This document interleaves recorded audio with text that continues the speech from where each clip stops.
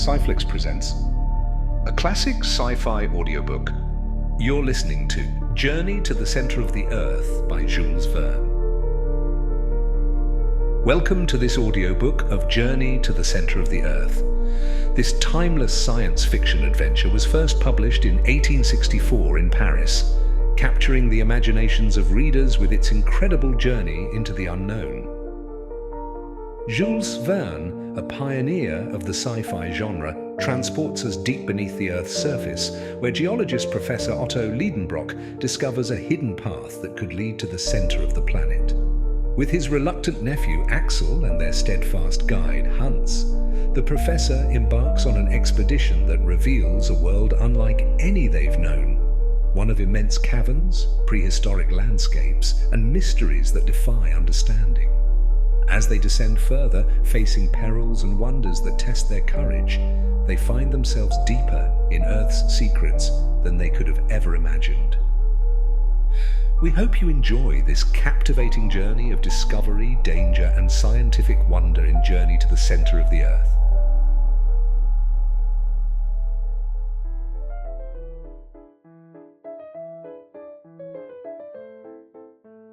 Looking back to all that has occurred to me since that eventful day, I am scarcely able to believe in the reality of my adventures. They were truly so wonderful that even now I am bewildered when I think of them.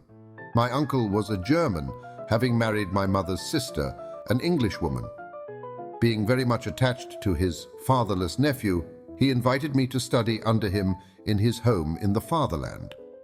This home was in a large town, and my uncle, a professor of philosophy, chemistry, geology, mineralogy, and many other ologies. One day, after passing some hours in the laboratory, my uncle being absent at the time, I suddenly felt the necessity of renovating the tissues, i.e., I was hungry, and was about to rouse up our old French cook when my uncle, Professor von Hardwigg, suddenly opened the street door and came rushing upstairs. Now, Professor Hardwigg, my worthy uncle, is by no means a bad sort of man. He is, however, choleric and original. To bear with him means to obey, and scarcely had his heavy feet resounded within our joint domicile than he shouted for me to attend upon him. "Harry! Harry! Harry!" I hastened to obey, but before I could reach his room, jumping 3 steps at a time, he was stamping his right foot upon the landing. "Harry!" he cried in a frantic tone. "Are you coming up?" Now, to tell the truth, at that moment I was far more interested in the question as to what was to constitute our dinner than in any problem of science. To me, soup was more interesting than soda, an omelette more tempting than arithmetic, and an artichoke of 10 times more value than any amount of asbestos. But my uncle was not a man to be kept waiting. So adjourning therefore all minor questions, I presented myself before him.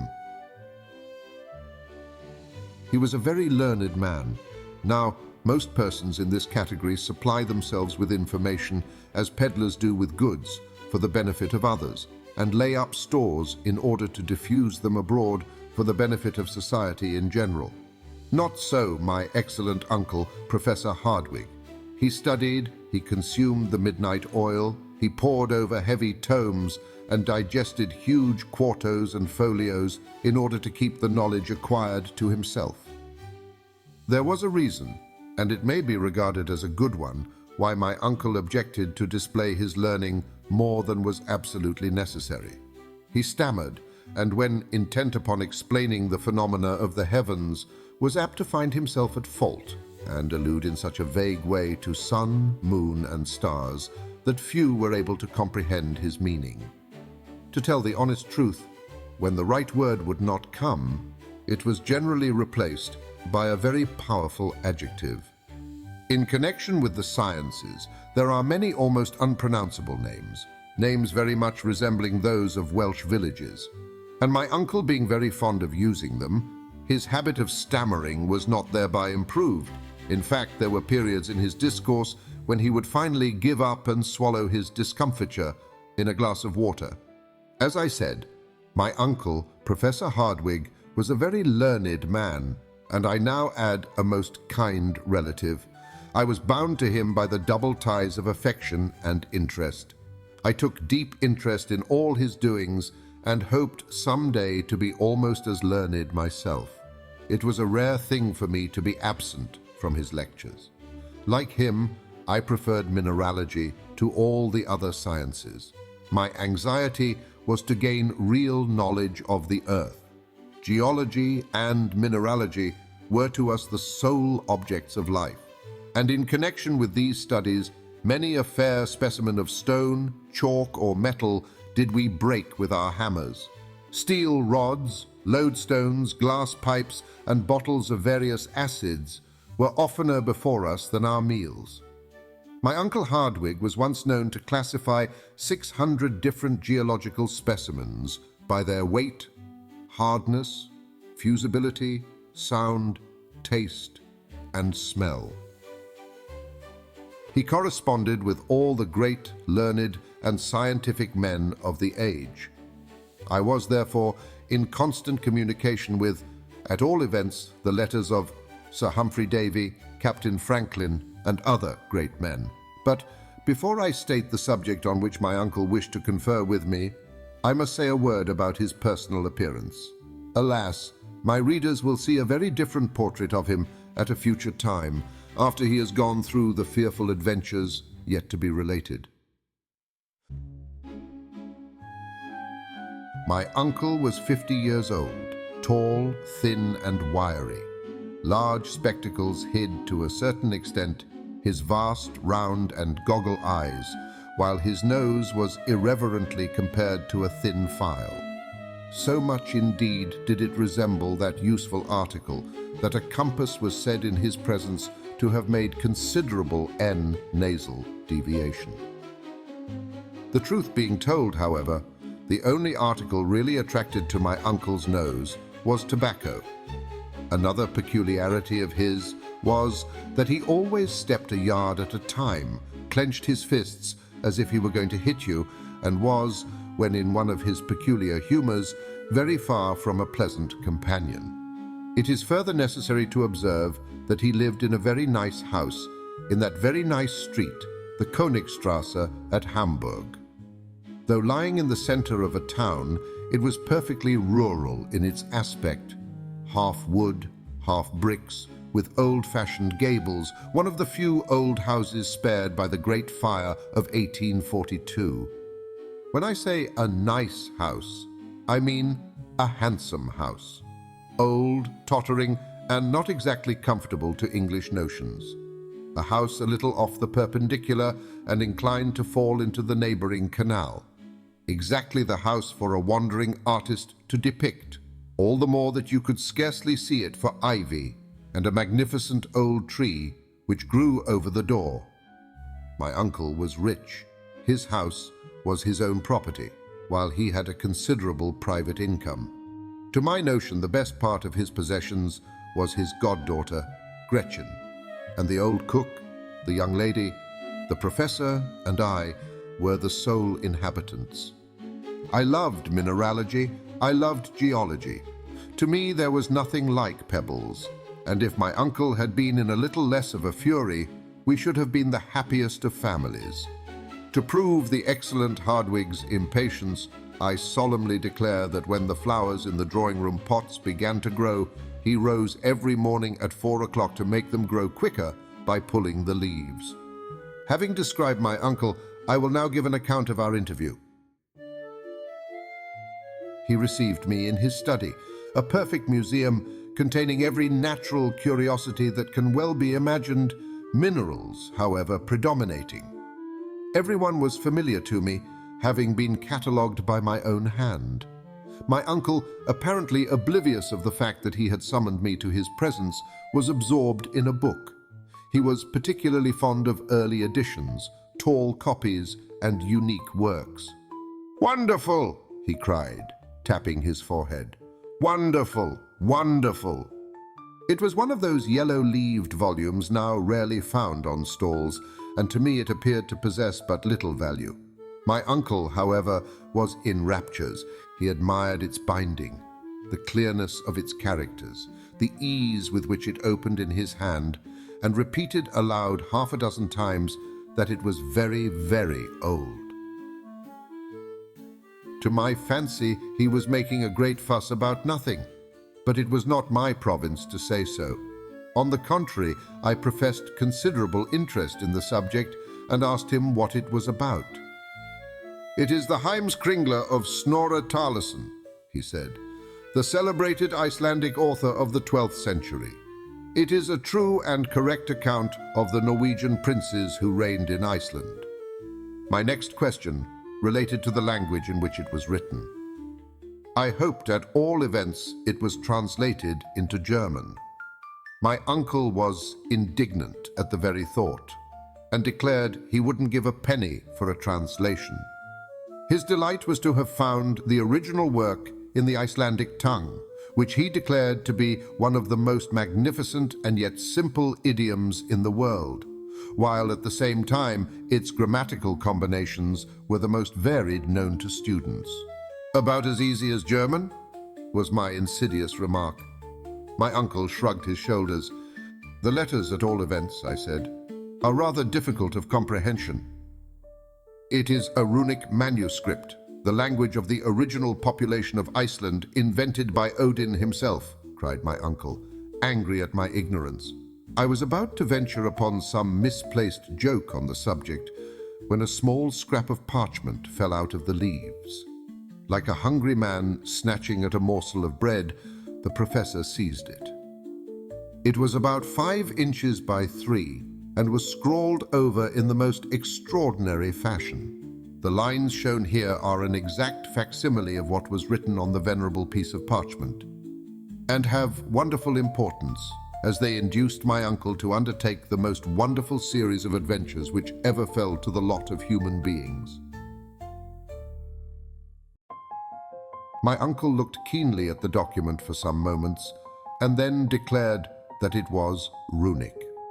The letters were similar to those in the book, but then, what did they mean? This was exactly what I wanted to know. Now, as I had a strong conviction that the runic alphabet and dialect were simply an invention to mystify poor human nature, I was delighted to find that my uncle knew as much about the matter as I did, which was nothing. At all events, the tremulous motion of his fingers made me think so. "And yet," he muttered to himself, "it is old Icelandic, I am sure of it." And my uncle ought to have known, for he was a perfect polyglot dictionary in himself. He did not pretend, like a certain learned pundit, to speak the 2,000 languages and 4,000 idioms made use of in different parts of the globe, but he did know all the more important ones. It is a matter of great doubt to me now to what violent measures my uncle's impetuosity might have led him, had not the clock struck 2, and our old French cook called out to let us know that dinner was on the table. "Bother the dinner!" cried my uncle. But as I was hungry, I sallied forth to the dining room, where I took up my usual quarters. Out of politeness, I waited 3 minutes, but no sign of my uncle, the professor. I was surprised. He was not usually so blind to the pleasure of a good dinner. It was the acme of German luxury: parsley soup, a ham omelette with sorrel trimmings, an oyster of veal stewed with prunes, delicious fruit, and sparkling Moselle. For the sake of poring over this musty old piece of parchment, my uncle forbore to share our meal. To satisfy my conscience, I ate for both. The old cook and housekeeper was nearly out of her mind. After taking so much trouble, to find her master not appear at dinner was to her a sad disappointment, which, as she occasionally watched the havoc I was making on the viands, became also alarm if my uncle were to come to table after all. Suddenly, just as I had consumed the last apple and drunk the last glass of wine, a terrible voice was heard at no great distance. It was my uncle roaring for me to come to him. I made very nearly one leap of it, so loud, so fierce was his tone. "I declare cried my uncle, striking the table fiercely with his fist. "I declare to you it is runic and contains some wonderful secret which I must get at any price." I was about to reply when he stopped me. "Sit down," he said quite fiercely, "and write to my dictation." I obeyed. "I will substitute," he said, "a letter of our alphabet for that of the runic. We will then see what that will produce. Now begin and make no mistakes." The dictation commenced with the following incomprehensible result. "Mam Ranelos Esruel Sikde Seigstas Semef Untaief Niedergekat Samnatrotes Saudran Emtanai Nuaektoril Sa Atvar Dasam Sarksi Ebs Xati Drami Eutul Frantu Date Ek Osaibo Kedi." Scarcely giving me time to finish, my uncle snatched the document from my hands and examined it with the most rapt and deep attention. "I should like to know what it means," he said, after a long period. I certainly could not tell him, nor did he expect me to, his conversation being uniformly answered by himself. "I declare it puts me in mind of a cryptograph," he cried, "unless indeed the letters have been written without any real meaning, and yet why take so much trouble? Who knows but I may be on the verge of some great discovery?" My candid opinion was that it was all rubbish. But this opinion I kept carefully to myself, as my uncle's choler was not pleasant to bear. All this time he was comparing the book with the parchment. "The manuscript volume and the smaller document are written in different hands," he said. "The cryptograph is of much later date than the book. There is an undoubted proof of the correctness of my surmise. An irrefragable proof I took it to be. The first letter is a double M, which was only added to the Icelandic language in the 12th century. This makes the parchment 200 years posterior to the volume. The circumstances appeared very probable and very logical, but it was all surmise to me. To me, it appears probable that this sentence was written by some owner of the book. Now, who was the owner is the next important question. Perhaps, by great good luck, it may be written somewhere in the volume." With these words, Professor Hardwigg took off his spectacles and, taking a powerful magnifying glass, examined the book carefully. On the flyleaf was what appeared to be a blot of ink, but on examination proved to be a line of writing almost effaced by time. This was what he sought, and after some considerable time he made out these letters. "Arne Saknussemm," he cried in a joyous and triumphant tone. "That is not only an Icelandic name, but of a learned professor of the 16th century, a celebrated alchemist." I bowed as a sign of respect. "These alchemists," he continued, "Avicenna, Bacon, Lully, Paracelsus, were the only learned men of the day. They made surprising discoveries. May not this Saknussemm, nephew mine, have hidden on this bit of parchment some astounding invention?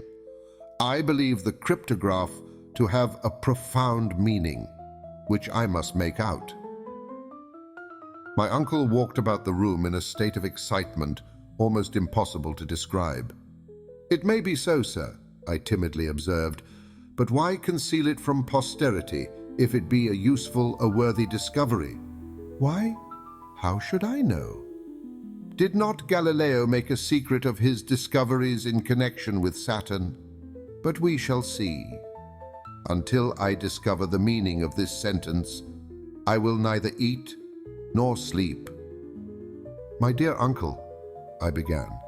"Nor you neither," he added. It was lucky I had taken double allowance that day. "In the first place," he continued, There must be a clue to the meaning. If we could find that, the rest would be easy enough. I began seriously to reflect. The prospect of going without food and sleep was not a promising one, so I determined to do my best to solve the mystery. My uncle, meanwhile, went on with his soliloquy. The way to discover it is easy enough.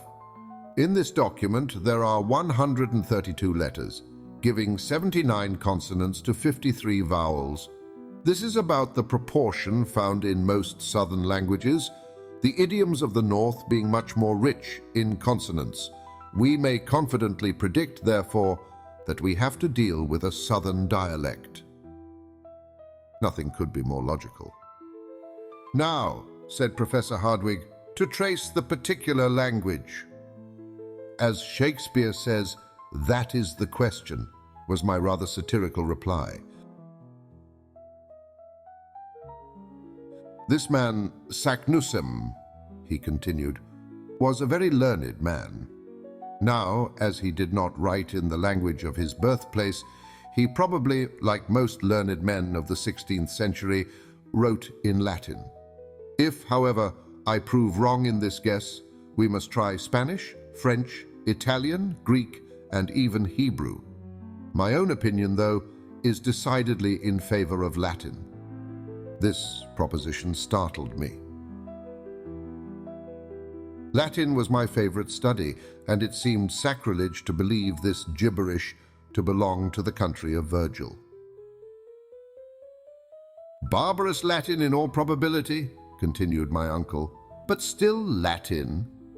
Very probably, I replied, not to contradict him. Let us see into the matter, continued my uncle.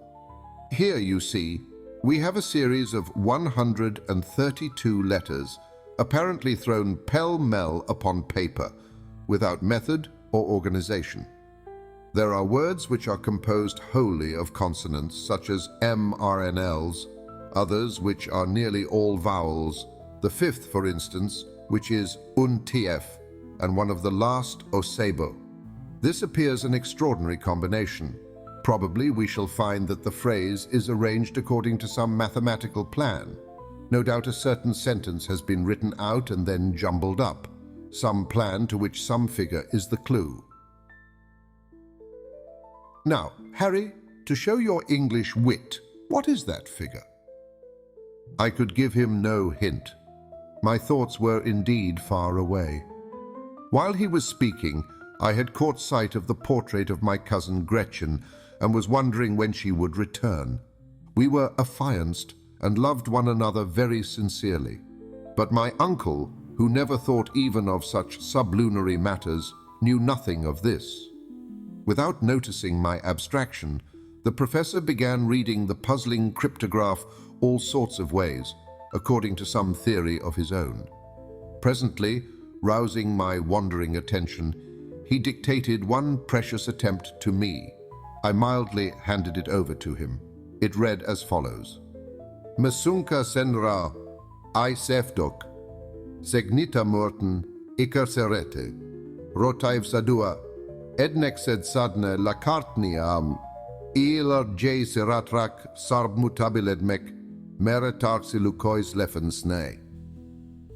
I could scarcely keep from laughing, while my uncle, on the contrary, got in a towering passion, struck the table with his fist, darted out of the room, out of the house, and then taking to his heels, was presently lost to sight.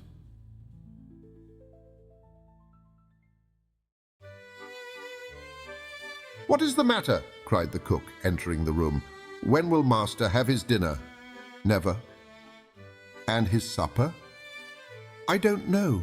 He says he will eat no more, neither shall I. My uncle has determined to fast and make me fast until he makes out this abominable inscription, I replied. You will be starved to death, she said.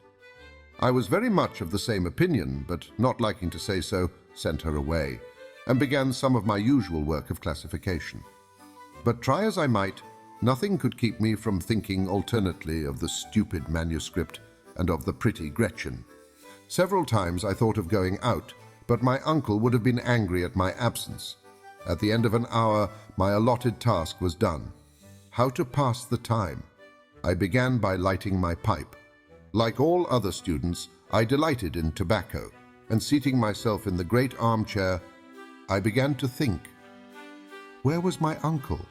I could easily imagine him tearing along some solitary road, gesticulating, talking to himself, cutting the air with his cane, and still thinking of the absurd bit of hieroglyphics. Would he hit upon some clue? Would he come home in better humor? While these thoughts were passing through my brain, I mechanically took up the execrable puzzle and tried every imaginable way of grouping the letters. I put them together by twos, by threes, fours, and fives in vain.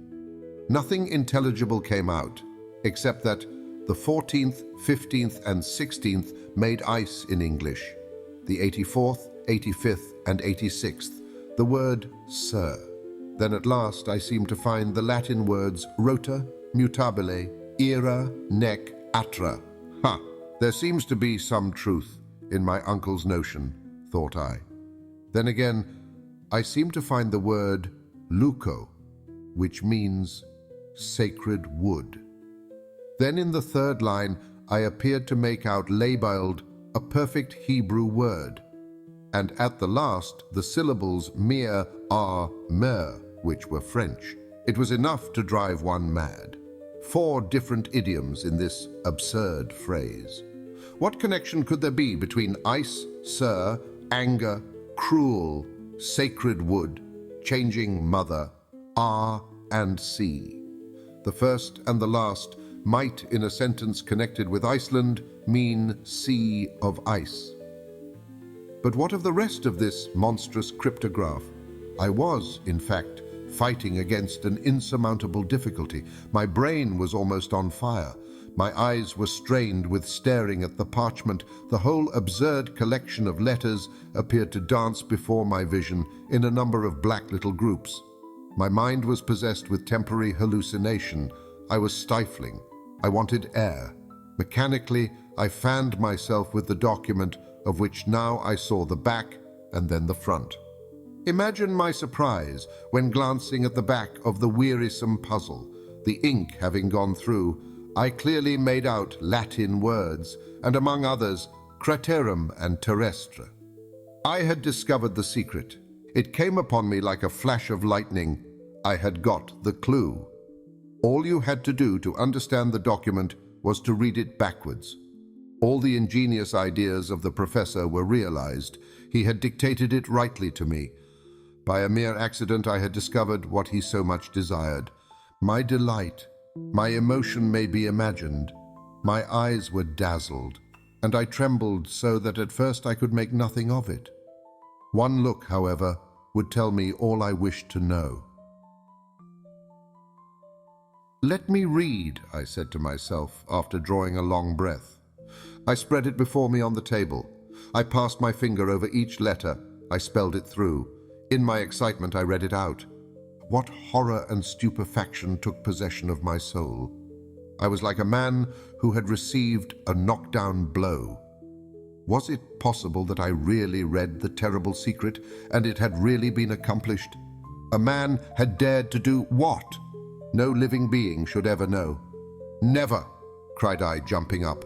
Never shall my uncle be made aware of the dread secret. He would be quite capable of undertaking the terrible journey. Nothing would check him, nothing stop him. Worse, he would compel me to accompany him, and we should be lost forever.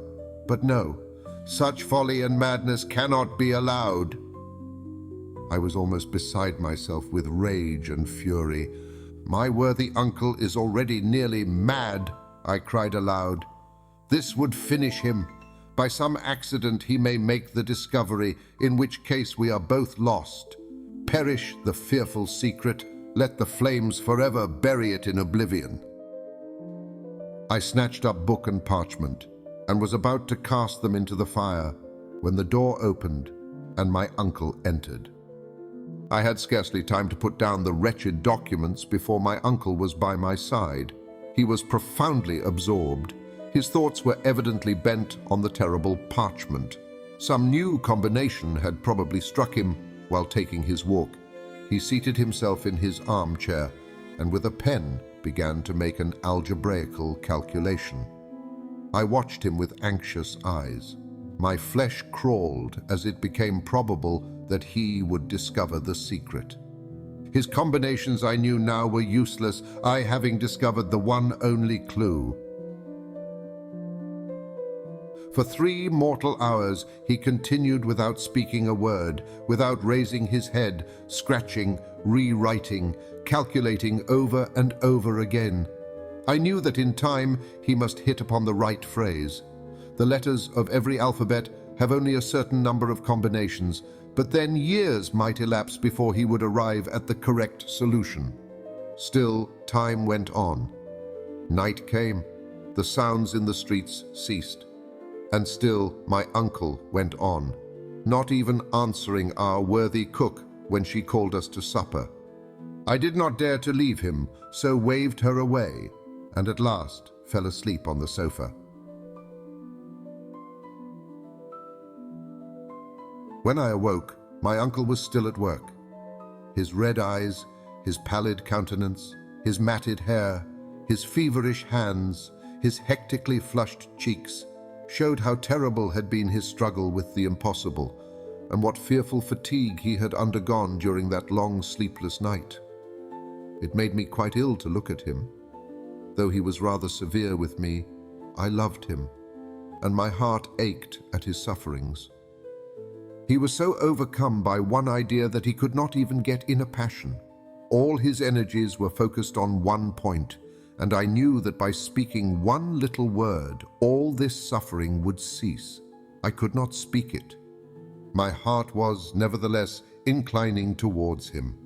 Why, then, did I remain silent in the interest of my uncle himself? "Nothing shall make me speak," I muttered. "He will want to follow in the footsteps of the other. I know him well. His imagination is a perfect volcano, and to make discoveries in the interests of geology, he would sacrifice his life. I will therefore be silent and strictly keep the secret I have discovered. To reveal it would be suicidal. He would not only rush himself to destruction, but drag me with him." I crossed my arms, looked another way, and smoked, resolved never to speak. When our cook wanted to go out to market or on any other errand, she found the front door locked and the key taken away. Was this done purposely or not? Surely Professor Hardwigg did not intend the old woman and myself to become martyrs to his obstinate will. Were we to be starved to death? A frightful recollection came to my mind. Once we had fed on bits and scraps for a week while he sorted some curiosities. It gave me the cramp even to think of it. I wanted my breakfast, and I saw no way of getting it. Still, my resolution held good. I would starve rather than yield. But the cook began to take me seriously to task. What was to be done? She could not go out, and I dared not. My uncle continued counting and writing. His imagination seemed to have translated him to the skies. He neither thought of eating nor drinking. In this way, 12 o'clock came round. I was hungry, and there was nothing in the house. The cook had eaten the last bit of bread. This could not go on. It did, however, until 2, when my sensations were terrible. After all, I began to think the document very absurd. Perhaps it might only be a gigantic hoax. Besides, some means would surely be found to keep my uncle back from attempting any such absurd expedition.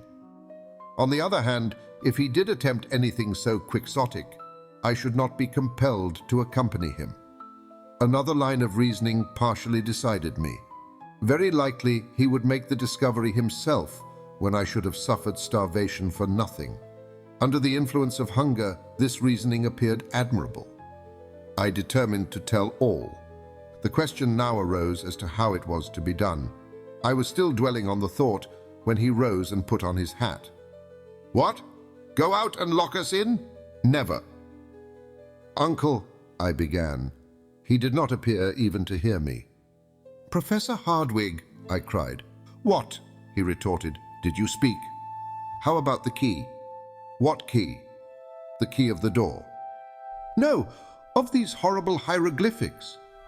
He looked at me from under his spectacles and started at the odd expression of my face. Rushing forward, he clutched me by the arm and keenly examined my countenance. His very look was an interrogation. I simply nodded. With an incredulous shrug of the shoulders, he turned upon his heel. Undoubtedly, he thought I had gone mad. "I have made a very important discovery." His eyes flashed with excitement. His hand was lifted in a menacing attitude.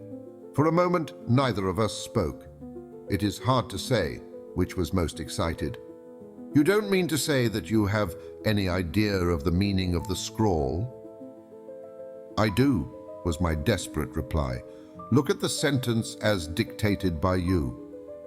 "Well, but it means nothing," was the angry answer. "Nothing if you read from left to right, but mark, if from right to left—" "Backwards!" cried my uncle in wild amazement. "Oh, most cunning Saknussemm! And I to be such a blockhead!" He snatched up the document, gazed at it with haggard eye, and read it out as I had done. It read as follows: "In Sneffels Joculis, craterem chem delebat umbra scartaris Julii intra calendas descende, audas viator, et terrestre centrum attingis. Cod feci, Arne Saknussemm," which dog Latin being translated reads as follows: "Descend into the crater of Jokul of Sneffels, which the shade of Scartaris caresses, before the calends of July, audacious traveler, and you will reach the center of the earth. I did it, Arne Saknussemm." My uncle leapt 3 feet from the ground with joy. He looked radiant and handsome. He rushed about the room, wild with delight and satisfaction. He knocked over tables and chairs. He threw his books about until at last, utterly exhausted, he fell into his armchair. "What's o'clock?" he asked. "About 3. "My dinner does not seem to have done me much good," he observed. "Let me have something to eat. We can then start at once. Get my portmanteau ready." "What for?" "And your own," he continued. "We start at once." My horror may be conceived. I resolved, however, to show no fear. Scientific reasons were the only ones likely to influence my uncle.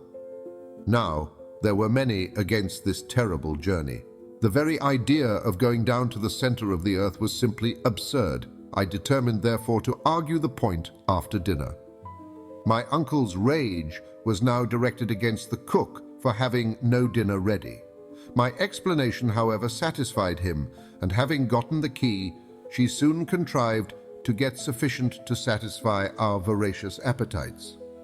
During the repast, my uncle was rather gay than otherwise. He made some of those peculiar jokes which belong exclusively to the learned. As soon, however, as dessert was over, he called me to his study. We each took a chair on opposite sides of the table. "Henry," he said in a soft and winning voice, "I have always believed you ingenious, and you have rendered me a service never to be forgotten. Without you, this great, this wondrous discovery would never have been made. It is my duty, therefore, to insist on your sharing the glory." He is in a good humor, thought I. I'll soon let him know my opinion of glory. "In the first place," he continued, "you must keep the whole affair a profound secret. There is no more envious race of men than scientific discoverers. Many would start on the same journey. At all events, we will be the first in the field." "I doubt your having many competitors," was my reply. "A man of real scientific acquirements would be delighted at the chance. We should find a perfect stream of pilgrims on the traces of Arne Saknussemm if this document were once made public." "But, my dear sir, Is not this paper very likely to be a hoax? I urged. The book in which we find it is sufficient proof of its authenticity, he replied. I thoroughly allow that the celebrated professor wrote the lines, but only, I believe, as a kind of mystification, was my answer. Scarcely were the words out of my mouth when I was sorry I had uttered them. My uncle looked at me with a dark and gloomy scowl, and I began to be alarmed for the results of our conversation. His mood soon changed, however, and a smile took the place of a frown. "We shall see," he remarked with decisive emphasis. "But see, what is all this about Yocul and Sneffels and this Scartaris? I have never heard anything about them." "The very point to which I am coming. I lately received from my friend Augustus Petermann of Leipzig a map. Take down the third atlas from the second shelf, Series Z, Plate 4. I rose, went to the shelf, and presently returned with the volume indicated. "This," said my uncle, "is one of the best maps of Iceland. I believe it will settle all your doubts, difficulties, and objections." With a grim hope to the contrary, I stooped over the map. "You see, the whole island is composed of volcanoes," said the professor, "and remark carefully that they all bear the name of Yocul. The word is Icelandic and means a glacier. In most of the lofty mountains of that region, the volcanic eruptions come forth from ice-bound caverns. Hence the name applied to every volcano on this extraordinary island." "But what does this word Sneffels mean?" To this question, I expected no rational answer. I was mistaken. "Follow my finger to the western coast of Iceland. There you see Reykjavik, its capital. Follow the direction of one of its innumerable fjords or arms of the sea, and what do you see below the 65th degree of latitude? A peninsula, very like a thigh bone in shape, and in the center of it, a mountain. Well, that's Sneffels." I had nothing to say. "That is Sneffels, a mountain about 5,000 feet in height, one of the most remarkable in the whole island, and certainly doomed to be the most celebrated in the world, for through its crater we shall reach the center of the earth." "Impossible!" cried I, startled and shocked at the thought. "Why impossible?" said Professor Hardwigg in his severest tones. "Because its crater is choked with lava, by burning rocks, by infinite dangers." "But if it be extinct, that would make a difference." "Of course it would. There are about 300 volcanoes on the whole surface of the globe, but the greater number are extinct. Of these, Sneffels is one. No eruption has occurred since 1219. In fact, it has ceased to be a volcano at all." After this, what more could I say? Yes, I thought of another objection. "But what is all this about Scartaris and the calends of July?" My uncle reflected deeply. Presently, he gave forth the result of his reflections in a sententious tone. "What appears obscure to you, to me is light. This very phrase shows how particular Saknussemm is in his directions. The Sneffels mountain has many craters. He is careful, therefore, to point the exact one which is the highway into the interior of the earth. He lets us know for this purpose that about the end of the month of June, the shadow of Mount Scartaris falls upon the one crater. There can be no doubt about the matter." My uncle had an answer for everything. "I accept all your explanations," I said, "and Saknussemm is right. He found out the entrance to the bowels of the earth. He has indicated correctly, but that he or anyone else ever followed up the discovery is madness to suppose." "Why so, young man?" "All scientific teaching, theoretical and practical, shows it to be impossible." "I care nothing for theories," retorted my uncle, But is it not well known that heat increases 1 degree for every 70 feet you descend into the earth, which gives a fine idea of the central heat?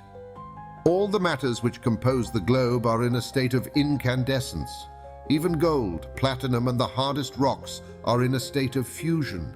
What would become of us? Don't be alarmed at the heat, my boy. How so? Neither you nor anybody else know anything about the real state of the Earth's interior. All modern experiments tend to explode the older theories. Were any such heat to exist, the upper crust of the Earth would be shattered to atoms, and the world would be at an end. A long, learned, and not uninteresting discussion followed, which ended in this wise. I do not believe in the dangers and difficulties which you, Henry, seem to multiply, and the only way to learn is like Arne Saknussemm, to go and see. Well, cried I, overcome at last, let us go and see. Though how we can do that in the dark is another mystery. Fear nothing. We shall overcome these and many other difficulties. Besides, as we approach the center, I expect to find it luminous. Nothing is impossible. And now that we have come to a thorough understanding, not a word to any living soul. Our success depends on secrecy and dispatch. Thus ended our memorable conference, which roused a perfect fever in me. Leaving my uncle, I went forth like one possessed. Reaching the banks of the Elbe, I began to think. Was all I had heard really and truly possible? Was my uncle in his sober senses, and could the interior of the earth be reached? Was I the victim of a madman, or was he a discoverer of rare courage and grandeur of conception? To a certain extent, I was anxious to be off. I was afraid my enthusiasm would cool. I determined to pack up at once. At the end of an hour, however, on my way home, I found that my feelings had very much changed. I'm all abroad, I cried. 'Tis a nightmare. I must have dreamed it. At this moment, I came face to face with Gretchen, whom I warmly embraced. So you have come to meet me, she said. How good of you. But what is the matter? Well, it was no use mincing the matter. I told her all. She listened with awe, and for some minutes she could not speak. Well, I at last said rather anxiously, what a magnificent journey! If I were only a man, a journey worthy of the nephew of Professor Hardwigg. I should look upon it as an honor to accompany him. My dear Gretchen, I thought you would be the first to cry out against this mad enterprise. No. On the contrary, I glory in it. It is magnificent, splendid, an idea worthy of my father. Henry Lawson, I envy you. This was, as it were, conclusive. The final blow of all. When we entered the house, we found my uncle surrounded by workmen and porters who were packing up. He was pulling and hauling at a bell. Where have you been wasting your time? Your portmanteau is not packed. My papers are not in order. The precious tailor has not brought my clothes, nor my gaiters. The key of my carpet bag is gone. I looked at him, stupefied, and still he tugged away at the bell. We are really off, then? I said. Yes, of course. And yet you go out for a stroll, unfortunate boy. And when do we go? The day after tomorrow, at daybreak. I heard no more, but darted off to my little bedchamber and locked myself in. There was no doubt about it now. My uncle had been hard at work all the afternoon. The garden was full of ropes, rope ladders, torches, gourds, iron clamps, crowbars, alpenstocks, and pickaxes, enough to load 10 men. I passed a terrible night. I was called early the next day to learn that the resolution of my uncle was unchanged and irrevocable. I also found my cousin and affianced wife as warm on the subject as was her father. Next day at 5 o'clock in the morning, the post-chaise was at the door. Gretchen and the old cook received the keys of the house, and scarcely pausing to wish anyone goodbye, we started on our adventurous journey into the center of the earth.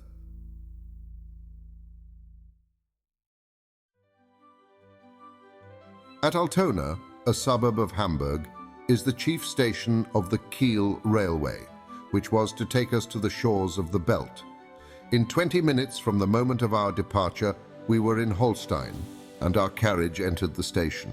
Our heavy luggage was taken out, weighed, labeled, and placed in a huge van. We then took our tickets, and exactly at 7 o'clock were seated opposite each other in a first-class railway carriage.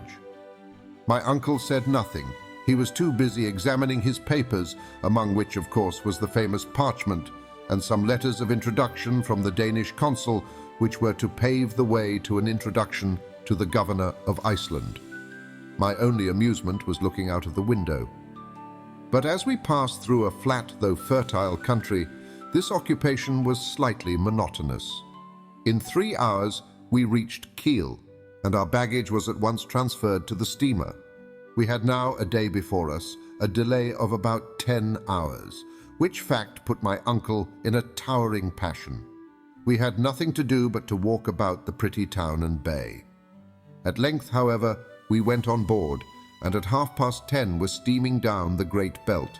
It was a dark night, with a strong breeze and a rough sea, nothing being visible but the occasional fires on shore, with here and there a lighthouse.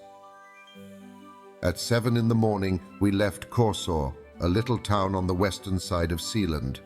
Here we took another railway, which in 3 hours brought us to the capital, Copenhagen, where, scarcely taking time for refreshment, my uncle hurried out to present one of his letters of introduction. It was to the director of the Museum of Antiquities, who, having been informed that we were tourists bound for Iceland, did all he could to assist us.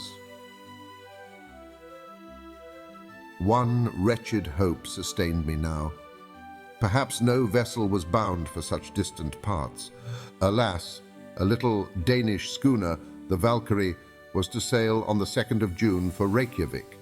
The captain, Monsieur Bjarne, was on board, and was rather surprised at the energy and cordiality with which his future passenger shook him by the hand. To him, a voyage to Iceland was merely a matter of course. My uncle, on the other hand, considered the event of sublime importance. The honest sailor took advantage of the professor's enthusiasm to double the fare. "On Tuesday morning at 7 o'clock be on board," said Monsieur Bjarne, handing us our receipts. "Excellent, capital, glorious," remarked my uncle as we sat down to a late breakfast. "Refresh yourself, my boy, and we will take a run through the town." Our meal concluded, we went to the Kongens Nye Torv, to the king's magnificent palace, to the beautiful bridge over the canal near the museum, to the immense cenotaph of Thorvaldsen with its hideous naval groups, to the castle of Rosenberg, and to all the other lions of the place, none of which my uncle even saw, so absorbed was he in his anticipated triumphs. But one thing struck his fancy, and that was a certain singular steeple situated on the island of Amak, which is the southeast quarter of the city of Copenhagen. My uncle at once ordered me to turn my steps that way, and accordingly we went on board the steam ferry boat which does duty on the canal, and very soon reached the noted dockyard quay. In the first instance, we crossed some narrow streets, where we met numerous groups of galley slaves, with party-colored trousers, grey and yellow, working under the orders and the sticks of severe taskmasters, and finally reached the Vor Frelsers Kirk. This church exhibited nothing remarkable in itself. In fact, the worthy professor had only been attracted to it by one circumstance, which was that its rather elevated steeple started from a circular platform, after which there was an exterior staircase which wound round to the very summit. "Let us ascend," said my uncle. "But I never could climb church towers," I cried. "I am subject to dizziness in my head." the very reason why you should go up. I want to cure you of a bad habit." "But my good sir—" "I tell you to come. What is the use of wasting so much valuable time?" It was impossible to dispute the dictatorial commands of my uncle. I yielded with a groan. On payment of a fee, a verger gave us the key. He, for one, was not partial to the ascent.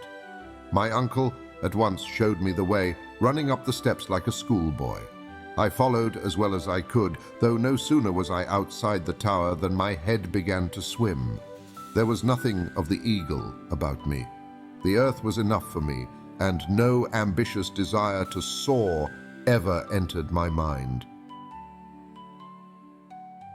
Still, things did not go badly until I had ascended 150 steps and was near the platform when I began to feel the rush of cold air. I could scarcely stand when, clutching the railings, I looked upwards. The railing was frail enough, but nothing to those which skirted the terrible winding staircase that appeared from where I stood to ascend to the skies. "Now then, Henry." "I can't do it," I cried in accents of despair. "Are you, after all, a coward, sir?" said my uncle in a pitiless tone. "Go up, I say."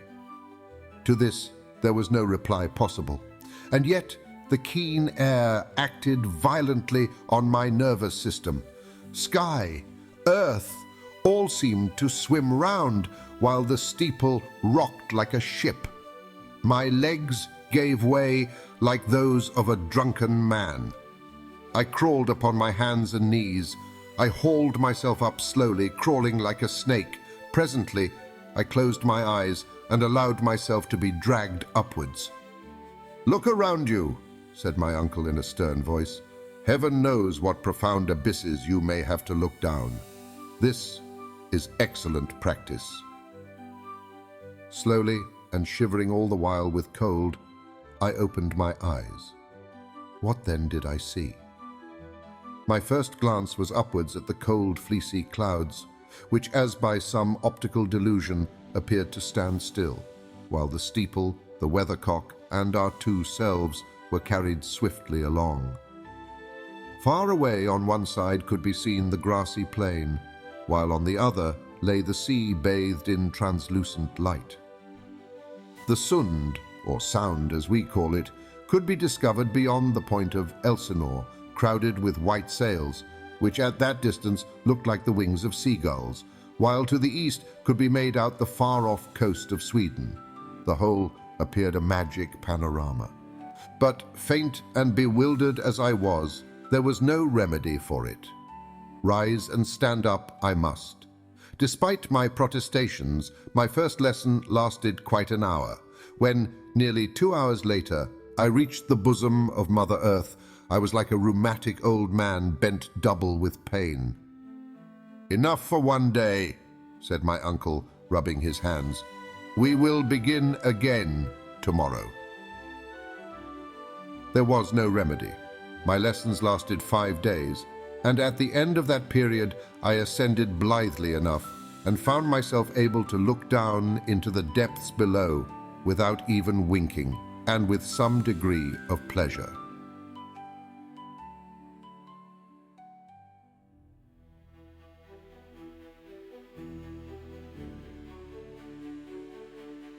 The hour of departure came at last. The night before, the worthy Mr. Thompson brought us the most cordial letters of introduction for Baron Tramp, Governor of Iceland, for Monsieur Picterson, coadjutor to the bishop, and for Monsieur Finson, mayor of the town of Reykjavik. In return, my uncle nearly crushed his hands, so warmly did he shake them. On the 2nd of the month, at 2 in the morning, our precious cargo of luggage was taken on board the good ship Valkyrie. We followed, and were very politely introduced by the captain to a small cabin with 2 standing bed places, neither very well ventilated nor very comfortable. But in the cause of science, men are expected to suffer. "Well, and have we a fair wind?" cried my uncle in his most mellifluous accents. "An excellent wind," replied Captain Bjarne, We shall leave the Sound, going free with all sails set." A few minutes afterwards, the schooner started before the wind, under all the canvas she could carry, and entered the channel. An hour later, the capital of Denmark seemed to sink into the waves, and we were at no great distance from the coast of Elsinore. My uncle was delighted. For myself, moody and dissatisfied, I appeared almost to expect a glimpse of the ghost of Hamlet. "Sublime madman," thought I, "you doubtless would approve our proceedings.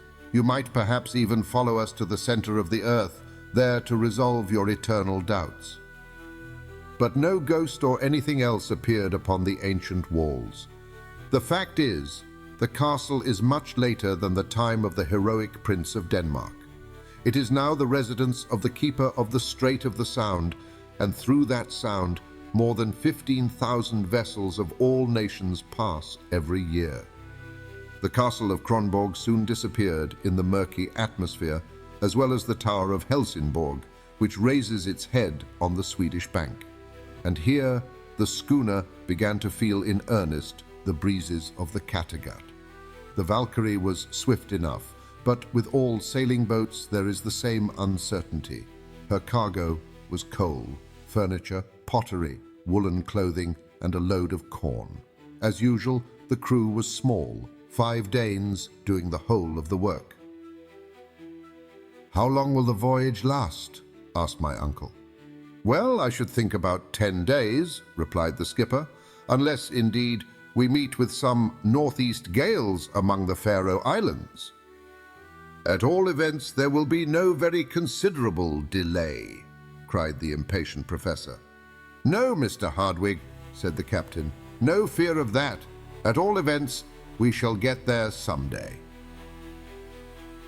Towards evening, the schooner doubled Cape Skagen, the northernmost part of Denmark, crossed the Skagerrak during the night, skirted the extreme point of Norway through the gut of Cape Lindesnes, and then reached the northern seas.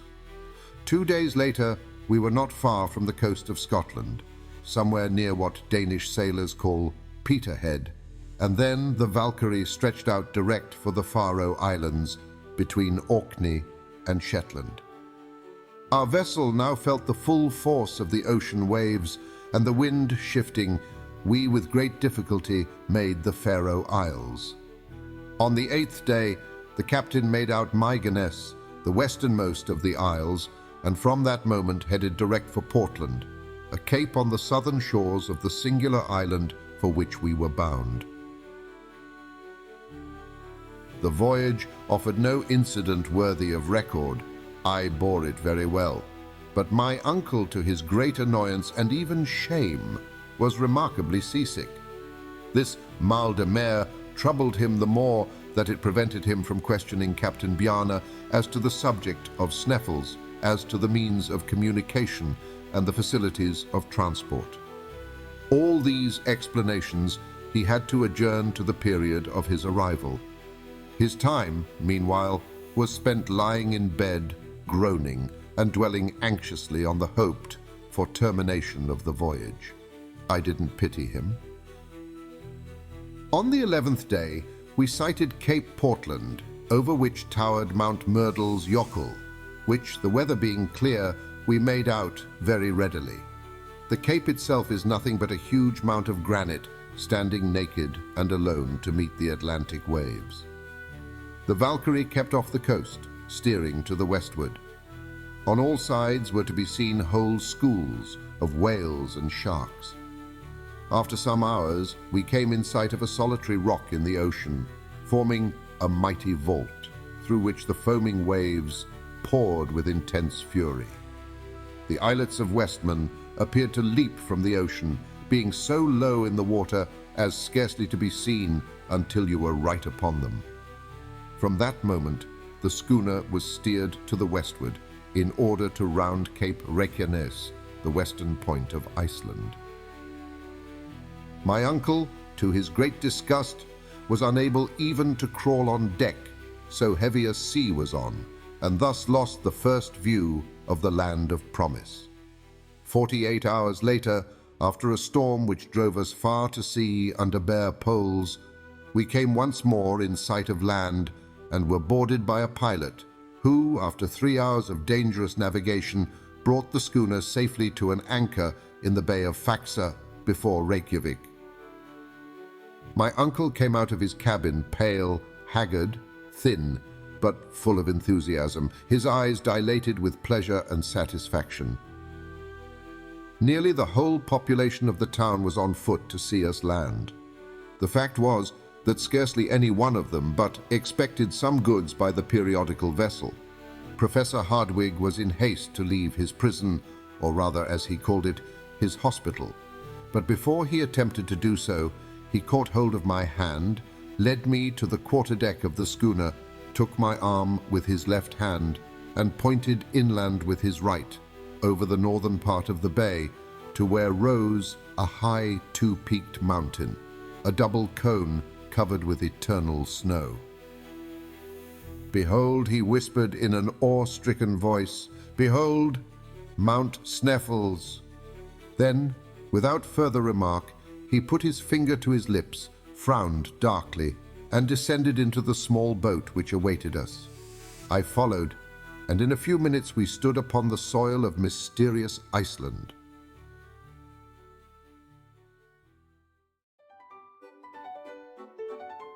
Scarcely were we fairly on shore when there appeared before us a man of excellent appearance, wearing the costume of a military officer. He was, however, but a civil servant, a magistrate, the governor of the island, Baron Tramp. The professor knew whom he had to deal with. He therefore handed him the letters from Copenhagen, and a brief conversation in Danish followed, to which I, of course, was a stranger, and for a very good reason, for I did not know the language in which they conversed. I afterwards heard, however, that Baron Tramp placed himself entirely at the beck and call of Professor Hardwigg. My uncle was most graciously received by Monsieur Finson, the mayor, who, as far as costume went, was quite as military as the governor, but also from character and occupation quite as pacific. As for his coadjutor, Monsieur Picturson, he was absent on an episcopal visit to the northern portion of the diocese. We were therefore compelled to defer the pleasure of being presented to him.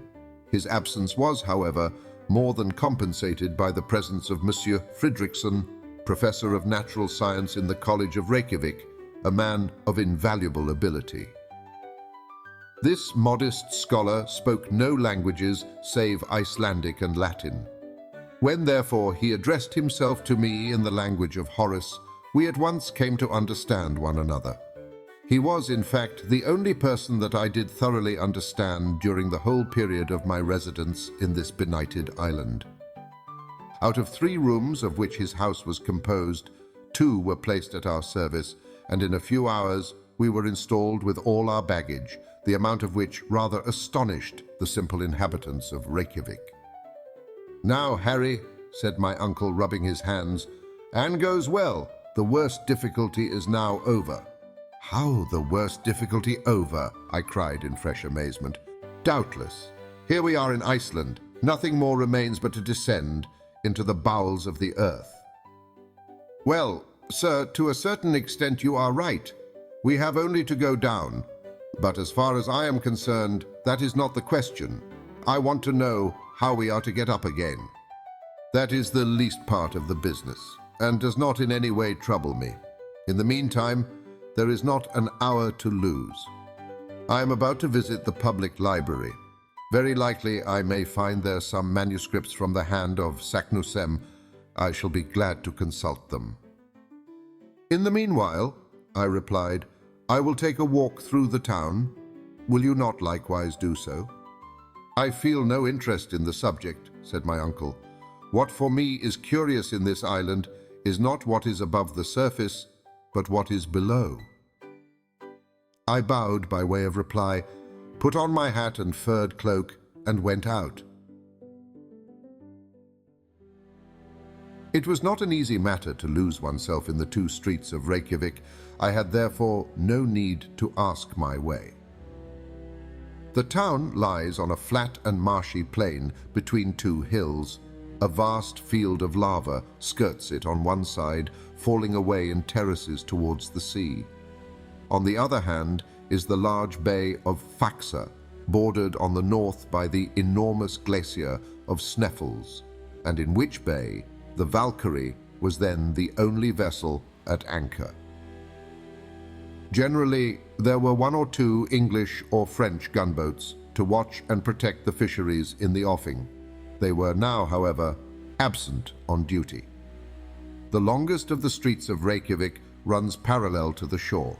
In this street, the merchants and traders live in wooden huts made with beams of wood, painted red, mere log huts such as you find in the wilds of America. The other street, situated more to the west, runs toward a little lake between the residences of the bishop and the other personages not engaged in commerce. I had soon seen all I wanted of these weary and dismal thoroughfares. Here and there was a strip of discolored turf, like an old, worn-out bit of woolen carpet, and now and then a bit of kitchen garden, in which grew potatoes, cabbage, and lettuce, almost diminutive enough to suggest the idea of Lilliput. In the center of the new commercial street, I found the public cemetery, enclosed by an earthen wall. Though not very large, it appeared not likely to be filled for centuries. From hence, I went to the house of the governor, a mere hut in comparison with the mansion house of Hamburg, but a palace alongside the other Icelandic houses. Between the little lake and the town was the church, built in simple Protestant style and composed of calcined stones thrown up by volcanic action. I have not the slightest doubt that in high winds its red tiles were blown out, to the great annoyance of the pastor and congregation. Upon an eminence close at hand was the national school, in which were taught Hebrew, English, French, and Danish. In 3 hours my tour was complete. The general impression upon my mind was sadness. No trees, no vegetation, so to speak, on all sides volcanic peaks, the huts of turf and earth, more like roofs than houses. Thanks to the heat of these residences, grass grows on the roof, which grass is carefully cut for hay. I saw but few inhabitants during my excursion, but I met a crowd on the beach, drying, salting, and loading codfish, the principal article of exportation. The men appeared robust but heavy, fair-haired like Germans, but of pensive mien, exiles of a higher scale in the ladder of humanity than the Eskimos, but I thought much more unhappy, since with superior perceptions they are compelled to live within the limits of the polar circle. Sometimes they gave vent to a convulsive laugh, but by no chance did they smile.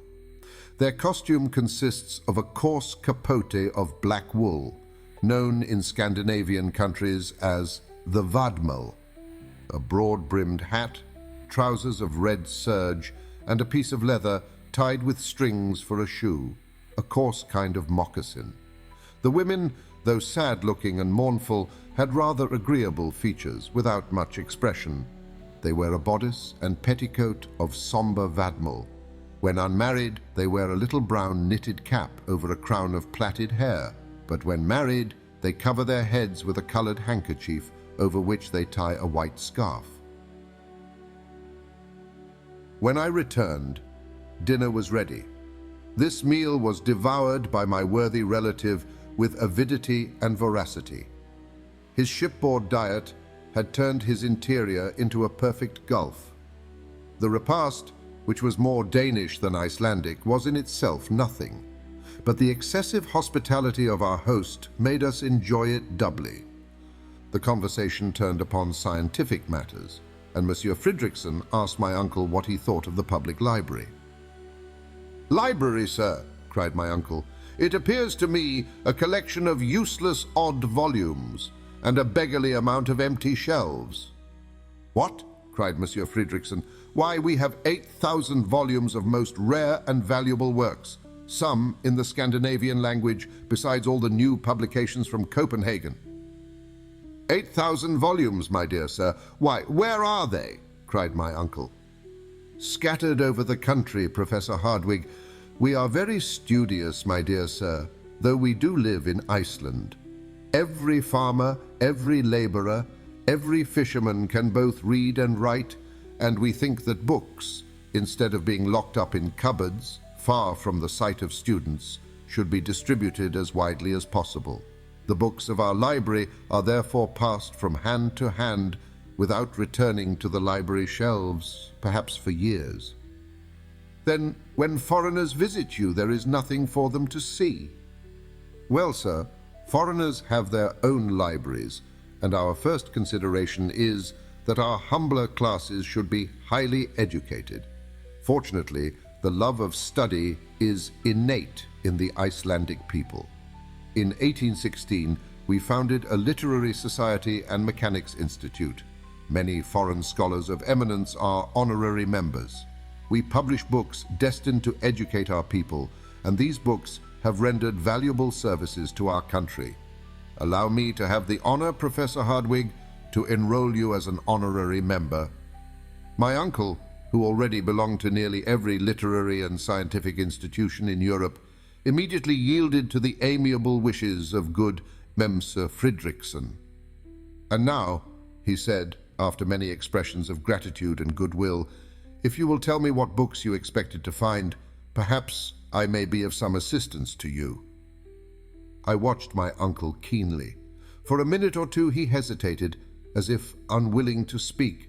To speak openly was, perhaps, to unveil his projects.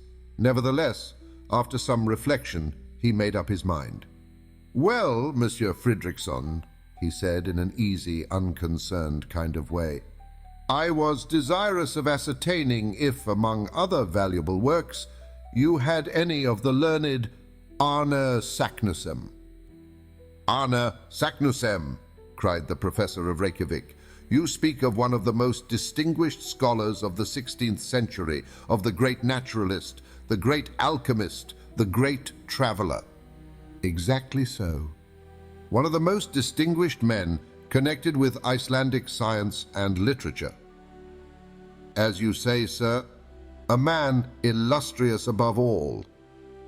"Yes, sir, all this is true, but his works? We have none of them? Not in Iceland?" "There are none in Iceland or elsewhere," answered the other sadly. "Why so?" "Because Arne Saknussemm was persecuted for heresy, and in 1573 his works were publicly burnt at Copenhagen by the hands of the common hangman." "Very good. Capital," murmured my uncle, to the great astonishment of the worthy Icelander. "You said, sir—" Yes, all is clear. I see the link in the chain. Everything is explained, and I now understand why Arne Saknussemm, put out of court, forced to hide his magnificent discoveries, was compelled to conceal beneath the veil of an incomprehensible cryptograph the secret— "What secret?" "A secret which," stammered my uncle. "Have you discovered some wonderful manuscript?" cried Monsieur Fridriksson.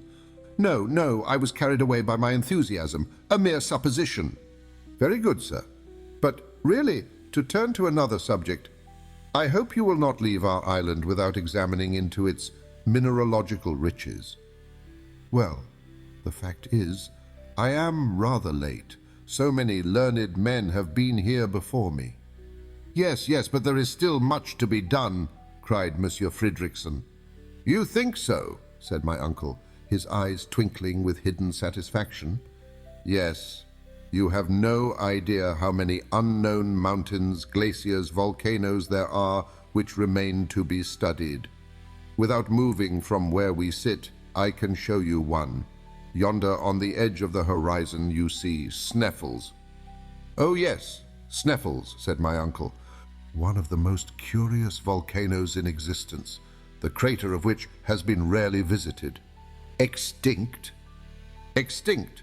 Any time these 500 years," was the ready reply. "Well," said my uncle, who dug his nails into his flesh and pressed his knees tightly together to prevent himself leaping up with joy. "I have a great mind to begin my studies with an examination of the geological mysteries of this Mount Cephal. Faisal, what do you call it?" "Sneffels, my dear sir." This portion of the conversation took place in Latin, and I therefore understood all that had been said.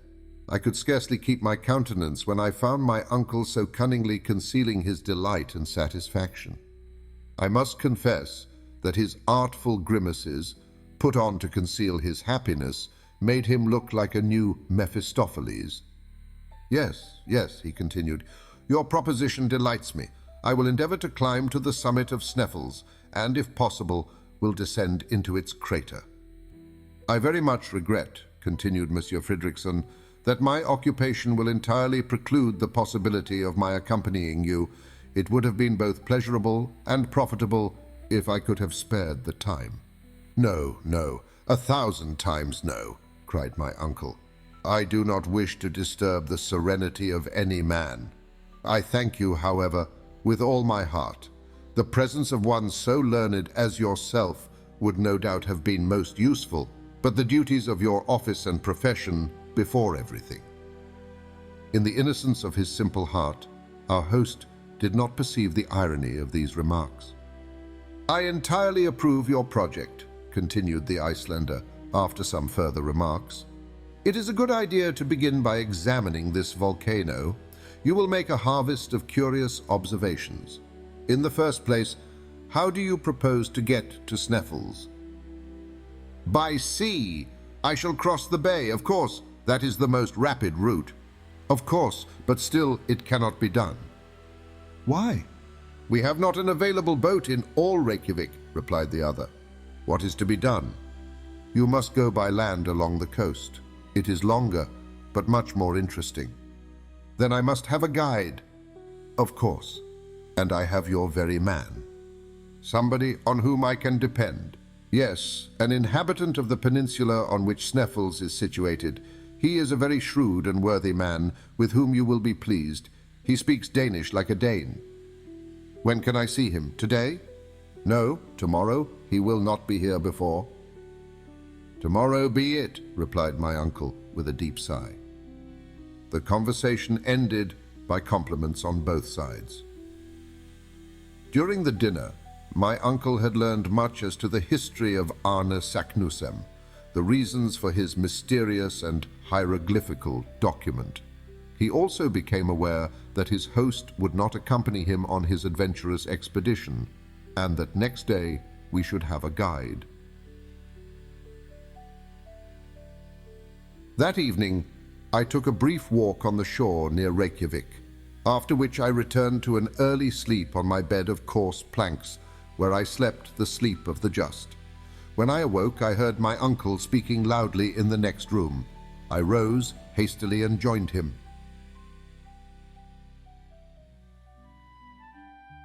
He was talking in Danish with a man of tall stature and of perfectly Herculean build. This man appeared to be possessed of very great strength. His eyes, which started rather prominently from a very large head, the face belonging to which was simple and naive, appeared very quick and intelligent.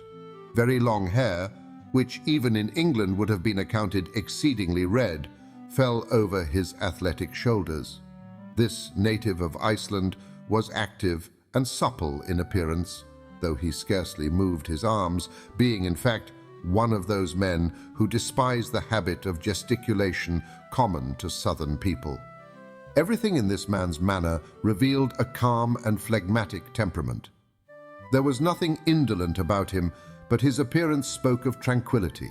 He was one of those who never seemed to expect anything from anybody, who liked to work when he thought proper, and whose philosophy nothing could astonish or trouble. I began to comprehend his character simply from the way in which he listened to the wild and impassioned verbiage of my worthy uncle. While the excellent professor spoke sentence after sentence, he stood with folded arms, utterly still, motionless to all my uncle's gesticulations. When he wanted to say no, he moved his head from left to right. When he acquiesced, he nodded so slightly that you could scarcely see the undulation of his head. This economy of motion was carried to the length of avarice. Judging from his appearance, I should have been a long time before I had suspected him to be what he was, a mighty hunter. Certainly his manner was not likely to frighten the game. How then did he contrive to get at his prey? My surprise was slightly modified when I knew that this tranquil and solemn personage was only a hunter of the eider duck, the down of which is, after all, the greatest source of the Icelanders' wealth. In the early days of summer, the female of the eider, a pretty sort of duck, builds its nest amid the rocks of the fjords, the name given to all narrow gulfs in Scandinavian countries, with which every part of the island is indented. No sooner has the eider duck made her nest than she lines the inside of it with the softest down from her breast. Then comes the hunter or trader taking away the nest. The poor, bereaved female begins her task over again, and this continues as long as any eider down is to be found. When she can find no more, the male bird sets to work to see what he can do. As, however, his down is not so soft and has therefore no commercial value, the hunter does not take the trouble to rob him of his nest lining. The nest is accordingly finished, the eggs are laid, the little ones are born, and next year the harvest of eider down is again collected. Now, as the eider duck never selects steep rocks or aspects to build its nest, but rather sloping and low cliffs near to the sea, the Icelandic hunter can carry on his trade operations without much difficulty. He is like a farmer who has neither to plow, to sow, nor to harrow, only to collect his harvest.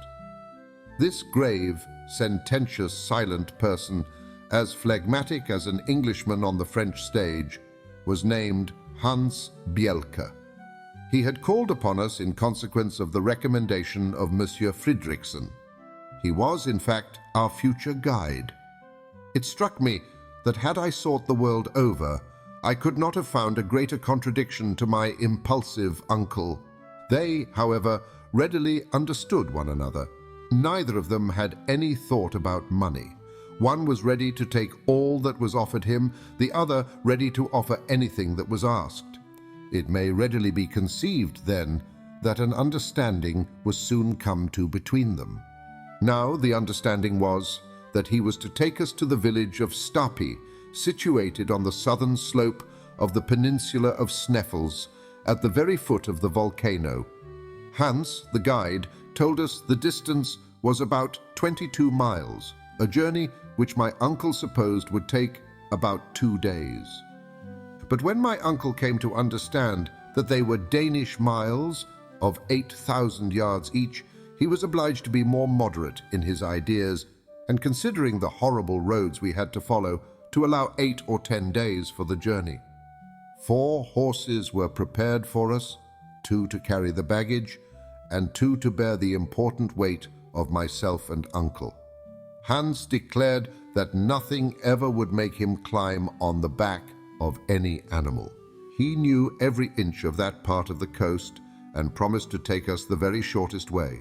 His engagement with my uncle was by no means to cease with our arrival at Stapi. He was further to remain in his service during the whole time required for the completion of his scientific investigations, at the fixed salary of 3 riksdollars a week, being exactly 14 shillings and twopence, minus 1 farthing English currency. One stipulation, however, was made by the guide. The money was to be paid to him every Saturday night, failing which his engagement was at an end. The day of our departure was fixed.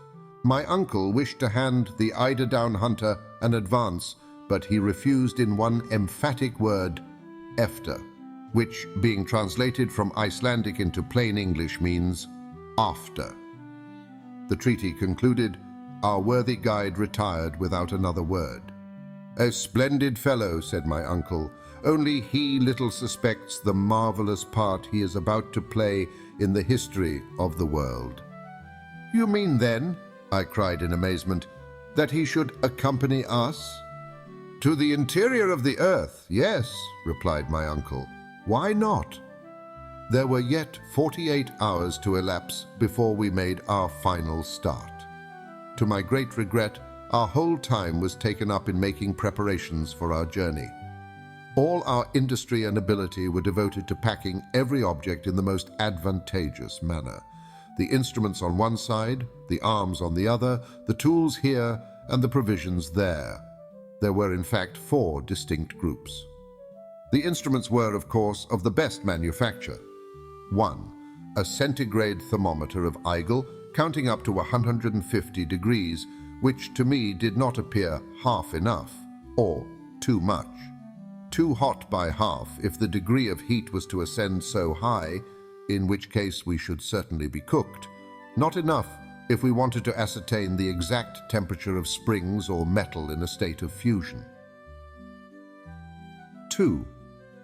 A manometer worked by compressed air, an instrument used to ascertain the upper atmospheric pressure on the level of the ocean. Perhaps a common barometer would not have done as well, the atmospheric pressure being likely to increase in proportion as we descended below the surface of the Earth. 3. A first-class chronometer made by Boissonnas of Geneva, set at the meridian of Hamburg, from which Germans calculate as the English do from Greenwich and the French from Paris. 4. 2 compasses, one for horizontal guidance, the other to ascertain the dip. 5. A night glass. 6. 2 Ruhmkorff coils, which by means of a current of electricity would ensure us a very excellent, easily carried and certain means of obtaining light. 7. A voltaic battery on the newest principle. It seems appropriate to give the above-mentioned articles a somewhat more detailed description. A thermometer, thermos and metron measure. An instrument for measuring the temperature of the air. Manometer, manos and metron measure. An instrument to show the density or rarity of gases. Chronometer, chronos, time, and metros measure. A time measurer or superior watch. Ruhmkorff's coil, an instrument for producing currents of induced electricity of great intensity.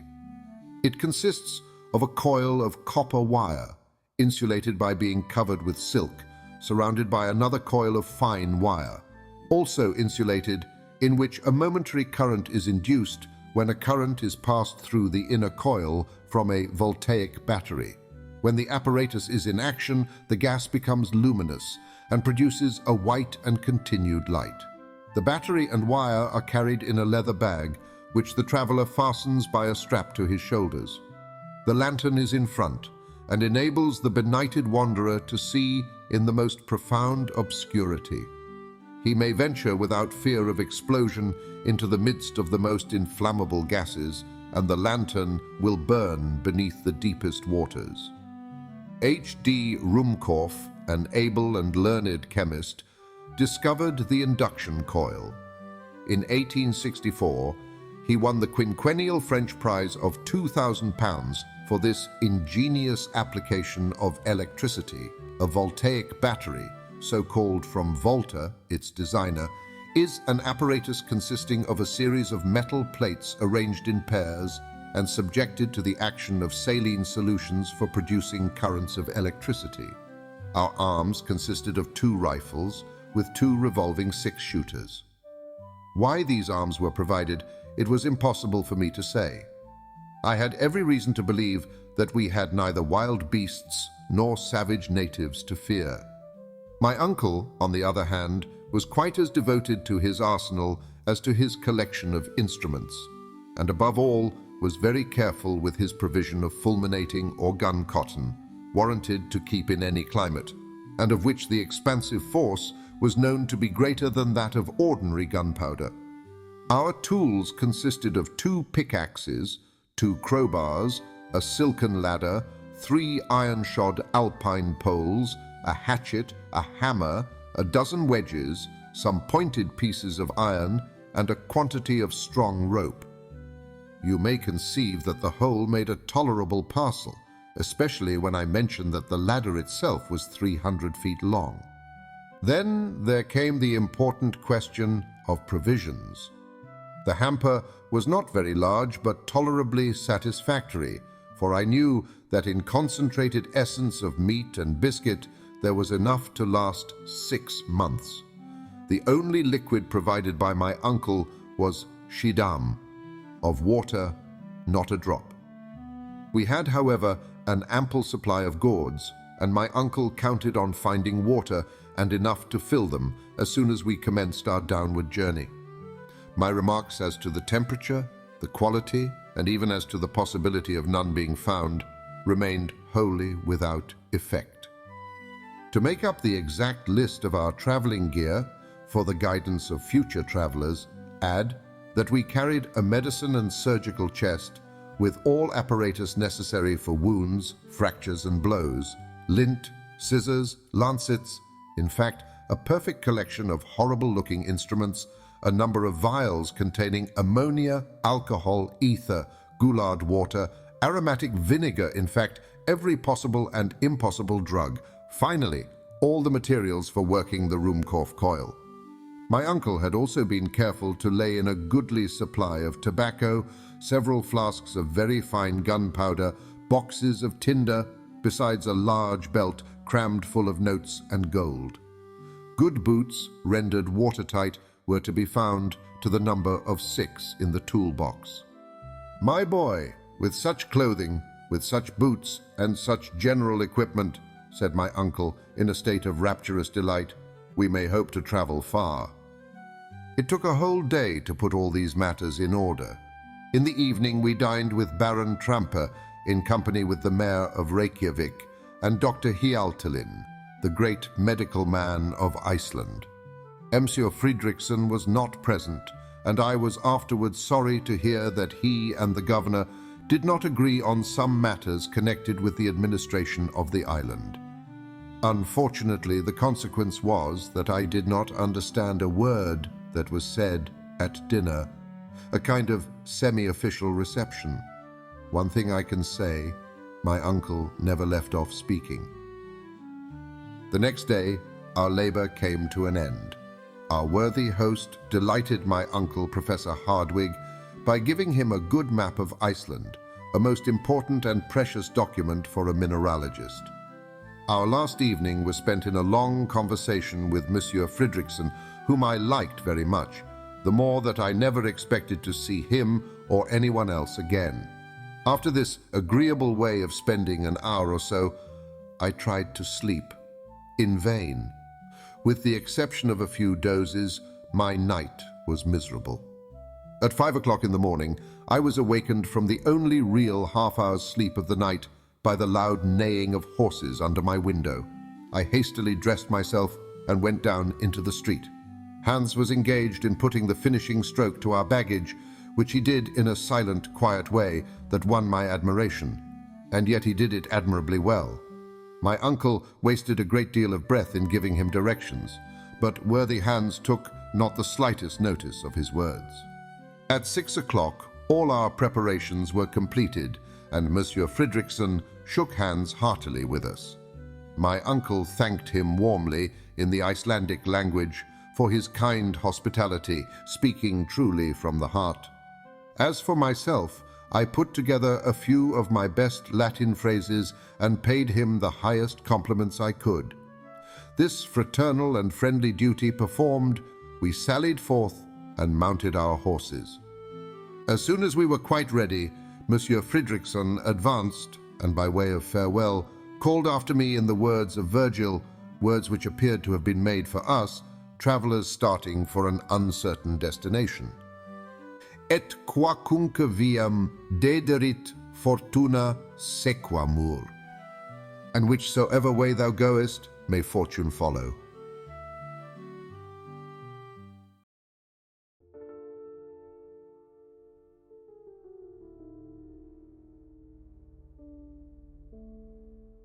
The weather was overcast but settled when we commenced our adventurous and perilous journey. We had neither to fear fatiguing heat nor drenching rain. It was, in fact, real tourist weather.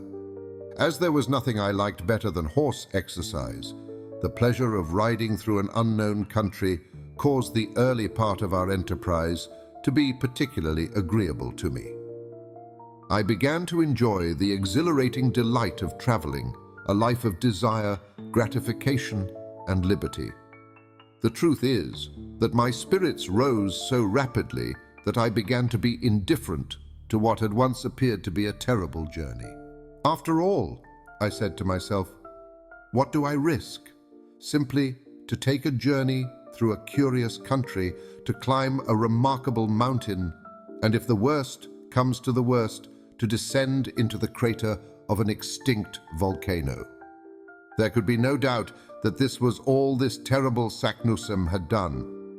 As to the existence of a gallery or of subterraneous passages leading into the interior of the earth, the idea was simply absurd, the hallucination of a distempered imagination.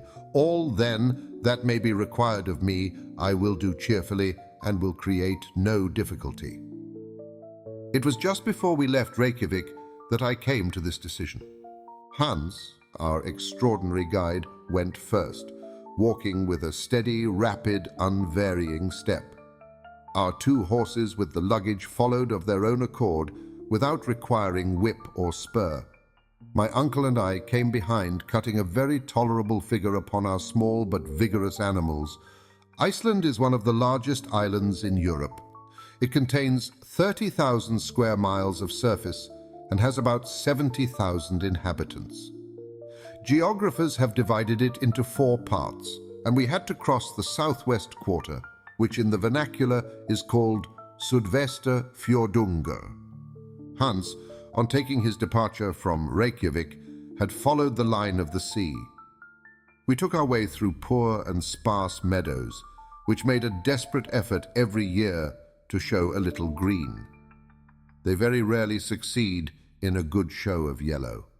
The rugged summits of the rocky hills were dimly visible on the edge of the horizon through the misty fogs. Every now and then, some heavy flakes of snow showed conspicuous in the morning light, while certain lofty and pointed rocks were first lost in the grey, low clouds, their summits clearly visible above, like jagged reefs rising from a troublous sea. Every now and then, a spur of rock came down through the arid ground, leaving us scarcely room to pass. Our horses, however, appeared not only well acquainted with the country, but by a kind of instinct knew which was the best road. My uncle had not even the satisfaction of urging forward his steed by whip, spur, or voice. It was utterly useless to show any signs of impatience. I could not help smiling to see him look so big on his little horse. His long legs now and then touching the ground made him look like a 6-footed centaur. Good beast, he would cry. I assure you that I begin to think no animal is more intelligent than an Icelandic horse. Snow, tempest, impracticable roads, rocks, icebergs, nothing stops him. He is brave, he is sober, he is safe. He never makes a false step, never glides or slips from his path. I dare to say that if any river, any fjord has to be crossed, and I have no doubt there will be many, you will see him enter the water without hesitation like an amphibious animal and reach the opposite side in safety. We must not, however, attempt to hurry him. We must allow him to have his own way, and I will undertake to say that between us we shall do our 10 leagues a day. We may do so, was my reply, but what about our worthy guide? I have not the slightest anxiety about him. That sort of people go ahead without knowing even what they are about. Look at Hans. He moves so little that it is impossible for him to become fatigued. Besides, if he were to complain of weariness, he could have the loan of my horse. I should have a violent attack of the cramp if I were not to have some sort of exercise. My arms are right, but my legs are getting a little stiff. All this while we were advancing at a rapid pace. The country we had reached was already nearly a desert. Here and there could be seen an isolated farm, some solitary burgh or Icelandic house built of wood, earth, fragments of lava, looking like beggars on the highway of life. These wretched and miserable huts excited in us such pity that we felt half disposed to leave alms at every door. In this country, there are no roads, paths are nearly unknown, and vegetation, poor as it was, slowly as it reached perfection, soon obliterated all traces of the few travelers who passed from place to place. Nevertheless, this division of the province, situated only a few miles from the capital, is considered one of the best cultivated and most thickly peopled in all Iceland. What, then, must be the state of the less known and more distant parts of the island? After travelling fully half a Danish mile, we had met neither a farmer at the door of his hut, nor even a wandering shepherd with his wild and savage flock. A few stray cows and sheep were only seen occasionally. What then must we expect when we come to the upheaved regions, to the districts broken and roughened from volcanic eruptions and subterraneous commotions? We were to learn this all in good time. I saw, however, on consulting the map, that we avoided a good deal of this rough country by following the winding and desolate shores of the sea. In reality, the great volcanic movement of the island and all its attendant phenomena are concentrated in the interior of the island. There, horizontal layers or strata of rocks piled one upon the other, eruptions of basaltic origin and streams of lava have given this country a kind of supernatural reputation. Little did I expect, however, the spectacle which awaited us when we reached the peninsula of Sneffels, where agglomerations of nature's ruins form a kind of terrible chaos. Some 2 hours or more after we had left the city of Reykjavik, we reached the little town called Aðalkirkja, or the principal church. It consists simply of a few houses, not what in England or Germany we should call a hamlet. Hans stopped here 1/2 hour. He shared our frugal breakfast, answered yes and no to my uncle's questions as to the nature of the road, and at last, when asked where we were to pass the night, was as laconic as usual. Garda was his one-worded reply. I took occasion to consult the map to see where Garda was to be found. After looking keenly, I found a small town of that name on the borders of the Hvalfjord, about 4 miles from Reykjavik. I pointed this out to my uncle, who made a very energetic grimace. "Only 4 miles out of 22? Why, it is only a little walk."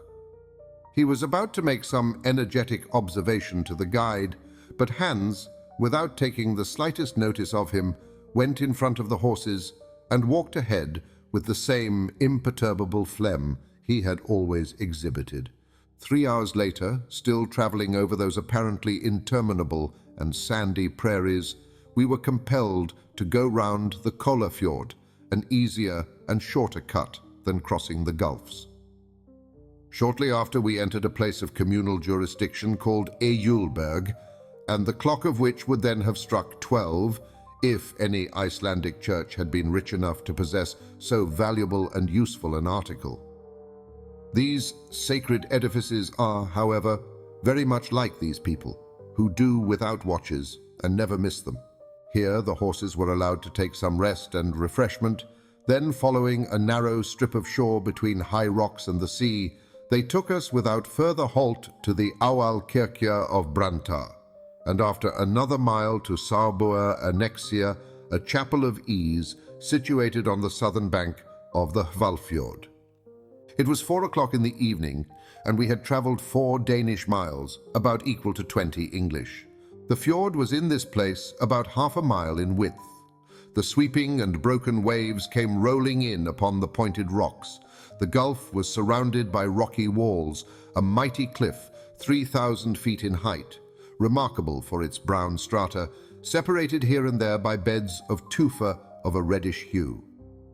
Now, Whatever may have been the intelligence of our horses, I had not the slightest reliance upon them as a means of crossing a stormy arm of the sea. To ride over salt water upon the back of a little horse seemed to me absurd. If they are really intelligent, I said to myself, they will certainly not make the attempt. In any case, I shall trust rather to my own intelligence than theirs. But my uncle was in no humor to wait. He dug his heels into the sides of his steed and made for the shore. His horse went to the very edge of the water, sniffed at the approaching wave, and retreated. My uncle, who was, sooth to say, quite as obstinate as the beast he bestrode, insisted on his making the desired advance. This attempt was followed by a new refusal on the part of the horse, which quietly shook his head. This demonstration of rebellion was followed by a volley of words and a stout application of whipcord, also followed by kicks on the part of the horse, which threw its head and heels upwards and tried to throw his rider. At length, the sturdy little pony, spreading out his legs in a stiff and ludicrous attitude, got from under the professor's legs and left him standing with both feet on a separate stone, like the Colossus of Rhodes. "Wretched animal!" cried my uncle, suddenly transformed into a foot passenger, and as angry and ashamed as a dismounted cavalry officer on the field of battle. "Farha," said the guide, tapping him familiarly on the shoulder. "What, a ferry boat?" "There," answered Hans, pointing to where lay the boat in question. "There." "Well," I cried, quite delighted with the information, "so it is." "Why did you not say so before?" cried my uncle. "Why not start at once?" "Tidvatten," said the guide. "What does he say?" I asked, considerably puzzled by the delay and the dialogue. "He says, tide," replied my uncle, translating the Danish word for my information. "Of course I understand. We must wait till the tide serves." "For Bida?" asked my uncle. "Ja," replied Hans. My uncle frowned, stamped his feet, and then followed the horses to where the boat lay. I thoroughly understood and appreciated the necessity for waiting before crossing the fjord, for that moment when the sea at its highest point is in a state of slack water. As neither the ebb nor flow can then be felt, the ferryboat was in no danger of being carried out to sea or dashed upon the rocky coast. The favorable moment did not come until 6 o'clock in the evening. Then my uncle, myself, and guide, 2 boatmen and the 4 horses, got into a very awkward, flat-bottom boat. Accustomed as I had been to the steam ferry boats of the Elbe, I found the long oars of the boatmen but sorry means of locomotion. We were more than an hour in crossing the fjord, but at length the passage was concluded without accident. Half an hour later, we reached Garda. It ought, one would have thought, to have been night, even in the 65th parallel of latitude, but still, the nocturnal illumination did not surprise me. For in Iceland during the months of June and July, the sun never sets. The temperature, however, was very much lower than I expected. I was cold, but even that did not affect me so much as ravenous hunger. Welcome indeed, therefore, was the hut which hospitably opened its doors to us. It was merely the house of a peasant, but in the matter of hospitality, it was worthy of being the palace of a king.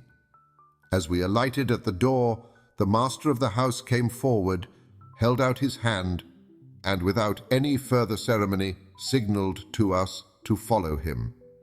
We followed him, for to accompany him was impossible.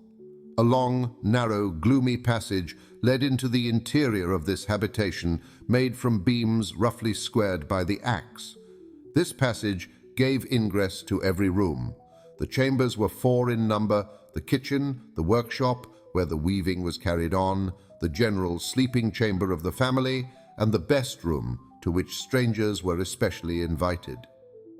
My uncle, whose lofty stature had not been taken into consideration when the house was built, contrived to knock his head against the beams of the roof.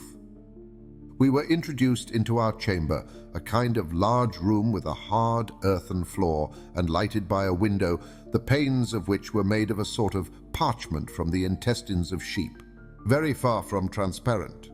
The bedding was composed of dry hay thrown into two long red wooden boxes, ornamented with sentences painted in Icelandic.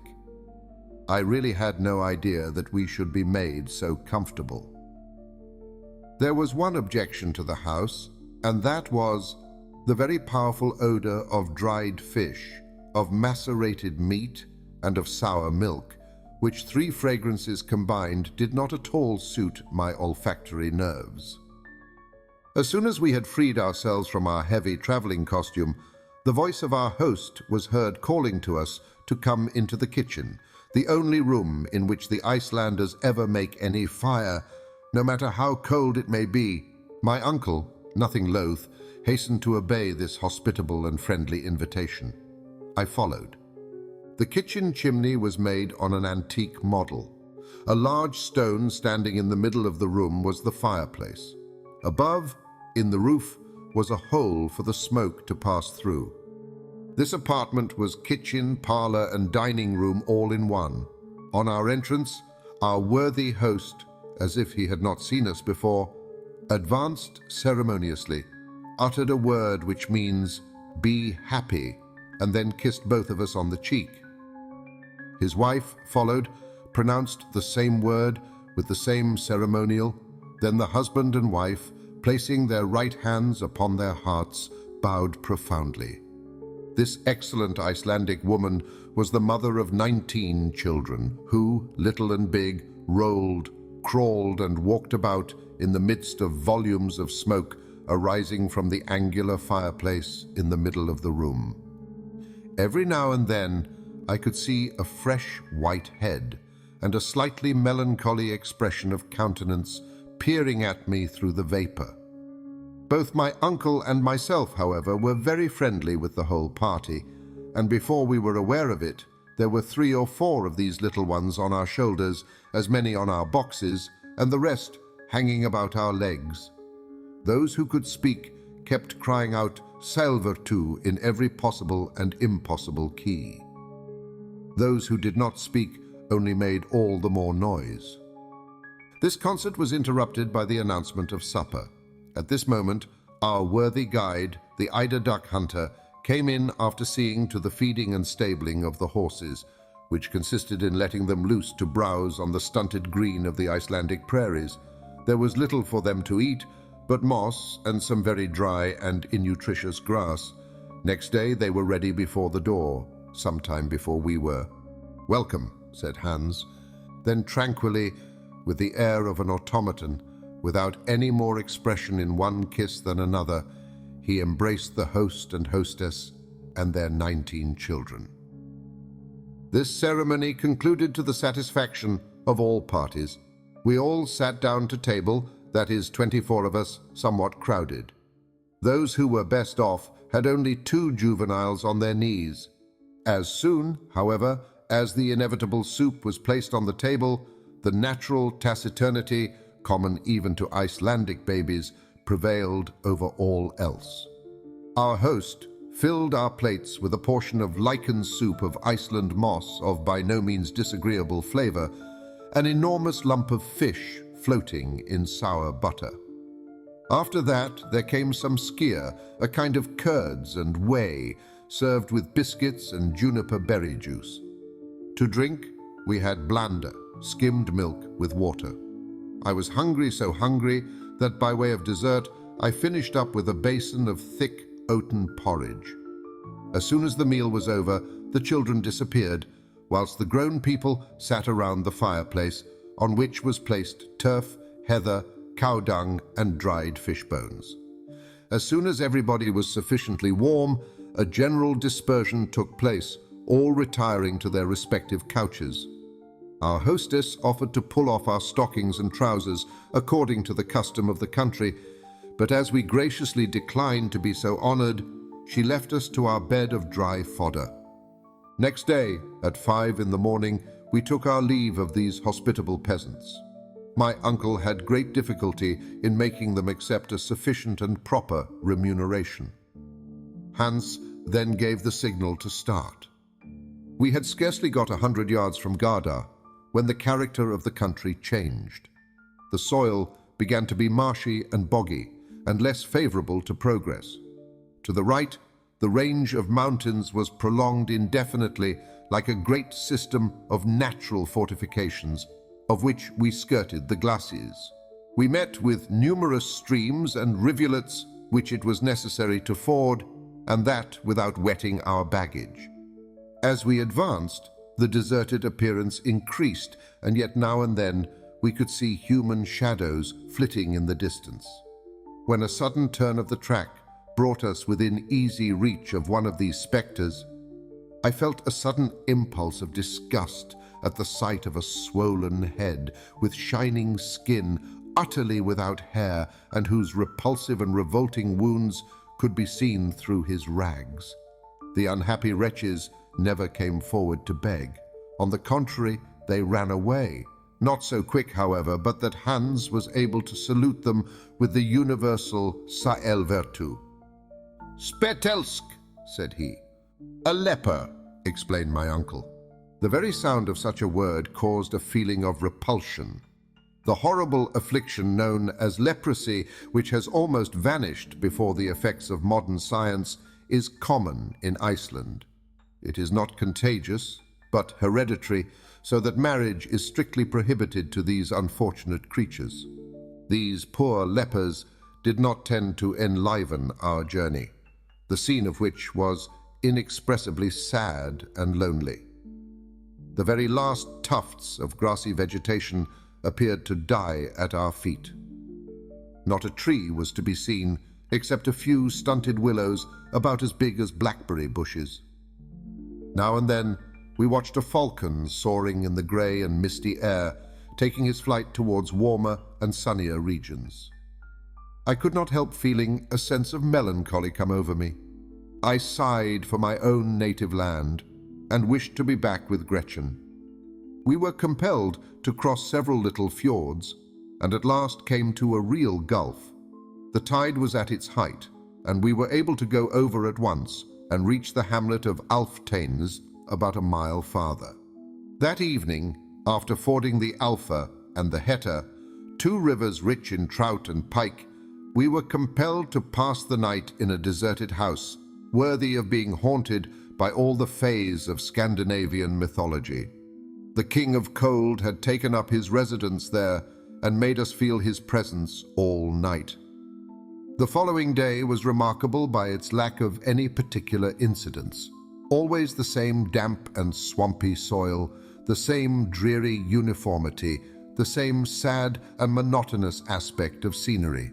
In the evening, having accomplished the half of our projected journey, we slept at the Annexia of Krossolpt. For a whole mile, we had under our feet nothing but lava. This disposition of the soil is called hraun. The crumbled lava on the surface was in some instances like ship cables stretched out horizontally, in others coiled up in heaps.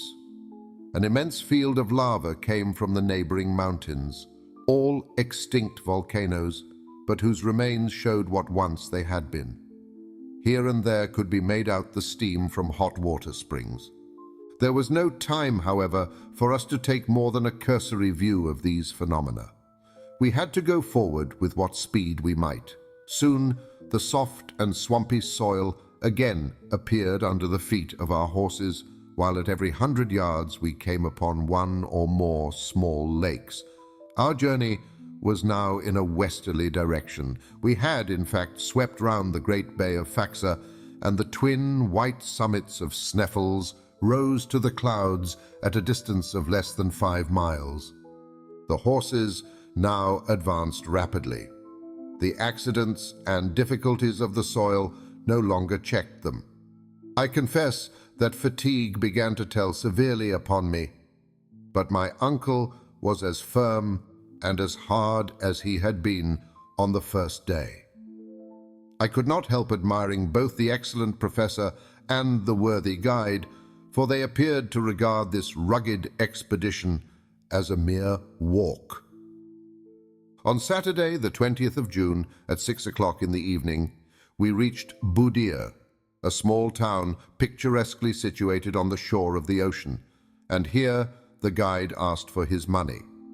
My uncle settled with him immediately. It was now the family of Hans himself, that is to say, his uncles, his cousins, German, who offered us hospitality. We were exceedingly well received, and without taking too much advantage of the goodness of these worthy people, I should have liked very much to have rested with them after the fatigues of the journey. But my uncle, who did not require rest, had no idea of anything of the kind, and despite the fact that next day was Sunday, I was compelled once more to mount my steed. The soil was again affected by the neighborhood of the mountains, whose granite peered out of the ground like tops of an old oak. We were skirting the enormous base of the mighty volcano. My uncle never took his eyes from off it. He could not keep from gesticulating and looking at it with a kind of sullen defiance, as much as to say, "That is the giant I have made up my mind to conquer." After 4 hours of steady traveling, the horses stopped of themselves before the door of the presbytery of Stapi.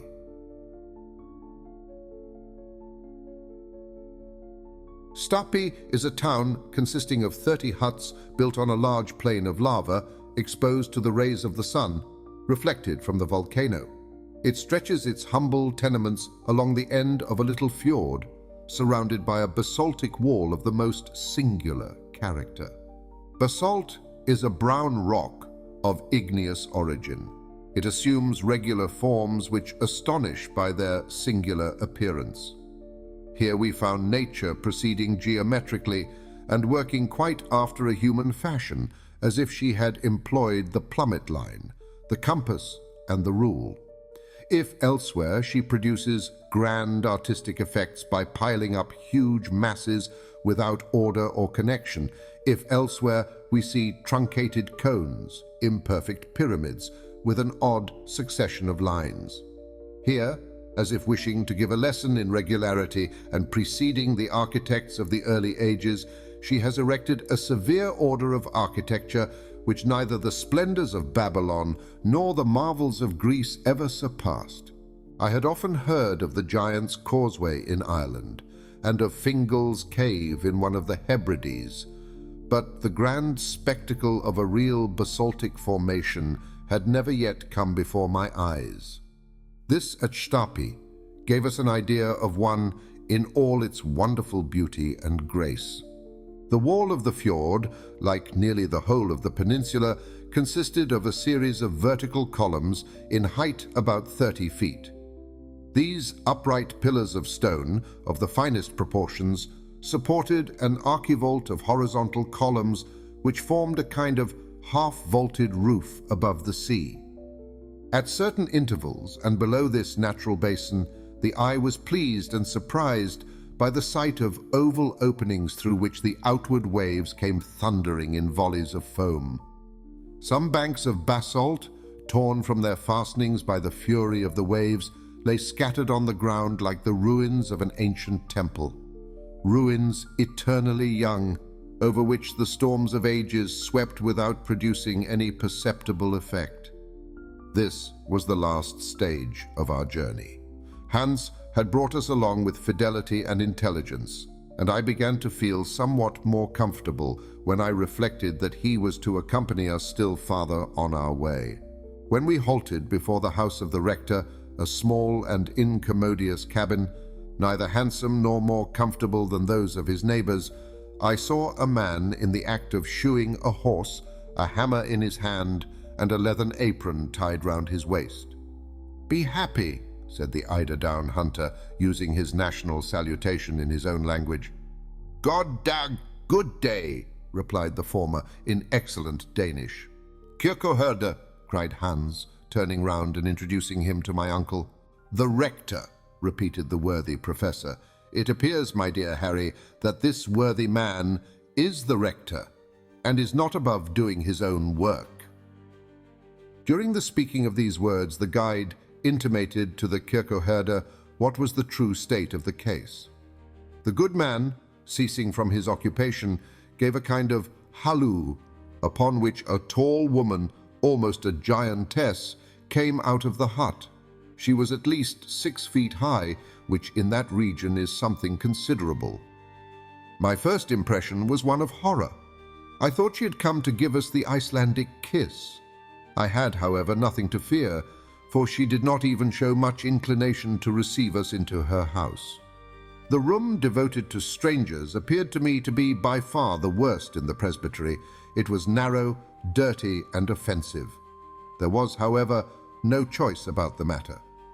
The rector had no notion of practicing the usual cordial and antique hospitality. Far from it. Before the day was over, I found we had to deal with a blacksmith, a fisherman, a hunter, a carpenter, anything but a clergyman. It must be said in his favor that we had caught him on a weekday. Probably he appeared to greater advantage on the Sunday. These poor priests receive from the Danish government a most ridiculously inadequate salary, and collect 1/4 of the tithe of their parish, not more than 60 marks current, or about £3 10 shillings sterling.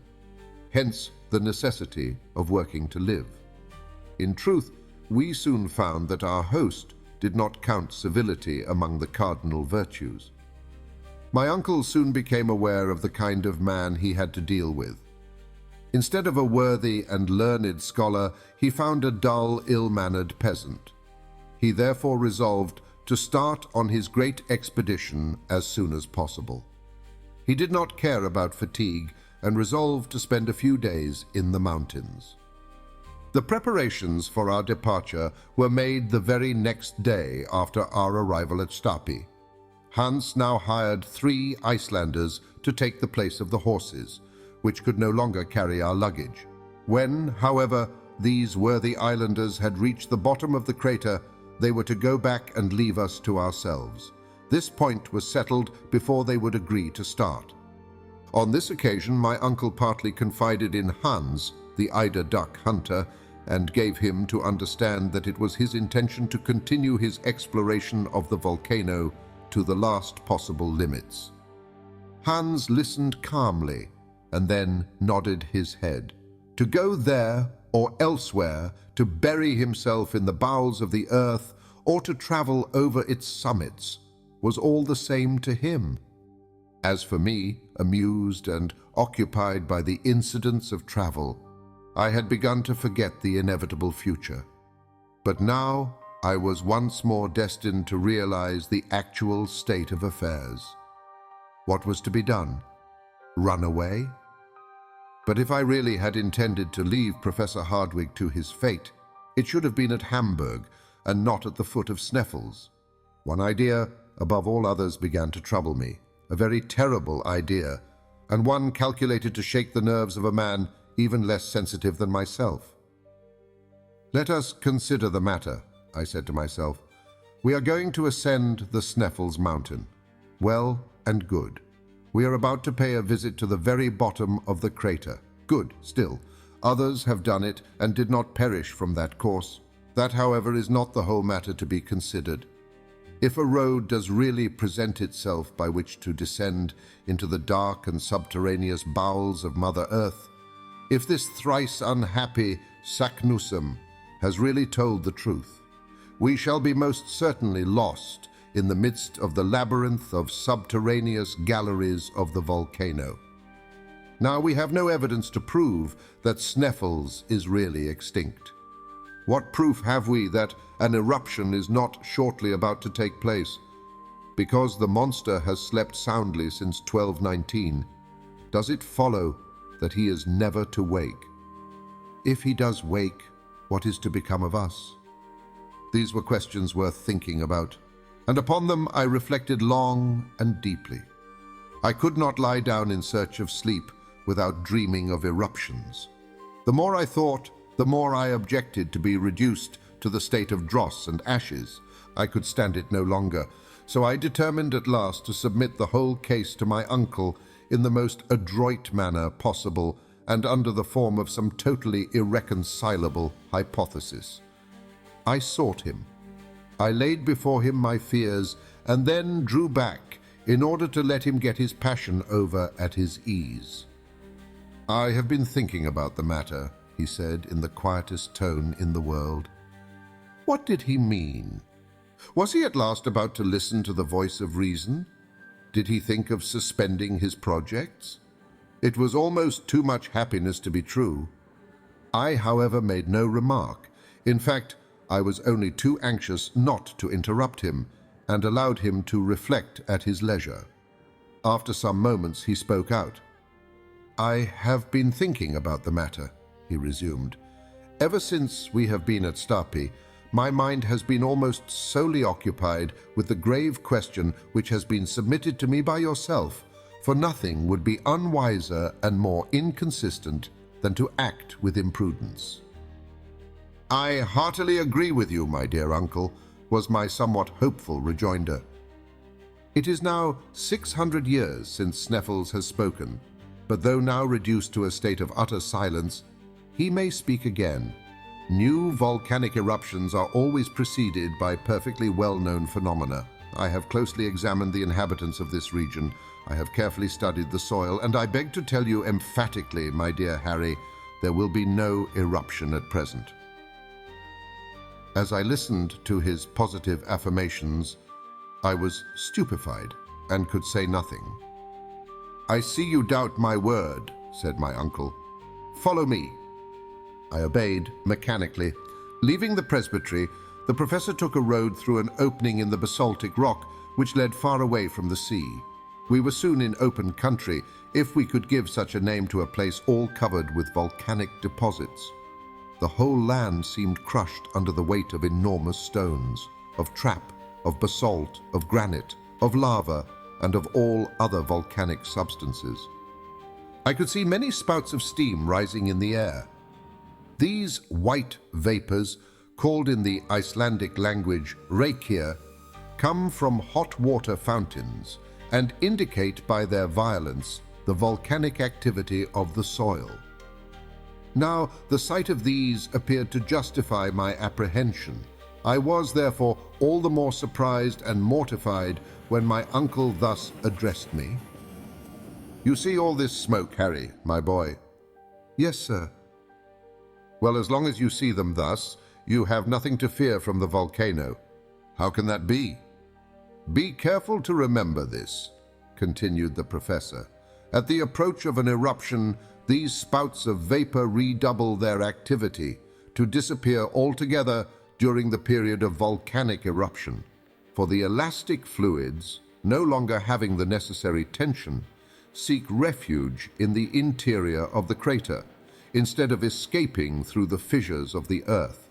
If, then, the steam remains in its normal or habitual state, if their energy does not increase, and if you add to this the remark that the wind is not replaced by heavy atmospheric pressure and dead calm, you may be quite sure that there is no fear of any immediate eruption.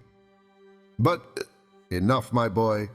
When science has sent forth her fiat, it is only to hear and obey." I came back to the house quite downcast and disappointed.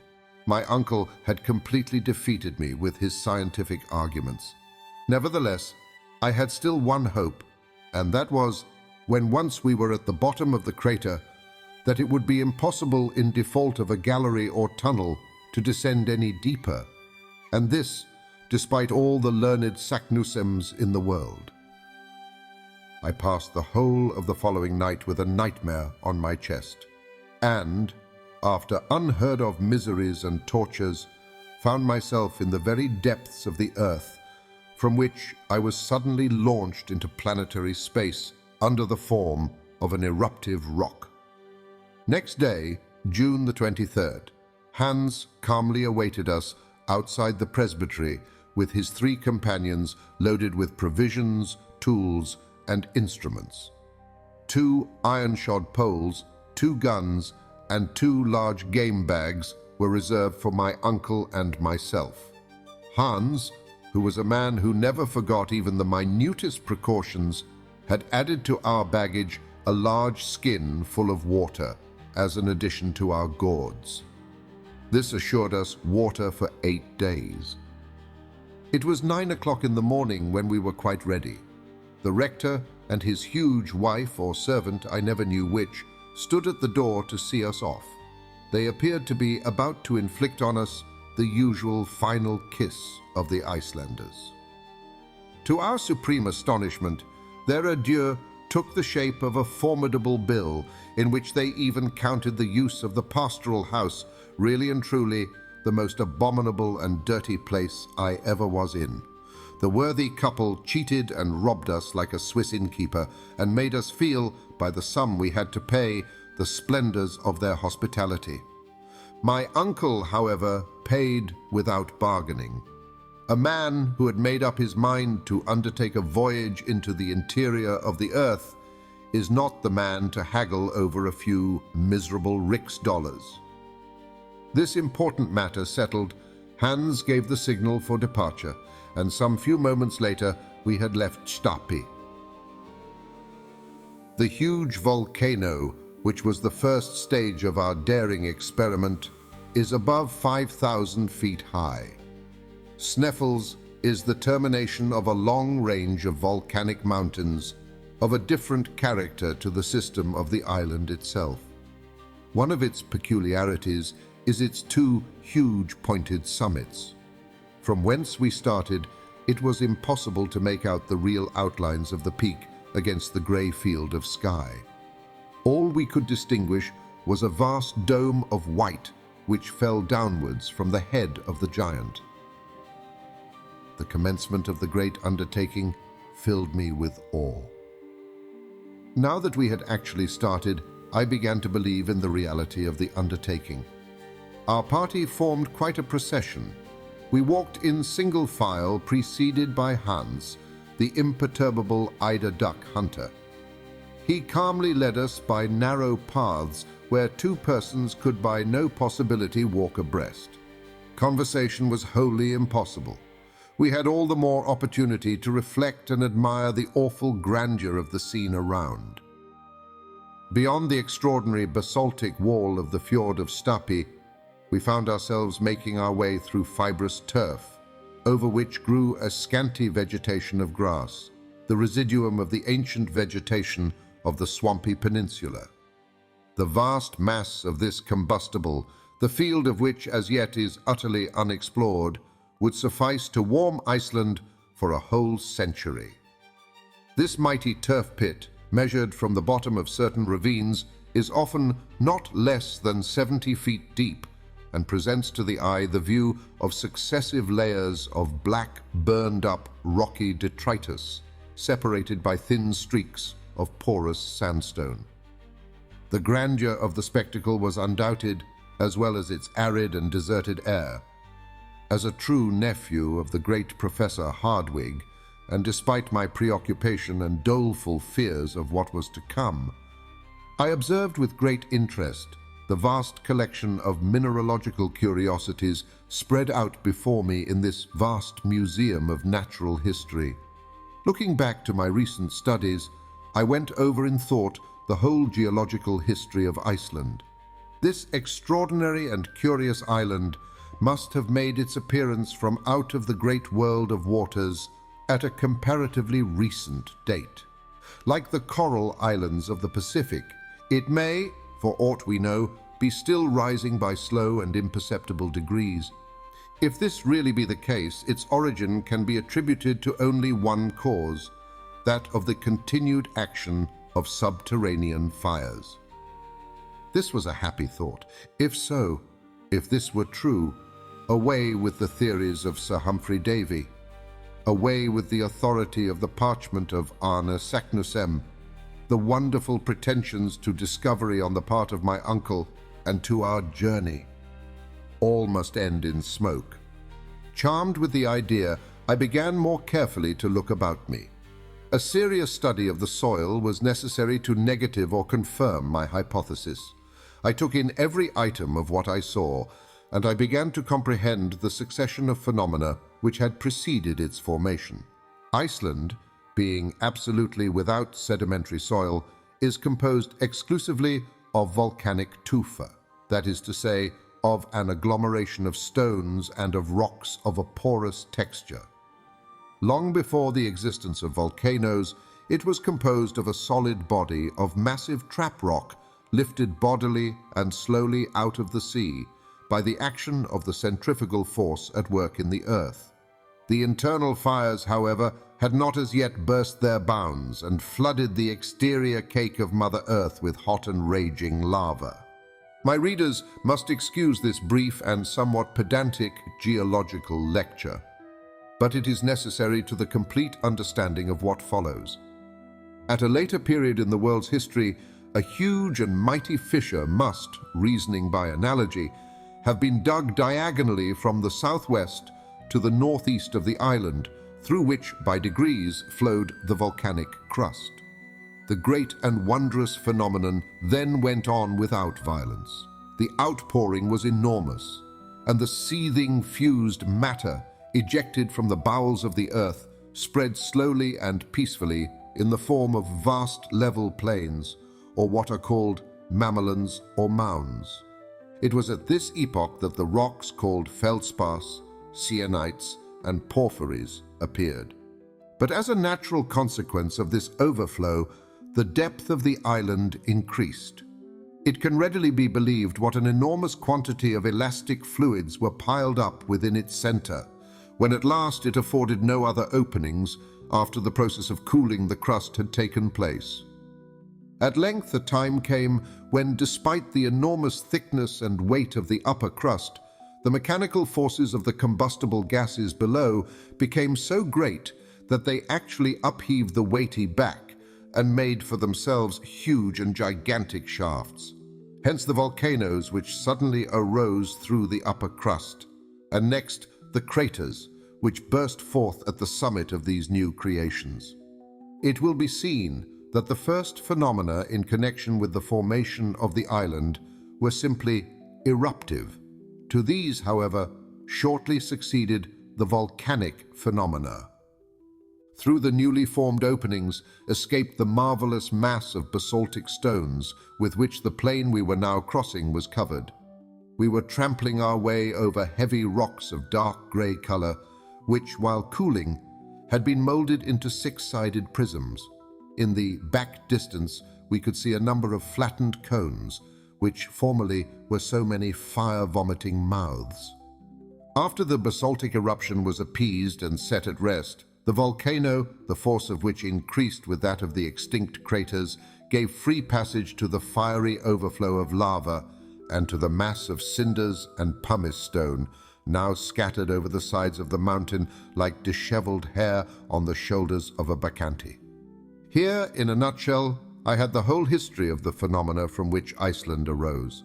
All take their rise in the fierce action of interior fires, and to believe that the central mass did not remain in a state of liquid fire, white hot, was simply and purely madness. This being satisfactorily proved, QED, what insensate folly to pretend to penetrate into the interior of the mighty earth. This mental lecture, delivered to myself while proceeding on a journey, did me good. I was quite reassured as to the fate of our enterprise, and therefore went, like a brave soldier mounting a bristling battery, to the assault of old Sneffels. As we advanced, the road became every moment more difficult. The soil was broken and dangerous. The rocks broke and gave way under our feet, and we had to be scrupulously careful in order to avoid dangerous and constant falls. Hans advanced as calmly as if he'd been walking over Salisbury Plain. Sometimes he would disappear behind huge blocks of stone, and we momentarily lost sight of him. There was a little period of anxiety, and then there was a shrill whistle, just to tell us where to look for him. Occasionally, he would take it into his head to stop to pick up lumps of rock and silently pile them up into small heaps in order that we might not lose our way on our return. He had no idea of the journey we were about to undertake. At all events, the precaution was a good one, though how utterly useless and unnecessary. But I must not anticipate. 3 hours of terrible fatigue, walking incessantly, had only brought us to the foot of the great mountain. This will give some notion of what we had still to undergo. Suddenly, however, Hans cried a halt. That is, he made signs to that effect, and a summary kind of breakfast was laid out on the lava before us. My uncle, who now was simply Professor Hardwigg, was so eager to advance that he bolted his food like a greedy clown. This halt for refreshment was also a halt for repose. The professor was therefore compelled to wait the good pleasure of his imperturbable guide, who did not give the signal for departure for a good hour. The three Icelanders, who were as taciturn as their comrade, did not say a word, but went on eating and drinking very quietly and soberly. From this, our first real stage, we began to ascend the slopes of the Sneffels volcano. Its magnificent snowy nightcap, as we began to call it, by an optical delusion very common in mountains, appeared to me to be close at hand. And yet, how many long, weary hours must elapse before we reached its summit? What unheard-of fatigue must we endure? The stones on the mountainside, held together by no cement of soil, bound together by no roots or creeping herbs, gave way continually under our feet and went rushing below into the plains like a series of small avalanches. In certain places, the sides of this stupendous mountain were at an angle so steep that it was impossible to climb upwards, and we were compelled to get round these obstacles as best we might. Those who understand alpine climbing will comprehend our difficulties. Often we were obliged to help each other along by means of our climbing poles. I must say this for my uncle, that he stuck as close to me as possible. He never lost sight of me, and on many occasions his arm supplied me with firm and solid support. He was strong, wiry, and apparently insensible to fatigue. Another great advantage with him was that he had the innate sentiment of equilibrium, for he never slipped or failed in his steps. The Icelanders, though heavily loaded, climbed with the agility of mountaineers. Looking up every now and then at the height of the great volcano of Sneffels, it appeared to me wholly impossible to reach to the summit on that side, at all events, if the angle of inclination did not speedily change. Fortunately, after an hour of unheard-of fatigues and of gymnastic exercises that would have been trying to an acrobat, we came to a vast field of ice, which wholly surrounded the bottom of the cone of the volcano. The natives called it the tablecloth, probably from some such reason as the dwellers in the Cape of Good Hope call their mountain Table Mountain, and their roads Table Bay. Here, to our mutual surprise, we found an actual flight of stone steps which wonderfully assisted our ascent. This singular flight of stairs was, like everything else, volcanic. It had been formed by one of those torrents of stones cast up by the eruptions, and of which the Icelandic name is Stina. If this singular torrent had not been checked in its descent by the peculiar shape of the flanks of the mountain, it would have swept into the sea and would have formed new islands. Such as it was, it served us admirably. The abrupt character of the slopes momentarily increased, but these remarkable stone steps, a little less difficult than those of the Egyptian pyramids, were the one simple natural means by which we were enabled to proceed. About 7 in the evening of that day, after having clambered up 2,000 of these rough steps, we found ourselves overlooking a kind of spur or projection of the mountain, a sort of buttress upon which the cone-like crater, properly so called, leaned for support. The ocean lay beneath us at a depth of more than 3,200 feet, a grand and mighty spectacle. We had reached the region of eternal snows. The cold was keen, searching, and intense. The wind blew with extraordinary violence. I was utterly exhausted. My worthy uncle, the professor, saw clearly that my legs refused further service, and that, in fact, I was utterly exhausted. Despite his hot and feverish impatience, he decided, with a sigh, upon a halt. He called the eider duck hunter to his side. That worthy, however, shook his head. "Of Vanfor," was his sole-spoken reply. "It appears," says my uncle with a woe-begone look, "that we must go higher." He then turned to Hans and asked him to give some reason for this decisive response. "Mistur," replied the guide. "Ja, Mistur. Yes, the Mistur," cried one of the Icelandic guides in a terrified tone. It was the first time he had spoken. "What does this mysterious word signify?" I anxiously inquired. "Look," said my uncle. I looked down upon the plain below, and I saw a vast, a prodigious volume of pulverized pumice stone, of sand, of dust, rising to the heavens in the form of a mighty waterspout. It resembled the fearful phenomenon of a similar character known to the travelers in the desert of the Great Sahara. The wind was driving it directly towards that side of Sneffels on which we were perched. This opaque veil standing up between us and the sun projected a deep shadow on the flanks of the mountain. If this sand spout broke over us, we must all be infallibly destroyed, crushed in its fearful embraces. This extraordinary phenomenon, very common when the wind shakes the glaciers and sweeps over the arid plains, is in the Icelandic tongue called mistur. Our supper was eaten with ease and rapidity, after which everybody did the best he could for himself within the hollow of the crater. The bed was hard, the shelter unsatisfactory, the situation painful, lying in the open air 5,000 feet above the level of the sea. Nevertheless, it has seldom happened to me to sleep so well as I did on that particular night. I did not even dream. So much for the effects of what my uncle called wholesome fatigue. Next day, when we awoke under the rays of a bright and glorious sun, we were nearly frozen by the keen air. I left my granite couch and made one of the party to enjoy a view of the magnificent spectacle which developed itself panorama-like at our feet. I stood upon the lofty summit of Mount Sneffels' southern peak. Thence I was able to obtain a view of the greater part of the island.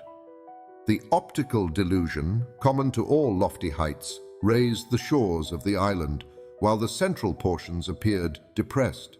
It was by no means too great a flight of fancy to believe that a giant picture was stretched out before me. I could see the deep valleys that crossed each other in every direction.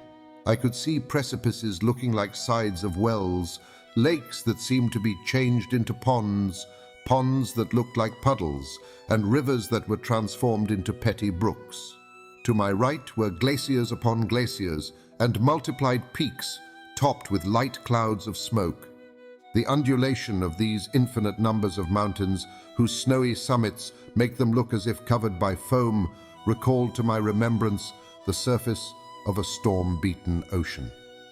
If I looked towards the west, the ocean lay before me in all its majestic grandeur, a continuation, as it were, of these fleecy hilltops. Where the earth ended and the sea began, it was impossible for the eye to distinguish. I soon felt that strange and mysterious sensation which is awakened in the mind when looking down from lofty hilltops, and now I was able to do so without any feeling of nervousness, having fortunately hardened myself to that kind of sublime contemplation. I wholly forgot who I was and where I was. I became intoxicated with a sense of lofty sublimity, without thought of the abysses into which my daring was soon about to plunge me. I was presently, however, brought back to the realities of life by the arrival of the Professor and Hans, who joined me upon the lofty summit of the peak. My uncle, turning in a westerly direction, pointed out to me a light cloud of vapor, a kind of haze, with a faint outline of land rising out of the waters. "Greenland," said he. "Greenland?" cried I in reply. Yes, continued my uncle, who always when explaining anything spoke as if he were in a professor's chair. We are not more than 35 leagues distant from that wonderful land. When the great annual breakup of the ice takes place, white bears come over to Iceland, carried by the floating masses of ice from the north. This, however, is a matter of little consequence. We are now on the summit of the transcendent Sneffels, and here are its two peaks, north and south. Hans will tell you the name by which the people of Iceland call that on which we stand. My uncle turned to the imperturbable guide, who nodded and spoke as usual. One word. Skartaris. My uncle looked at me with a proud and triumphant glance. A crater, he said. You hear? I did hear, but I was totally unable to make reply. The crater of Mount Sneffels represented an inverted cone, the gaping orifice apparently half a mile across, the depth indefinite feet. Conceive what this hole must have been like when full of flame and thunder and lightning. The bottom of the funnel-shaped hollow was about 500 feet in circumference, by which it will be seen that the slope from the summit to the bottom was very gradual, and we were therefore clearly able to get there without much fatigue or difficulty. Involuntarily, I compared this crater to an enormous loaded cannon, and the comparison completely terrified me. To descend into the interior of a cannon, I thought to myself, when perhaps it is loaded and will go off at the least shock, is the act of a madman. But there was no longer any opportunity for me to hesitate. Hans, with a perfectly calm and indifferent air, took his usual post at the head of the adventurous little band. I followed without uttering a syllable. I felt like the lamb led to the slaughter. In order to render the descent less difficult, Hans took his way down the interior of the cone in rather a zigzag fashion, making, as the sailors say, long tracks to the eastward, followed by equally long ones to the west. It was necessary to walk through the midst of eruptive rocks, some of which, shaken in their balance, went rolling down with thundering clamor to the bottom of the abyss. These continual falls awoke echoes of singular power and effect. Many portions of the cone consisted of inferior glaciers. Hans, whenever he met with one of these obstacles, advanced with a great show of precaution, sounding the soil with his long iron pole in order to discover fissures and layers of deep, soft snow. In many doubtful or dangerous places, it became necessary for us to be tied together by a long rope in order that should any one of us be unfortunate enough to slip, he would be supported by his companions. This connecting link was doubtless a prudent precaution, but not by any means unattended with danger. Nevertheless, and despite all the manifold difficulties of the descent, along slopes with which our guide was wholly unacquainted, we made considerable progress without accident. One of our great parcels of rope slipped from one of the Iceland porters and rushed by a shortcut to the bottom of the abyss. By midday, we were at the end of our journey. I looked upwards and saw only the upper orifice of the cone, which served as a circular frame to a very small portion of the sky, a portion which seemed to me singularly beautiful. Should I ever again gaze on that lovely sunlit sky? The only exception to this extraordinary landscape was the peak of Skartaris, which seemed lost in the great void of the heavens. The bottom of the crater was composed of 3 separate shafts, through which, during periods of eruption when Sneffels was in action, the great central furnace sent forth its burning lava and poisonous vapors. Each of these chimneys or shafts gaped open-mouthed in our path. I kept as far away from them as possible, not even venturing to take the faintest peep downwards. As for the professor, after a rapid examination of their disposition and characteristics, he became breathless and panting. He ran from one to the other like a delighted schoolboy, gesticulating wildly and uttering incomprehensible and disjointed phrases in all sorts of languages. Hans, the guide, and his humbler companions seated themselves on some piles of lava and looked silently on. They clearly took my uncle for a lunatic and waited the result. Suddenly, the professor uttered a wild, unearthly cry. At first I imagined he had lost his footing and was falling headlong into one of the yawning gulfs. Nothing of the kind. I saw him, his arms spread out to their widest extent, his legs stretched apart, standing upright before an enormous pedestal, high enough and black enough to bear a gigantic statue of Pluto. His attitude and mien were that of a man utterly stupefied. But his stupefaction was speedily changed to the wildest joy. "Harry! Harry, come here!" he cried. "Make haste! Wonderful! Wonderful!" Unable to understand what he meant, I turned to obey his commands. Neither Hans nor the other Icelanders moved a step. "Look," said the professor, in something of the manner of the French general, pointing out the pyramids to his army.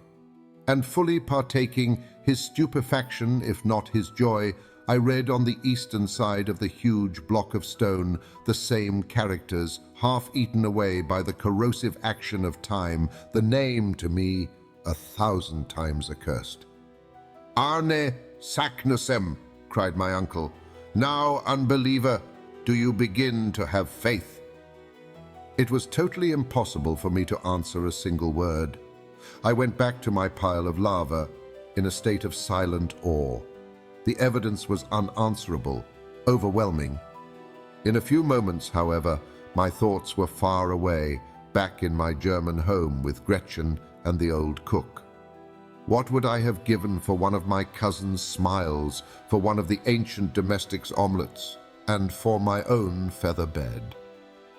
How long I remained in this state I know not.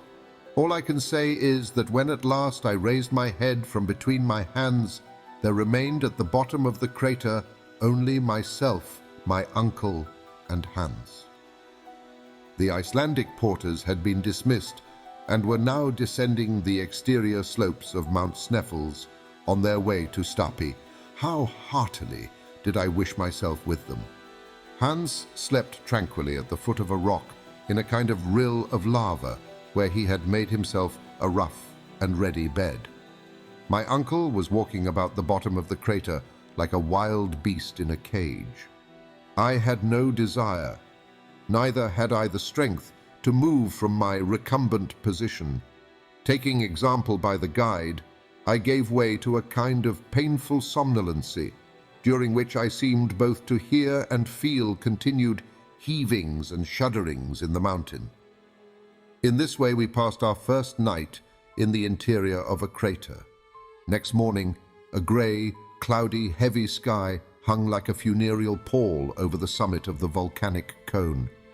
I did not notice it so much from the obscurity that reigned around us, as from the rage with which my uncle was devoured. I fully understood the reason, and again a glimpse of hope made my heart leap with joy. I will briefly explain the cause. Of the 3 openings which yawned beneath our steps, only one could have been followed by the adventurous Saknussemm. According to the words of the learned Icelander, it was only to be known by that one particular mentioned in the cryptograph that the shadow of Scartaris fell upon it, just touching its mouth in the last days of the month of June. We were, in fact, to consider the pointed peak as the stylus of an immense sundial, the shadow of which pointed on one given day, like the inexorable finger of fate, to the yawning chasm which led into the interior of the earth. Now, as often happens in these regions, should the sun fail to burst through the clouds, no shadow. Consequently, no chance of discovering the right aperture. We had already reached the 25th June. If the kindly heavens would only remain densely clouded for 6 more days, we should have to put off our voyage of discovery for another year, when certainly there would be 1 person fewer in the party. I already had sufficient of the mad and monstrous enterprise. It would be utterly impossible to depict the impotent rage of Professor Hardwigg. The day passed away, and not the faintest outline of a shadow could be seen at the bottom of the crater. Hans the guide never moved from his place. He must have been curious to know what we were about, if indeed he could believe we were about anything. As for my uncle, he never addressed a word to me. He was nursing his wrath to keep it warm, his eyes fixed on the black and foggy atmosphere, his complexion hideous with suppressed passion. Never had his eyes appeared so fierce, his nose so aquiline, his mouth so hard and firm. On the 26th, no change for the better. A mixture of rain and snow fell during the whole day. Hans very quietly built himself a hut of lava, into which he retired like Diogenes into his tub. I took a malicious delight in watching the 1,000 little cascades that flowed down the side of the cone, carrying with them at times a stream of stones into the vasty deep below. My uncle was almost frantic. To be sure, it was enough to make even a patient man angry. He had reached to a certain extent the goal of his desires, and yet he was likely to be wrecked in port. But if the heavens and the elements are capable of causing us much pain and sorrow, there are two sides to a medal. And there was reserved for Professor Hardwigg a brilliant and sudden surprise, which was to compensate him for all his sufferings. Next day, the sky was still overcast, but on Sunday, the 28th, the last day but 2 of the month, with a sudden change of wind and a new moon, there came a change of weather. The sun poured its beaming rays to the very bottom of the crater. Each hillock, every rock, every stone, every asperity of the soil had its share of the luminous effulgence, and its shadow fell heavily on the soil.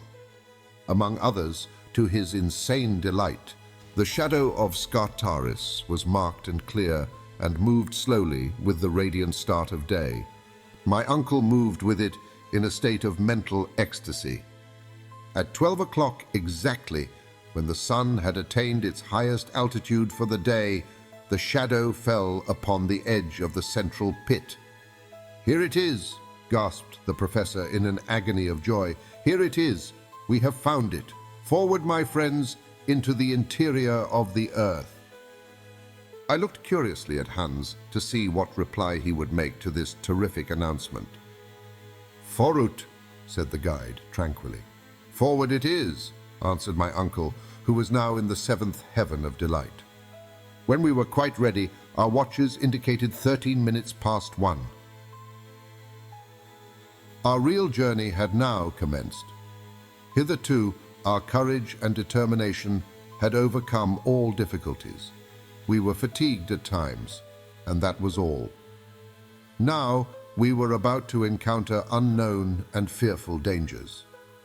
I had not as yet ventured to take a glimpse down the horrible abyss into which in a few minutes more I was about to plunge.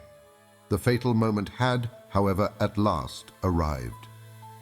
I had still the option of refusing or accepting a share in this foolish and audacious enterprise. But I was ashamed to show more fear than the eider duck hunter. Hans seemed to accept the difficulties of the journey so tranquilly, with such calm indifference, with such perfect recklessness of all danger, that I actually blushed to appear less of a man than he. Had I been alone with my uncle, I should certainly have sat down and argued the point fully, but in the presence of the guide, I held my tongue.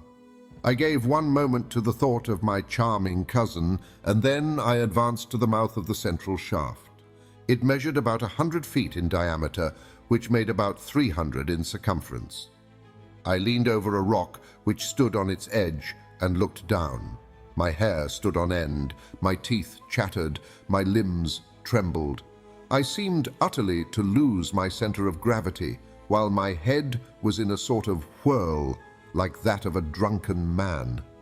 There is nothing more powerful than this attraction towards an abyss.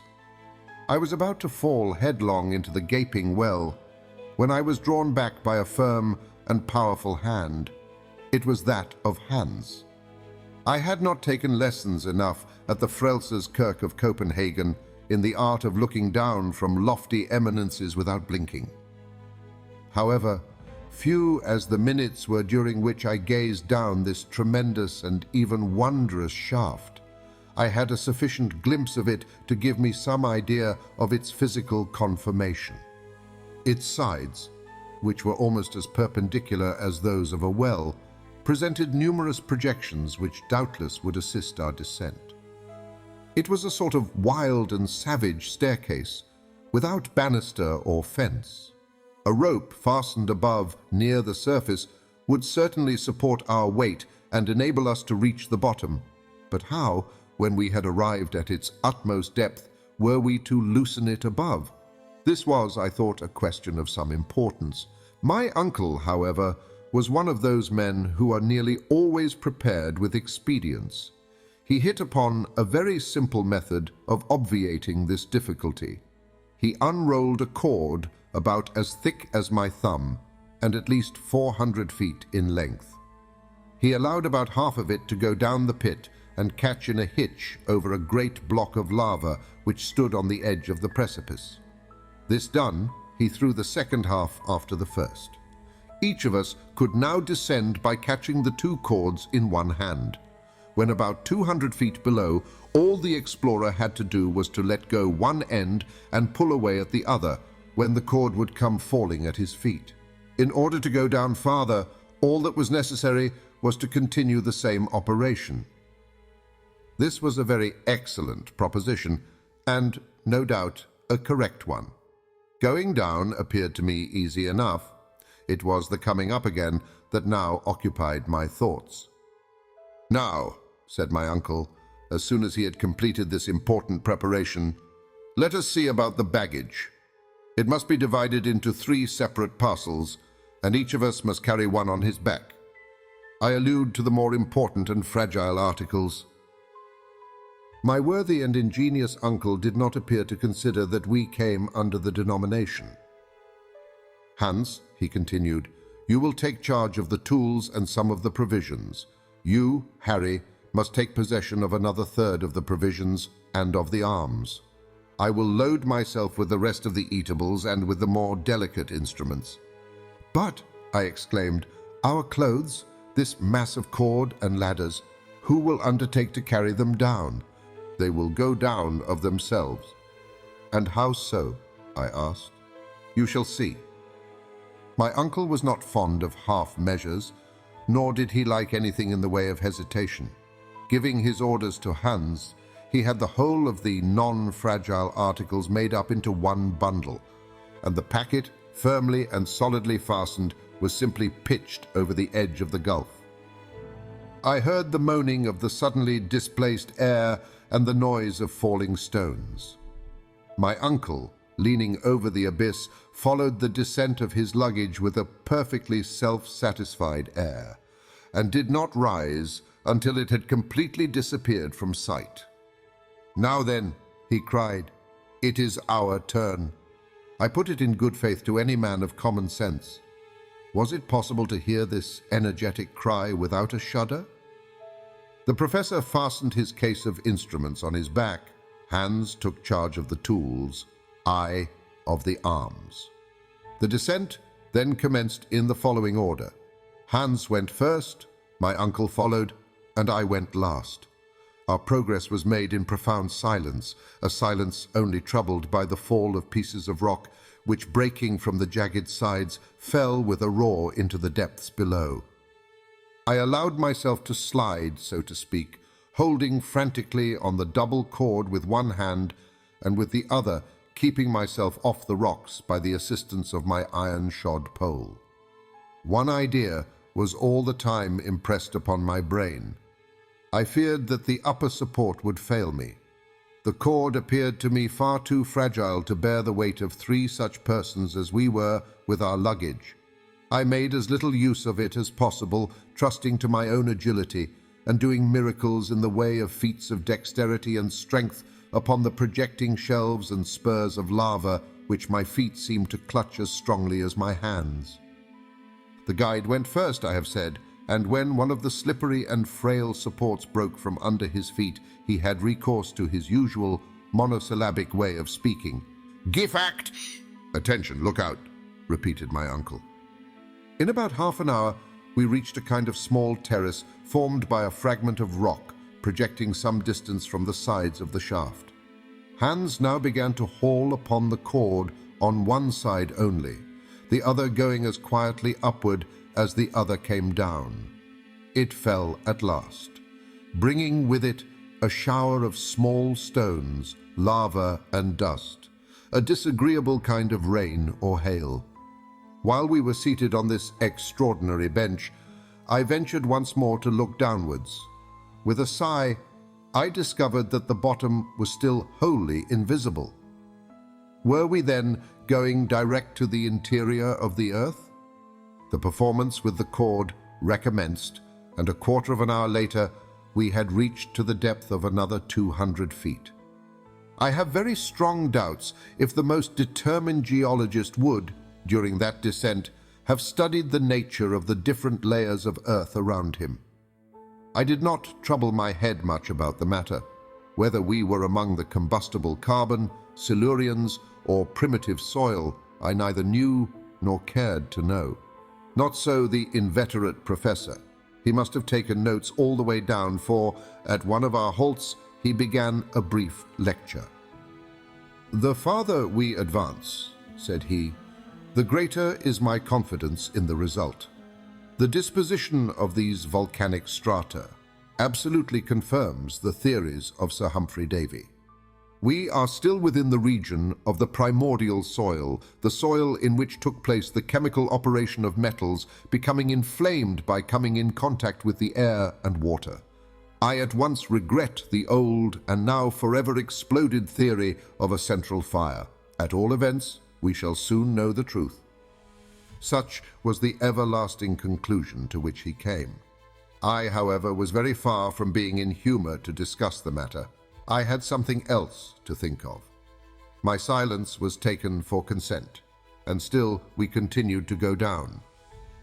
At the expiration of 3 hours, we were, to all appearance, as far off as ever from the bottom of the well. When I looked upwards, however, I could see that the upper orifice was every minute decreasing in size. The sides of the shaft were getting closer and closer together. We were approaching the regions of eternal night, and still we continued to descend. At length, I noticed that when pieces of stone were detached from the sides of this stupendous precipice, they were swallowed up with less noise than before. The final sound was sooner heard. We were approaching the bottom of the abyss. As I had been very careful to keep account of all the changes of chord which took place, I was able to tell exactly what was the depth we had reached, as well as the time it had taken. We had shifted the rope 28 times, each operation taking a quarter of an hour, which in all made 7 hours. To this had to be added 28 pauses, in all 10 hours and a half. We started at 1. It was now, therefore, about 11 o'clock at night. It does not require great knowledge of arithmetic to know that 28 times 200 feet makes 5,600 feet in all, more than an English mile. While I was making this mental calculation, a voice broke the silence. It was the voice of Hans. "Halt!" he cried. I checked myself very suddenly, just at the moment when I was about to kick my uncle on the head. "We have reached the end of our journey," said the worthy professor in a satisfied tone. "What, the interior of the earth?" said I, slipping down to his side.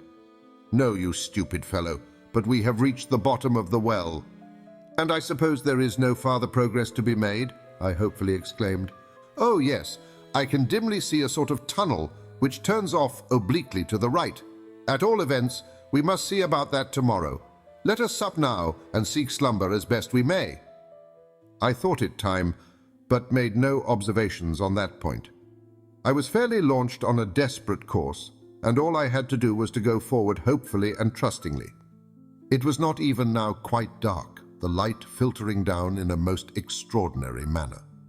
We opened the provision bag, ate a frugal supper, and each did his best to find a bed amid the pile of stones, dirt, and lava which had accumulated for ages at the bottom of the shaft.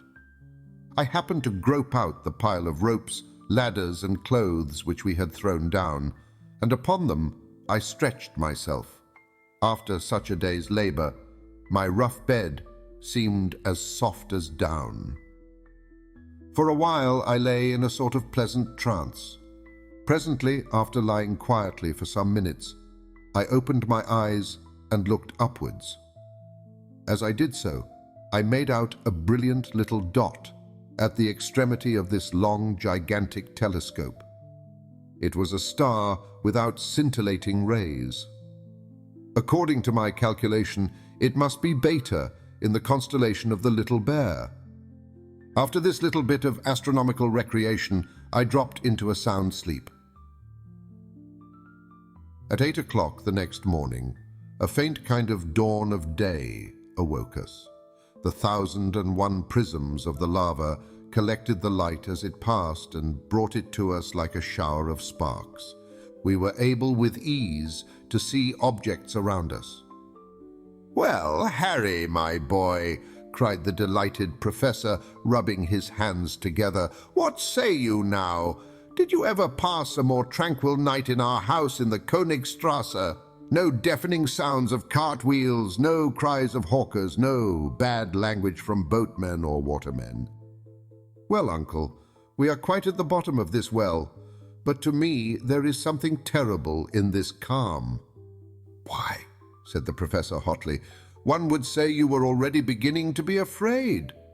How will you get on presently? Do you know that as yet we have not penetrated 1 inch into the bowels of the earth?" "What can you mean, sir?" was my bewildered and astonished reply. "I mean to say that we have only just reached the soil of the island itself. This long vertical tube, which ends at the bottom of the crater of Sneffels, ceases here just about on a level with the sea." "Are you sure, sir?" "Quite sure. Consult the barometer." It was quite true that the mercury, after rising gradually in the instrument, as long as our descent was taking place, had stopped precisely at 29 degrees. "You perceive," said the professor, "we have as yet only to endure the pressure of air. I am curious to replace the barometer by the manometer." The barometer, in fact, was about to become useless as soon as the weight of the air was greater than what was calculated as above the level of the ocean. "But," said I, "is it not very much to be feared that this ever-increasing pressure may not in the end turn out very painful and inconvenient?" "No," said he, "we shall descend very slowly, and our lungs will be gradually accustomed to breathe compressed air. It is well known that aeronauts have gone so high as to be nearly without air at all. Why then should we not accustom ourselves to breathe when we have, say, a little too much of it? For myself, I am certain I shall prefer it. Let us not lose a moment. Where is the packet which preceded us in our descent?" I smilingly pointed it out to my uncle. Hans had not seen it, and believed it caught somewhere above us, "Hupi," as he phrased it. "Now," said my uncle, "let us breakfast, and break fast like people who have a long day's work before them." Biscuit and dried meat, washed down by some mouthfuls of water flavored with schiedam, was the material of our luxurious meal.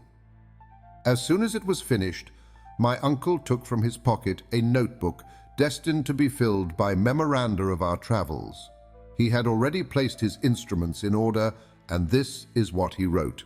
Monday, June the 29th.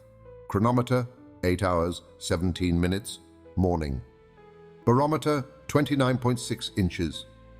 Thermometer, 6 degrees Celsius or 43 degrees Fahrenheit. Direction, east-southeast. This last observation referred to the obscure gallery and was indicated to us by the compass. "Now, Harry," cried the professor in an enthusiastic tone of voice. "We are truly about to take our first step into the interior of the earth, never before visited by man since the first creation of the world. You may consider, therefore, that at this precise moment our travels really commence." As my uncle made this remark, he took in one hand the Ruhmkorff coil apparatus which hung round his neck, and with the other he put the electric current into communication with the worm of the lantern. And a bright light at once illumined that dark and gloomy tunnel. The effect was magical. Hans, who carried the second apparatus, had it also put into operation. This ingenious application of electricity to practical purposes enabled us to move along by the light of an artificial day, amid even the flow of the most inflammable and combustible gases. "Forward!" cried my uncle. Each took up his burden. Hans went first, my uncle followed, and I, going third, we entered the somber gallery. Just as we were about to engulf ourselves in this dismal passage, I lifted up my head and through the tube-like shaft saw that Iceland sky I was never to see again. Was it the last I should ever see of any sky? The stream of lava flowing from the bowels of the earth in 1219 had forced itself a passage through the tunnel. It lined the whole of the inside with its thick and brilliant coating. The electric light added very greatly to the brilliancy of the effect. The great difficulty of our journey now began. How were we to prevent ourselves from slipping down the steeply inclined plane? Happily, some cracks, abrasures of the soil, and other irregularities served the place of steps, and we descended slowly, allowing our heavy luggage to slip on before at the end of a long cord. But that which served as steps under our feet became in other places stalactites. The lava, very porous in certain places, took the form of little round blisters. Crystals of opaque quartz, adorned with limpid drops of natural glass suspended to the roof like lustres, seemed to take fire as we passed beneath them. One would have fancied that the genii of romance were illuminating their underground palaces to receive the sons of men. "Magnificent, glorious!" I cried in a moment of involuntary enthusiasm. "What a spectacle, uncle! Do you not admire these variegated shades of lava which run through a whole series of colors from reddish-brown to pale yellow by the most insensible degrees? And these crystals, they appear like luminous globes." "You are beginning to see the charms of travel, Master Harry," cried my uncle. "Wait a bit until we advance farther. What we have as yet discovered is nothing. Onwards, my boy, onwards." It would have been a far more correct and appropriate expression had he said, "Let us slide," for we were going down an inclined plane with perfect ease. The compass indicated that we were moving in a southeasterly direction. The flow of lava had never turned to the right or the left. It had the inflexibility of a straight line. Nevertheless, to my surprise, we found no perceptible increase in heat. This proved the theories of Humphrey Davy to be founded on truth, and more than once I found myself examining the thermometer in silent astonishment. 2 hours after our departure, it only marked 54 degrees Fahrenheit. I had every reason to believe from this that our descent was far more horizontal than vertical. As for discovering the exact depth to which we had attained, nothing could be easier. The professor, as he advanced, measured the angles of deviation and inclination, but he kept the result of his observations to himself. About 8 o'clock in the evening, my uncle gave the signal for halting. Hans seated himself on the ground. The lamps were hung to fissures in the lava rock. We were now in a large cavern where air was not wanting. On the contrary, it abounded. What could be the cause of this? To what atmospheric agitation could be ascribed this draught? But this was a question which I did not care to discuss just then. Fatigue and hunger made me incapable of reasoning. An unceasing march of 7 hours had not been kept up without great exhaustion. I was really and truly worn out, and delighted enough I was to hear the word halt.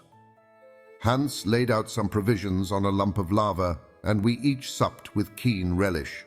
One thing, however, caused us great uneasiness. Our water reserve was already half exhausted. My uncle had full confidence in finding subterranean resources, but hitherto we had completely failed in so doing. I could not help calling my uncle's attention to the circumstance. "And you are surprised at this total absence of springs?" he said. "Doubtless. I am very uneasy on the point. We have certainly not enough water to last us 5 days." "Be quite easy on that matter," continued my uncle. "I answer for it we shall find plenty of water. In fact, far more than we shall want." "But when?" "When we once get through this crust of lava. How can you expect springs to force their way through these solid stone walls?" "But what is there to prove that this concrete mass of lava does not extend to the center of the earth? I don't think we have as yet done much in a vertical way." "What puts that into your head, my boy?" asked my uncle mildly. "Well, it appears to me that if we had descended very far below the level of the sea, we should find it rather hotter than we have." "According to your system," said my uncle. "But what does the thermometer say?" "Scarcely 15 degrees by Réaumur, which is only an increase of 9 since our departure." "Well, and what conclusion does that bring you to?" inquired the professor. "The deduction I draw from this is very simple. According to the most exact observations, the augmentation of the temperature of the interior of the Earth is 1 degree for every 100 feet. But certain local causes may considerably modify this figure. Thus, at Yakutsk in Siberia, it has been remarked that the heat increases a degree every 36 feet. The difference evidently depends on the conductibility of certain rocks. In the neighborhood of an extinct volcano, it has been remarked that the elevation of temperature was only 1 degree in every 25 feet. Let us then go upon this calculation, which is the most favorable, and calculate. Calculate away, my boy." "Nothing easier," said I, pulling out my notebook and pencil. 9 times 125 feet make a depth of 1,125 feet. Archimedes could not have spoken more geometrically.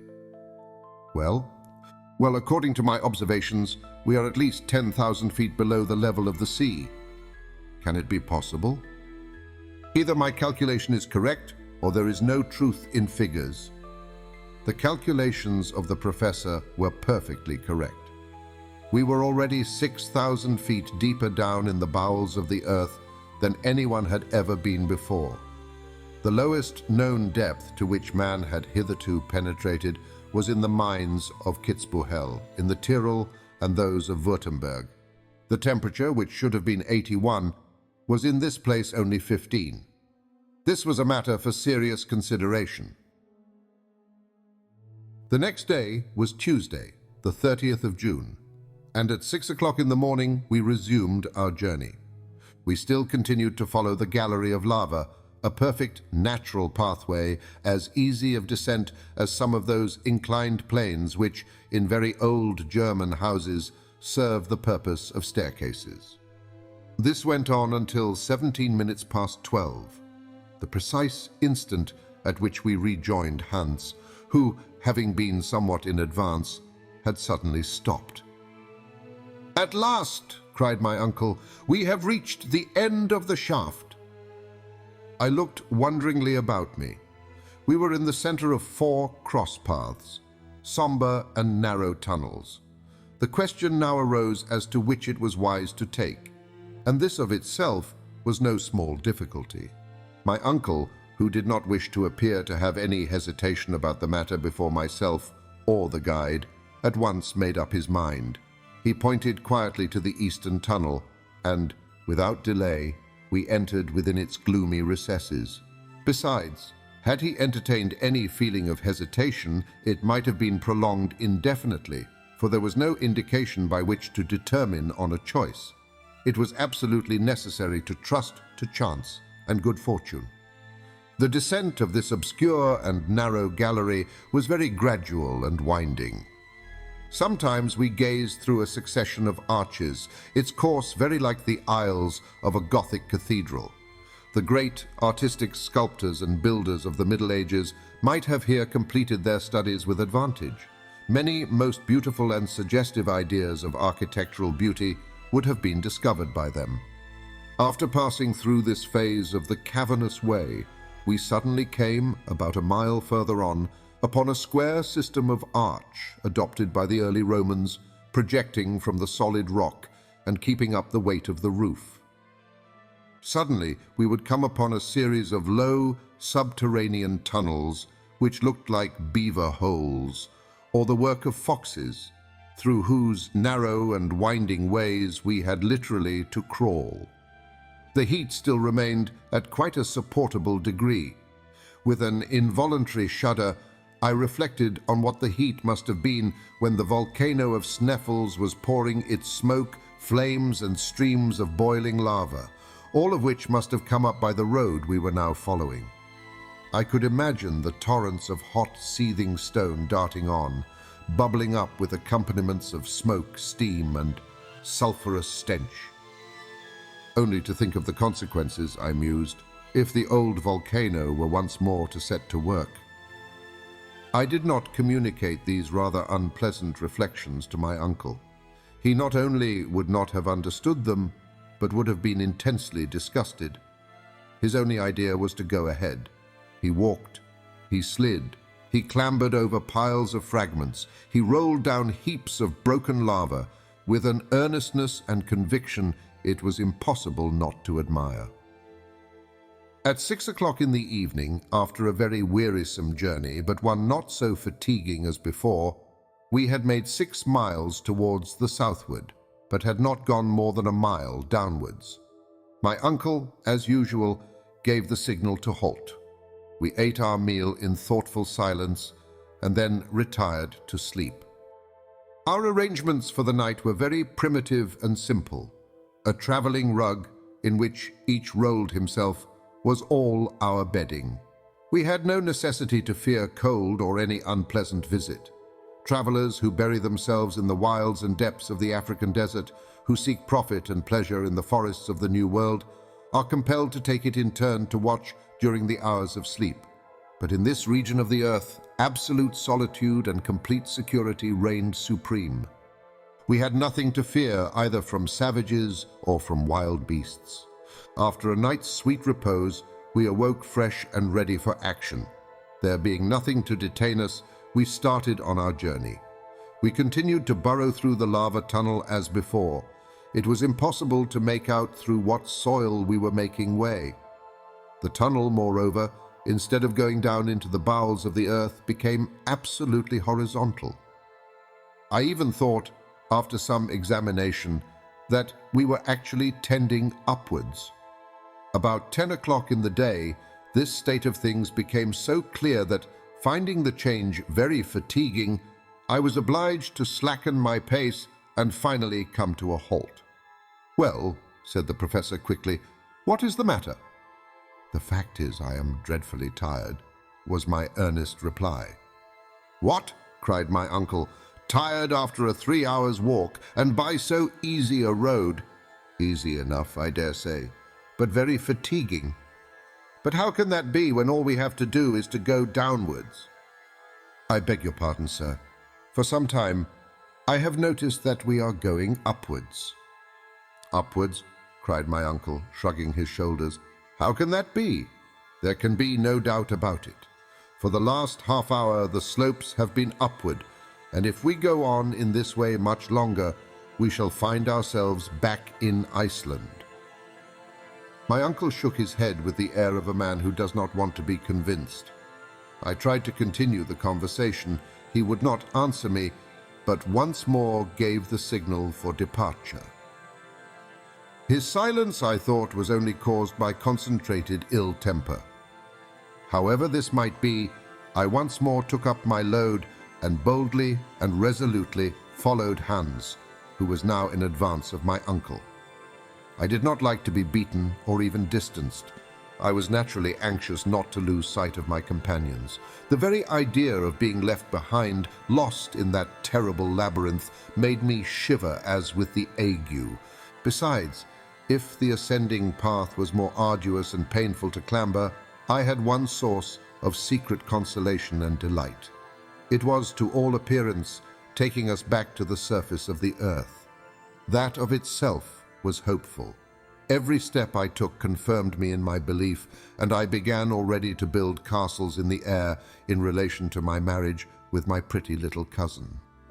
About 12 o'clock, there was a great and sudden change in the aspect of the rocky sides of the gallery. I first noticed it from the diminution of the rays of light, which cast back the reflection of the lamp. From being coated with shining and resplendent lava, it became living rock. The sides were sloping walls, which sometimes became quite vertical. We were now in what the geological professors call a state of transition, in the period of Silurian stones, so called because this specimen of early formation is very common in England in the counties formerly inhabited by the Celtic nation known as Silures. "I can see clearly now," I cried. "The sediment from the waters which once covered the whole earth formed during the second period of its existence these schists and these calcareous rocks. We are turning our backs on the granite rocks and are like people from Hamburg who would go to Lübeck by way of Hanover." I might just as well have kept my observations to myself. My geological enthusiasm got the better, however, of my cooler judgment, and Professor Hardwigg heard my observations. "What is the matter now?" he said in a tone of great gravity. "Well," cried I, "do you not see these different layers of calcareous rocks and the first indication of slate strata?" "Well, what then?" "We have arrived at that period of the world's existence when the first plants and the first animals made their appearance." "You think so?" "Yes, look, examine and judge for yourself." I induced the professor with some difficulty to cast the light of his lamp on the sides of the long, winding gallery. I expected some exclamation to burst from his lips. I was very much mistaken. The worthy professor never spoke a word. It was impossible to say whether he understood me or not. Perhaps it was possible that in his pride, my uncle and a learned professor, he did not like to own that he was wrong in having chosen the eastern tunnel, or was he determined at any price to go to the end of it? It was quite evident we had left the region of lava, and that the road by which we were going could not take us back to the great crater of Mount Sneffels. As we went along, I could not help ruminating on the whole question, and asked myself if I did not lay too great a stress on these sudden and peculiar modifications of the Earth's crust. After all, I was very likely to be mistaken, and it was within the range of probability and possibility that we were not making our way through the strata of rocks which I believed I recognized piled on the lower layer of granitic formation. At all events, if I am right, I thought to myself, I must certainly find some remains of primitive plants, and it will be absolutely necessary to give way to such indubitable evidence. Let us have a good search. I accordingly lost no opportunity of searching, and had not gone more than about 100 yards when the evidence I sought for cropped up in the most incontestable manner before my eyes. It was quite natural that I should expect to find these signs, for during the Silurian period the seas contained no fewer than 1,500 different animal and vegetable species. My feet, so long accustomed to the hard and arid lava soil, suddenly found themselves treading on a kind of soft dust, the remains of plants and shells. Upon the walls themselves I could clearly make out the outline as plain as a sun picture of the fucus and the lycopods. The worthy and excellent Professor Hardwigg could not, of course, make any mistake about the matter, but I believe he deliberately closed his eyes and continued on his way with a firm and unalterable step. I began to think that he was carrying his obstinacy a great deal too far. I could no longer act with prudence or composure. I stooped on a sudden and picked up an almost perfect shell, which had undoubtedly belonged to some animal very much resembling some of the present day. Having secured the prize, I followed in the wake of my uncle. "Do you see this?" I said. "Well," said the professor with the most imperturbable tranquility, "it is the shell of a crustaceous animal of the extinct order of the trilobites. Nothing more, I assure you." "But," cried I, much troubled at his coolness, "do you draw no conclusion from it?" "Well, if I may ask, what conclusion do you draw from it yourself?" "Well," I thought, "I know, my boy, what you would say, and you are right, perfectly and incontestably right. We have finally abandoned the crust of lava and the road by which the lava ascended. It is quite possible that I may have been mistaken, but I shall be unable to discover my error until I get to the end of this gallery." "You are quite right as far as that is concerned," I replied, "and I should highly approve of your decision if we had not to fear the greatest of all dangers." "And what is that?" "Want of water." "Well, my dear Henry, it can't be helped. We must put ourselves on rations." And on he went. In truth, we were compelled to put ourselves upon rations. Our supply would certainly last not more than 3 days. I found this out about supper time. The worst part of the matter was that in what is called the transition rocks, it was hardly to be expected we should meet with water. I had read of the horrors of thirst, and I knew that where we were, a brief trial of its sufferings would put an end to our adventures and our lives. But it was utterly useless to discuss the matter with my uncle. He would have answered by some axiom from Plato. During the whole of next day, we proceeded on our journey through this interminable gallery, arch after arch, tunnel after tunnel. We journeyed without exchanging a word. We had become as mute and reticent as Hans, our guide. The road had no longer an upward tendency. At all events, if it had, it was not to be made out very clearly. Sometimes there could be no doubt that we were going downwards, but this inclination was scarcely to be distinguished, and was by no means reassuring to the professor, because the character of the strata was in no wise modified, and the transition character of the rocks became more and more marked. It was a glorious sight to see how the electric light brought out the sparkles in the walls of the calcareous rocks and the old red sandstone. One might have fancied oneself in one of those deep cuttings in Devonshire which have given their name to this kind of soil. Some magnificent specimens of marble projected from the sides of the gallery, some of an agate grey with white veins of variegated character, others of a yellow spotted colour with red veins. Farther off might be seen samples of colour in which cherry-tinted seams were to be found in all their brightest shades. The greater number of these marbles were stamped with the marks of primitive animals. Since the previous evening, nature and creation had made considerable progress. Instead of the rudimentary trilobites, I perceived the remains of a more perfect order. Among others, the fish in which the eye of a geologist has been able to discover the first form of the reptile. The Devonian seas were inhabited by a vast number of animals of this species, which were deposited in tens of thousands in the rocks of new formation. It was quite evident to me that we were ascending the scale of animal life of which man forms the summit. My excellent uncle, the professor, appeared not to take notice of these warnings. He was determined at any risk to proceed.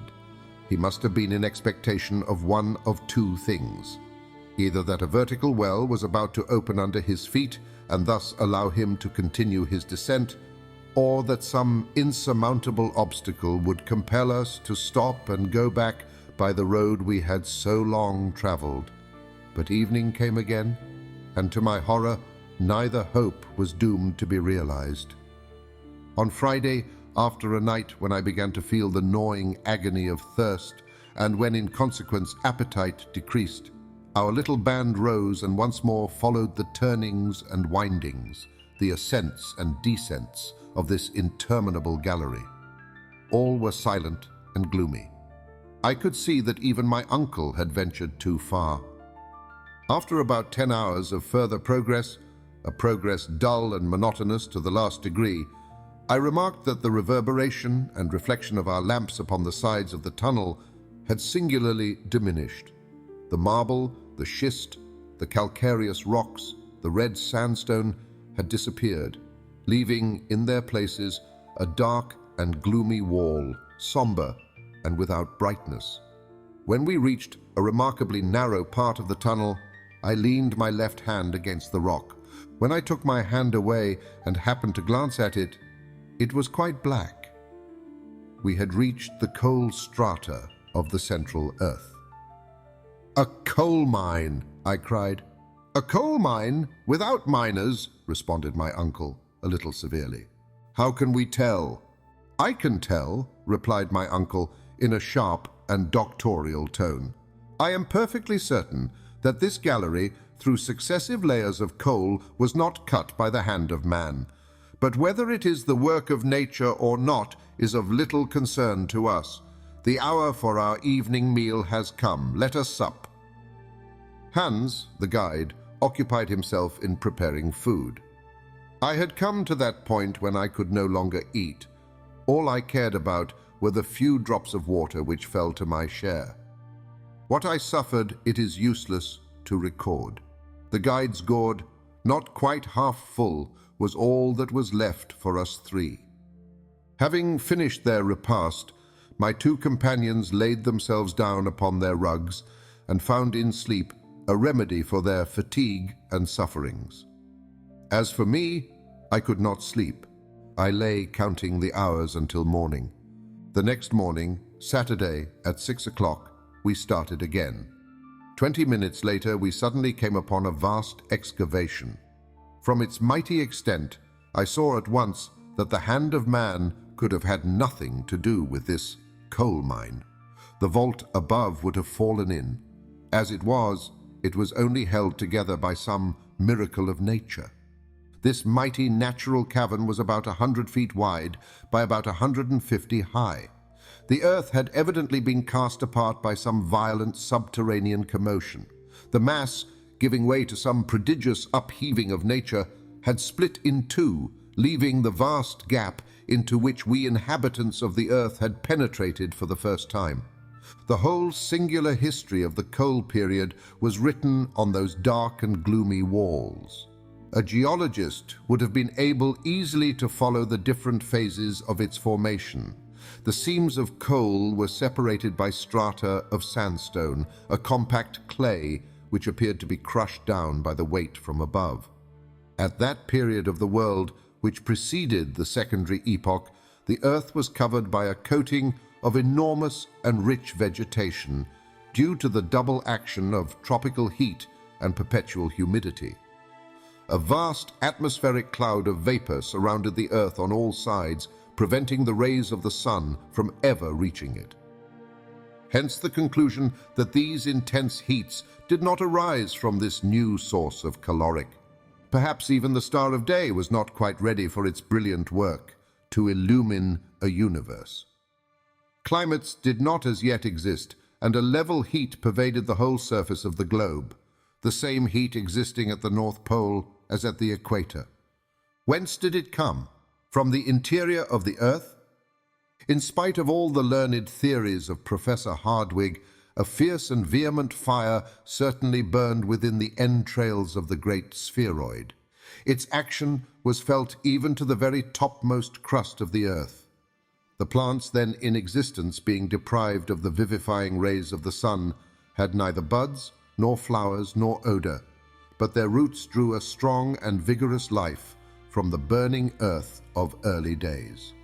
There were but few of what may be called trees, only herbaceous plants, immense turfs, briars, mosses, rare families, which, however, in those days were counted by tens and tens of thousands. It is entirely to this exuberant vegetation that coal owes its origin. The crust of the vast globe still yielded under the influence of the seething, boiling mass, which was forever at work beneath. Hence arose numerous fissures, and continual falling in of the upper earth. The dense mass of plants being beneath the waters soon formed themselves into vast agglomerations. Then came about the action of natural chemistry. In the depths of the ocean, the vegetable mass at first became turf. Then, thanks to the influence of gases and subterranean fermentation, they underwent the complete process of mineralization. In this manner, in early days, were formed those vast and prodigious layers of coal, which an ever-increasing consumption must utterly use up in about 3 centuries more, if people do not find some more economic light than gas and some cheaper motive power than steam. All these reflections, the memories of my school studies, came to my mind while I gazed upon these mighty accumulations of coal, whose riches, however, are scarcely likely to be ever utilized. The working of these mines could only be carried out at an expense that would never yield a profit. The matter, however, is scarcely worthy consideration when coal is scattered over the whole surface of the globe within a few yards of the upper crust. As I looked at these untouched strata, therefore, I knew they would remain as long as the world lasts. While we still continued our journey, I alone forgot the length of the road by giving myself up wholly to these geological considerations. The temperature continued to be very much the same as while we were traveling amid the lava and the schists. On the other hand, my sense of smell was much affected by a very powerful odor. I immediately knew that the gallery was filled to overflowing with that dangerous gas the miners call fire damp, the explosion of which has caused such fearful and terrible accidents, making 100 widows and hundreds of orphans in a single hour. Happily, we were able to illumine our progress by means of the Ruhmkorff apparatus. If we had been so rash and imprudent as to explore this gallery, torch in hand, a terrible explosion would have put an end to our travels, simply because no travelers would be left. Our excursion through this wondrous coal mine in the very bowels of the earth lasted until evening. My uncle was scarcely able to conceal his impatience and dissatisfaction at the road continuing still to advance in a horizontal direction. The darkness, dense and opaque a few yards in advance and in the rear, rendered it impossible to make out what was the length of the gallery. For myself, I began to believe that it was simply interminable and would go on in the same manner for months. Suddenly, at 6 o'clock, we stood in front of a wall. To the right, to the left, above, below, nowhere was there any passage. We had reached a spot where the rocks said in unmistakable accents, "No thoroughfare." I stood, stupefied. The guide simply folded his arms. My uncle was silent. "Well, well, so much the better," cried my uncle at last. "I now know what we are about. We are decidedly not upon the road followed by Saknussemm. All we have to do is to go back. Let us take one night's good rest, and before 3 days are over, I promise you we shall have regained the point where the galleries divided." "Yes, we may, if our strength lasts as long," I cried in a lamentable voice. "And why not? Tomorrow, among us 3, there will not be a drop of water. It is just gone." "And your courage with it," said my uncle, speaking in a severe tone. What could I say?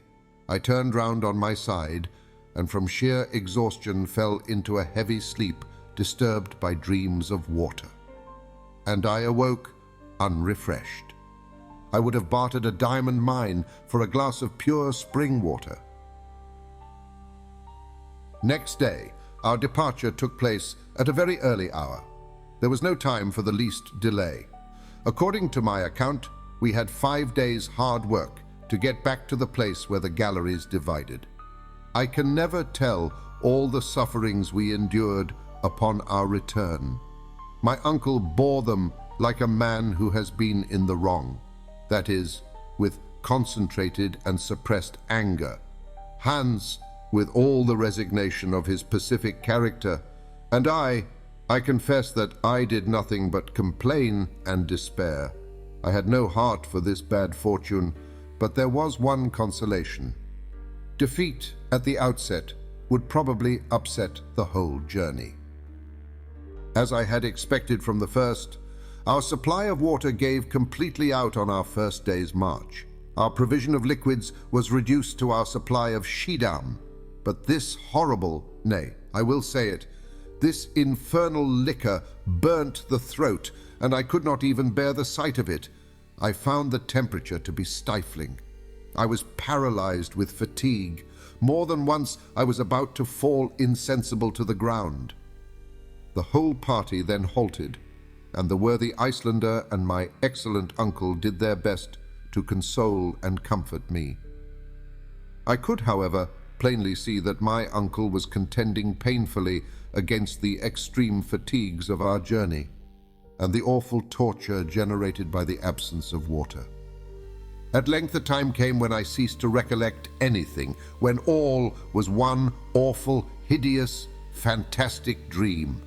At last, on Tuesday, the 7th of the month of July, after crawling on our hands and knees for many hours, more dead than alive, we reached the point of junction between the galleries. I lay like a log, an inert mass of human flesh on the arid lava soil. It was then 10 in the morning. Hans and my uncle, leaning against the wall, tried to nibble away at some pieces of biscuit, while deep groans and sighs escaped from my scorched and swollen lips. Then I fell off into a kind of deep lethargy. Presently I felt my uncle approach and lift me up tenderly in his arms.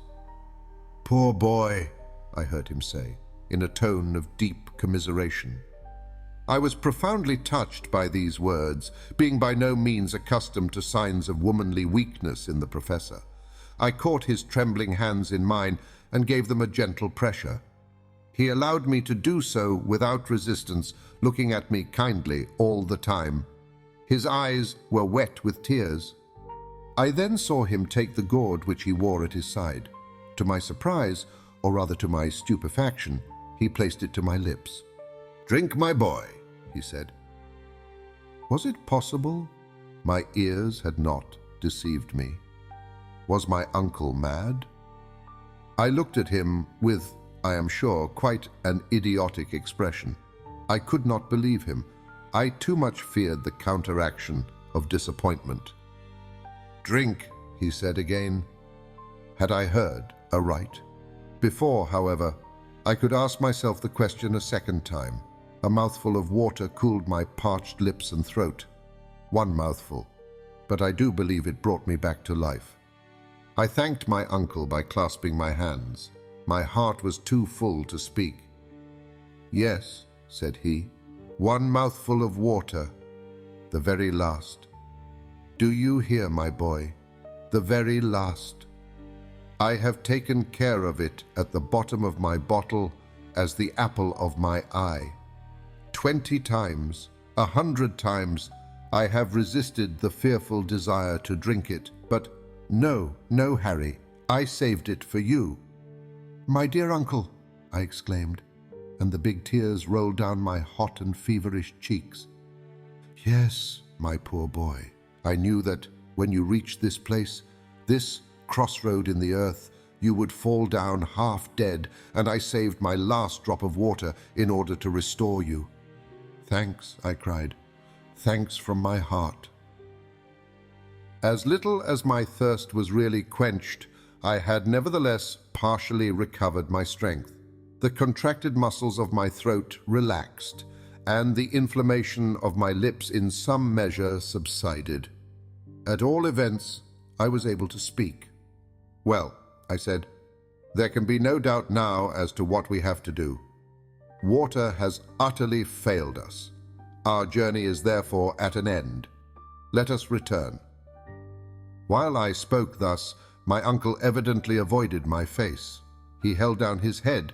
His eyes were turned in every possible direction but the right one. Yes, I continued, getting excited by my own words. We must go back to Sneffels. May heaven give us strength to enable us once more to revisit the light of day. Would that we now stood on the summit of the crater. Go back, said my uncle, speaking to himself. And must it be so? Go back, yes, and without losing a single moment, I vehemently cried. For some moments there was silence under that dark and gloomy vault. So, my dear Harry, said the professor in a very singular tone of voice, those few drops of water have not sufficed to restore your energy and courage. Courage, I cried. I see that you are quite as downcast as before, and still give way to discouragement and despair. What then was the man made of, and what other projects were entering his fertile and audacious brain? You are not discouraged, sir? What? Give up just as we are on the verge of success? He cried. Never, never shall it be said that Professor Hardwigg retreated. Then we must make up our minds to perish, I cried with a helpless sigh. No, Harry, my boy, certainly not. Go, leave me. I am very far from desiring your death. Take Hans with you. I will go on alone. You ask us to leave you? Leave me, I say. I have undertaken this dangerous and perilous adventure. I will carry it to the end, or I will never return to the surface of Mother Earth. Go, Harry. Once more I say to you, go. My uncle, as he spoke, was terribly excited. His voice, which before had been tender, almost womanly, became harsh and menacing. He appeared to be struggling with desperate energy against the impossible. I did not wish to abandon him at the bottom of that abyss, while, on the other hand, the instinct of preservation told me to fly. Meanwhile, our guide was looking on with profound calmness and indifference. He appeared to be an unconcerned party, and yet he perfectly well knew what was going on between us. Our gestures sufficiently indicated the different roads each wished to follow, and which each tried to influence the other to undertake. But Hans appeared not to take the slightest interest in what was really a question of life and death for us all, but waited quite ready to obey the signal which should say, "Go aloft," or to resume his desperate journey into the interior of the earth. How then I wished with all my heart and soul that I could make him understand my words. My representations, my sighs and groans, the earnest accents in which I should have spoken, would have convinced that cold, hard nature. Those fearful dangers and perils of which the stolid guide had no idea, I would have pointed them out to him. I would have, as it were, made him see and feel. Between us, we might have convinced the obstinate professor. If the worst had come to the worst, we could have compelled him to return to the summit of Sneffels. I quietly approached Hans. I caught his hand in mine. He never moved a muscle. I indicated to him the road to the top of the crater. He remained motionless. My panting form, my haggard countenance, must have indicated the extent of my sufferings. The Icelander gently shook his head and pointed to my uncle. "Master," he said. "The word is Icelandic as well as English."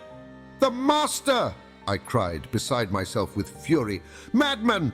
No! I tell you, he is not the master of our lives. We must fly. We must drag him with us. Do you hear me? Do you understand me, I say?" I have already explained that I held Hans by the arm. I tried to make him rise from his seat. I struggled with him and tried to force him away.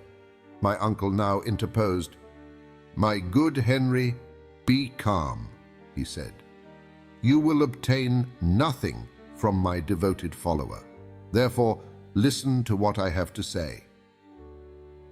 I folded my arms as well as I could and looked my uncle full in the face. "This wretched want of water," he said, "is the sole obstacle to the success of my project. In the entire gallery, made of lava, schist, and coal, it is true we found not one liquid molecule. It is quite possible that we may be more fortunate in the Western Tunnel." My sole reply was to shake my head with an air of deep incredulity. "Listen to me to the end," said the professor in his well-known lecturing voice. "While you lay yonder without life or motion, I undertook a reconnoitering journey into the conformation of this other gallery. I have discovered that it goes directly downwards into the bowels of the earth, and in a few hours will take us to the old granitic formation. In this we shall undoubtedly find innumerable springs.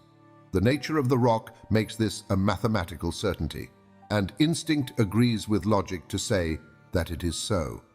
Now, this is the serious proposition which I have to make to you. When Christopher Columbus asked of his men 3 days to discover the land of promise, his men ill, terrified, and hopeless, yet gave him 3 days, and the new world was discovered. Now I, the Christopher Columbus of this subterranean region, only ask of you 1 more day. If, when that time is expired, I have not found the water of which we are in search, I swear to you I will give up my mighty enterprise and return to the earth's surface." Despite my irritation and despair, I knew how much it cost my uncle to make this proposition and to hold such conciliatory language. Under the circumstances, what could I do but yield?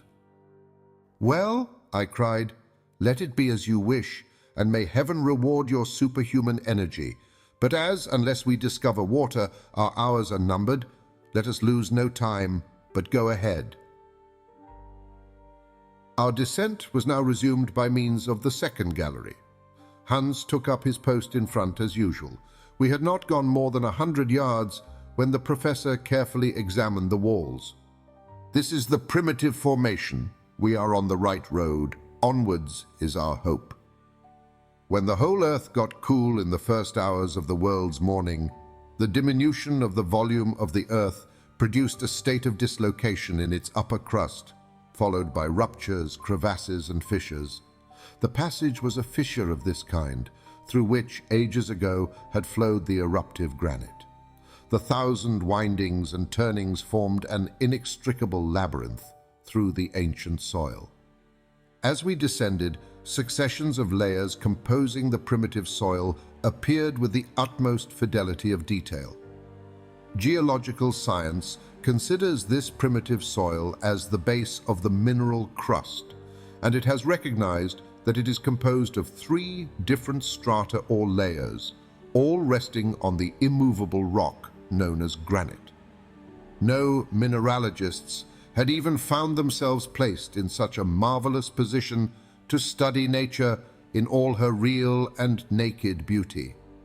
The sounding rod, a mere machine, could not bring to the surface of the earth the objects of value for the study of its internal structure, which we were about to see with our own eyes, to touch with our own hands. Remember that I am writing this after the journey. Across the streak of the rocks, colored by beautiful green tints, wound metallic threads of copper, of manganese, with traces of platinum and gold. I could not help gazing at these riches buried in the entrails of Mother Earth, and of which no man would have the enjoyment to the end of time. These treasures, mighty and inexhaustible, were buried in the morning of the earth's history at such awful depths that no crowbar or pickaxe will ever drag them from their tomb. The light of our Ruhmkorff's coil, increased tenfold by the myriad of prismatic masses of rock, sent its jets of fire in every direction, and I could fancy myself traveling through a huge hollow diamond, the rays of which produced myriads of extraordinary effects.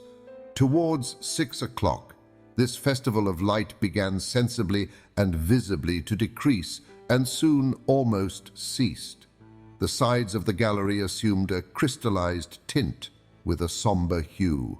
White mica began to commingle more freely with feldspar and quartz to form what may be called the true rock, the stone which is hard above all, that supports without being crushed the 4 stories of the earth's soil. We were walled by an immense prison of granite. It was now 8 o'clock, and still there was no sign of water. The sufferings I endured were horrible. My uncle now kept at the head of our little column. Nothing could induce him to stop. I, meanwhile, had but one real thought. My ear was keenly on the watch to catch the sound of a spring, but no pleasant sound of falling water fell upon my listening ear. But at last the time came when my limbs refused to carry me longer. I contended heroically against the terrible tortures I endured because I did not wish to compel my uncle to halt. To him, I knew this would be the last fatal stroke. Suddenly, I felt a deadly faintness come over me. My eyes could no longer see. My knees shook. I gave one despairing cry and fell. "Help! Help! I am dying!" My uncle turned and slowly retraced his steps. He looked at me with folded arms and then allowed one sentence to escape in hollow accents from his lips. "All is over." The last thing I saw was a face fearfully distorted with pain and sorrow, and then my eyes closed. When I again opened them, I saw my companions lying near me, motionless, wrapped in their huge traveling rugs. Were they asleep or dead? For myself, sleep was wholly out of the question. My fainting fit over, I was wakeful as the lark. I suffered too much for sleep to visit my eyelids, the more that I thought myself sick unto death, dying.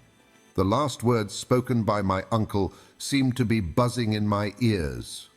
All is over. And it was probable that he was right. In the state of prostration to which I was reduced, it was madness to think of ever again seeing the light of day. Above were miles upon miles of the earth's crust. As I thought of it, I could fancy the whole weight resting on my shoulders. I was crushed, annihilated, and exhausted myself in vain attempts to turn in my granite bed. Hours upon hours passed away. A profound and terrible silence reigned around us, a silence of the tomb. Nothing could make itself heard through these gigantic walls of granite. The very thought was stupendous. Presently, despite my apathy, despite the kind of deadly calm into which I was cast, something aroused me. It was a slight but peculiar noise. While I was watching intently, I observed that the tunnel was becoming dark. Then, gazing through the dim light that remained, I thought I saw the Icelander taking his departure, lamp in hand. Why had he acted thus? Did Hans the guide mean to abandon us? My uncle lay fast asleep or dead. I tried to cry out and arouse him, my voice, feebly issuing from my parched and fevered lips, found no echo in that fearful place. My throat was dry, my tongue stuck to the roof of my mouth. The obscurity had by this time become intense, and at last even the faint sound of the guide's footsteps was lost in the blank distance. My soul seemed filled with anguish, and death appeared welcome, only let it come quickly. "Hans is leaving us!" I cried. "Hans, Hans, if you are a man, come back!" These words were spoken to myself. They could not be heard aloud. Nevertheless, after the first few moments of terror were over, I was ashamed of my suspicions against a man who hitherto had behaved so admirably. Nothing in his conduct or character justified suspicion. Moreover, a moment's reflection reassured me. His departure could not be a flight. Instead of ascending the gallery, he was going deeper down into the gulf. Had he had any bad design, his way would have been upwards. This reasoning calmed me a little, and I began to hope. The good and peaceful and imperturbable Hans would certainly not have arisen from his sleep without some serious and grave motive? Was he bent on a voyage of discovery? During the deep, still silence of the night, had he at last heard that sweet murmur about which we were all so anxious? During a long, weary hour, there crossed my wildly delirious brain all sorts of reasons as to what could have aroused our quiet and faithful guide. The most absurd and ridiculous ideas passed through my head, each more impossible than the other. I believe I was either half or wholly mad. Suddenly, however, there arose, as it were, from the depths of the earth, a voice of comfort. It was the sound of footsteps. Hans was returning. Presently the uncertain light began to shine upon the walls of the passage, and then it came in view far down the sloping tunnel. At length Hans himself appeared. He approached my uncle, placed his hand upon his shoulder, and gently awakened him. My uncle, as soon as he saw who it was, instantly arose. "Well," exclaimed the professor. "Vatten," said the hunter.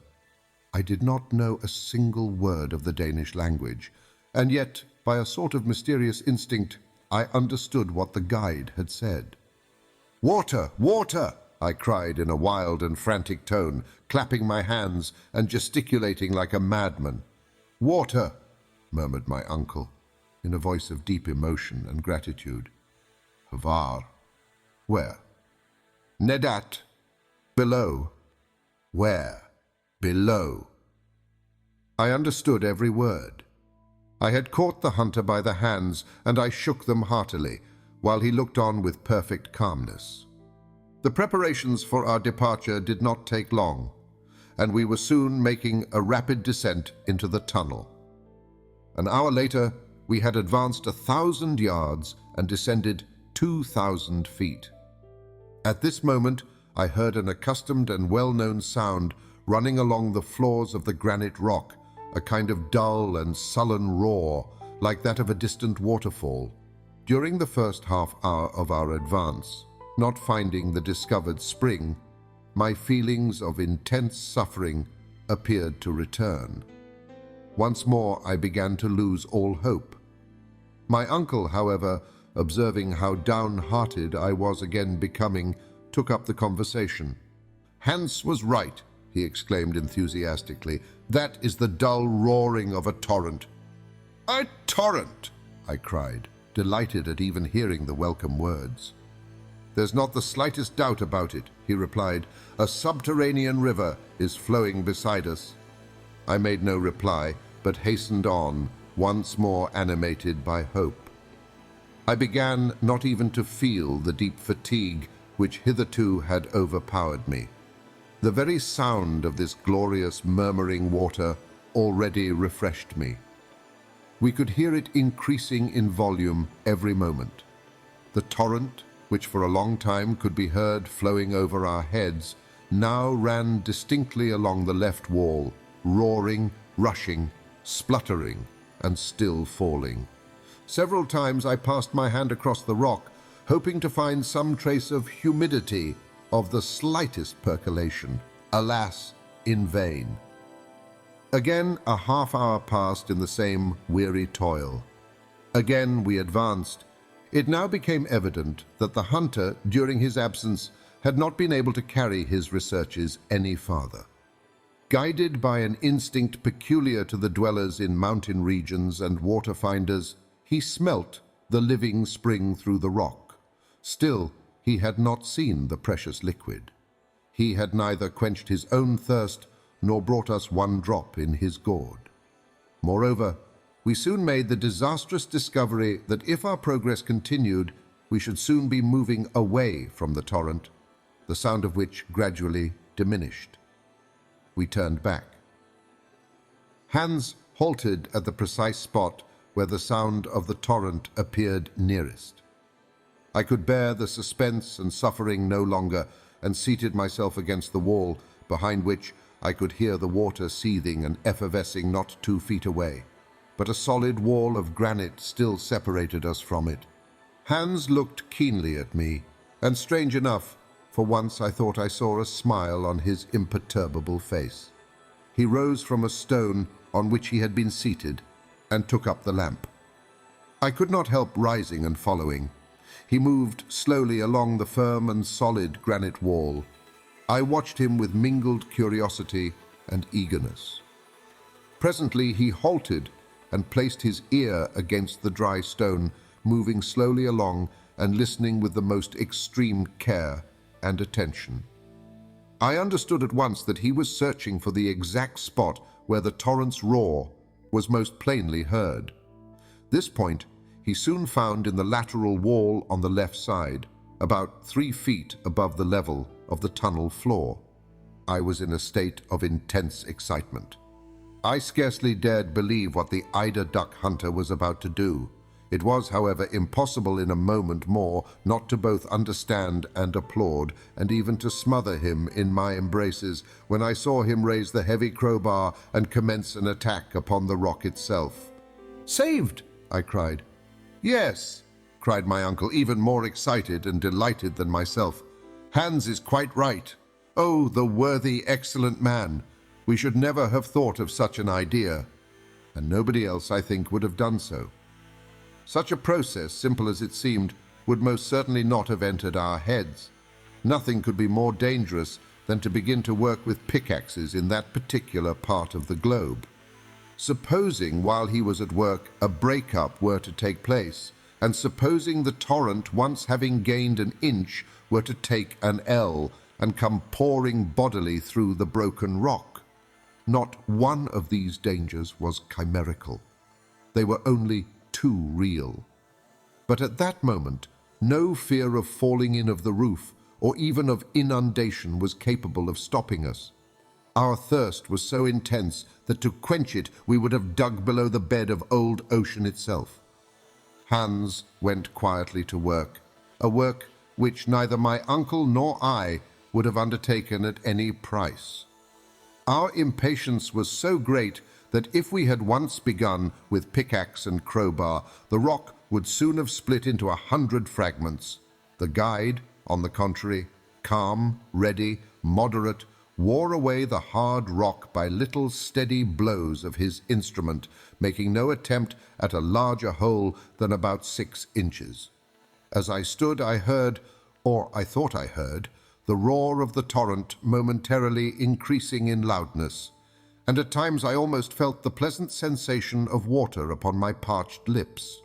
At the end of what appeared an age, Hans had made a hole which enabled his crowbar to enter 2 feet into the solid rock. He had been at work exactly an hour. It appeared a dozen. I was getting wild with impatience. My uncle began to think of using more violent measures. I had the greatest difficulty in checking him. He had indeed just got hold of his crowbar when a loud and welcome hiss was heard. Then a stream, or rather jet, of water burst through the wall and came out with such force as to hit the opposite side. Hans, the guide, who was half upset by the shock, was scarcely able to keep down a cry of pain and grief. I understood his meaning when, plunging my hands into the sparkling jet, I myself gave a wild and frantic cry. The water was scalding hot. "Boiling!" I cried, in bitter disappointment. "Well, never mind," said my uncle. "It will soon get cool." The tunnel began to be filled by clouds of vapor, while a small stream ran away into the interior of the earth. In a short time we had some sufficiently cool to drink. We swallowed it in huge mouthfuls. Oh, what exalted delight! What rich and incomparable luxury! What was this water? Whence did it come? To us, what was that? The simple fact was, it was water, and though still with a tingle of warmth about it, it brought back to the heart that life which, but for it, must surely have faded away. I drank greedily, almost without tasting it. When, however, I had almost quenched my ravenous thirst, I made a discovery. "Why, it is chalybeate water." "A most excellent stomachic," replied my uncle, "and highly mineralized. Here is a journey worth 20 to Spa." "It's very good," I replied. "I should think so. Water found 6 miles underground. There is a peculiarly inky flavor about it, which is by no means disagreeable. Hans may congratulate himself on having made a rare discovery. What do you say, nephew, according to the usual custom of travelers, to name the stream after him?" "Good," said I, and the name of Hansbach, Hans Brook, was at once agreed upon. Hans was not a bit more proud after hearing our determination than he was before. After having taken a very small modicum of the welcome refreshment, he had seated himself in a corner with his usual imperturbable gravity. "Now," said I, "it is not worthwhile letting this water run to waste." "What is the use?" replied my uncle. "The source from which this river rises is inexhaustible." "Never mind," I continued. "Let us fill our goatskin and gourds, and then try to stop the opening up." My advice, after some hesitation, was followed or attempted to be followed. Hans picked up all the broken pieces of granite he had knocked out, and using some tow he happened to have about him, tried to shut up the fissure he had made in the wall. All he did was to scald his hands. The pressure was too great, and all our attempts were utter failures. "It is evident," I remarked, "that the upper surface of these springs is situated at a very great height above, as we may fairly infer from the great pressure of the jet." "That is by no means doubtful," replied my uncle.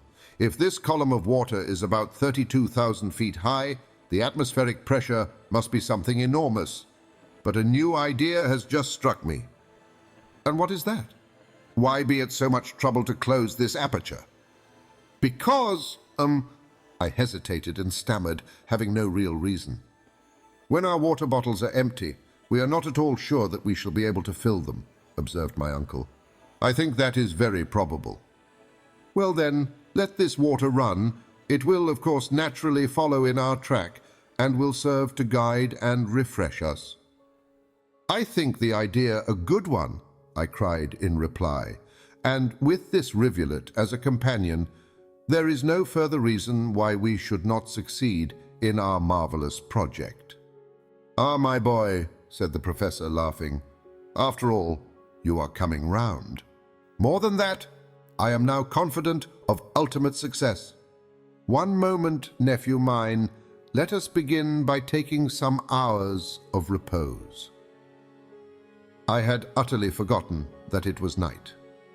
The chronometer, however, informed me of the fact. Soon we were sufficiently restored and refreshed, and had all fallen into a profound sleep.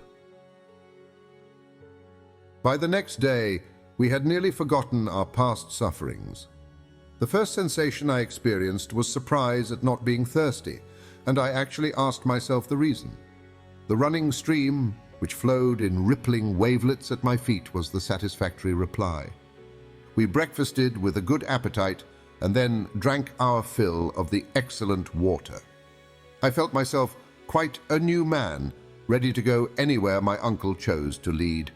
I began to think, why should not a man as seriously convinced as my uncle succeed with so excellent a guide as worthy Hans, and so devoted a nephew as myself?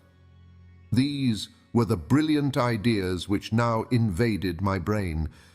Had the proposition now been made to go back to the summit of Mount Sneffels, I should have declined the offer in a most indignant manner. But fortunately there was no question of going up. We were about to descend farther into the interior of the earth. "Let us be moving," I cried, awakening the echoes of the old world. We resumed our march on Thursday at 8 o'clock in the morning. The great granite tunnel, as it went round by sinuous and winding ways, presented every now and then sharp turns, and in fact all the appearance of a labyrinth. Its direction, however, was in general towards the southwest. My uncle made several pauses in order to consult his compass.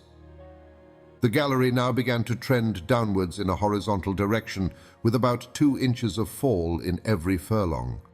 The murmuring stream flowed quietly at our feet. I could not but compare it to some familiar spirit guiding us through the earth, and I dabbled my fingers in its tepid water, which sang like a naiad as we progressed. My good humor began to assume a mythological character. As for my uncle, he began to complain of the horizontal character of the road.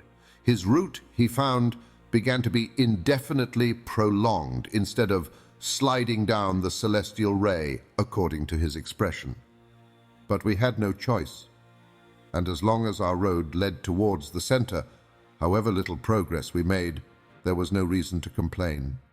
Moreover, from time to time the slopes were much greater, the naiad sang more loudly, and we began to dip downwards in earnest. As yet, however, I felt no painful sensation. I had not got over the excitement of the discovery of water.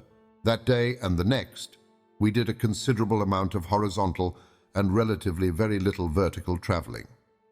On Friday evening, the 10th of July, according to our estimation, we ought to have been 30 leagues to the southeast of Reykjavik and about 2.5 leagues deep. We now received a rather startling surprise. Under our feet there opened a horrible well. My uncle was so delighted that he actually clapped his hands as he saw how steep and sharp was the descent.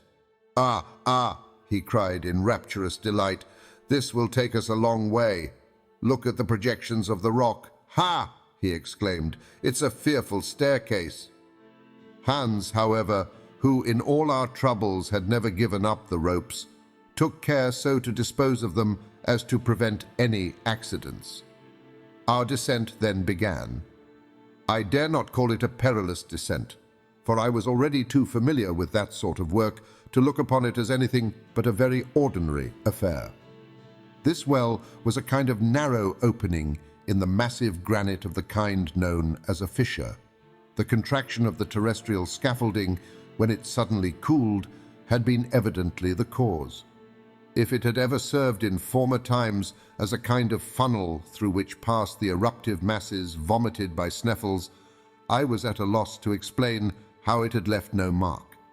We were, in fact, descending a spiral, something like those winding staircases in use in modern houses. We were compelled every quarter of an hour or thereabouts to sit down in order to rest our legs. Our calves ached.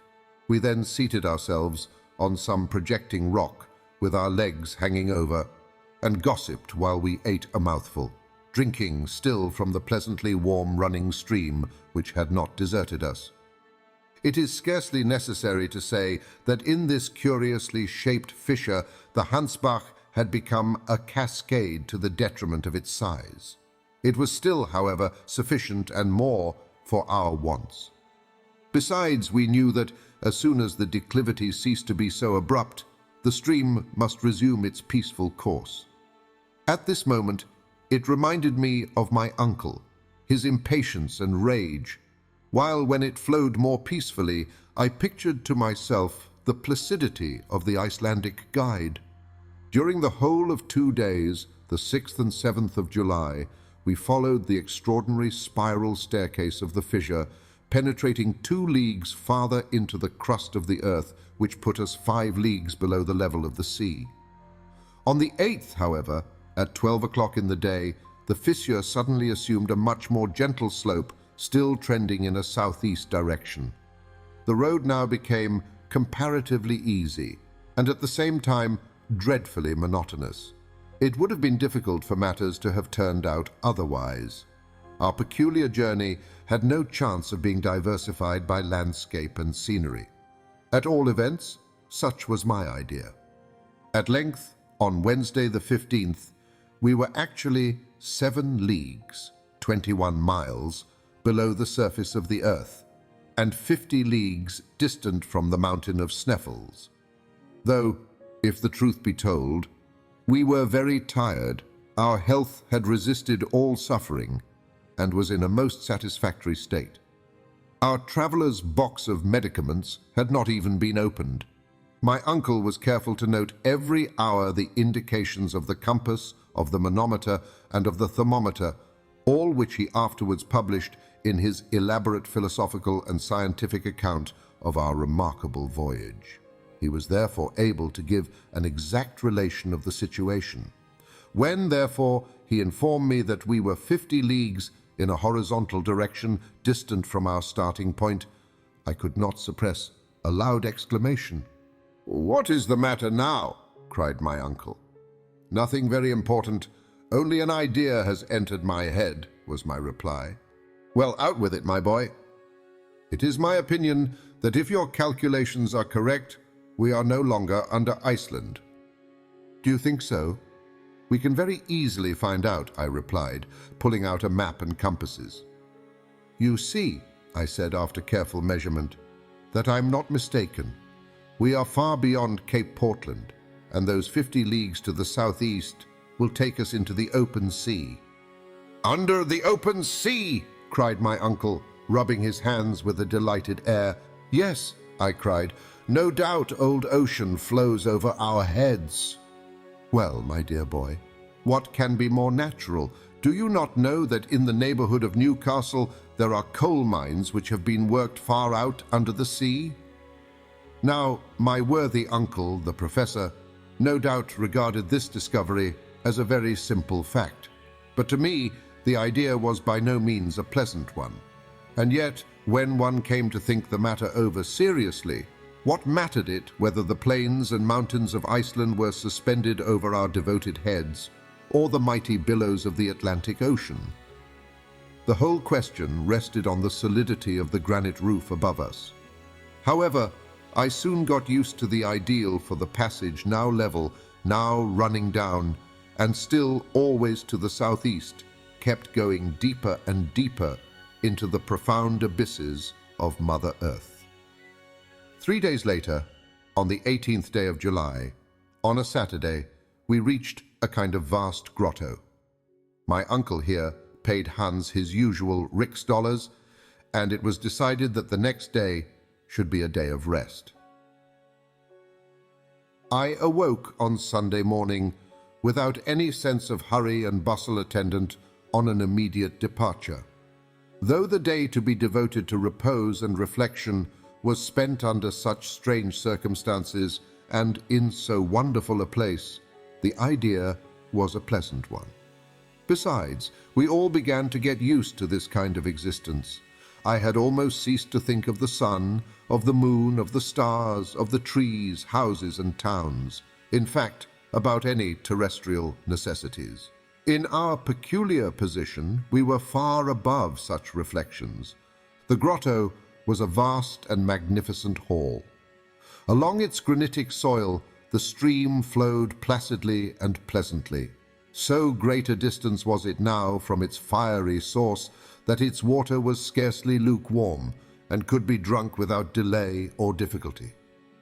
After a frugal breakfast, the professor made up his mind to devote some hours to putting his notes and calculations in order. "In the first place," he said, "I have a good many to verify and prove, in order that we may know our exact position.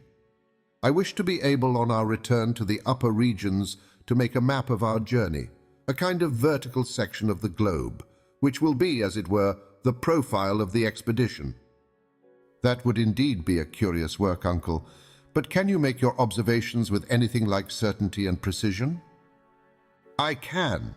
I have never on any occasion failed to note with great care the angles and slopes. I am certain as to having made no mistake. Take the compass and examine how she points." I looked at the instrument with care. "East, 1/4, southeast." "Very good," resumed the professor, noting the observation and going through some rapid calculations.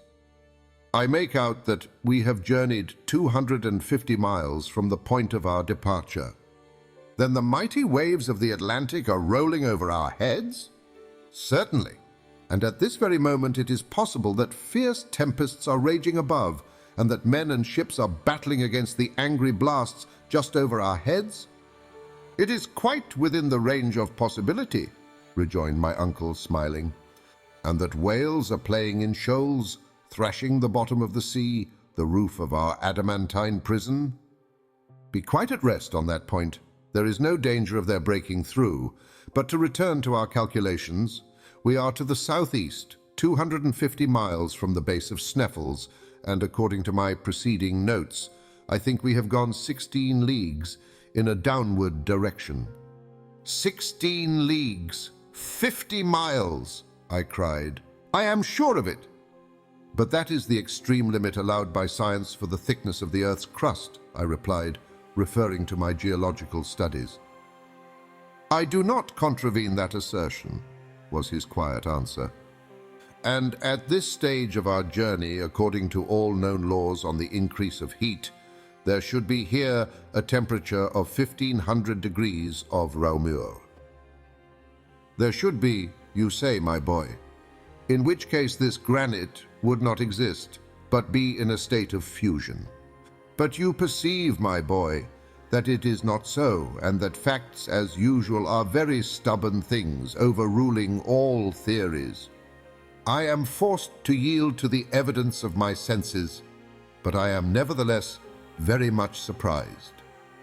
What heat does the thermometer really indicate? Continued the philosopher. 27/6, so that science is wrong by 1474 degrees and 4/10, according to which it is demonstrated that the proportional increase in temperature is an exploded error. Humphrey Davy here shines forth in all his glory. He is right, and I have acted wisely to believe him. Have you any answer to make to this statement? Had I chosen to have spoken, I might have said a great deal. I in no way admitted the theory of Humphrey Davy. I still held out for the theory of proportional increase of heat, though I did not feel it.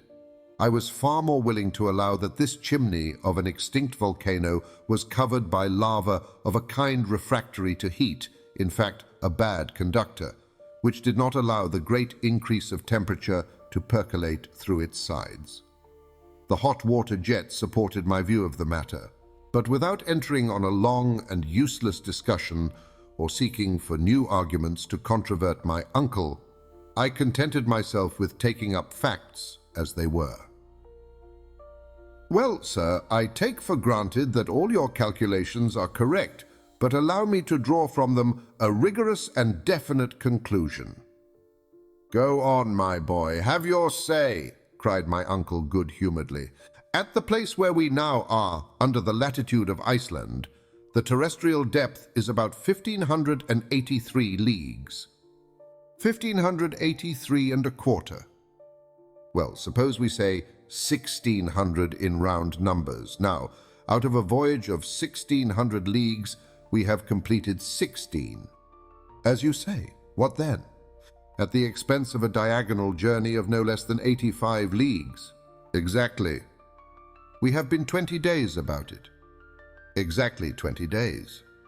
Now, 16 is the 100th part of our contemplated expedition. If we go on in this way, we shall be 2,000 days. That is about 5 years and a half, going down. The professor folded his arms, listened, but did not speak. Without counting that if a vertical descent of 16 leagues costs us a horizontal of 85, we shall have to go about 8,000 leagues to the southeast, and we must therefore come out somewhere in the circumference long before we can hope to reach the center. Bother your calculations, cried my uncle in one of his old rages. On what basis do they rest?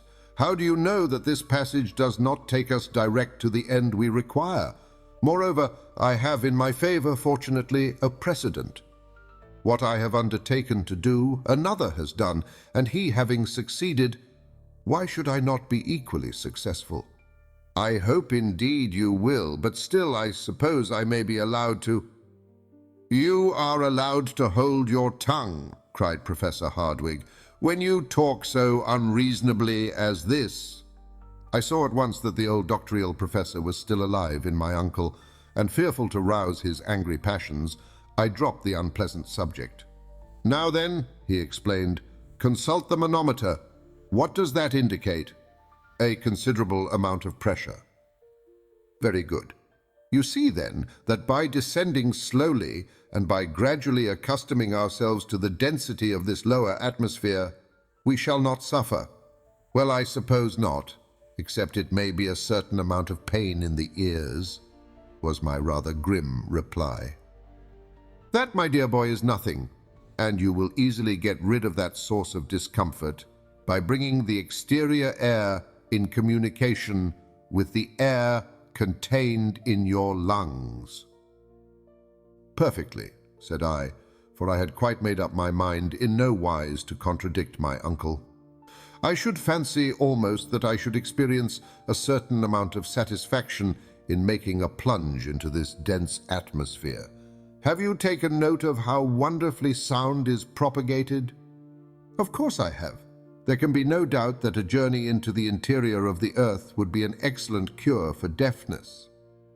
But then, uncle, I ventured mildly to observe, this density will continue to increase.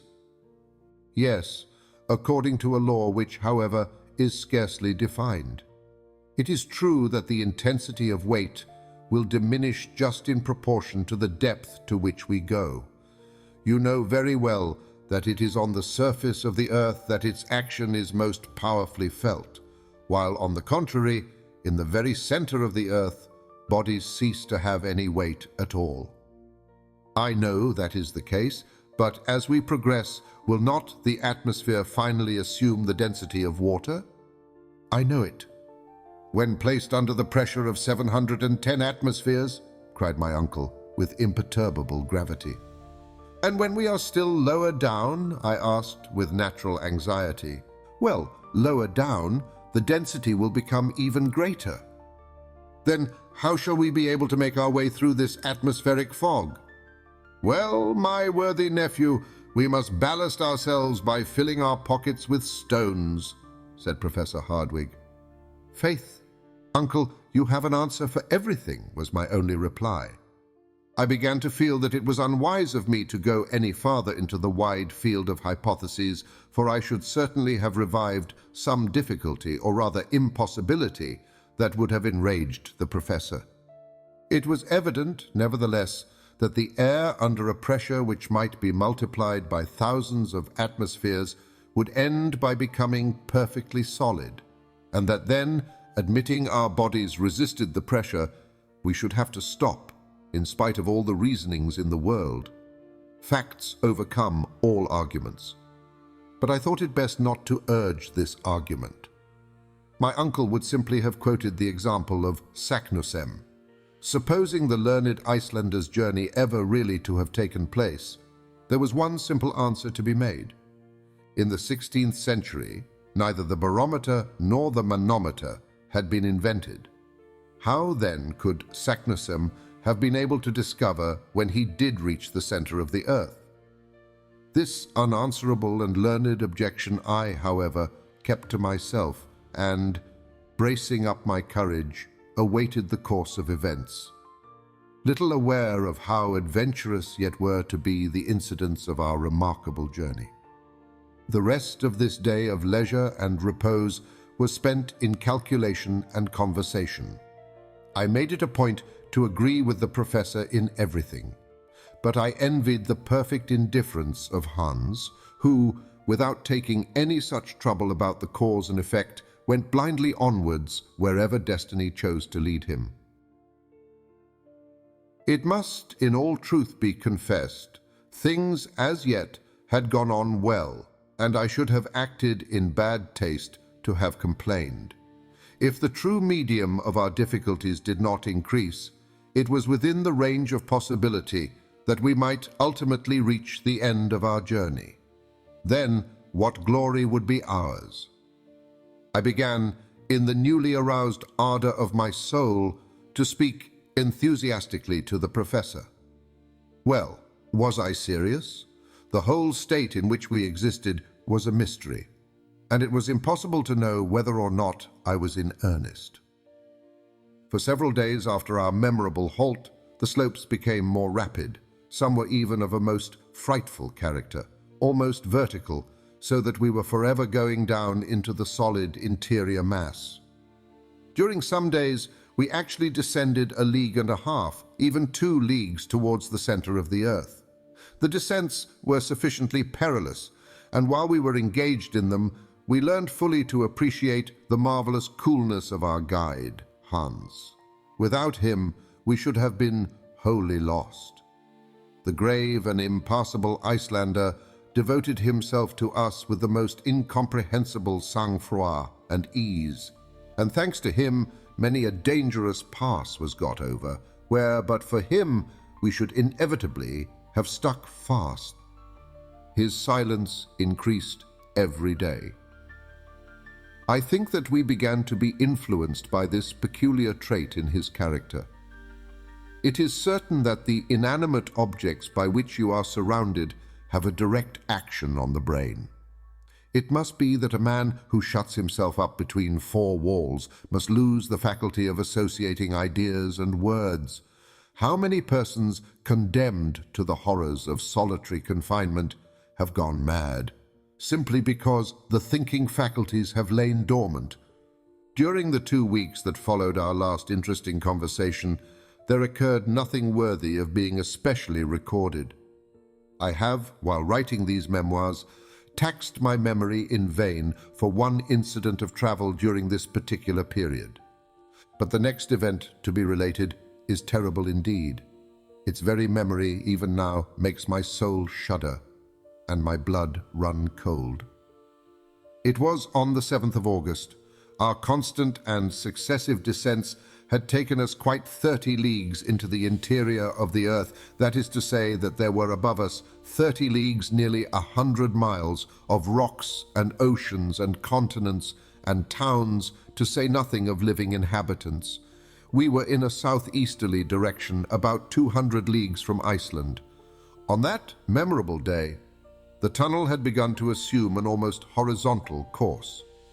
I was on this occasion walking on in front. My uncle had charge of one of the Ruhmkorff coils. I had possession of the other. By means of its light, I was busy examining the different layers of granite. I was completely absorbed in my work. Suddenly halting and turning round, I found that I was alone. Well, thought I to myself, I have certainly been walking too fast, or else Hans and my uncle have stopped to rest. The best thing I can do is to go back and find them. Luckily, there is very little ascent to tire me. I accordingly retraced my steps, and while doing so, walked for at least a quarter of an hour. Rather uneasy, I paused and looked eagerly around. Not a living soul. I called aloud, no reply. My voice was lost amid the myriad cavernous echoes it aroused. I began, for the first time, to feel seriously uneasy. A cold shiver shook my whole body, and perspiration, chill and terrible, burst upon my skin. I must be calm, I said, speaking aloud, as boys whistle to drive away fear. There can be no doubt that I shall find my companions. There cannot be 2 roads. It is certain that I was considerably ahead. All I have to do is to go back. Having come to this determination, I ascended the tunnel for at least half an hour, unable to decide if I had ever seen certain landmarks before. Every now and then I paused to discover if any loud appeal was made to me, well knowing that in that dense and intensified atmosphere I should hear it a long way off. But no, the most extraordinary silence reigned in this immense gallery. Only the echoes of my own footsteps could be heard. At last I stopped. I could scarcely realize the fact of my isolation. I was quite willing to think that I had made a mistake, but not that I was lost. If I had made a mistake, I might find my way. If lost, I shuddered to think of it. Come, come, said I to myself, since there is only one road and they must come by it, we shall at last meet. All I have to do is still to go upwards.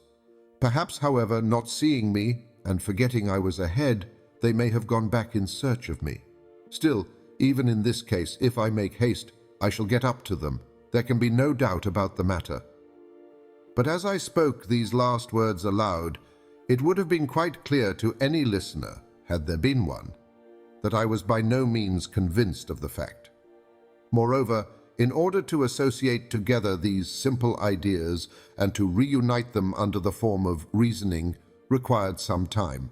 I could not all at once bring my brain to think. Then another dread doubt fell upon my soul. After all, was I ahead? Of course I was. Hans was no doubt following behind, preceded by my uncle. I perfectly recollected his having stopped for a moment to strap his baggage on his shoulder. I now remembered this trifling detail. It was, I believe, just at that very moment that I had determined to continue my route. Again, thought I, reasoning as calmly as was possible, there is another sure means of not losing my way, a thread to guide me through the labyrinthine subterraneous retreat, one which I had forgotten, my faithful river. This course of reasoning roused my drooping spirits, and I resolved to resume my journey without further delay. No time was to be lost. It was at this moment that I had reason to bless the thoughtfulness of my uncle, when he refused to allow the eider hunter to close the orifices of the hot spring, that small fissure in the great mass of granite. This beneficent spring, after having saved us from thirst during so many days, would now enable me to regain the right road. Having come to this mental decision, I made up my mind, before I started upwards, that ablution would certainly do me a great deal of good. I stopped to plunge my hands and forehead in the pleasant water of the Hansbach stream, blessing its presence as a certain consolation. Conceive my horror and stupefaction. I was treading a hard, dusty, shingly road of granite, the stream on which I reckoned had wholly disappeared. No words in any human language can depict my utter despair. I was literally buried alive, with no other expectation before me but to die in all the slow, horrible torture of hunger and thirst. Mechanically, I crawled about, feeling the dry and arid rock. Never to my fancy had I ever felt anything so dry. But I frantically asked myself, how had I lost the course of the flowing stream? There could be no doubt it had ceased to flow in the gallery in which I now was. Now I began to understand the cause of the strange silence which prevailed when last I tried, if any appeal from my companions might perchance reach my ear. It so happened that when I first took an imprudent step in the wrong direction, I did not perceive the absence of the all-important stream. It was now quite evident that when we halted, another tunnel must have received the waters of the little torrent, and that I had unconsciously entered a different gallery. To what unknown depths had my companions gone? Where was I? How to get back? Clue or landmark, there was absolutely none. My feet left no signs on the granite and shingle. My brain throbbed with agony as I tried to discover the solution of this terrible problem.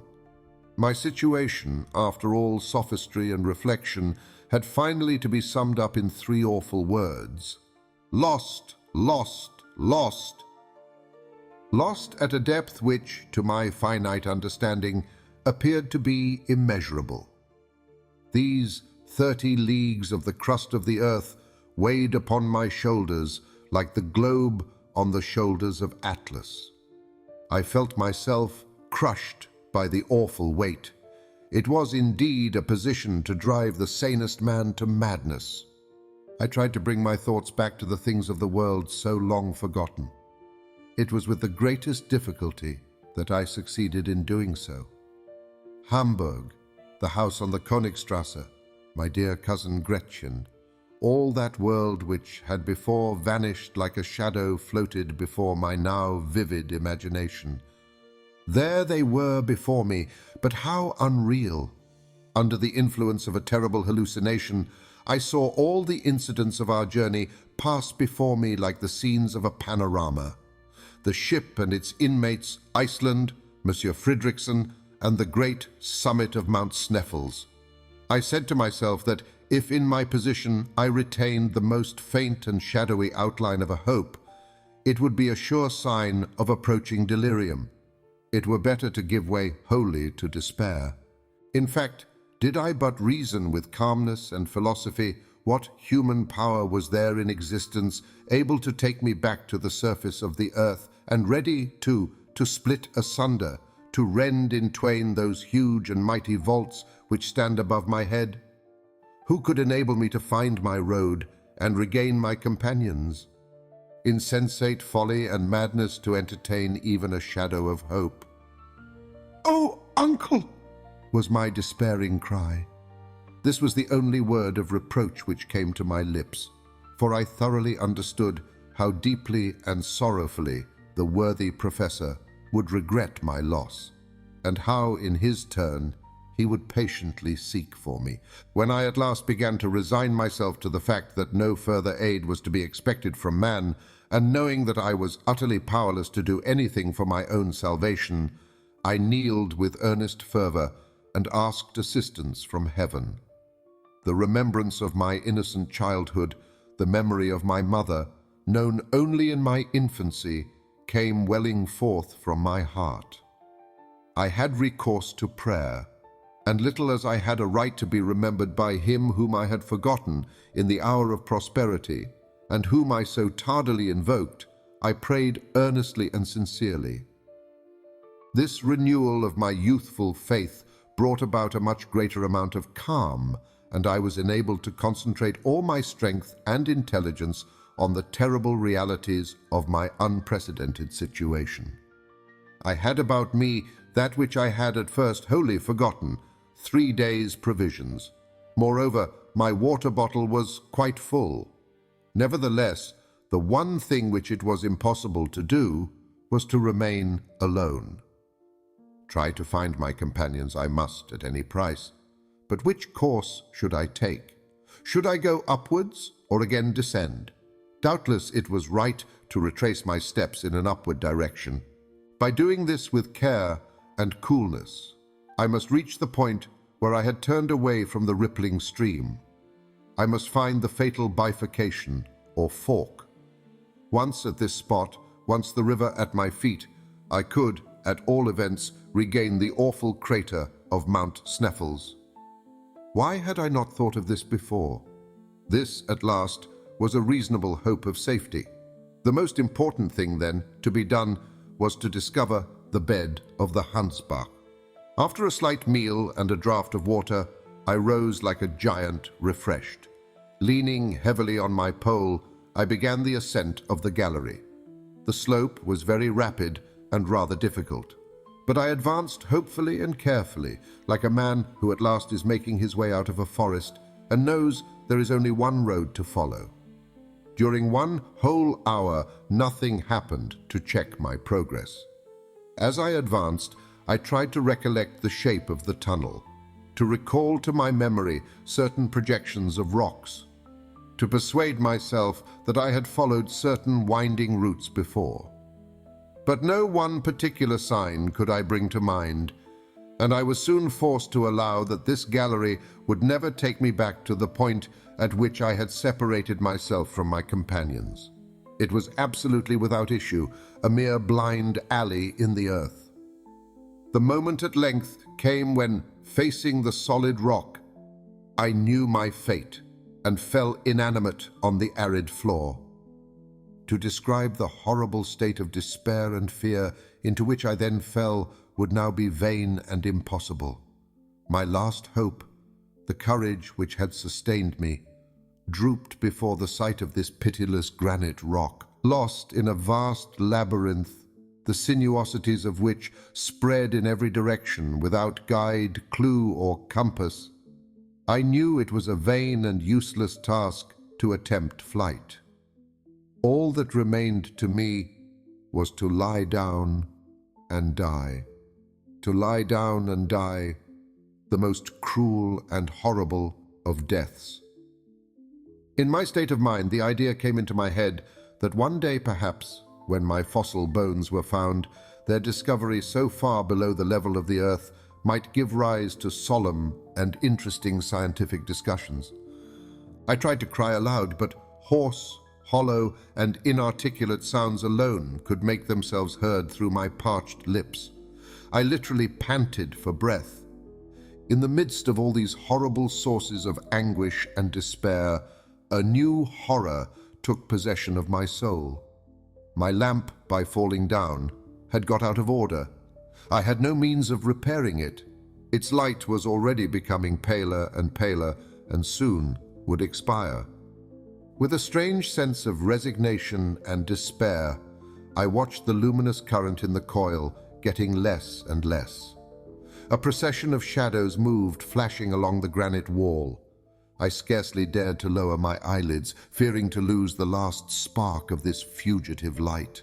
Every instant, it seemed to me that it was about to vanish and to leave me forever in utter darkness. At last, one final trembling flame remained in the lamp. I followed it with all my power of vision. I gasped for breath. I concentrated upon it all the power of my soul. As upon the last scintillation of light I was ever destined to see, and then I was to be lost forever in Cimmerian and tenebrous shades. A wild and plaintive cry escaped my lips. On earth, during the most profound and comparatively complete darkness, light never allows a complete destruction and extinction of its power. Light is so diffuse, so subtle, that it permeates everywhere, and whatever little may remain, the retina of the eye will succeed in finding it. In this place, nothing, the absolute obscurity, made me blind in every sense. My head was now wholly lost. I raised my arms, trying the effects of the feeling in getting against the cold stone wall. It was painful in the extreme. Madness must have taken possession of me. I knew not what I did. I began to run, to fly, rushing at haphazard in this inextricable labyrinth, always going downwards, running wildly underneath the terrestrial crust, like an inhabitant of the subterranean furnaces, screaming, roaring, howling, until bruised by the pointed rocks, falling and picking myself up, all covered with blood, seeking madly to drink the blood which dripped from my torn features, mad because this blood only trickled over my face, and watching always for this horrid wall which ever presented to me the fearful obstacle against which I could not dash my head. Where was I going? It was impossible to say. I was perfectly ignorant of the matter. Several hours passed in this way. After a long time, having utterly exhausted my strength, I fell a heavy, inert mass along the side of the tunnel and lost consciousness. When at last I came back to a sense of life and being, my face was wet, but wet, as I soon knew, with tears. How long this state of insensibility lasted, it is quite impossible for me now to say. I had no means left to me of taking any account of time. Never since the creation of the world had such a solitude as mine existed. I was completely abandoned. After my fall, I lost much blood. I felt myself flooded with the life-giving liquid. My first sensation was perhaps a natural one. Why was I not dead? Because I was alive, there was something left to do. I tried to make up my mind to think no longer.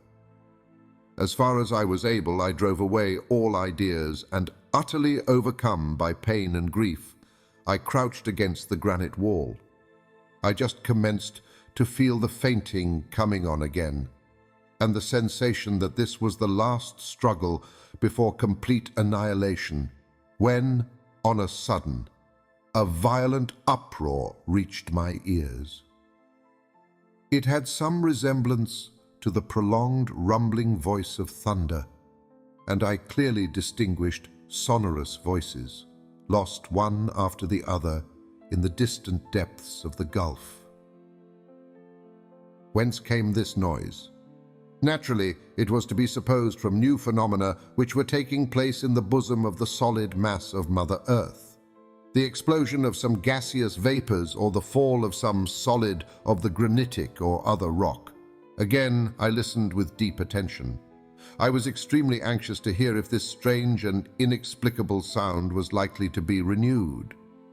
A whole quarter of an hour elapsed in painful expectation. Deep and solemn silence reigned in the tunnel, so still that I could hear the beatings of my own heart. I waited with a strange kind of hopefulness. Suddenly my ear, which leaned accidentally against the wall, appeared to catch, as it were, the faintest echo of a sound. I thought that I heard vague, incoherent, and distant voices. I quivered all over with excitement and hope. "It must be hallucination," I cried. "It cannot be. It is not true." But no. By listening more attentively, I really did convince myself that what I heard was truly the sound of human voices. To make any meaning out of the sound, however, was beyond my power. I was too weak even to hear distinctly. Still, it was a positive fact that someone was speaking. Of that I was quite certain. There was a moment of fear. A dread fell upon my soul that it might be my own words brought back to me by a distant echo. Perhaps without knowing it, I might have been crying aloud. I resolutely closed my lips and once more placed my ear to the huge granite wall. Yes, for certain, it was, in truth, the sound of human voices. I now, by the exercise of great determination, dragged myself along the sides of the cavern until I reached a point where I could hear more distinctly. But though I could detect the sound, I could only make out uncertain, strange, and incomprehensible words.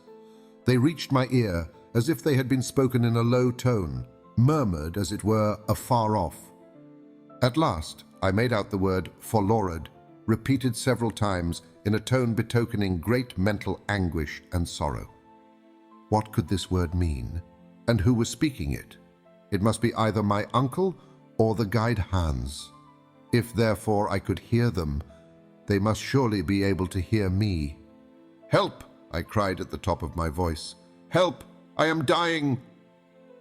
I then listened with scarcely a breath. I panted for the slightest sound in the darkness, a cry, a sigh, a question.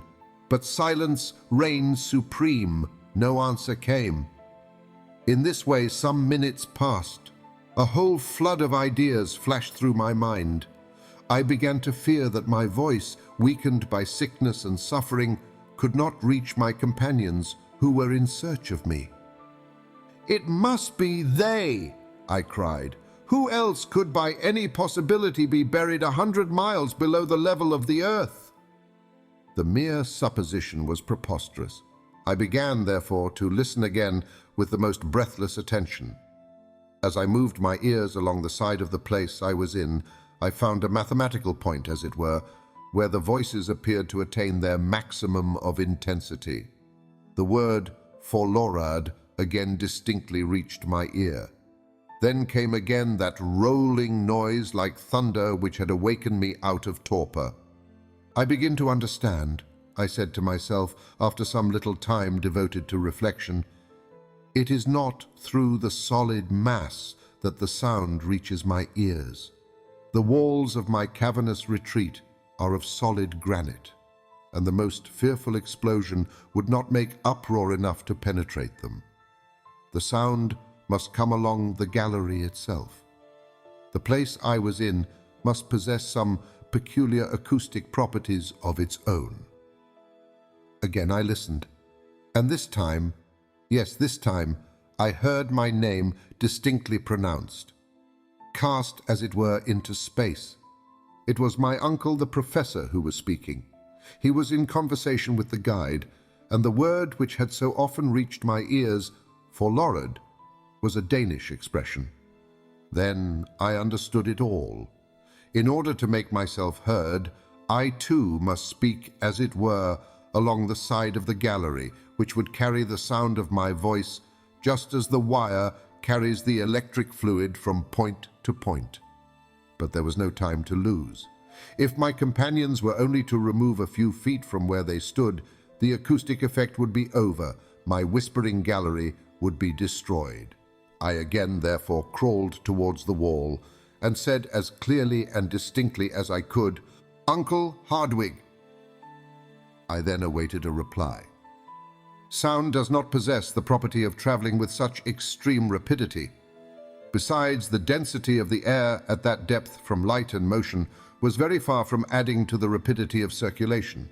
Several seconds elapsed, which to my excited imagination appeared ages, and these words reached my eager ears and moved my wildly beating heart. "Harry, my boy, is that you?" A short delay between question and answer. "Yes, yes." "Where are you?" "Lost." "And your lamp?" "Out."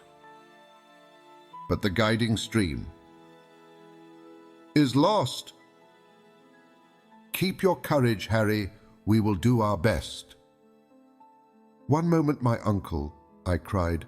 "I have no longer strength to answer your questions, but for heaven's sake, do you continue to speak to me?" Absolute silence, I felt, would be annihilation. "Keep up your courage," said my uncle. "As you are so weak, do not speak. We have been searching for you in all directions, both by going upwards and downwards in the gallery. My dear boy, I had begun to give over all hope, and you can never know what bitter tears of sorrow and regret I have shed. At last, supposing you to be still on the road beside the Hansbach, we again descended, firing off guns as signals. Now, however, that we have found you, and that our voices reach each other, it may be a long time before we actually meet. We are conversing by means of some extraordinary acoustic arrangement of the labyrinth. But do not despair, my dear boy. It is something gained even to hear each other." While he was speaking, my brain was at work reflecting. A certain undefined hope, vague and shapeless as yet, made my heart beat wildly. In the first place, it was absolutely necessary for me to know one thing. I once more, therefore, leaned my head against the wall, which I almost touched with my lips, and again spoke. "Uncle?" "My boy," was his answer after a few moments. It is of the utmost consequence that we should know how far we are asunder." That is not difficult." "You have your chronometer at hand?" I asked. "Certainly." "Well, take it into your hand. Pronounce my name, noting exactly the second at which you speak. I will reply as soon as I hear your words, and you will then note exactly the moment at which my reply reaches you." "Very good. And the mean time between my question and your answer will be the time occupied by my voice in reaching you." "That is exactly what I mean, uncle," was my eager reply.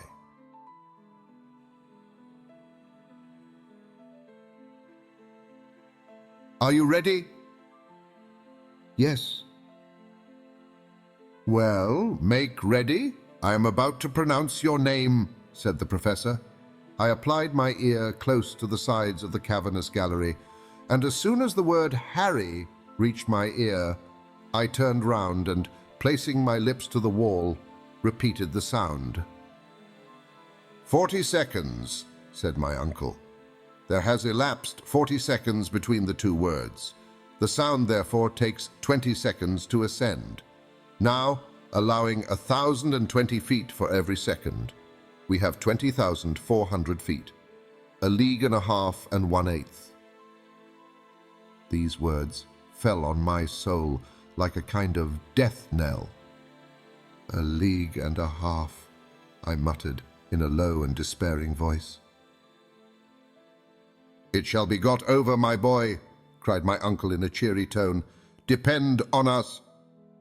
"Yo, but do you know whether to ascend or descend?" I asked faintly enough. "We have to descend, and I will tell you why. You have reached a vast open space, a kind of bare crossroad from which galleries diverge in every direction. That in which you are now lying must necessarily bring you to this point, for it appears that all these mighty fissures, these fractures of the globe's interior, radiate from the vast cavern which we at this moment occupy. Rouse yourself then, have courage and continue your route. Walk if you can, if not, drag yourself along. Slide, if nothing else is possible.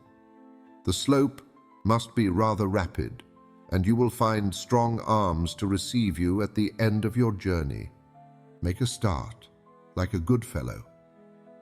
These words served to rouse some kind of courage in my sinking frame. Farewell for the present, good uncle. I am about to take my departure. As soon as I start, our voices will cease to commingle. Farewell, then, until we meet again. Adieu, Harry, until we say welcome. Such were the last words which reached my anxious ears before I commenced my weary and almost hopeless journey.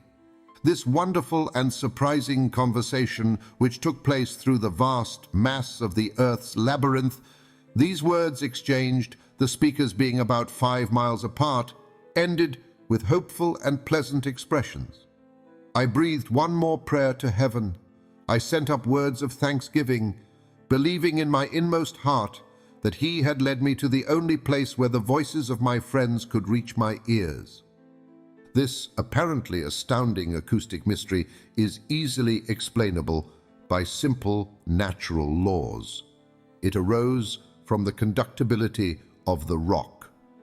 There are many instances of this singular propagation of sound which are not perceptible in its less mediate positions. In the interior gallery of St. Paul's and amid the curious caverns in Sicily, these phenomena are observable. The most marvelous of them all is known as the ear of Dionysius. These memories of the past, of my early reading and studies, came fresh to my thoughts. Moreover, I began to reason that if my uncle and I could communicate at so great a distance, no serious obstacle could exist between us.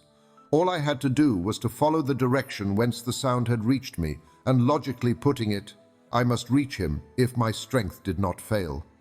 I accordingly rose to my feet. I soon found, however, that I could not walk, that I must drag myself along. The slope, as I expected, was very rapid, but I allowed myself to slip down. Soon, the rapidity of the descent began to assume frightful proportions, and menaced a fearful fall. I clutched at the sides. I grasped at projections of rocks. I threw myself backwards, all in vain. My weakness was so great, I could do nothing to save myself. Suddenly, earth failed me. I was first launched into a dark and gloomy void. I then struck against the projecting asperities of a vertical gallery, a perfect well. My head bounded against a pointed rock, and I lost all knowledge of existence. As far as I was concerned, death had claimed me for his own. When I returned to the consciousness of existence, I found myself surrounded by a kind of semi-obscurity, lying on some thick and soft coverlets. My uncle was watching, his eyes fixed intently on my countenance, a grave expression on his face, a tear in his eye. At the first sigh which struggled from my bosom, he took hold of my hand. When he saw my eyes open and fix themselves upon his, he uttered a loud cry of joy. "He lives! He lives!" "Yes, my good uncle," I whispered. "My dear boy," continued the grim professor, clasping me to his heart, "you are saved." I was deeply and unaffectedly touched by the tone in which these words were uttered, and even more by the kindly care which accompanied them. The professor, however, was one of those men who must be severely tried in order to induce any display of affection or gentle emotion. At this moment, our friend Hans, the guide, joined us. He saw my hand in that of my uncle, and I venture to say that, taciturn as he was, his eyes beamed with lively satisfaction. "God dag," he said. "Good day, Hans. Good day," I replied, in as hearty a tone as I could assume. "And now, uncle, that we are together, tell me where we are. I have lost all idea of our position, as of everything else. Tomorrow, Harry, tomorrow, he replied. Today, you are far too weak. Your head is surrounded with bandages and poultices that must not be touched. Sleep, my boy, sleep, and tomorrow you will know all that you require. But, I cried, let me know what o'clock it is, what day it is. It is now 11 o'clock at night, and this is once more Sunday. It is now the 9th of the month of August, and I distinctly prohibit you from asking any more questions until the 10th of the same. I was, if the truth were told, very weak indeed, and my eyes soon closed involuntarily. I did require a good night's rest, and I went off reflecting at the last moment that my perilous adventure in the interior of the earth in total darkness had lasted 4 days. On the morning of the next day, at my awakening, I began to look around me. My sleeping place, made of all our traveling bedding, was in a charming grotto, adorned with magnificent stalagmites, glittering in all the colors of the rainbow, the floor of soft and silvery sand. A dim obscurity prevailed. No torch, no lamp was lighted, and yet certain unexplained beams of light penetrated from without and made their way through the opening of the beautiful grotto. I, moreover, heard a vague and indefinite murmur, like the ebb and flow of waves upon a strand, and sometimes I verily believed I could hear the sighing of the wind. I began to believe that instead of being awake, I must be dreaming. Surely my brain had not been affected by my fall, and all that occurred during the last 24 hours was not the frenzied visions of madness, and yet, after some reflection, a trial of my faculties, I came to the conclusion that I could not be mistaken. Eyes and ears could not surely both deceive me. It is a ray of the blessed daylight, I said to myself, which has penetrated through some mighty fissure in the rocks. But what is the meaning of this murmur of waves, this unmistakable moaning of the salt sea billows? I can hear, too, plainly enough, the whistling of the wind. But can I be altogether mistaken? If my uncle, during my illness, has but carried me back to the surface of the earth? Has he, on my account, given up his wondrous expedition, or in some strange manner has it come to an end? I was puzzling my brain over these and other questions when the professor joined me. "Good day, Harry," he cried in a joyous tone. "I fancy you are quite well." "I am very much better," I replied, actually sitting up in my bed. "I knew that would be the end of it, as you slept both soundly and tranquilly. Hans and I have each taken turn to watch, and every hour we have seen visible signs of amelioration." "You must be right, uncle," was my reply, "for I feel as if I could do justice to any meal you could put before me." "You shall eat, my boy, you shall eat. The fever has left you. Our excellent friend Hans has rubbed your wounds and bruises with I know not what ointment, of which the Icelanders alone possess the secret. And they have healed your bruises in the most marvelous manner. Ah, he's a wise fellow, is Master Hans." While he was speaking, my uncle was placing before me several articles of food, which, despite his earnest injunctions, I readily devoured. As soon as the first rage of hunger was appeased, I overwhelmed him with questions, to which he now no longer hesitated to give answers. I then learned, for the first time, that my providential fall had brought me to the bottom of an almost perpendicular gallery. As I came down, amidst a perfect shower of stones, the least of which falling on me would have crushed me to death, they came to the conclusion that I had carried with me an entire dislocated rock. Riding, as it were, on this terrible chariot, I was cast headlong into my uncle's arms, and into them I fell, insensible and covered with blood. "It is indeed a miracle," was the professor's final remark, "that you were not killed 1,000 times over, but let us take care never to separate, for surely we should risk never meeting again. Let us take care never again to separate." These words fell with a sort of chill upon my heart. The journey, then, was not over. I looked at my uncle with surprise and astonishment. My uncle, after an instant's examination of my countenance, said, "What is the matter, Harry?" "I want to ask you a very serious question. You say that I am all right in health." "Certainly you are." "And all my limbs are sound and capable of new exertion?" I asked. "Most undoubtedly." "But what about my head?" was my next anxious question. "Well, your head, except that you have 1 or 2 contusions, is exactly where it ought to be, on your shoulders," said my uncle, laughing. "Well, my own opinion is that my head is not exactly right. In fact, I believe myself slightly delirious." "What makes you think so?" "I will explain why I fancy I have lost my senses," I cried. "Have we not returned to the surface of Mother Earth?" "Certainly not." "Then truly I must be mad, for do I not see the light of day? Do I not hear the whistling of the wind? And can I not distinguish the wash of a great sea?" "And that is all that makes you uneasy?" said my uncle with a smile. "Can you explain?" "I will not make any attempt to explain, for the whole matter is utterly inexplicable.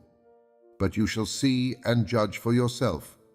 You will then find that geological science is as yet in its infancy, and that we are doomed to enlighten the world." "Let us advance, then," I cried eagerly, no longer able to restrain my curiosity. "Wait a moment, my dear Harry," he responded. "You must take precautions after your illness before going into the open air." "The open air?" "Yes, my boy. I have to warn you that the wind is rather violent, and I have no wish for you to expose yourself without necessary precautions. But I beg to assure you that I am perfectly recovered from my illness." "Have just a little patience, my boy. A relapse would be inconvenient to all parties. We have no time to lose, as our approaching sea voyage may be of long duration." "Sea voyage?" I cried, more bewildered than ever.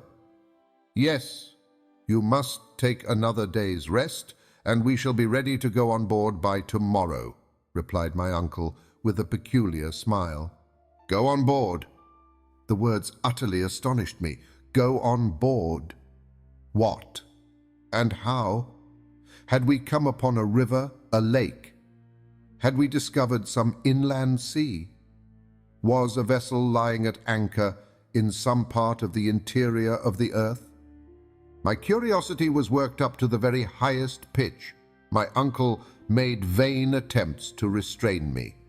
When at last, however, he discovered that my feverish impatience would do more harm than good, and that the satisfaction of my wishes could alone restore me to a calm state of mind, he gave way.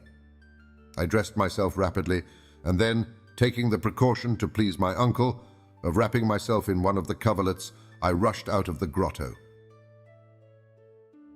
At first, I saw absolutely nothing. My eyes, wholly unused to the effulgence of light, could not bear the sudden brightness, and I was compelled to close them. When I was able to reopen them, I stood still, far more stupefied than astonished. Not all the wildest effects of imagination could have conjured up such a scene. "The sea! The sea!" I cried. "Yes," replied my uncle, in a tone of pardonable pride. "The Central Sea. No future navigator will deny the fact of my having discovered it, and hence of acquiring a right of giving it a name." It was quite true. A vast, limitless expanse of water, the end of a lake, if not of an ocean, spread before us until it was lost in the distance. The shore, which was very much indented, consisted of a beautiful soft golden sand mixed with small shells, the long deserted home of some of the creatures of a past age. The waves broke incessantly, and with a peculiarly sonorous murmur. to be found in underground localities. A slight frothy flake arose as the wind blew along the pellucid waters, and many a dash of spray was blown into my face. The mighty superstructure of rock which rose above to an inconceivable height left only a narrow opening. But where we stood, there was a large margin of strand. On all sides were capes and promontories and enormous cliffs, partially worn by the eternal breaking of the waves through countless ages. And as I gazed from side to side, the mighty rocks faded away like a fleecy film of cloud. It was, in reality, an ocean, with all the usual characteristics of an inland sea, only horribly wild, so rigid, cold, and savage. One thing startled and puzzled me greatly. How was it that I was able to look upon that vast sheet of water instead of being plunged in utter darkness?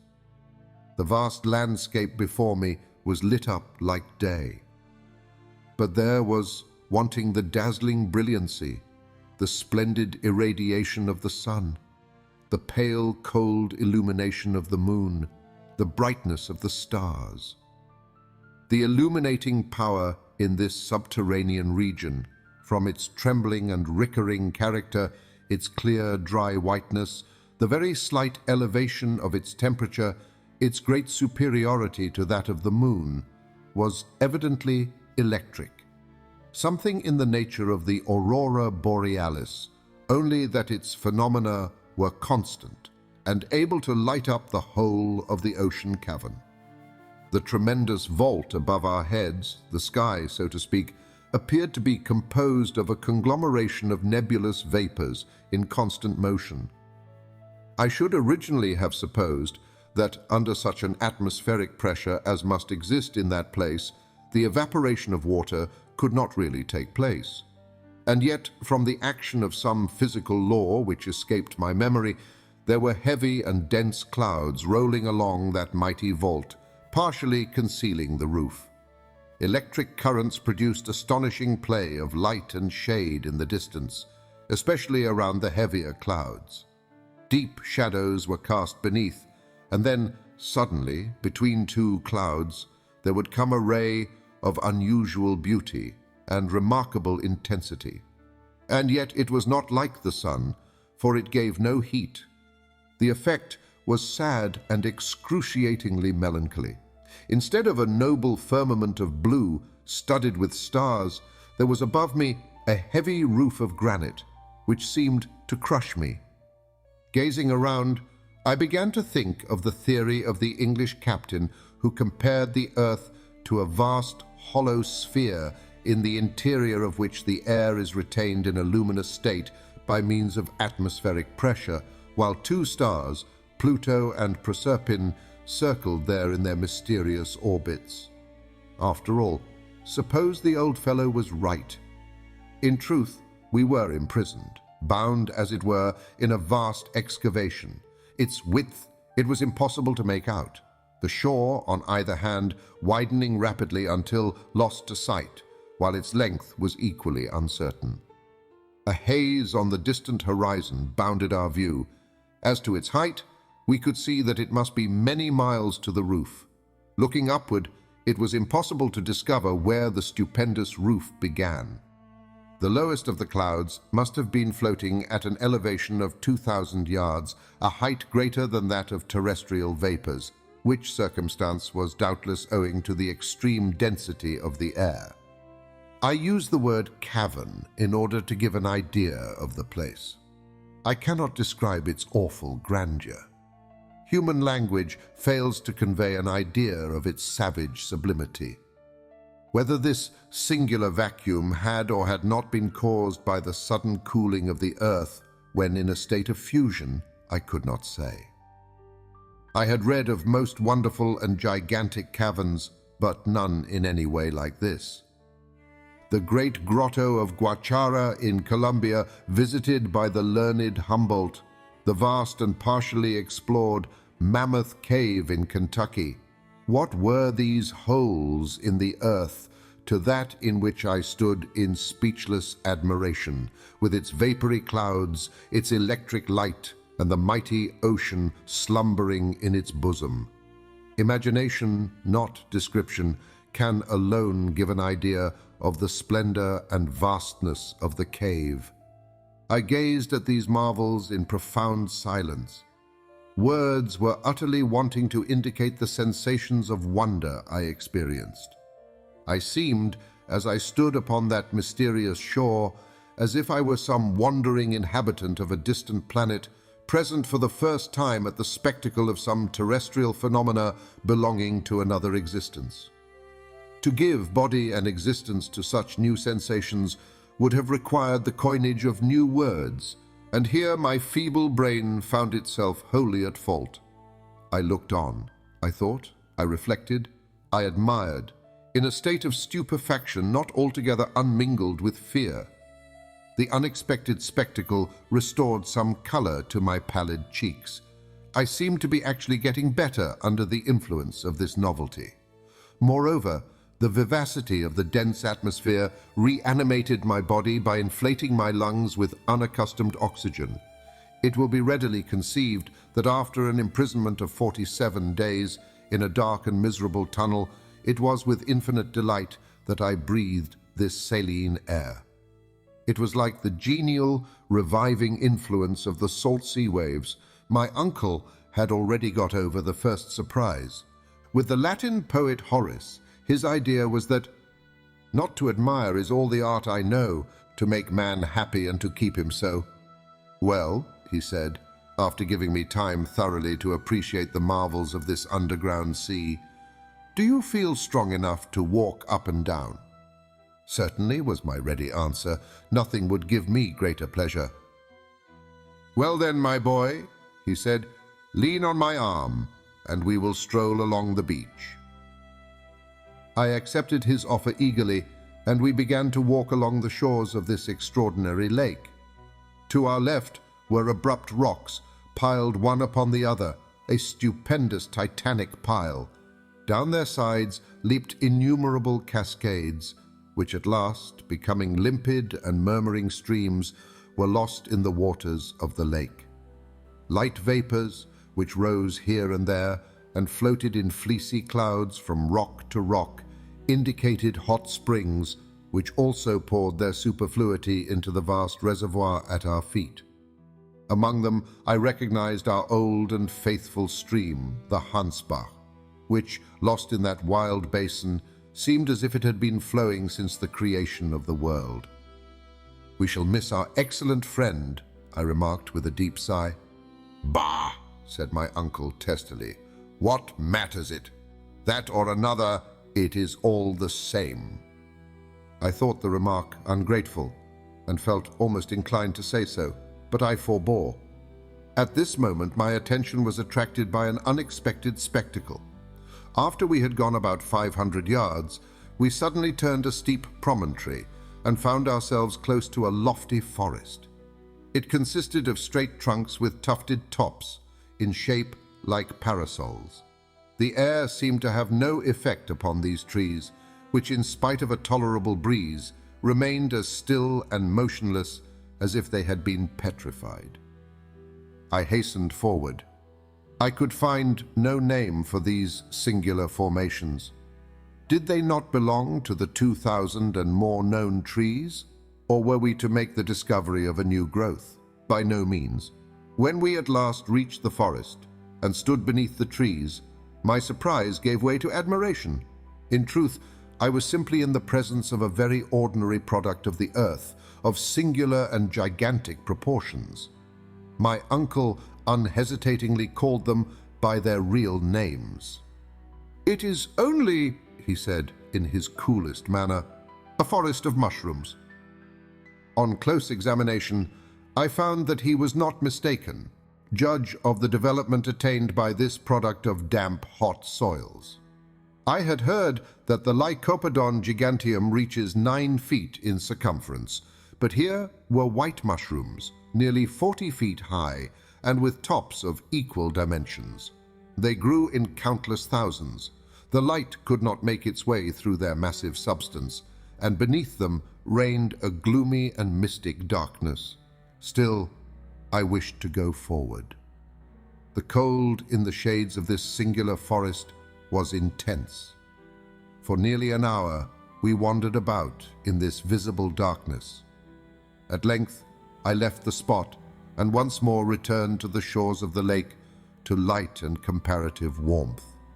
But the amazing vegetation of subterraneous land was not confined to gigantic mushrooms. New wonders awaited us at every step. We had not gone many hundred yards when we came upon a mighty group of other trees with discolored leaves, the common, humble trees of Mother Earth, of an exorbitant and phenomenal size, lycopods 100 feet high, flowering ferns as tall as pines, gigantic grasses. "Astonishing, magnificent, splendid," cried my uncle. "Here we have before us the whole flora of the second period of the world, that of transition. Behold the humble plants of our gardens, which in the first ages of the world were mighty trees. Look around you, my dear Harry. No botanist ever before gazed on such a sight." My uncle's enthusiasm, always a little more than was required, was now excusable. "You are right, uncle," I remarked. "Providence appears to have designed the preservation in this vast and mysterious hothouse of antediluvian plants to prove the sagacity of learned men in figuring them so marvelously on paper." "Well said, my boy. Very well said. It is indeed a mighty hothouse. But you would also be within the bounds of reason and common sense if you added that it is also a vast menagerie." I looked rather anxiously around. If the animals were as exaggerated as the plants, the matter would certainly be serious. A menagerie? Doubtless. Look at the dust we are treading underfoot. Behold the bones with which the whole soil of the seashore is covered. Bones, I replied. Yes, certainly. The bones of antediluvian animals. I stooped down as I spoke and picked up one or two singular remains, relics of a bygone age. It was easy to give a name to these gigantic bones, in some instances as big as trunks of trees. "Here is clearly the lower jawbone of a mastodon," I cried, almost as warmly and enthusiastically as my uncle. "Here are the molars of the Dinotherium. Here is a leg bone which belonged to the Megatherium. You are right, uncle. It is indeed a menagerie, for the mighty animals to which these bones once belonged have lived and died on the shores of this subterranean sea under the shadow of these plants. Look, yonder are whole skeletons. And yet, nephew," said my uncle, noticing that I suddenly came to a full stop, "I do not understand the presence of such beasts in granite caverns, however vast and prodigious," was my reply. "Why not?" said my uncle, with very much of his old professional impatience. "Because it is well known that animal life only existed on Earth during the secondary period, when the sedimentary soil was formed by the alluviums and thus replaced the hot and burning rocks of the primitive age." "I have listened to you earnestly and with patience, Harry, and I have a simple and clear answer to your objections, and that is that this itself is a sedimentary soil." "How can that be at such enormous depth from the surface of the Earth?" "The fact can be explained both simply and geologically. At a certain period, the Earth consisted only of an elastic crust, liable to alternative upward and downward movements in virtue of the law of attraction. It is very probable that many a landslip took place in those days, and that large portions of sedimentary soil were cast into huge and mighty chasms." "Quite possible," I dryly remarked. "But, uncle, if these antediluvian animals formerly lived in these subterranean regions, what more likely than that one of these monsters may at this moment be concealed behind one of yonder mighty rocks?" As I spoke, I looked keenly around, examining with care every point of the horizon, but nothing alive appeared to exist on these deserted shores. I now felt rather fatigued and told my uncle so. The walk and excitement were too much for me in my weak state. I therefore seated myself at the end of a promontory, at the foot of which the waves broke in incessant rolls. I looked round a bay formed by projections of vast granitic rocks. At the extreme end was a little port protected by huge pyramids of stones. A brig and 3 or 4 schooners might have lain there with perfect ease. So natural did it seem that every minute my imagination induced me to expect a vessel coming out under all sail and making for the open sea under the influence of a warm southerly breeze. But the fantastic illusion never lasted more than a minute. We were the only living creatures in this subterranean world. During certain periods there was an utter cessation of wind, when a silence deeper, more terrible than the silence of the desert, fell upon these solitary and arid rocks, and seemed to hang like a leaden weight upon the waters of this singular ocean. I sought, amid the awful stillness, to penetrate through the distant fog, to tear down the veil which concealed the mysterious distance. What unspoken words were murmured by my trembling lips? What questions did I wish to ask and did not? Where did this sea end? To what did it lead? Should we ever be able to examine its distant shores? But my uncle had no doubts about the matter. He was convinced that our enterprise would in the end be successful. For my part, I was in a state of painful indecision. I desired to embark on the journey and to succeed, and still I feared the result.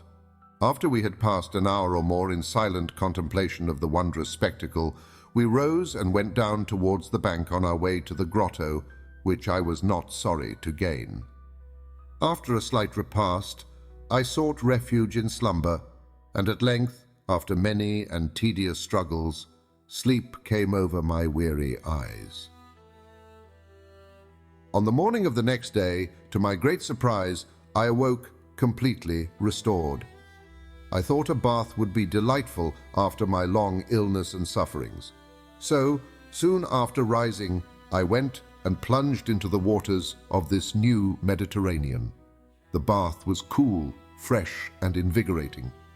I came back to breakfast with an excellent appetite. Hans, our worthy guide, thoroughly understood how to cook such eatables as we were able to provide. He had both fire and water at discretion, so that he was enabled slightly to vary the weary monotony of our ordinary repast.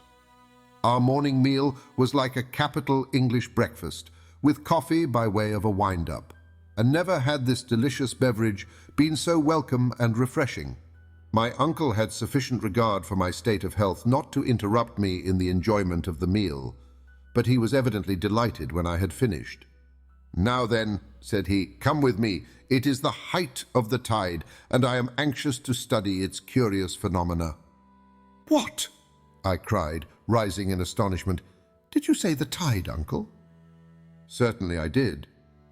"You do not mean to say," I replied in a tone of respectful doubt, "that the influence of the sun and moon is felt here below?" "And pray why not? Are not all bodies influenced by the law of universal attraction? Why should this vast underground sea be exempt from the general law, the rule of the universe?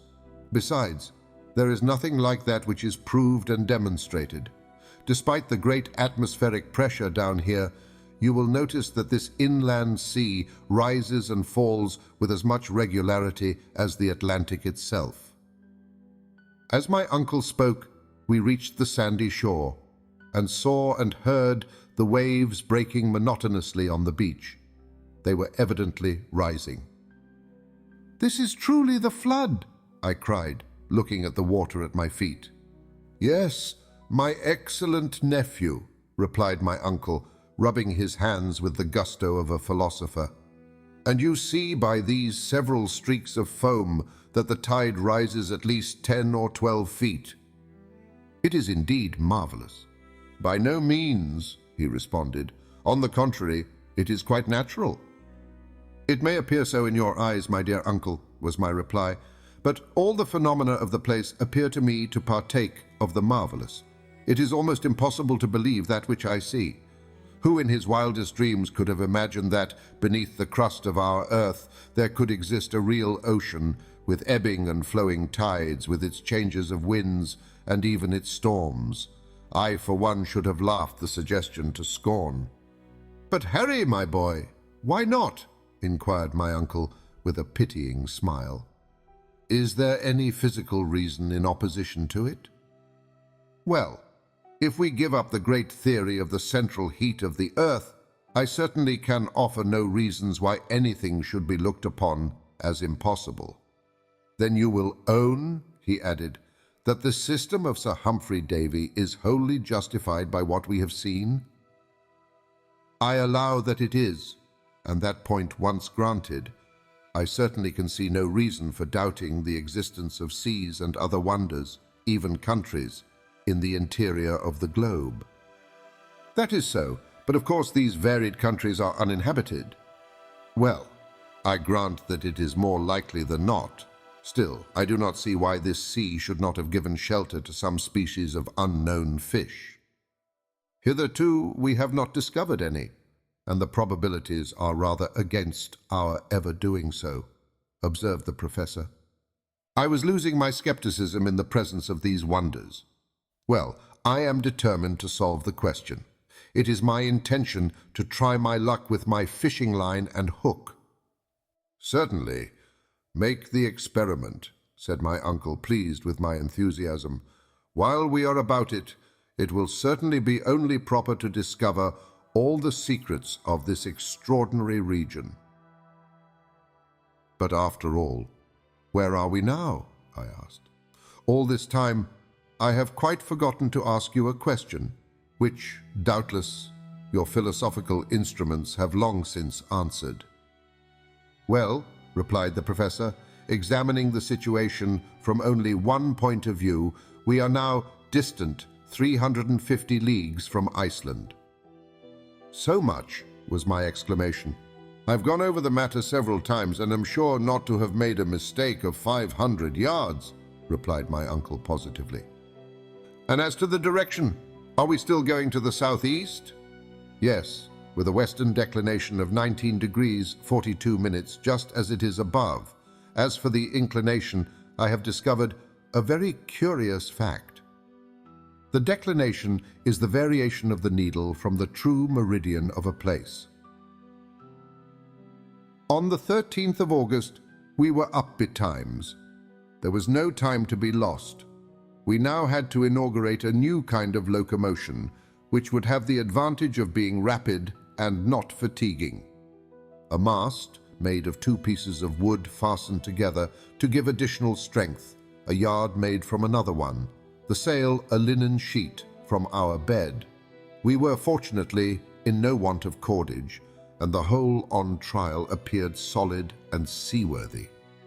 At 6 o'clock in the morning, when the eager and enthusiastic professor gave the signal to embark, the victuals, the luggage, all our instruments, our weapons, and a goodly supply of sweet water, which we had collected from springs in the rocks, were placed on the raft. Hans had, with considerable ingenuity, contrived a rudder, which enabled him to guide the floating apparatus with ease. He took the tiller, as a matter of course. The worthy man was as good a sailor as he was a guide and duck hunter. I then let go the painter, which held us to the shore. The sail was brought to the wind, and we made a rapid offing. Our sea voyage had at length commenced, and once more we were making for distant and unknown regions.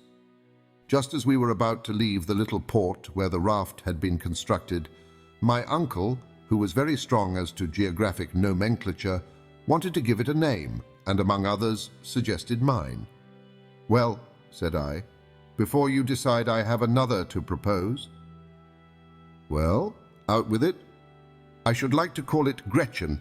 Port Gretchen will sound very well on our future map." "Well then, Port Gretchen let it be," said the professor. and thus it was that the memory of my dear girl was attached to our adventurous and memorable expedition. When we left the shore, the wind was blowing from the northward and eastward. We went directly before the wind at a much greater speed than might have been expected from a raft. The dense layers of atmosphere at that depth had great propelling power and acted upon the sail with considerable force. At the end of an hour, my uncle, who had been taking careful observations, was enabled to judge of the rapidity with which we moved. It was far beyond anything seen in the upper world. "If," he said, "we continue to advance at our present rate, we shall have traveled at least 30 leagues in 24 hours. With a mere raft, this is an almost incredible velocity." I certainly was surprised, and without making any reply, went forward upon the raft. Already the northern shore was fading away on the edge of the horizon. The two shores appeared to separate more and more, leaving a wide and open space for our departure. Before me I could see nothing but the vast and apparently limitless sea upon which we floated, the only living objects in sight. Huge and dark clouds cast their grey shadows below, shadows which seemed to crush that colourless and sullen water by their weight. Anything more suggestive of gloom and of regions of nether darkness I never beheld. Silvery rays of electric light, reflected here and there upon some small spots of water, brought up luminous sparkles in the long wake of our cumbrous bark. Presently we were wholly out of sight of land. Not a vestige could be seen, nor any indication of where we were going. So still and motionless did we seem without any distant point to fix our eyes on that but for the phosphoric light at the wake of the raft, I should have fancied that we were still and motionless. But I knew that we were advancing at a very rapid rate. About 12 o'clock in the day, vast collections of seaweed were discovered surrounding us on all sides. I was aware of the extraordinary vegetative power of these plants, which have been known to creep along the bottom of the great ocean and stop the advance of large ships. But never were seaweeds ever seen so gigantic and wonderful as those of the Central Sea. I could well imagine how, seen at a distance, tossing and heaving on the summit of the billows, the long lines of algae have been taken for living things, and thus have been fertile sources of the belief in sea serpents.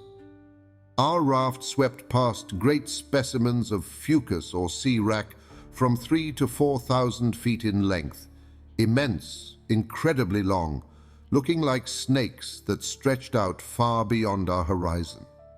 It afforded me great amusement to gaze on their variegated, ribbon-like, endless lengths. Hour after hour passed without our coming to the termination of these floating weeds. If my astonishment increased, my patience was well nigh exhausted. What natural force could possibly have produced such abnormal and extraordinary plants? What must have been the aspect of the globe during the first centuries of its formation, when, under the combined action of heat and humidity, the vegetable kingdom occupied its vast surface to the exclusion of everything else? These were considerations of never-ending interest for the geologist and the philosopher. All this while we were advancing on our journey, and at length night came. But as I had remarked the evening before, the luminous state of the atmosphere was in nothing diminished. Whatever was the cause, it was a phenomenon upon the duration of which we could calculate with certainty. As soon as our supper had been disposed of, and some little speculative conversation indulged in, I stretched myself at the foot of the mast, and presently went to sleep. Hans remained motionless at the tiller, allowing the raft to rise and fall on the waves. The wind being aft and the sail square, all he had to do was to keep his oar in the center. Ever since we had taken our departure from the newly named Port Gretchen, my worthy uncle had directed me to keep a regular log of our day's navigation, with instructions to put down even the most minute particulars, every interesting and curious phenomenon the direction of the wind, our rate of sailing, the distance we went. In a word, every incident of our extraordinary voyage. From our log, therefore, I tell the story of our voyage on the Central Sea. Friday, August the 14th. A steady breeze from the northwest. Raft progressing with extreme rapidity and going perfectly straight. Coast still dimly visible about 30 leagues to leeward. Nothing to be seen beyond the horizon in front. The extraordinary intensity of the light neither increases nor diminishes. It is singularly stationary. The weather remarkably fine. That is to say, the clouds have ascended very high and are light and fleecy and surrounded by an atmosphere resembling silver in fusion.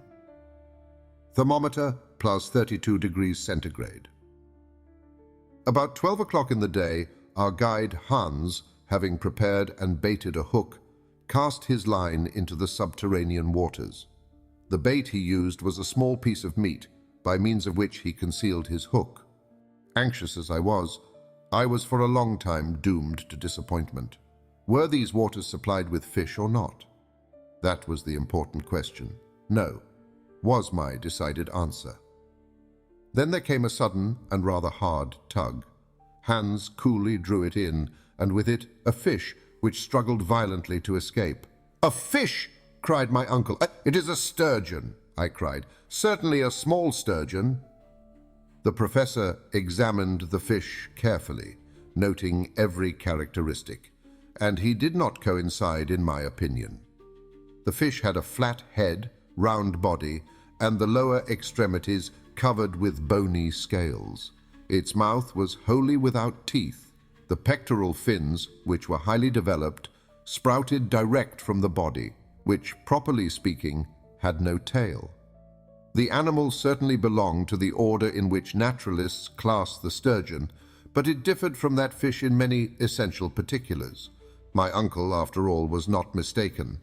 After a long and patient examination, he said, "This fish, my dear boy, belongs to a family which has been extinct for ages and of which no trace has ever been found on Earth, except fossil remains in the Devonian strata." "You do not mean to say," I cried, "that we have captured a live specimen of a fish belonging to the primitive stock that existed before the deluge?"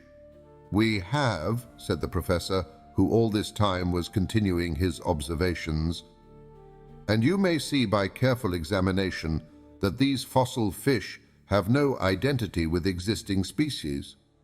To hold in one's hand, therefore, a living specimen of the order is enough to make a naturalist happy for life." "But," cried I, "to what family does it belong?" "To the order of Ganoides, an order of fish having angular scales covered with bright enamel, forming one of the family of the Cephalaspides, of the genus—" "Well, sir," I remarked, as I noticed my uncle hesitated to conclude. "To the genus Pterictis. Yes, I am certain of it. Still, though I am confident of the correctness of my surmise, this fish offers to our notice a remarkable peculiarity, never known to exist in any other fish, but those which are the natives of subterranean waters, wells, lakes, in caverns, and such like hidden pools." "And what may that be?" "It is blind." "Blind!" I cried, much surprised. "Not only blind," continued the professor, "but absolutely without organs of sight." I now examined our discovery for myself. It was singular, to be sure, but it was really a fact. This, however, might be a solitary instance, I suggested. The hook was baited again and once more thrown into the water. This subterranean ocean must have been tolerably well supplied with fish, for in 2 hours we took a large number of Pterichtis, as well as other fish belonging to another supposed extinct family, the Dipterides, a genus of fish furnished with 2 fins only, whence the name, though my uncle could not class it exactly. All, without exception, however, were blind. This unexpected capture enabled us to renew our stock of provisions in a very satisfactory way. We were now convinced that this subterranean sea contained only fish known to us as fossil specimens, and fish and reptiles alike were all the more perfect the farther back they dated their origin. We began to hope that we should find some of those saurians which science has succeeded in reconstructing from bits of bone or cartilage. I took up the telescope and carefully examined the horizon, looked over the whole sea. It was utterly and entirely deserted. Doubtless, we were still too near the coast. After an examination of the ocean, I looked upward, towards the strange and mysterious sky. Why should not one of the birds reconstructed by the immortal Cuvier flap his stupendous wings aloft in the dull strata of subterranean air? It would, of course, find quite sufficient food from the fish in the sea. I gazed for some time upon the void above. It was as silent and as deserted as the shores we had but lately left. Nevertheless, though I could neither see nor discover anything, my imagination carried me away into wild hypotheses. I was in a kind of waking dream. I thought I saw on the surface of the water those enormous antediluvian turtles as big as floating islands. Upon those dull and somber shores passed a spectral row of the mammifers of early days, the great Leptotherium found in the cavernous hollow of the Brazilian hills, the Mesicotherium, a native of the glacial regions of Siberia. Farther on, the Pachydermatous Lophrodon, that gigantic tapir which concealed itself behind rocks, ready to do battle for its prey with the Anoplotherium, a singular animal partaking of the nature of the rhinoceros, the horse, the hippopotamus, and the camel. There was the giant Mastodon, twisting and turning his horrid trunk, with which he crushed the rocks of the shore to powder, while the Megatherium, his back raised like a cat in a passion, his enormous claws stretched out, dug into the earth for food, at the same time that he awoke the sonorous echoes of the whole place with his terrible roar. Higher up still, the first monkey ever seen on the face of the globe clambered, gambolling and playing up the granite hills. Still farther away ran the pterodactyl with the winged hand, gliding or rather sailing through the dense and compressed air like a huge bat. Above all, near the leaden, granitic sky, were immense birds, more powerful than the cassowary and the ostrich, which spread their mighty wings and fluttered against the huge stone vault of the inland sea. I thought, such was the effect of my imagination, that I saw this whole tribe of antediluvian creatures. I carried myself back to far ages, long before man existed, when, in fact, the earth was in too imperfect a state for him to live upon it. My dream was of countless ages before the existence of man. The mammifers first disappeared, then the mighty birds, then the reptiles of the secondary period, presently the fish, the crustacea, the mollusks, and finally the vertebrata. The zoophytes of the period of transition in their turn sank into annihilation. The whole panorama of the world's life before the historic period seemed to be born over again, and mine was the only human heart that beat in this unpeopled world. There were no more seasons, there were no more climates. The natural heat of the world increased unceasingly and neutralized that of the great radiant sun. Vegetation was exaggerated in an extraordinary manner. I passed like a shadow in the midst of brushwood as lofty as the giant trees of California, and trod underfoot the moist and humid soil reeking with a rank and varied vegetation. I leaned against the huge column-like trunks of giant trees, to which those of Canada were as ferns. Whole ages passed. Hundreds upon hundreds of years were concentrated into a single day. Next, unrolled before me like a panorama, came the great and wondrous series of terrestrial transformations. Plants disappeared. The granitic rocks lost all trace of solidity. The liquid state was suddenly substituted for that which had before existed. This was caused by intense heat acting on the organic matter of the earth. The waters flowed over the whole surface of the globe. They boiled. They were volatilized or turned into vapor. A kind of steam cloud wrapped the whole earth, the globe itself becoming at last nothing but one huge sphere of gas, indescribable in color, between white heat and red, as big and as brilliant as the sun. In the very center of this prodigious mass, 1,400,000 times as large as our globe, I was whirled round in space and brought into close conjunction with the planets. My body was subtilized, or rather became volatile, and commingled in a state of atomic vapor with the prodigious clouds which rushed forward like a mighty comet into infinite space. What an extraordinary dream! Where would it finally take me? My feverish hand began to write down the marvelous details, details more like the imaginings of a lunatic than anything sober and real. I had, during this period of hallucination, forgotten everything: the professor, the guide, and the raft on which we were floating. My mind was in a state of semi-oblivion. "What is the matter, Harry?" said my uncle suddenly. My eyes, which were wide opened like those of a somnambulist, were fixed upon him, but I did not see him, nor could I clearly make out anything around me. "Take care, my boy!" again cried my uncle. "You will fall into the sea." As he uttered these words, I felt myself seized on the other side by the firm hand of our devoted guide. Had it not been for the presence of mind of Hans, I must infallibly have fallen into the waves and been drowned. "Have you gone mad?" cried my uncle, shaking me on the other side. What is the matter?" I said at last, coming to myself. "Are you ill, Henry?" continued the professor in an anxious tone. No, but I have had an extraordinary dream. It, however, has passed away. All now seems well," I added, looking around me with strangely puzzled eyes. "All right," said my uncle. "A beautiful breeze, a splendid sea. We are going along at a rapid rate, and if I am not out in my calculations, we shall soon see land. I shall not be sorry to exchange the narrow limits of our raft for the mysterious strand of the subterranean ocean."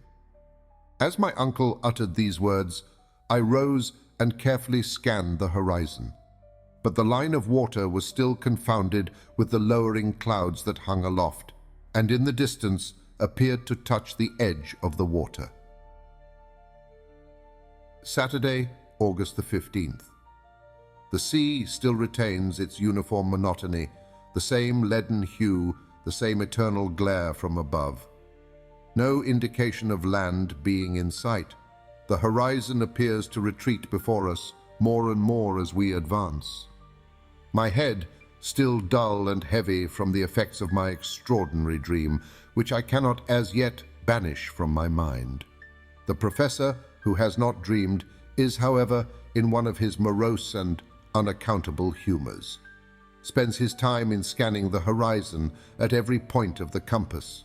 His telescope is raised every moment to his eyes, and when he finds nothing to give any clue to our whereabouts, he assumes a Napoleonic attitude and walks anxiously. I remarked that my uncle, the professor, had a strong tendency to resume his old impatient character, and I could not but make a note of this disagreeable circumstance in my journal. I saw clearly that it had required all the influence of my danger and suffering to extract from him one scintillation of humane feeling. Now that I was quite recovered, his original nature had conquered and obtained the upper hand. And after all, what had he to be angry and annoyed about now more than at any other time?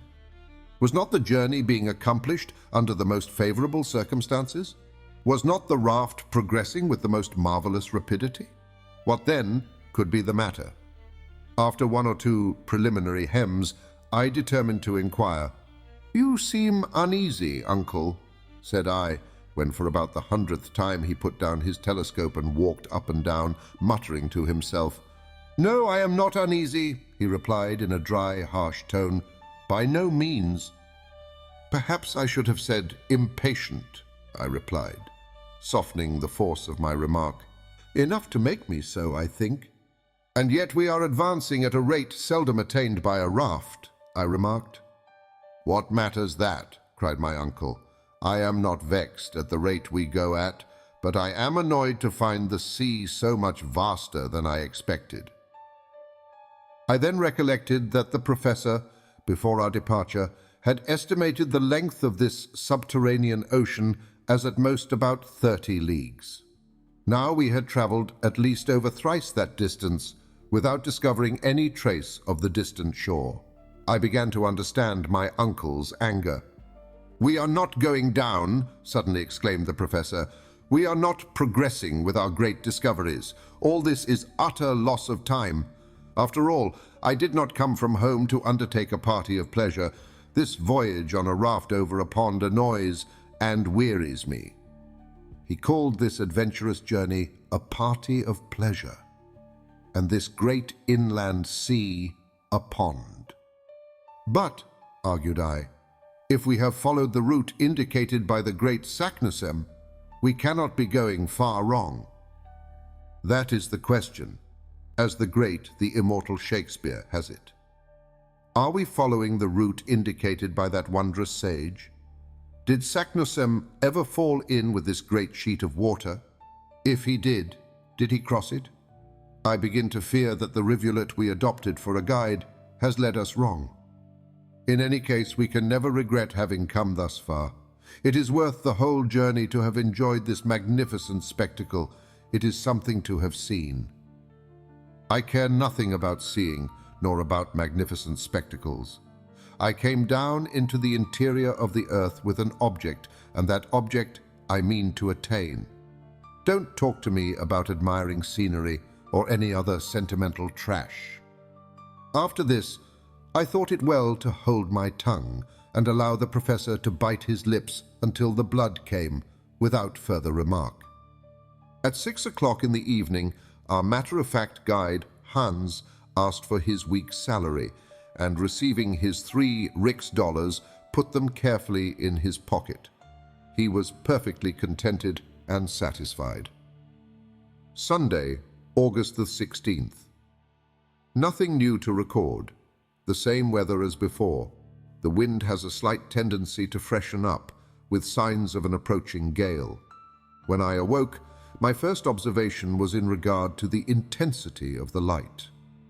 I keep on fearing day after day that the extraordinary electric phenomenon should become first obscured and then go wholly out, leaving us in total darkness. Nothing, however, of the kind occurs. The shadow of the raft, its mast and sails, is clearly distinguished on the surface of the water. This wondrous sea is, after all, infinite in its extent. It must be quite as wide as the Mediterranean, or perhaps even as the great Atlantic Ocean. Why, after all, should it not be so? My uncle has on more than one occasion tried deep-sea soundings. He tied the cross of one of our heaviest crowbars to the extremity of a cord which he allowed to run out to the extent of 200 fathoms. We had the greatest difficulty in hoisting in our novel kind of lead.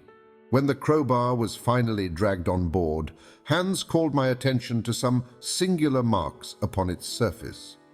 The piece of iron looked as if it had been crushed between 2 very hard substances.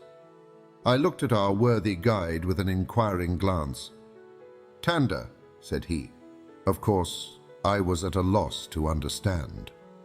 I turned round towards my uncle, absorbed in gloomy reflections.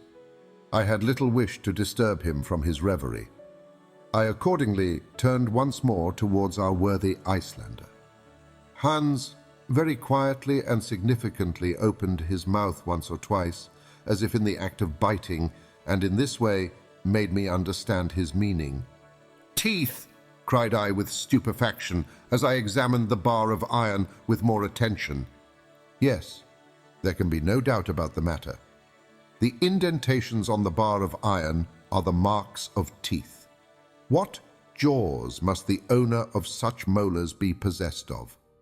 Have we then come upon a monster of unknown species which still exists within the vast waste of waters, a monster more voracious than a shark, more terrible and bulky than the whale. I am unable to withdraw my eyes from the bar of iron, actually half crushed. Is then my dream about to come true, a dread and terrible reality? All day my thoughts were bent upon these speculations, and my imagination scarcely regained a degree of calmness and power of reflection until after a sleep of many hours. This day, as on other Sundays, we observed as a day of rest and pious meditation. Monday, August the 17th. I have been trying to realize from memory the particular instincts of those antediluvian animals of the secondary period, which, succeeding to the mollusca, to the crustacea, and to the fish, preceded the appearance of the race of mammifers. The generation of reptiles then reigned supreme upon the earth. These hideous monsters ruled everything in the seas of the secondary period, which formed the strata of which the Jura Mountains are composed. Nature had endowed them with perfect organization. What a gigantic structure was theirs! What vast and prodigious strength they possessed! The existing saurians, which include all such reptiles as lizards, crocodiles, and alligators, even the largest and most formidable of their class, are but feeble imitations of their mighty sires, the animals of ages long ago. If there were giants in the days of old, there were also gigantic animals. I shuddered as I evolved from my mind the idea and recollection of these awful monsters. No eye of man had seen them in the flesh. They took their walks abroad upon the face of the earth thousands of ages before man came into existence, and their fossil bones discovered in the limestone have allowed us to reconstruct them anatomically and thus to get some faint idea of their colossal formation. I recollect once seeing in the Great Museum of Hamburg the skeleton of one of these wonderful saurians. It measured no less than 30 feet from the nose to the tail. Am I then an inhabitant of the earth of the present day, destined to find myself face to face with a representative of this antediluvian family? I can scarcely believe it possible. I can hardly believe it true. And yet, these marks of powerful teeth upon the bar of iron, can there be a doubt from their shape that the bite is the bite of a crocodile?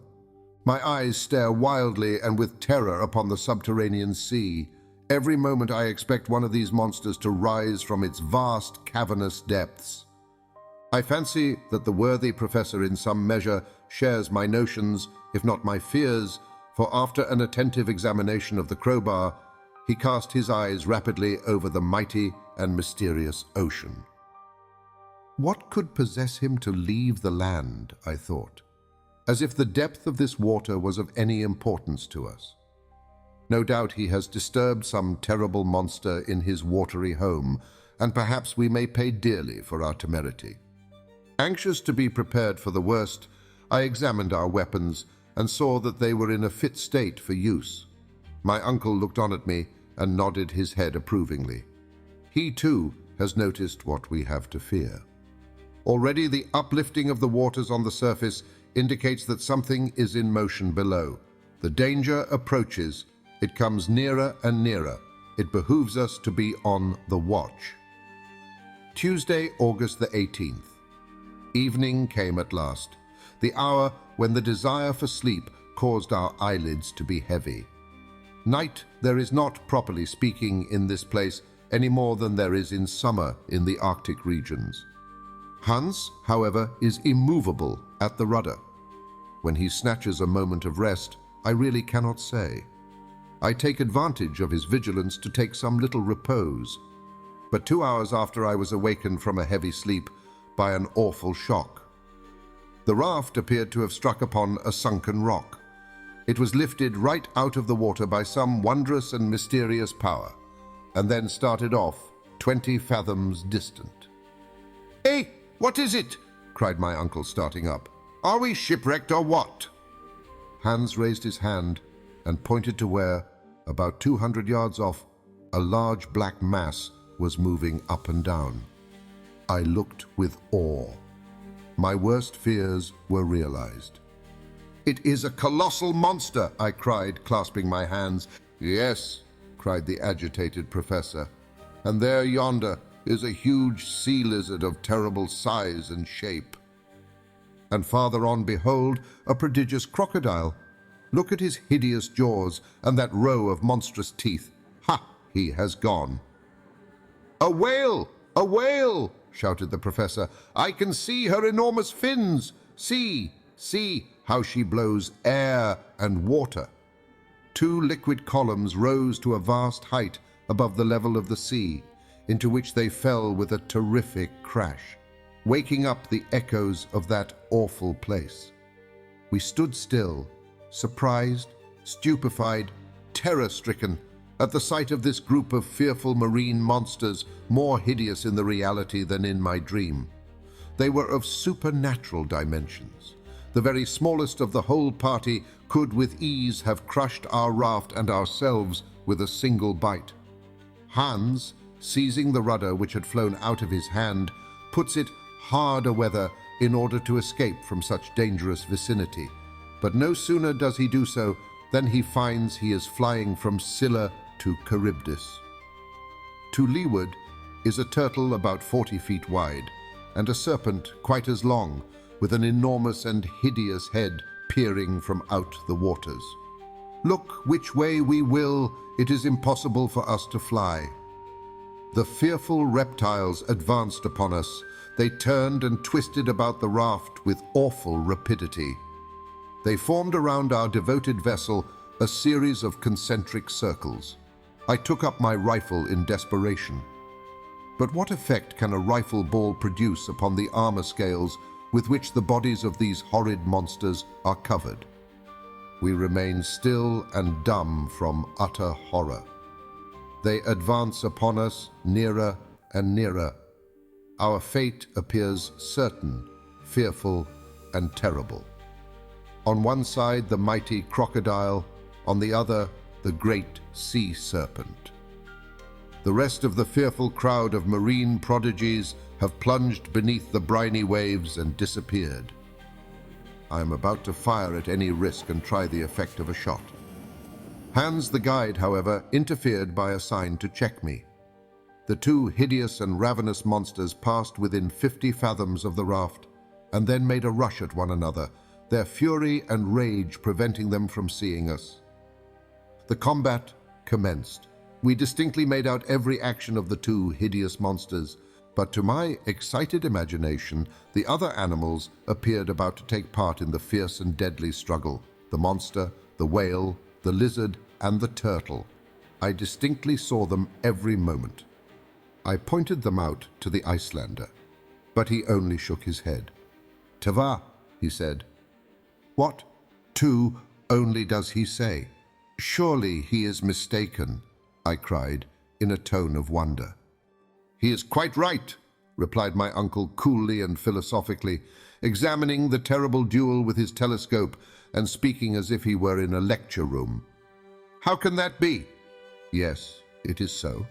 The first of these hideous monsters has the snout of a porpoise, the head of a lizard, the teeth of a crocodile, and it is this that has deceived us. It is the most fearful of all antediluvian reptiles, the world, renowned Ichthyosaurus or great fish lizard. And the other? The other is a monstrous serpent concealed under the hard vaulted shell of the turtle, the terrible enemy of its fearful rival, the Plesiosaurus, or sea crocodile." Hans was quite right. The two monsters only disturbed the surface of the sea. At last have mortal eyes gazed upon two reptiles of the great primitive ocean. I see the flaming red eyes of the Ichthyosaurus, each as big or bigger than a man's head.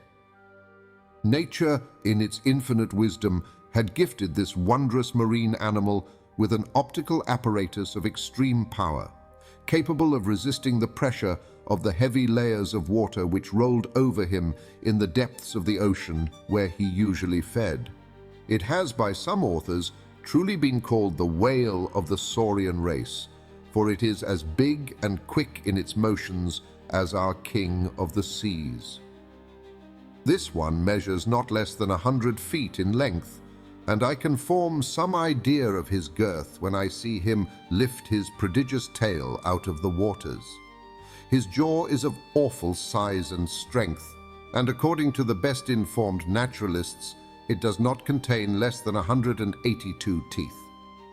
The other was the mighty Plesiosaurus, a serpent with a cylindrical trunk, with a short, stumpy tail, with fins like a bank of oars in a Roman galley.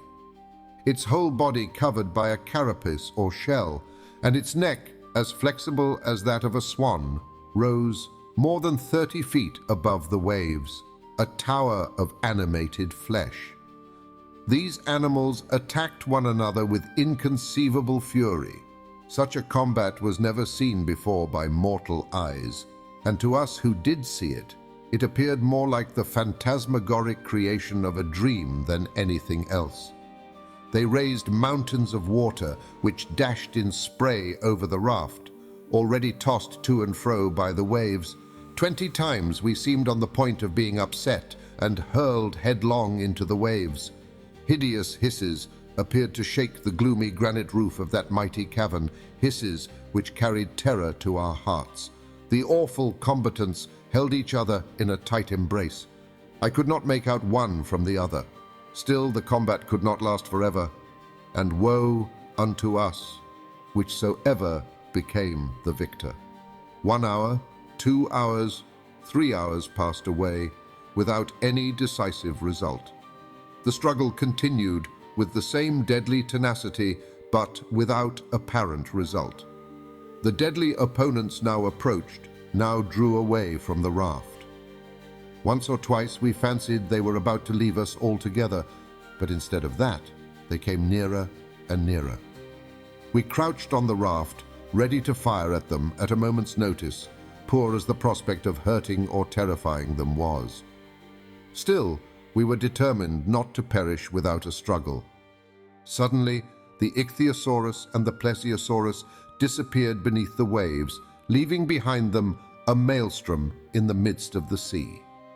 We were nearly drawn down by the indraft of the water. Several minutes elapsed before anything was again seen. Was this wonderful combat to end in the depths of the ocean? Was the last act of this terrible drama to take place without spectators? It was impossible for us to say. Suddenly, at no great distance from us, an enormous mass rises out of the waters, the head of the great Plesiosaurus. The terrible monster is now wounded unto death. I can see nothing now of his enormous body. All that could be distinguished was his serpent-like neck, which he twisted and curled in all the agonies of death.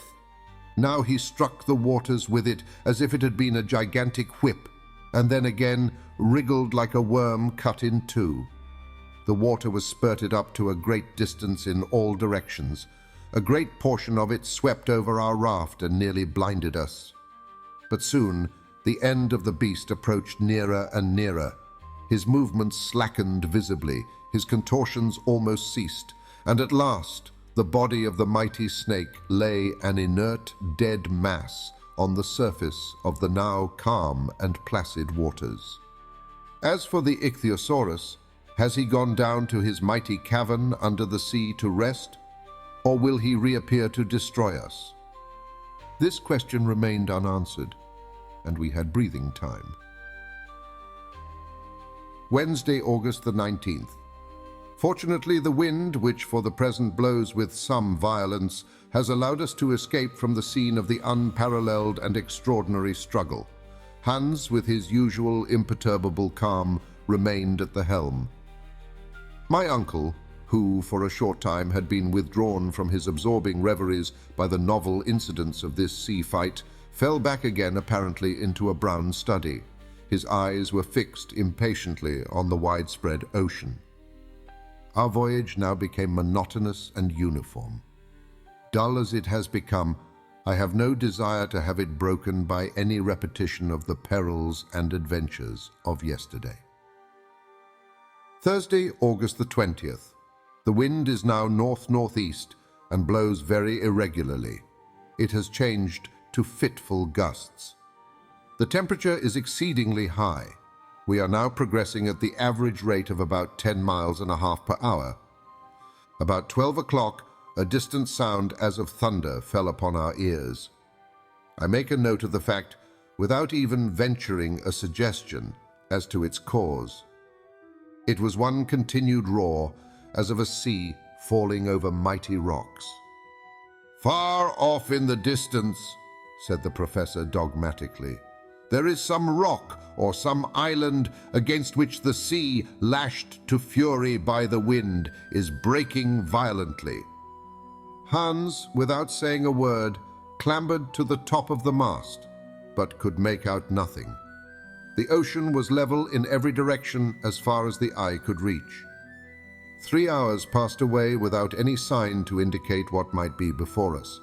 The sound began to assume that of a mighty cataract. I expressed my opinion on this point strongly to my uncle. He merely shook his head. I, however, am strongly impressed by a conviction that I am not wrong.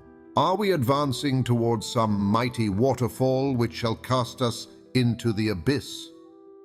Probably this mode of descending into the abyss may be agreeable to the professor, because it would be something like the vertical descent he is so eager to make. I entertain a very different opinion. Whatever be the truth, it is certain that not many leagues distant there must be some very extraordinary phenomenon, for as we advance the roar becomes something mighty and stupendous. Is it in the water or in the air? I cast hasty glances aloft at the suspended vapors, and I seek to penetrate their mighty depths. But the vault above is tranquil. The clouds, which are now elevated to the very summit, appear utterly still and motionless and completely lost in the irradiation of electric light. It is necessary, therefore, to seek for the cause of this phenomenon elsewhere. I examine the horizon, now perfectly calm, pure, and free from all haze. Its aspect still remains unchanged. But if this awful noise proceeds from a cataract, if, so to speak in plain English, this vast interior ocean is precipitated into a lower basin, if these tremendous roars are produced by the noise of falling waters, the current would increase in activity, and its increasing swiftness would give me some idea of the extent of the peril with which we are menaced. I consult the current. It simply does not exist. There is no such thing. An empty bottle cast into the water lies to leeward without motion. About 4 o'clock, Hans rises, clambers up the mast, and reaches the truck itself. From this elevated position, his looks are cast around. They take in a vast circumference of the ocean. At last, his eyes remain fixed. His face expresses no astonishment, but his eyes slightly dilate. "He has seen something at last," cried my uncle. "I think so," I replied. Hans came down, stood beside us, and pointed with his right hand to the south. "Der Nere," he said. "There," replied my uncle, and seizing his telescope he looked at it with great attention for about a minute, which to me appeared an age. I knew not what to think or expect. "Yes, yes," he cried in a tone of considerable surprise. "There it is." "What?" I asked. "A tremendous spurt of water rising out of the waves." "Some other marine monster?" I cried, already alarmed. "Perhaps. Then let us steer more to the westward, for we know what we have to expect from antediluvian animals," was my eager reply. "Go ahead," said my uncle. I turned towards Hans. Hans was at the tiller, steering with his usual imperturbable calm. Nevertheless, if from the distance which separated us from this creature, a distance which must be estimated at not less than a dozen leagues, one could see the column of water spurting from the blowhole of the great animal, his dimensions must be something preternatural. To fly is therefore the course to be suggested by ordinary prudence. But we have not come into that part of the world to be prudent. Such is my uncle's determination. We accordingly continued to advance. The nearer we come, the loftier is the spouting water. What monster can fill himself with such huge volumes of water and then unceasingly spout them out in such lofty jets? At 8 o'clock in the evening, reckoning as above ground where there is day and night, we are not more than 2 leagues from the mighty beast. Its long, black, enormous, mountainous body lies on the top of the water like an island. But then sailors have been said to have gone ashore on sleeping whales, mistaking them for land. Is it illusion, or is it fear? Its length cannot be less than 1,000 fathoms. What, then, is this cetaceous monster of which no Cuvier ever thought? It is quite motionless and presents the appearance of sleep. The sea seems unable to lift him upwards. It is rather the waves which break on his huge and gigantic frame. The waterspout, rising to a height of 500 feet, breaks in spray with a dull, sullen roar. We advance like senseless lunatics towards this mighty mass.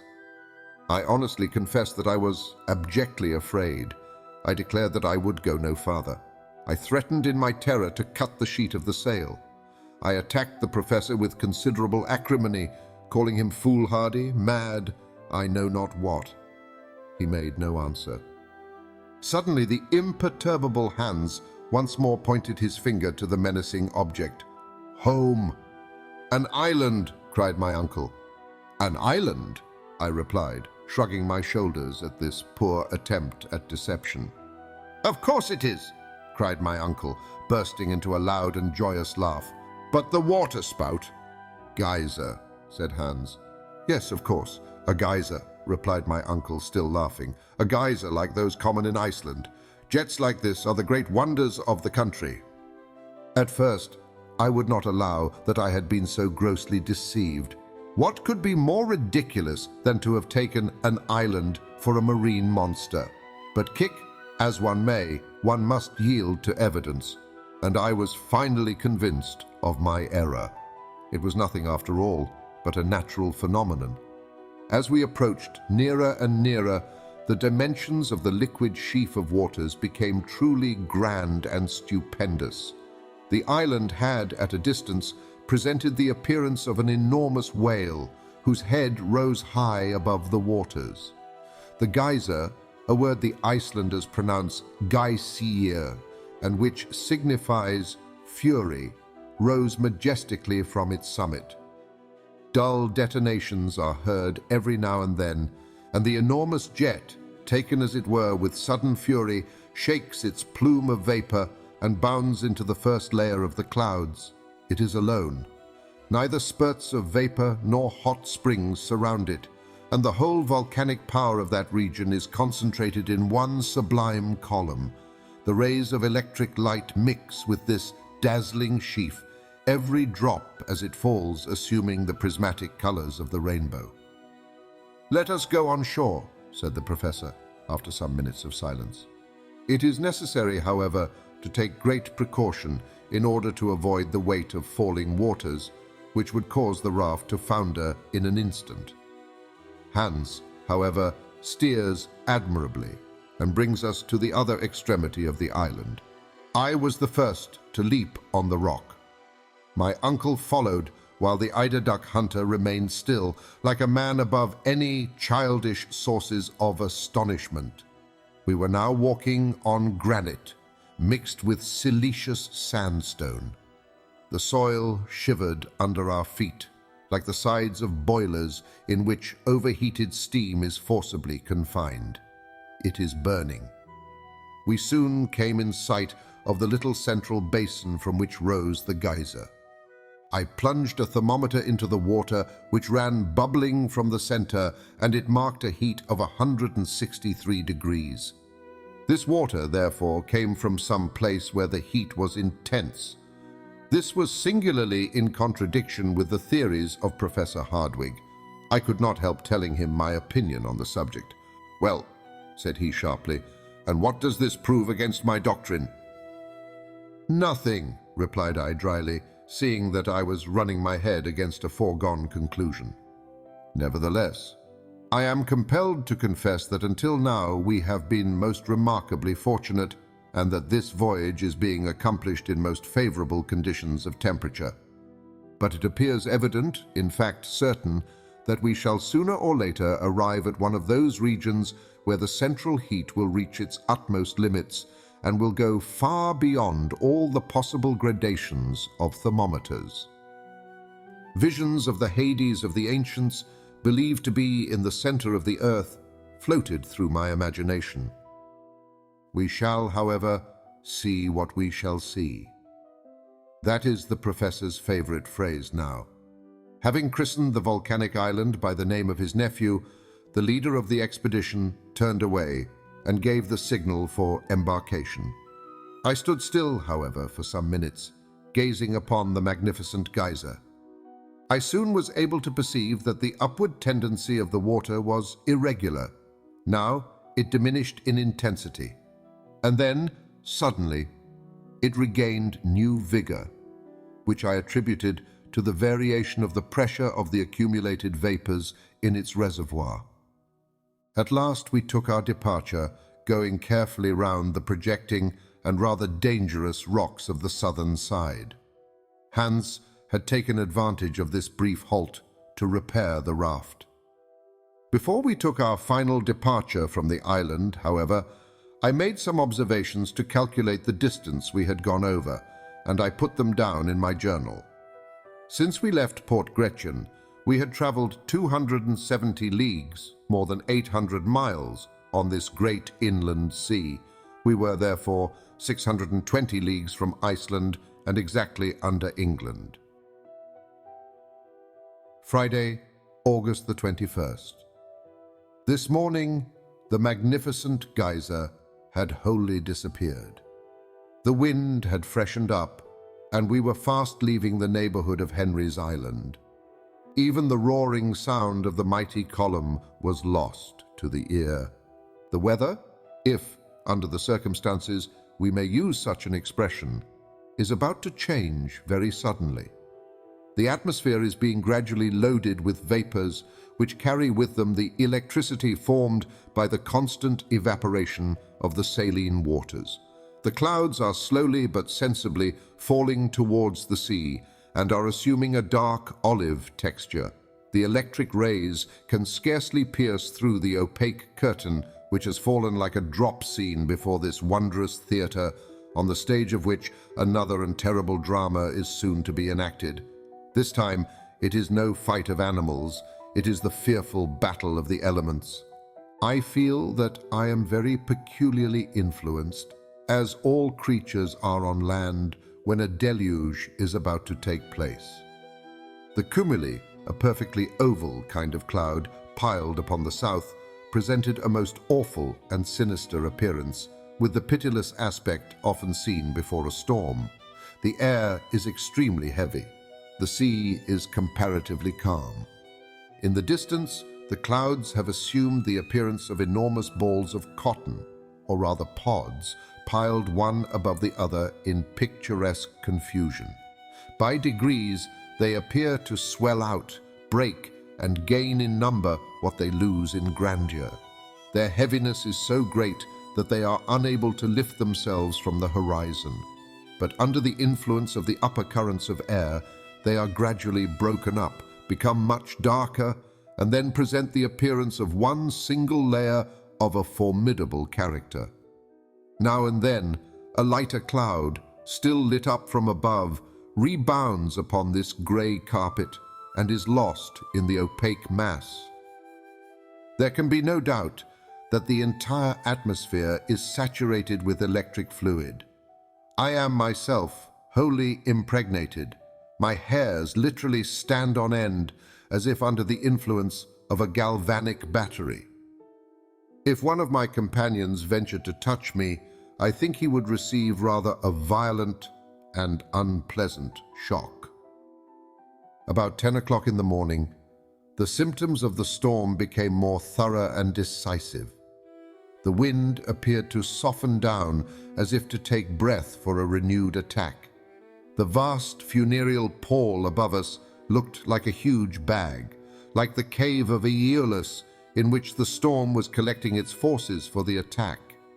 I tried all I could not to believe in the menacing signs of the sky, and yet I could not avoid saying, as it were involuntarily, "I believe we are going to have bad weather."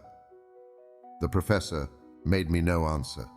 He was in a horrible, in a detestable humor, to see the ocean stretching interminably before his eyes. On hearing my words, he simply shrugged his shoulders. "We shall have a tremendous storm," I said again, pointing to the horizon. "These clouds are falling lower and lower upon the sea, as if to crush it." A great silence prevailed. The wind wholly ceased. Nature assumed a dead calm and ceased to breathe. Upon the mast, where I noticed a sort of slight ignis fatuus, the sail hangs in loose, heavy folds. The raft is motionless in the midst of a dark, heavy sea, without undulation, without motion. It is as still as glass. But as we are making no progress, what is the use of keeping up the sail, which may be the cause of our perdition, if the tempest should suddenly strike us without warning? "Let us lower the sail," I said. "It is only an act of common prudence." "No, no," cried my uncle in an exasperated tone. "100 times no. Let the wind strike us and do its worst. Let the storm sweep us away where it will. Only let me see the glimmer of some coast, of some rocky cliffs, even if they dash our raft into 1,000 pieces. No, keep up the sail, no matter what happens." These words were scarcely uttered when the southern horizon underwent a sudden and violent change.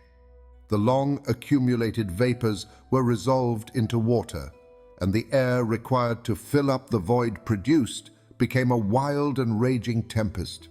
It came from the most distant corners of the mighty cavern. It raged from every point of the compass. It roared, it yelled, it shrieked with glee, as of demons let loose. The darkness increased and became indeed darkness visible. The raft rose and fell with the storm and bounded over the waves.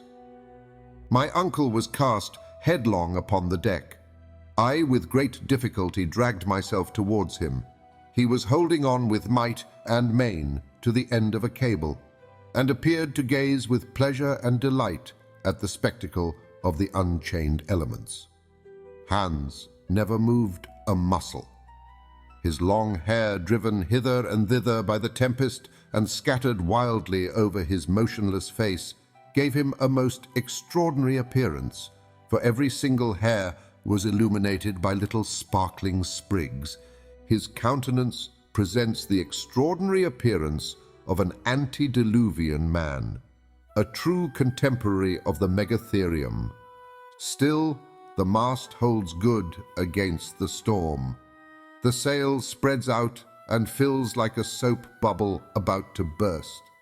The raft rushes on at a pace impossible to estimate, but still less swiftly than the body of water displaced beneath it, the rapidity of which may be seen by the lines which fly right and left in the wake.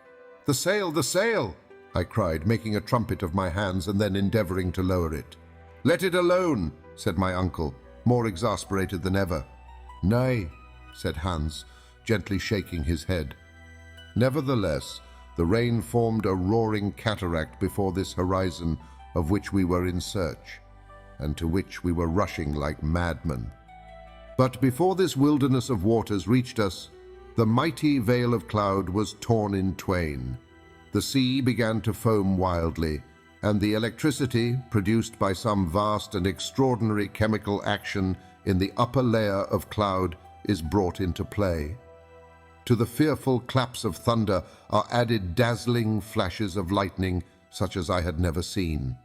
The flashes crossed one another, hurled from every side, while the thunder came pealing like an echo.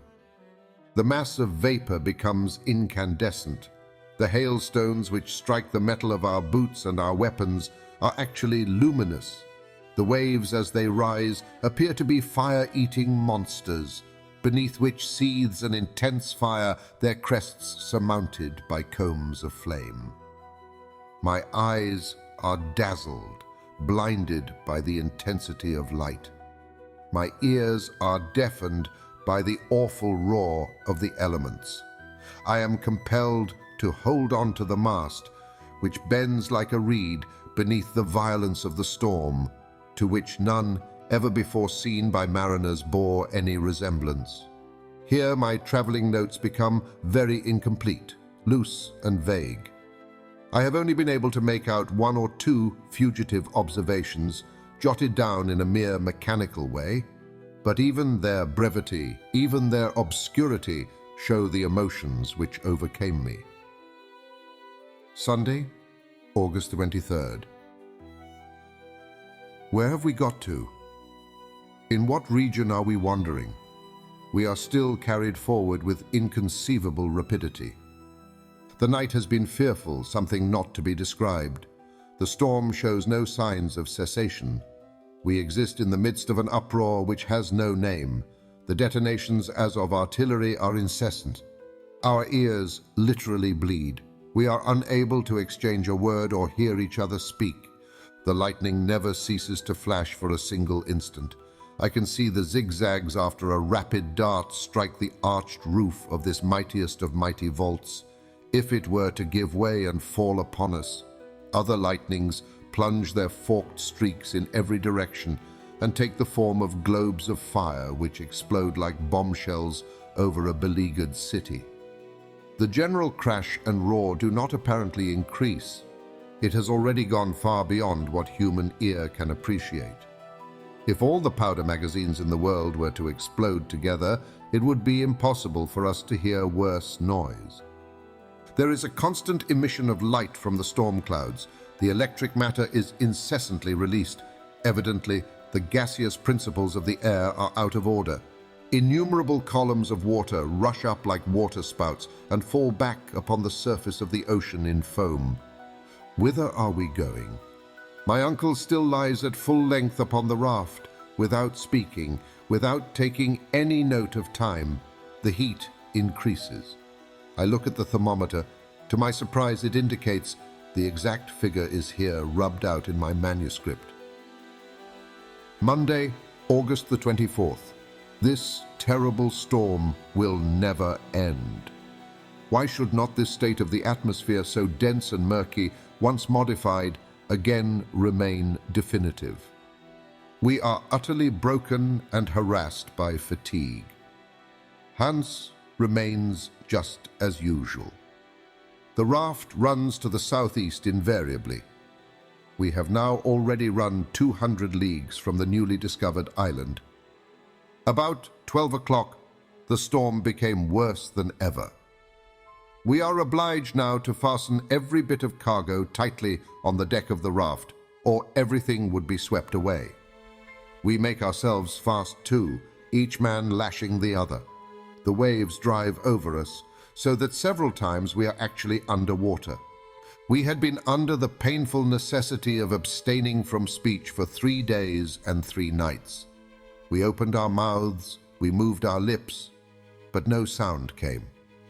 Even when we placed our mouths to each other's ears, it was the same.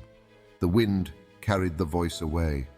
My uncle once contrived to get his head close to mine after several almost vain endeavors.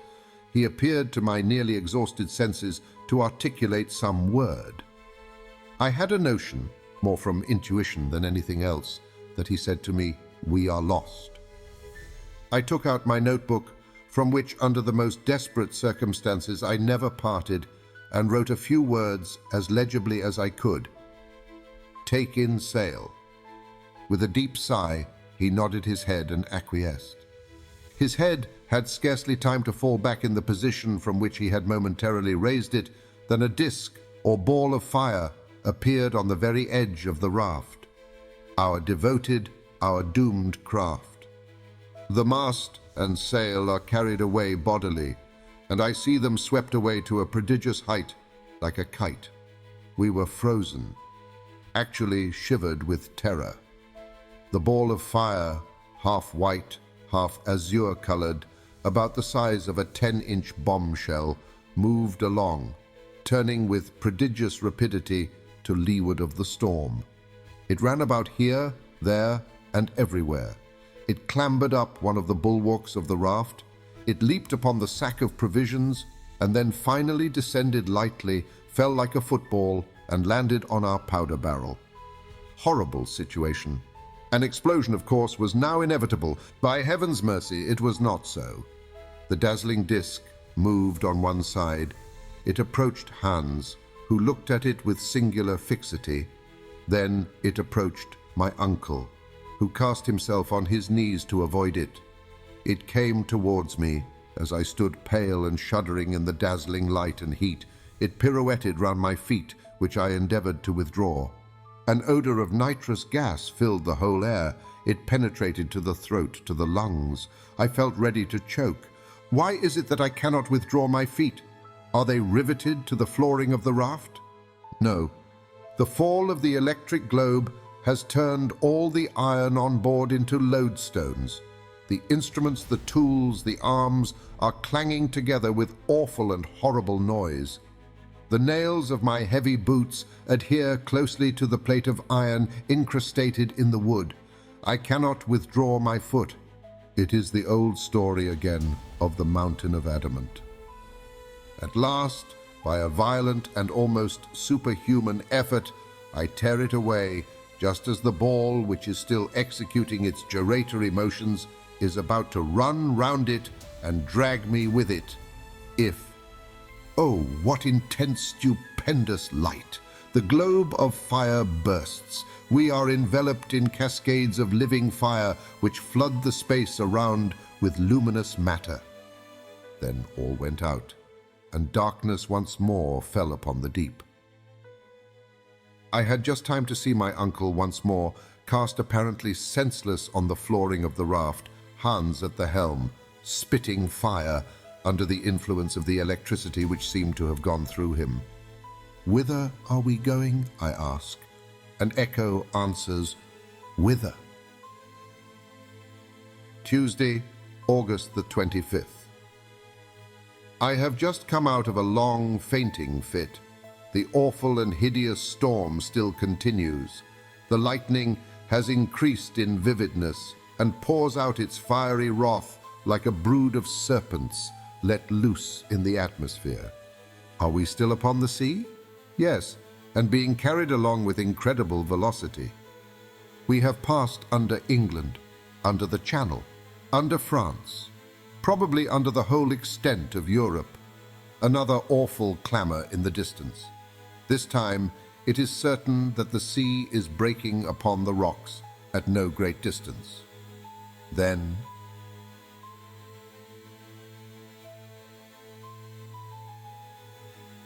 here ends what I call my journal of our voyage on board the raft, which journal was happily saved from the wreck. I proceed with my narrative as I did before I commenced my daily notes. What happened when the terrible shock took place, when the raft was cast upon the rocky shore, it would be impossible for me now to say. I felt myself precipitated violently into the boiling waves, and if I escaped from a certain and cruel death, it was wholly owing to the determination of the faithful Hans, who, clutching me by the arm, saved me from the yawning abyss. The courageous Icelander then carried me in his powerful arms far out of the reach of the waves and laid me down upon a burning expanse of sand, where I found myself some time afterwards in the company of my uncle, the professor. Then he quietly returned towards the fatal rocks, against which the furious waves were beating in order to save any stray waifs from the wreck. This man was always practical and thoughtful. I could not utter a word. I was quite overcome with emotion. My whole body was broken and bruised with fatigue. It took hours before I was anything like myself. Meanwhile, there fell a fearful deluge of rain, drenching us to the skin. Its very violence, however, proclaimed the approaching end of the storm. Some overhanging rocks afforded us a slight protection from the torrents. Under this shelter, Hans prepared some food, which, however, I was unable to touch, and exhausted by the 3 weary days and nights of watching, we fell into a deep and painful sleep. My dreams were fearful, but at last exhausted nature asserted her supremacy, and I slumbered. Next day, when I awoke, the change was magical. The weather was magnificent. Air and sea, as if by mutual consent, had regained their serenity. Every trace of the storm, even the faintest, had disappeared. I was saluted on my awakening by the first joyous tones I had heard from the professor for many a day.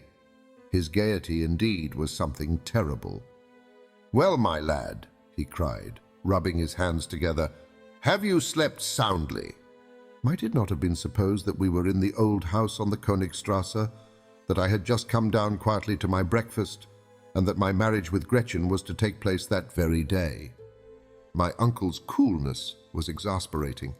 Alas, considering how the tempest had driven us in an easterly direction, we had passed under the whole of Germany, under the city of Hamburg, where I had been so happy, under the very street which contained all I loved and cared for in the world. It was a positive fact that I was only separated from her by a distance of 40 leagues, but these 40 leagues were of hard, impenetrable granite. All these dreary and miserable reflections passed through my mind before I attempted to answer my uncle's question. "Why, what is the matter?" he cried. "Cannot you say whether you have slept well or not?" "I have slept very well," was my reply, "but every bone in my body aches. I suppose that will lead to nothing?" "Nothing at all, my boy. It is only the result of the fatigue of the last few days, that is all. You appear, if I may be allowed to say so, to be very jolly this morning," I said. "Delighted, my dear boy, delighted. Was never happier in my life. We have at last reached the wished-for port." "The end of our expedition?" cried I, in a tone of considerable surprise. "No, but to the confines of that sea which I began to fear would never end, but go round the whole world. We will now tranquilly resume our journey by land, and once again endeavor to dive into the center of the earth." "My dear uncle," I began, in a hesitating kind of way, "allow me to ask you one question." "Certainly, Harry. A dozen, if you think proper." "One will suffice. How about getting back?" I asked. "How about getting back? What a question to ask. We have not as yet reached the end of our journey." "I know that. All I want to know is how you propose we shall manage the return voyage." "In the most simple manner in the world," said the imperturbable professor. "Once we reach the exact center of this sphere, either we shall find a new road by which to ascend to the surface, or we shall simply turn round and go back by the way we came. I have every reason to believe that while we are traveling forward, it will not close behind us. Then one of the first matters to see to will be to repair the raft," was my rather melancholy response. "Of course. We must attend to that above all things," continued the professor. "Then comes the all-important question of provisions," I urged. "Have we anything like enough left to enable us to accomplish such great, such amazing designs as you contemplate carrying out?" I have seen into the matter, and my answer is in the affirmative. Hans is a very clever fellow, and I have reason to believe that he has saved the greater part of the cargo. But the best way to satisfy your scruples is to come and judge for yourself." Saying which, he led the way out of the kind of open grotto in which we had taken shelter. I had almost begun to hope that which I should rather have feared, and this was the impossibility of such a shipwreck leaving even the slightest signs of what it had carried as freight. I was, however, thoroughly mistaken. As soon as I reached the shores of this inland sea, I found Hans standing gravely in the midst of a large number of things laid out in complete order. My uncle wrung his hands with deep and silent gratitude.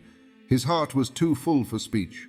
This man, whose superhuman devotion to his employers I not only never saw surpassed, nor even equaled, had been hard at work all the time we slept, and at the risk of his life had succeeded in saving the most precious articles of our cargo. Of course, under the circumstances, we necessarily experienced several severe losses. Our weapons had wholly vanished, but experience had taught us to do without them. The provision of powder had, however, remained intact, after having narrowly escaped blowing us all to atoms in the storm. "Well," said the professor, who was now ready to make the best of everything, "as we have no guns, all we have to do is to give up all idea of hunting." "Yes, my dear sir, we can do without them, but what about all our instruments?" "Here is the manometer, the most useful of all, and which I gladly accept in lieu of the rest. With it alone, I can calculate the depth as we proceed. By its means alone, I shall be able to decide when we have reached the center of the earth. Ha ha! But for this little instrument, we might make a mistake and run the risk of coming out at the antipodes." All this was said amid bursts of unnatural laughter. "But the compass," I cried. "Without that, what can we do?" "Here it is, safe and sound," he cried with real joy. "Ah, ah, and here we have the chronometer and the thermometers. Hans the Hunter is indeed an invaluable man." It was impossible to deny this fact. As far as the nautical and other instruments were concerned, nothing was wanting. Then, on further examination, I found ladders, cords, pickaxes, crowbars, and shovels, all scattered about on the shore. There was, however, finally the most important question of all, and that was provisions. "But what are we to do for food?" I asked. "Let us see to the commissariat department," replied my uncle gravely. The boxes which contained our supply of food for the voyage were placed in a row along the strand, and were in a capital state of preservation. The sea had in every case respected their contents, and to sum up in one sentence, taking into consideration biscuits, salt meat, Schiedam, and dried fish, we could still calculate on having about 4 months' supply if used with prudence and caution. "4 months!" cried the sanguine professor in high glee. "Then we shall have plenty of time both to go and to come, and with what remains, I undertake to give a grand dinner to my colleagues of the Johanneum." I sighed. I should by this time have become used to the temperament of my uncle, and yet this man astonished me more and more every day. He was the greatest human enigma I ever had known. "Now," before we do anything else, we must lay in a stock of fresh water. The rain has fallen in abundance and filled the hollows of the granite. There is a rich supply of water, and we have no fear of suffering from thirst, which in our circumstances is of the last importance.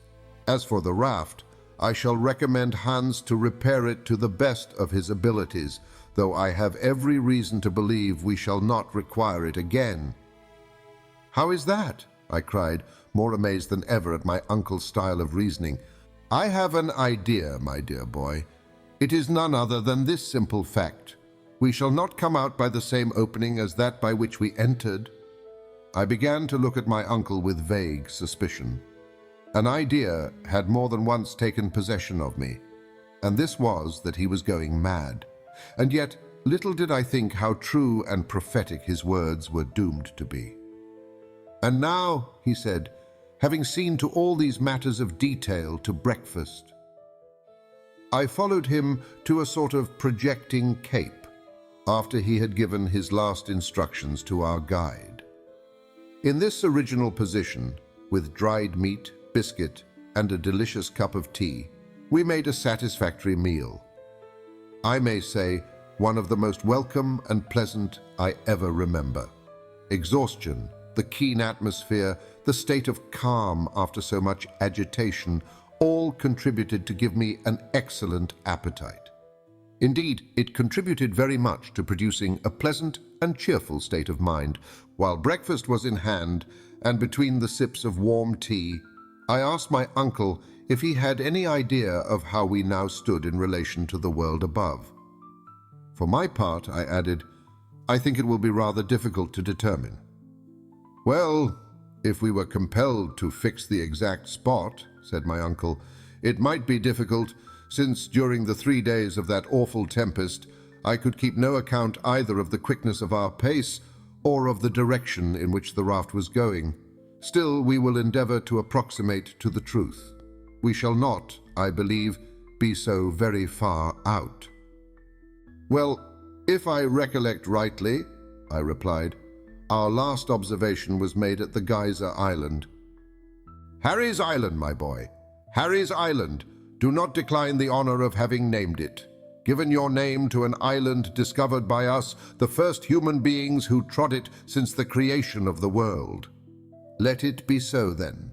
At Harry's Island, we had already gone over 270 leagues of sea, and we were, I believe, about 600 leagues, more or less, from Iceland. Good. I am glad to see that you remember so well. Let us start from that point, and let us count 4 days of storm, during which our rate of traveling must have been very great. I should say that our velocity must have been about 80 leagues to the 24 hours. I agreed that I thought this a fair calculation. There were then 300 leagues to be added to the grand total. Yes, and the Central Sea must extend at least 600 leagues from side to side. Do you know, my boy, Harry, that we have discovered an inland lake larger than the Mediterranean? Certainly, and we only know of its extent in one way. It may be hundreds of miles in length. Very likely. Then, said I, after calculating for some minutes, if your provisions are right, we are at this moment exactly under the Mediterranean itself. Do you think so? Yes, I am almost certain of it. Are we not 900 leagues distant from Reykjavik? That is perfectly true, and a famous bit of road we have traveled, my boy. But why we should be under the Mediterranean more than under Turkey or the Atlantic Ocean can only be known when we are sure of not having deviated from our course, and of this we know nothing. I do not think we were driven very far from our course. The wind appears to me to have been always about the same. My opinion is that this shore must be situated to the southeast of Port Gretchen. Good, I hope so. It will, however, be easy to decide the matter by taking the bearings from our departure by means of the compass. Come along, and we will consult that invaluable invention. The professor now walked eagerly in the direction of the rock where the indefatigable Hans had placed the instruments in safety. My uncle was gay and light-hearted. He rubbed his hands and assumed all sorts of attitudes. He was, to all appearance, once more a young man. Since I had known him, never had he been so amiable and pleasant. I followed him, rather curious to know whether I had made any mistake in my estimation of our position. As soon as we had reached the rock, my uncle took the compass, placed it horizontally before him, and looked keenly at the needle. As he had at first shaken it to give it vivacity, it oscillated considerably and then slowly assumed its right position under the influence of the magnetic power. The professor bent his eyes curiously over the wondrous instrument. A violent start immediately showed the extent of his emotion. He closed his eyes, rubbed them, and took another and a keener survey. Then he turned slowly round to me, stupefaction depicted on his countenance. "What is the matter?" said I, beginning to be alarmed. He could not speak. He was too overwhelmed for words. He simply pointed to the instrument. I examined it eagerly, according to his mute directions, and a loud cry of surprise escaped my lips. The needle of the compass pointed due north. In the direction we expected was the south. It pointed to the shore instead of to the high seas. I shook the compass, I examined it with a curious and anxious eye. It was in a state of perfection. No blemish in any way explained the phenomenon. Whatever position we forced the needle into, it returned invariably to the same unexpected point. It was useless attempting to conceal from ourselves the fatal truth. There could be no doubt about it, unwelcome as was the fact that during the tempest there had been a sudden slant of wind of which we had been unable to take any account, and thus the raft had carried us back to the shores we had left, apparently forever, so many days before. It would be altogether impossible for me to give any idea of the utter astonishment which overcame the professor on making this extraordinary discovery. Amazement, incredulity, and rage were blended in such a way as to alarm me. During the whole course of my life, I had never seen a man at first so chapfallen, and then so furiously indignant. The terrible fatigues of our sea voyage, the fearful dangers we had passed through, had all gone for nothing. We had to begin them all over again. Instead of progressing as we fondly expected, during a voyage of so many days, we had retreated. Every hour of our expedition on the raft had been so much lost time. Presently, however, the indomitable energy of my uncle overcame every other consideration. "So," he said between his set teeth, "fatality will play me these terrible tricks. The elements themselves conspire to overwhelm me with mortification. Air, fire, and water combine their united efforts to oppose my passage. Well, they shall see what the earnest will of a determined man can do. I will not yield. I will not retreat even 1 inch, and we shall see who shall triumph in this great contest, man or nature." Standing upright on a rock, irritated and menacing, Professor Hardwigg, like the ferocious Ajax, seemed to defy the fates. I, however, took upon myself to interfere and to impose some sort of check upon such insensate enthusiasm. "Listen to me, uncle," I said in a firm but temperate tone of voice. "There must be some limit to ambition here below. It is utterly useless to struggle against the impossible. Pray listen to reason. We are utterly unprepared for a sea voyage. It is simply madness to think of performing a journey of 500 leagues upon a wretched pile of beams, with a counterpane for a sail, a paltry stick for a mast, and a tempest to contend with. As we are totally incapable of steering our frail craft, we shall become the mere plaything of the storm, and it is acting the part of madmen if we, a second time, run any risk upon this dangerous and treacherous central sea." These are only a few of the reasons and arguments I put together, reasons and arguments which to me appeared unanswerable. I was allowed to go on without interruption for about 10 minutes. The explanation to this I soon discovered. The professor was not even listening and did not hear a word of all my eloquence. "To the raft!" he cried in a hoarse voice when I paused for a reply. Such was the result of my strenuous effort to resist his iron will. I tried again. I begged and implored him. I got into a passion, but I had to deal with a will more determined than my own. I seemed to feel like the waves which fought and battled against the huge mass of granite at our feet, which had smiled grimly for so many ages at their puny efforts. Hans, meanwhile, without taking part in our discussion, had been repairing the raft. One would have supposed that he instinctively guessed at the further projects of my uncle. By means of some fragments of cordage, he had again made the raft seaworthy. While I had been speaking, he had hoisted a new mast and sail, the latter already fluttering and waving in the breeze. The worthy professor spoke a few words to our imperturbable guide, who immediately began to put our baggage on board and to prepare for our departure. The atmosphere was now tolerably clear and pure, and the northeast wind blew steadily and serenely. It appeared likely to last for some time. What then could I do? Could I undertake to resist the iron will of two men? It was simply impossible, if even I could have hoped for the support of Hans. This, however, was out of the question. It appeared to me that the Icelander had set aside all personal will and identity. He was a picture of abnegation.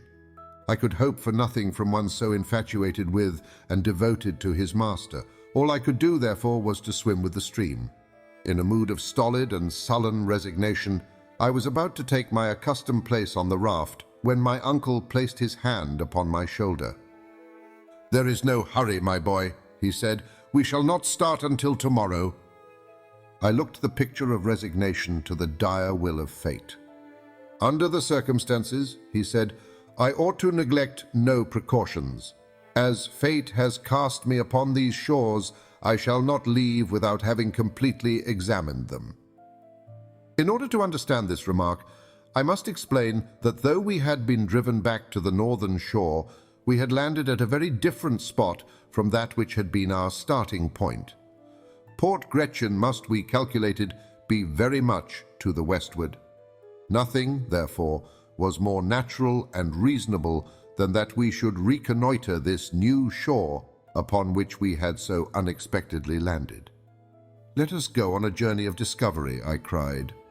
And leaving Hans to his important operation, we started on our expedition. The distance between the foreshore at high water and the foot of the rocks was considerable. It would take about half an hour's walking to get from one to the other.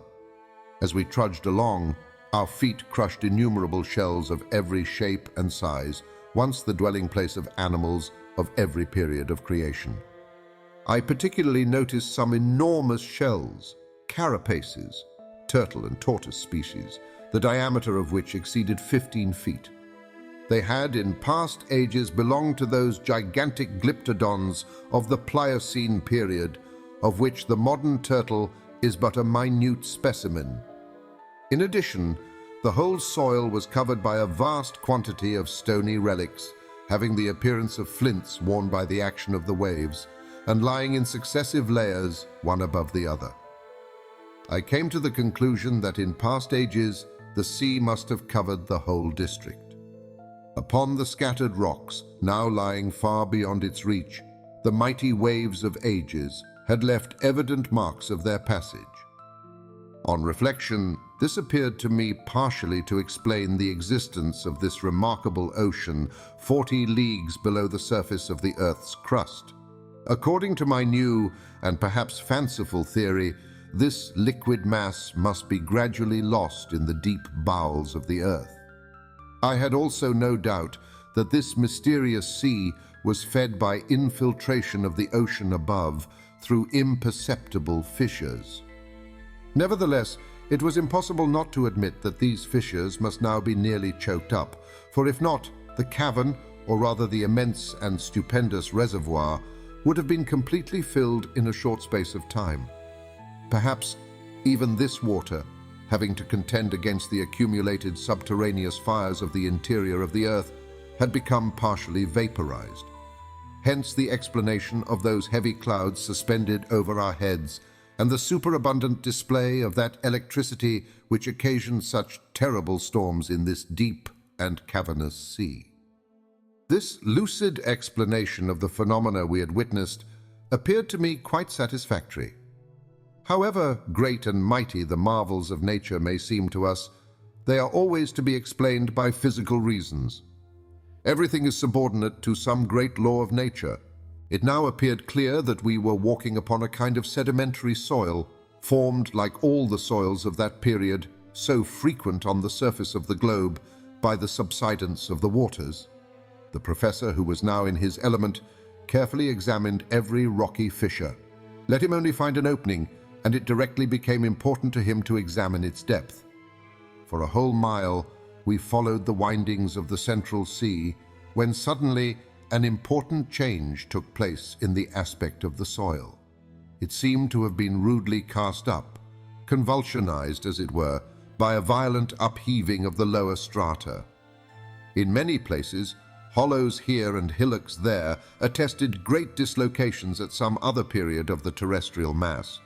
We advanced with great difficulty over the broken masses of granite mixed with flint, quartz, and alluvial deposits, when a large field, more even than a field, a plain of bones, appeared suddenly before our eyes. It looked like an immense cemetery, where generation after generation had mingled their mortal dust. Lofty barrows of early remains rose at intervals. They undulated away to the limits of the distant horizon and were lost in a thick and brown fog. On that spot, some 3 square miles in extent, was accumulated the whole history of animal life. Scarcely one creature upon the comparatively modern soil of the upper and inhabited world had not there existed. Nevertheless, we were drawn forward by an all-absorbing and impatient curiosity. Our feet crushed with a dry and crackling sound the remains of those prehistoric fossils, for which the museums of great cities quarrel, even when they obtain only rare and curious morsels. 1,000 such naturalists as Cuvier would not have sufficed to recompose the skeletons of the organic beings which lay in this magnificent osseous collection. I was utterly confounded. My uncle stood for some minutes with his arms raised on high towards the thick granite vault which served us for a sky. His mouth was wide open, his eyes sparkled wildly behind his spectacles, which he had fortunately saved. His head bobbed up and down and from side to side, while his whole attitude and mien expressed unbounded astonishment. He stood in the presence of an endless, wondrous, and inexhaustibly rich collection of antediluvian monsters, piled up for his own private and peculiar satisfaction. Fancy, an enthusiastic lover of books, carried suddenly into the very midst of the famous library of Alexandria, burned by the sacrilegious Omar, and which some miracle had restored to its pristine splendor. Such was something of the state of mind in which Uncle Hardwigg was now placed. For some time he stood thus, literally aghast at the magnitude of his discovery, but it was even a greater excitement when, darting wildly over this mass of organic dust, he caught up a naked skull and addressed me in a quivering voice. "Harry, my boy, Harry, this is a human head." "A human head, Uncle?" I said, no less amazed and stupefied than himself. "Yes, nephew. Mr. Milne Edwards. Mr. de Quatrefages. Why are you not here where I am? I, Professor Hardwigg." In order fully to understand the exclamation made by my uncle and his allusions to these illustrious and learned men, it will be necessary to enter into certain explanations in regard to a circumstance of the highest importance to paleontology, or the science of fossil life, which had taken place a short time before our departure from the upper regions of the earth. On the 28th of March, 1863, some navigators, under the direction of Monsieur Boucher de Perthes, were at work in the great quarries of Moulin-Quignon, near Abbeville, in the department of the Somme, in France. While at work, they unexpectedly came upon a human jawbone buried 14 feet below the surface of the soil. It was the first fossil of the kind that had ever been brought to the light of day. Near this unexpected human relic were found stone hatchets and carved flints, colored and clothed by time in one uniform, brilliant tint of verdigris. The report of this extraordinary and unexpected discovery spread not only all over France, but over England and Germany. Many learned men belonging to various scientific bodies, and noteworthy among others, Messrs. Milne Edwards and de Quatrefages, took the affair very much to heart, demonstrated the incontestable authenticity of the bone in question, and became, to use the phrase then recognized in England, the most ardent supporters of the jawbone question. To the eminent geologists of the United Kingdom, who looked upon the fact as certain, Messrs. Falconer, Buck, Carpenter, and others, were soon united the learned men of Germany, and among those in the first rank, the most eager, the most enthusiastic, was my worthy uncle, Professor Hardwigg. The authenticity of a human fossil of the Quaternary period seemed then to be incontestably demonstrated, and even to be admitted by the most skeptical. This system, or theory, call it what you will, had, it is true, a bitter adversary in Monsieur Élie de Beaumont. This learned man, who holds such a high place in the scientific world, holds that the soil of Moulin-Quignon does not belong to the diluvium, but to a much less ancient stratum, and in accordance with Cuvier in this respect, he would by no means admit that the human species was contemporary with the animals of the Quaternary epoch. My worthy uncle, Professor Hardwigg, in concert with the great majority of geologists, had held firm, had disputed, discussed, and finally, after considerable talking and writing, Monsieur Élie de Beaumont had been pretty well left alone in his opinions.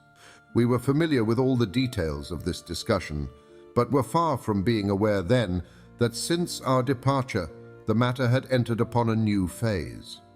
Other similar jawbones, though belonging to individuals of varied types and very different natures, had been found in the movable grey sands of certain grottos in France, Switzerland, and Belgium, together with arms, utensils, tools, bones of children, of men in the prime of life, and of old men. The existence of men in the Quaternary period became therefore more positive every day.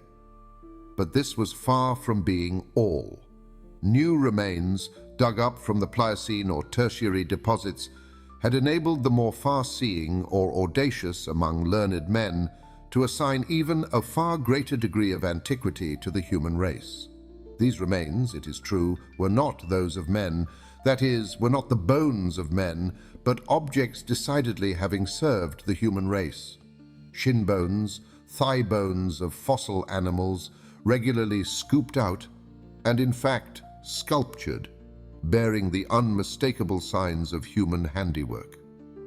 By means of these wondrous and unexpected discoveries, man ascended endless centuries in the scale of time. He, in fact, preceded the mastodon, became the contemporary of the Elephas meridionalis, the southern elephant, acquired an antiquity of over 100,000 years, since that is the date given by the most eminent geologists to the Pliocene period of the Earth.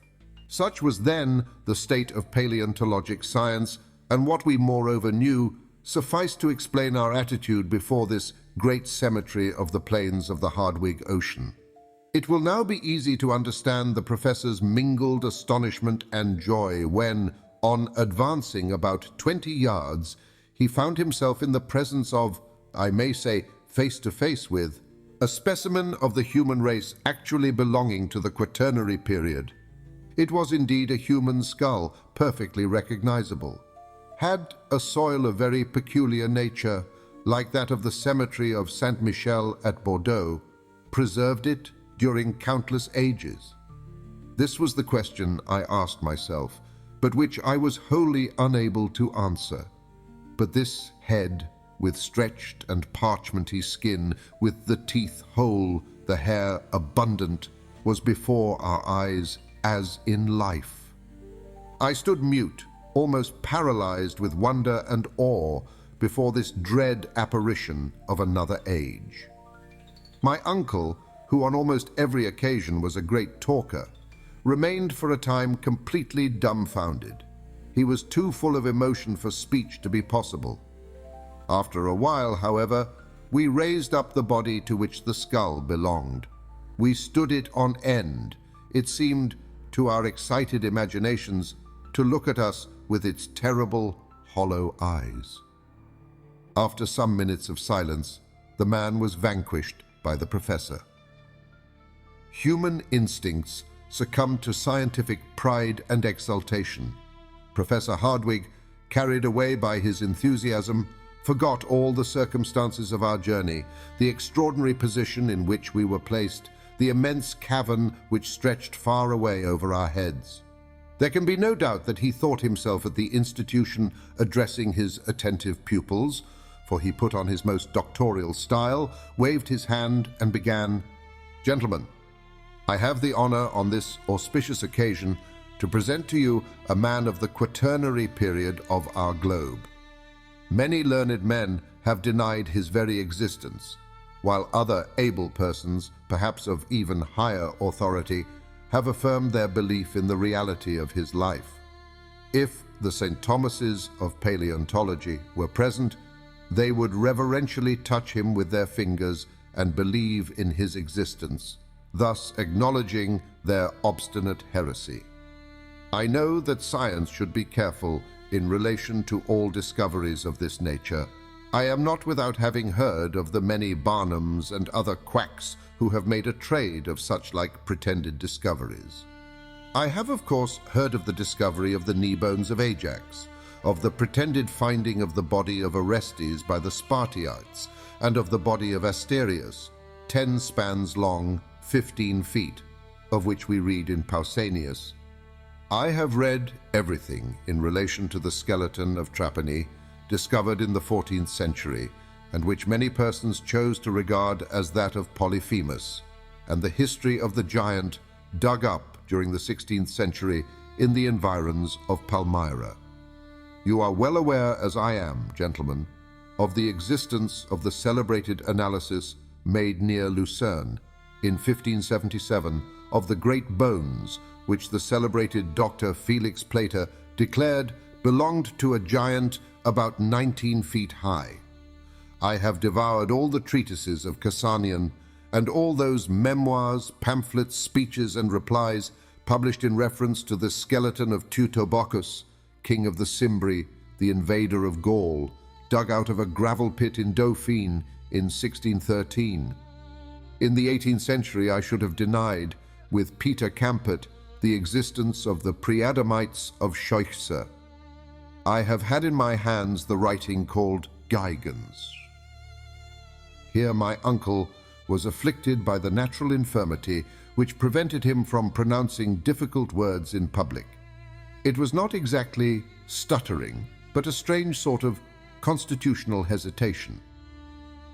"The writing named Geigens," he repeated. He, however, could get no further. "Giganteo..." Impossible. The unfortunate word would not come out. There would have been great laughter at the institution had the mistake happened there. "Gigantosteology!" at last exclaimed Professor Hardwigg, between two savage growls. Having got over our difficulty and getting more and more excited, "Yes, gentlemen, I am well acquainted with all these matters, and know also that Cuvier and Blumenbach fully recognized in these bones the undeniable remains of mammoths of the Quaternary period.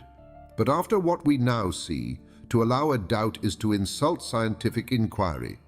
There is the body, you can see it, you can touch it. It is not a skeleton, it is a complete and uninjured body, preserved with an anthropological object." I did not attempt to controvert this singular and astounding assertion. "If I could but wash this corpse in a solution of sulfuric acid," continued my uncle, "I would undertake to remove all the earthy particles and these resplendent shells which are encrusted all over this body. But I am without this precious dissolving medium. Nevertheless, such as it is, this body will tell its own history." Here the professor held up the fossil body and exhibited it with rare dexterity. No professional showman could have shown more activity. "As on examination you will see," my uncle continued, "it is only about 6 feet in length, which is a long way from the pretended giants of early days. As to the particular race to which it belonged, it is incontestably Caucasian. It is of the white race, that is, of our own. The skull of this fossil being is a perfect ovoid, without any remarkable or prominent development of the cheekbones, and without any projection of the jaw. It presents no indication of the prognathism which modifies the facial angle. Measure the angle for yourselves, and you will find that it is just 90 degrees. But I will advance still farther on the road of inquiry and deduction, and I dare venture to say that this human sample or specimen belongs to the Japhetic family, which spread over the world from India to the uttermost limits of Western Europe. There is no occasion, gentlemen, to smile at my remarks. The facial angle is formed by two planes, one more or less vertical, which is in a straight line with the forehead and the incisors, the other horizontal, which passes through the organs of hearing and the lower nasal bone. Prognathism, in anthropological language, means that particular projection of the jaw which modifies the facial angle. Of course, nobody smiled, but the excellent professor was so accustomed to beaming countenances at his lectures that he believed he saw all his audience laughing during the delivery of his learned dissertation. Yes, he continued with renewed animation, this is a fossil man, a contemporary of the mastodons, with the bones of which this whole amphitheater is covered. But if I am called on to explain how he came to this place, how these various strata by which he is covered have fallen into this vast cavity, I can undertake to give you no explanation. Doubtless, if we carry ourselves back to the Quaternary epoch, we shall find that great and mighty convulsions took place in the crust of the earth. The continually cooling operation through which the earth had to pass produced fissures, landslips, and chasms, through which a large portion of the earth made its way. I come to no absolute conclusion, but there is the man, surrounded by the works of his hands, his hatchets and his carved flints, which belong to the Stony period. And the only rational supposition is that, like myself, he visited the center of the earth as a traveling tourist, a pioneer of science. At all events, there can be no doubt of his great age and of his being one of the oldest race of human beings. The professor, with these words, ceased his oration, and I burst forth into loud and unanimous applause.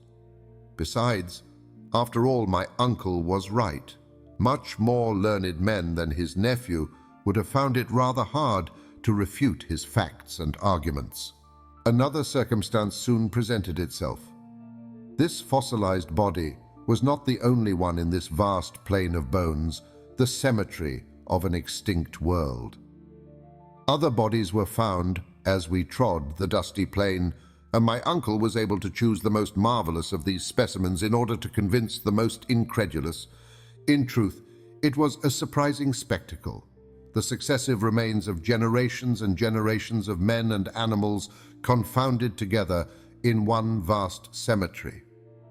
But a great question now presented itself to our notice, and one we were actually afraid to contemplate in all its bearings.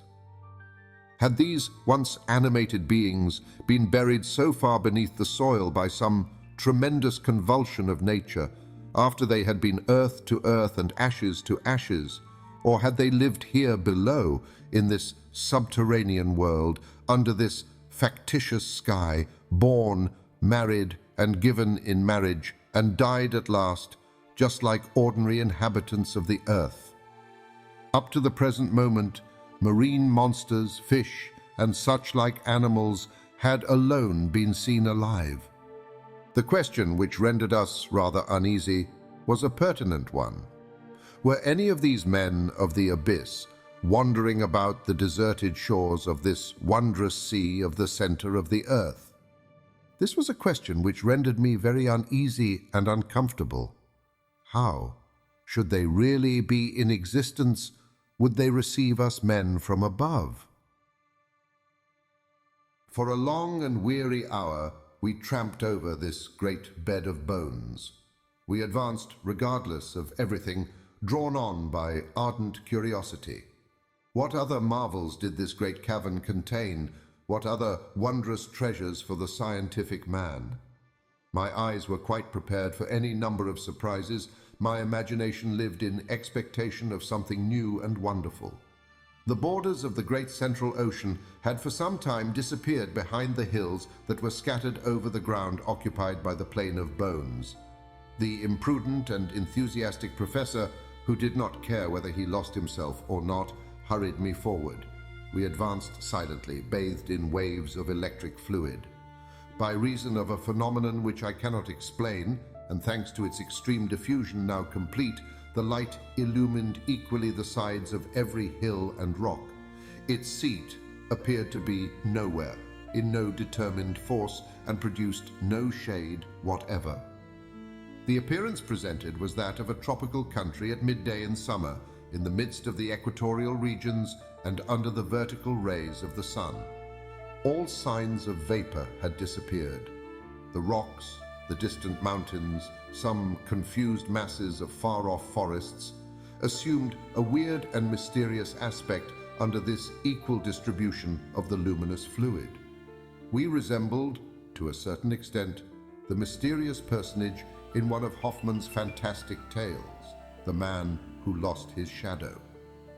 After we had walked about a mile farther, we came to the edge of a vast forest, not, however, one of the vast mushroom forests we had discovered near Port Gretchen. It was the glorious and wild vegetation of the Tertiary period in all its superb magnificence.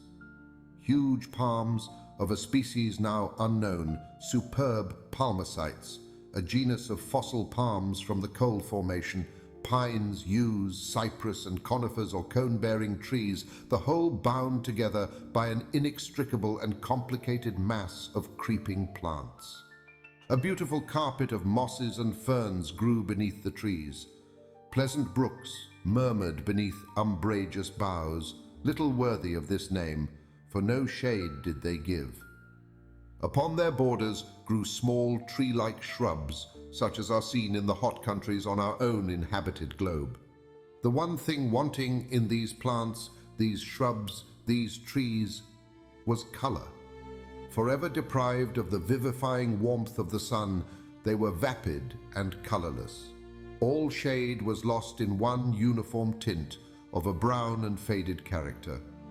The leaves were wholly devoid of verdure, and the flowers, so numerous during the tertiary period which gave them birth, were without color and without perfume, something like paper discolored by long exposure to the atmosphere. My uncle ventured beneath the gigantic groves. I followed him, though not without a certain amount of apprehension. Since nature had shown herself capable of producing such stupendous vegetable supplies, why might we not meet with mammals just as large and therefore dangerous?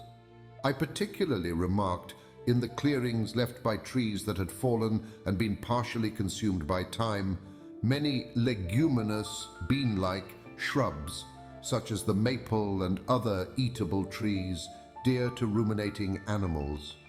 Then there appeared confounded together and intermixed the trees of such varied lands, specimens of the vegetation of every part of the globe.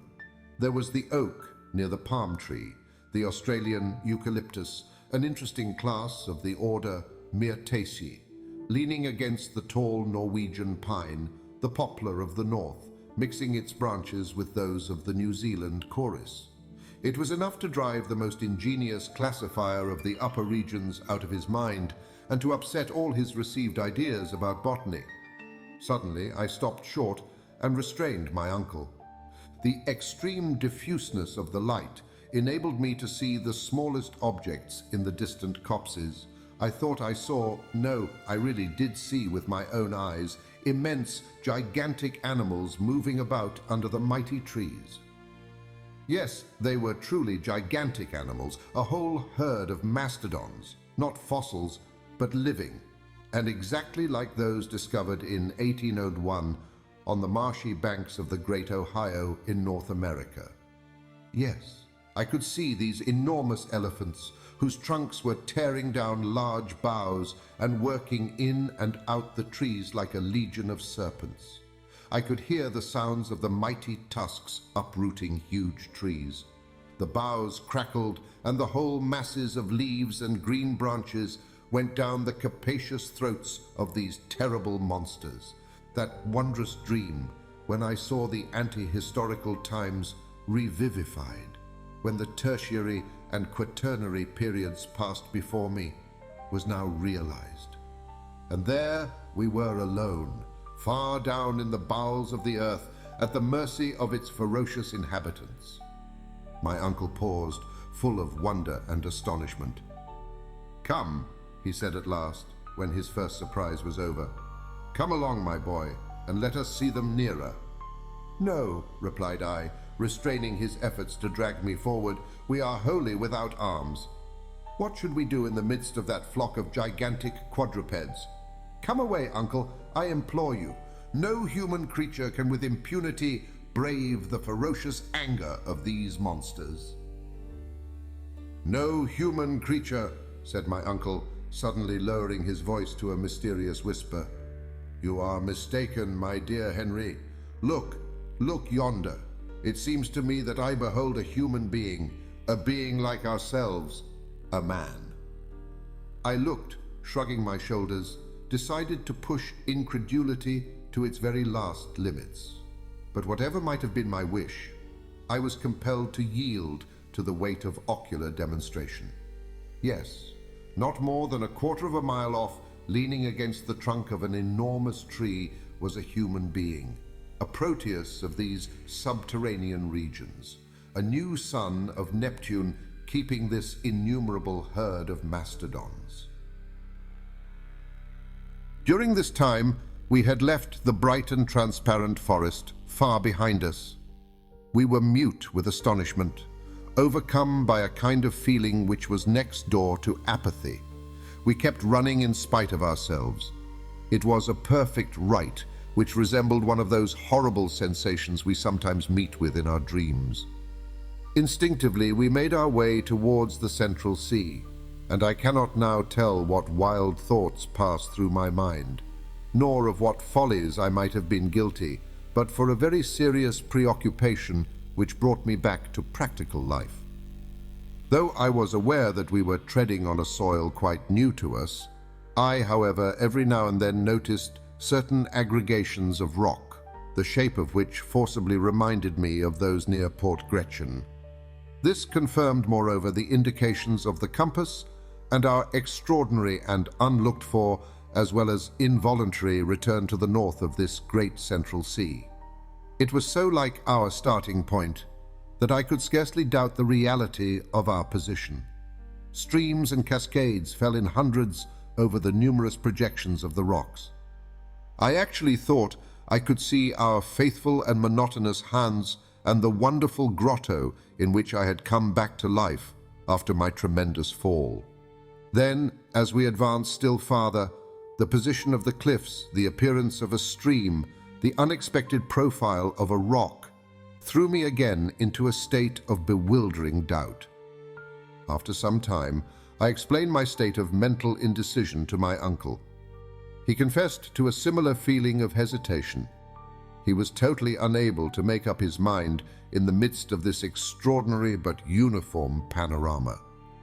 "There can be no doubt," I insisted, "that we have not landed exactly at the place whence we first took our departure. But the tempest has brought us above our starting point. I think, therefore, that if we follow the coast, we shall once more find Port Gretchen."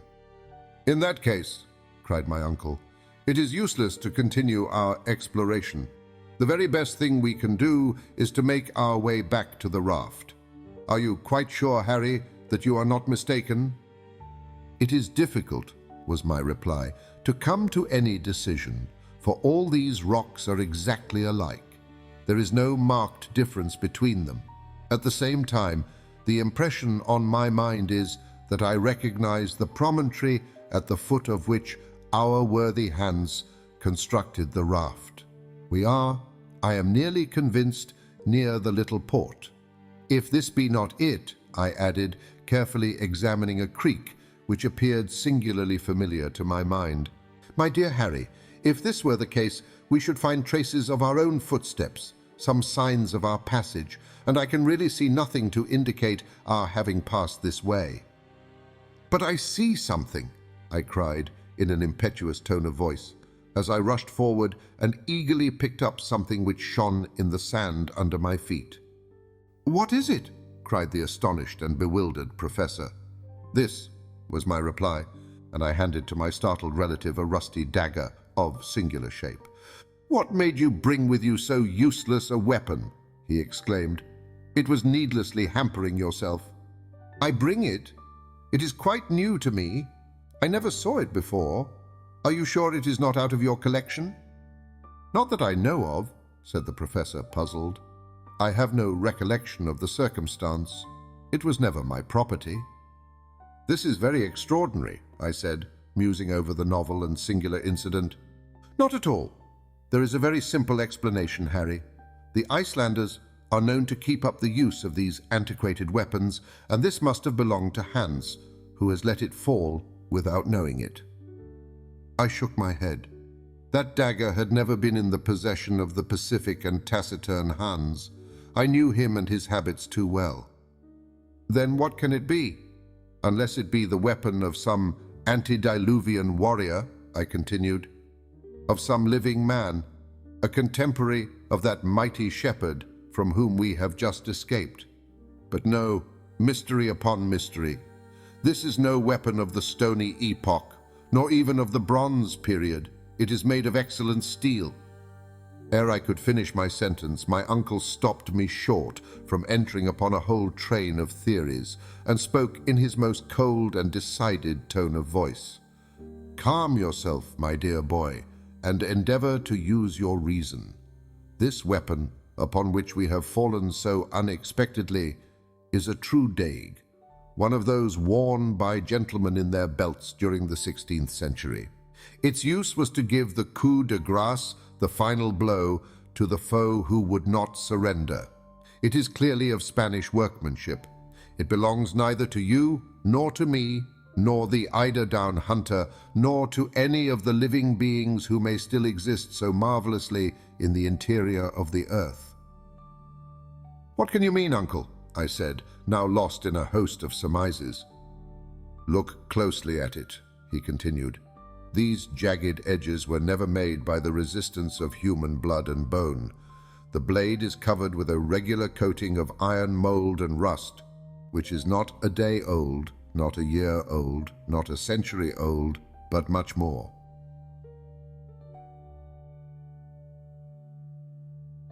The professor began to get quite excited, according to custom, and was allowing himself to be carried away by his fertile imagination. I could have said something. He stopped me. "Harry," he cried, "we are now on the verge of a great discovery. This blade of a dagger you have so marvelously discovered, after being abandoned upon the sand for more than 100, 200, even 300 years, has been indented by someone endeavoring to carve an inscription on these rocks." "But this poniard never got here of itself," I exclaimed. "It could not have twisted itself.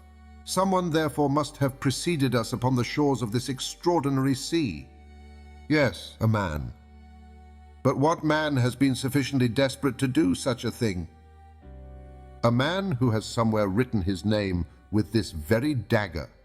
A man who has endeavored once more to indicate the right road to the interior of the earth.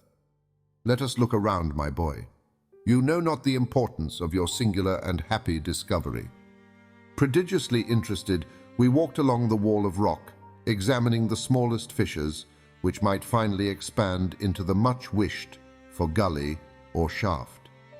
We at last reached a spot where the shore became extremely narrow. The sea almost bathed the foot of the rocks, which were here very lofty and steep.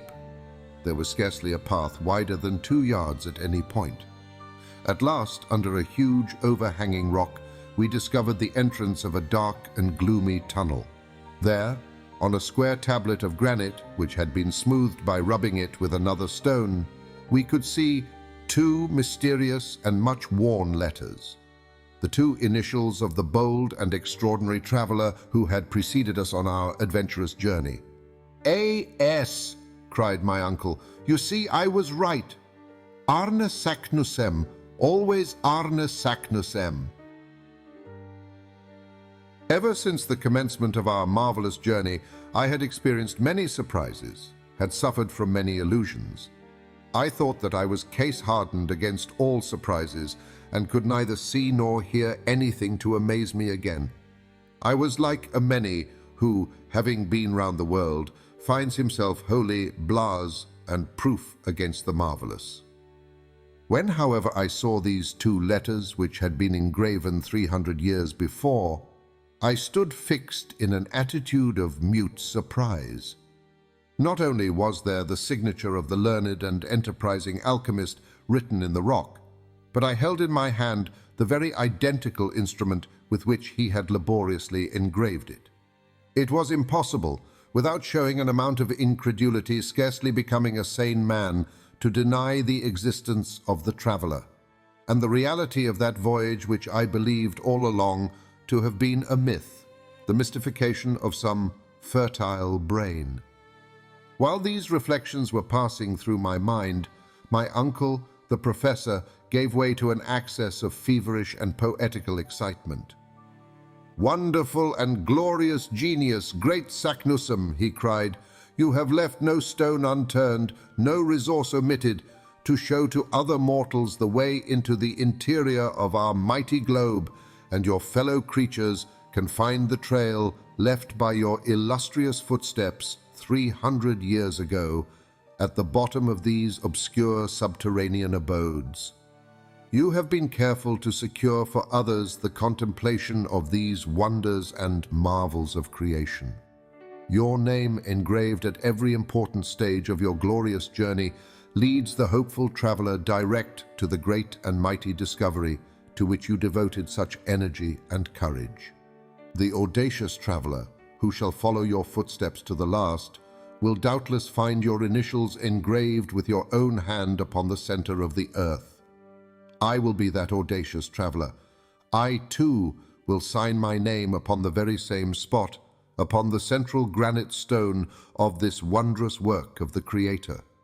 But in justice to your devotion, to your courage, and to your being the first to indicate the road, let this cape, seen by you upon the shores of this sea, discovered by you, be called, of all time, Cape Saknussemm."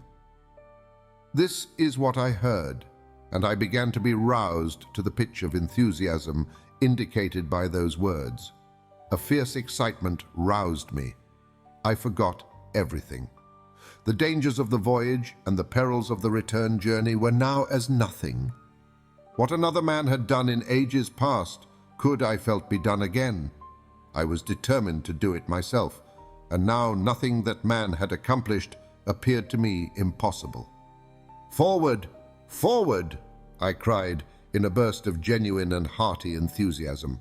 I had already started in the direction of the somber and gloomy gallery when the professor stopped me.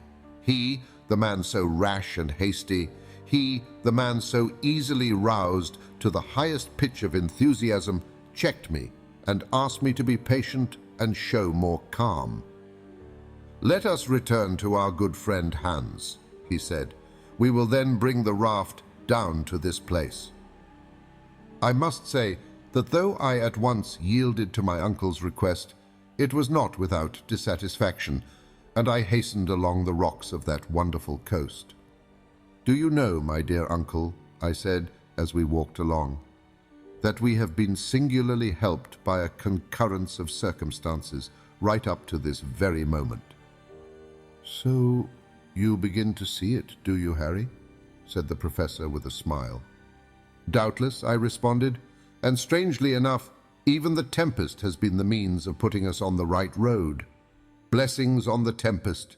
It brought us safely back to the very spot from which fine weather would have driven us forever. Supposing we had succeeded in reaching the southern and distant shores of this extraordinary sea, what would have become of us? The name of Saknussemm would never have appeared to us, and at this moment we should have been cast away upon an inhospitable coast, probably without an outlet.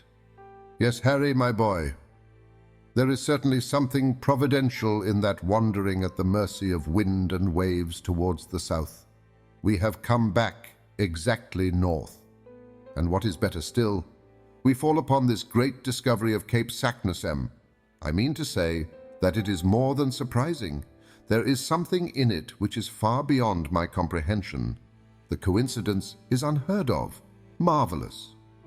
What matter? It is not our duty to explain facts, but to make the best possible use of them.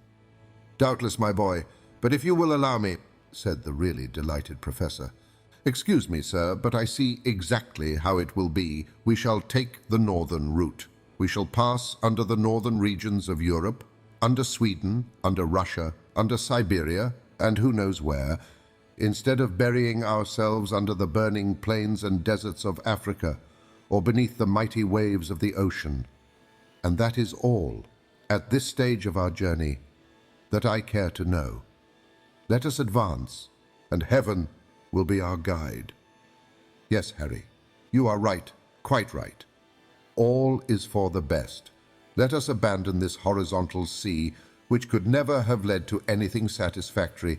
We shall descend, descend, and everlastingly descend. Do you know, my dear boy, that to reach the interior of the earth, we have only 5,000 miles to travel? Bah! I cried, carried away by a burst of enthusiasm.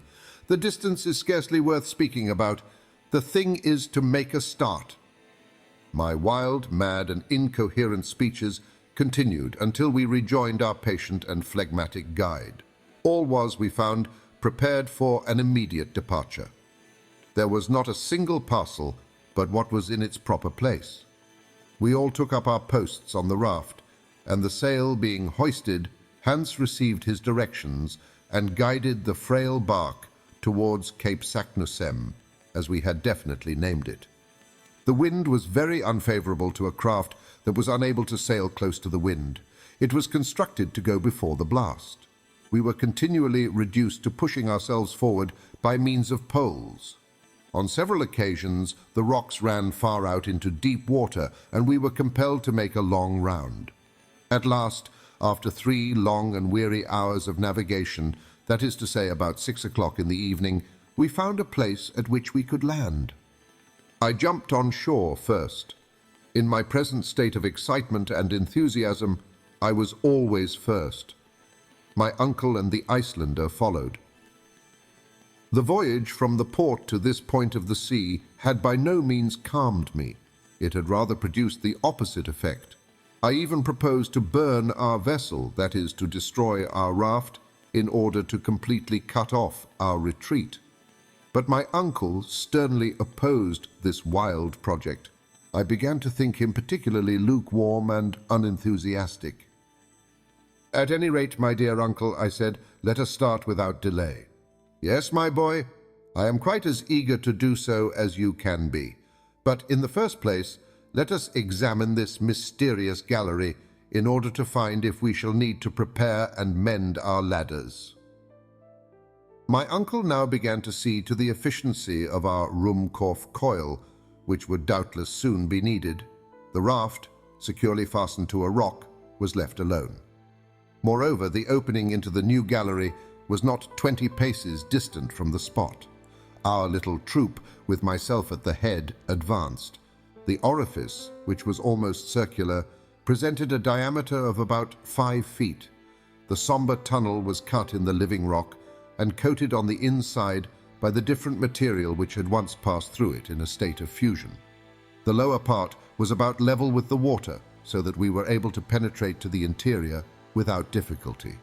We followed an almost horizontal direction when, at the end of about a dozen paces, our further advance was checked by the interposition of an enormous block of granite rock.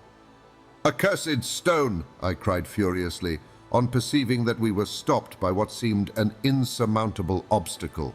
In vain we looked to the right, in vain we looked to the left, in vain examined it above and below. There existed no passage, no sign of any other tunnel. I experienced the most bitter and painful disappointment. So enraged was I that I would not admit the reality of any obstacle. I stooped to my knees. I looked under the mass of stone. No hole, no interstice. I then looked above. the same barrier of granite. Hans, with the lamp, examined the sides of the tunnel in every direction, but all in vain. It was necessary to renounce all hope of passing through. I had seated myself upon the ground. My uncle walked angrily and hopelessly up and down. He was evidently desperate. "But," I cried after some moments' thought, "what about Arne Saknussemm?" "You are right," replied my uncle. "He can never have been checked by a lump of rock." "No, 10,000 times no," I cried with extreme vivacity. This huge lump of rock, in consequence of some singular concussion or process, one of those magnetic phenomena which have so often shaken the terrestrial crust, has in some unexpected way closed up the passage. Many and many years have passed away since the return of Saknussemm and the fall of this huge block of granite.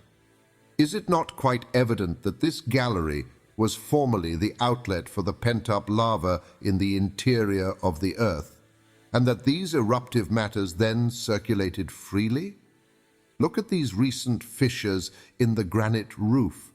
It is evidently formed of pieces of enormous stone, placed here as if by the hand of a giant who had worked to make a strong and substantial arch. One day, after an unusually strong shock, the vast rock which stands in our way, and which was doubtless the key of a kind of arch, fell through to a level with the soil and has barred our further progress. We are right, then, in thinking that this is an unexpected obstacle with which Saknussemm did not meet, and if we do not upset it in some way, we are unworthy of following in the footsteps of the great discoverer and incapable of finding our way to the center of the earth. In this wild way, I addressed my uncle. The zeal of the professor, his earnest longing for success, had become part and parcel of my being. I wholly forgot the past. I utterly despised the future. Nothing existed for me upon the surface of this spheroid, in the bosom of which I was engulfed. No towns, no country, no Hamburg, no Königstrasse, not even my poor Gretchen, who by this time would believe me utterly lost in the interior of the earth.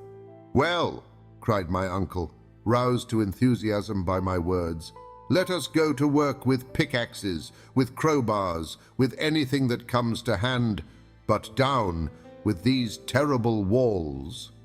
"It is far too tough and too big to be destroyed by a pickaxe or crowbar," I replied. "What then?" "As I said, it is useless to think of overcoming such a difficulty by means of ordinary tools." "What then?" "What else but gunpowder, a subterranean mine? Let us blow up the obstacle that stands in our way." "Gunpowder?" "Yes, all we have to do is to get rid of this paltry obstacle." "To work, Hans, to work!" cried the professor. The Icelander went back to the raft and soon returned with a huge crowbar with which he began to dig a hole in the rock, which was to serve as a mine. It was by no means a slight task. It was necessary for our purpose to make a cavity large enough to hold 50 pounds of fulminating gun cotton, the expansive power of which is 4 times as great as that of ordinary gunpowder. I had now roused myself to an almost miraculous state of excitement.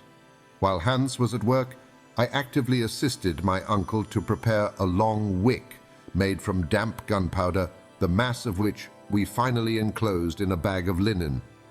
"We are bound to go through," I cried enthusiastically.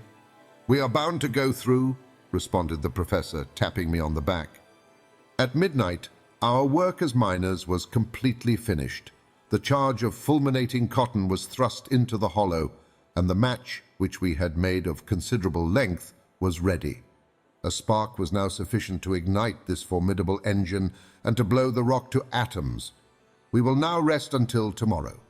It was absolutely necessary to resign myself to my fate and to consent to wait for the explosion for 6 weary hours. The next day, which was the 27th of August, was a date celebrated in our wondrous subterranean journey. I never think of it even now, but I shudder with horror. My heart beats wildly at the very memory of that awful day. From this time forward, our reason, our judgment, our human ingenuity have nothing to do with the course of events. We are about to become the plaything of the great phenomena of the earth. At 6 o'clock, we were all up and ready. The dreaded moment was arriving when we were about to seek an opening into the interior of the earth by means of gunpowder. What would be the consequences of breaking through the crust of the earth? I begged that it might be my duty to set fire to the mine. I looked upon it as an honor. This task once performed, I could rejoin my friends upon the raft, which had not been unloaded.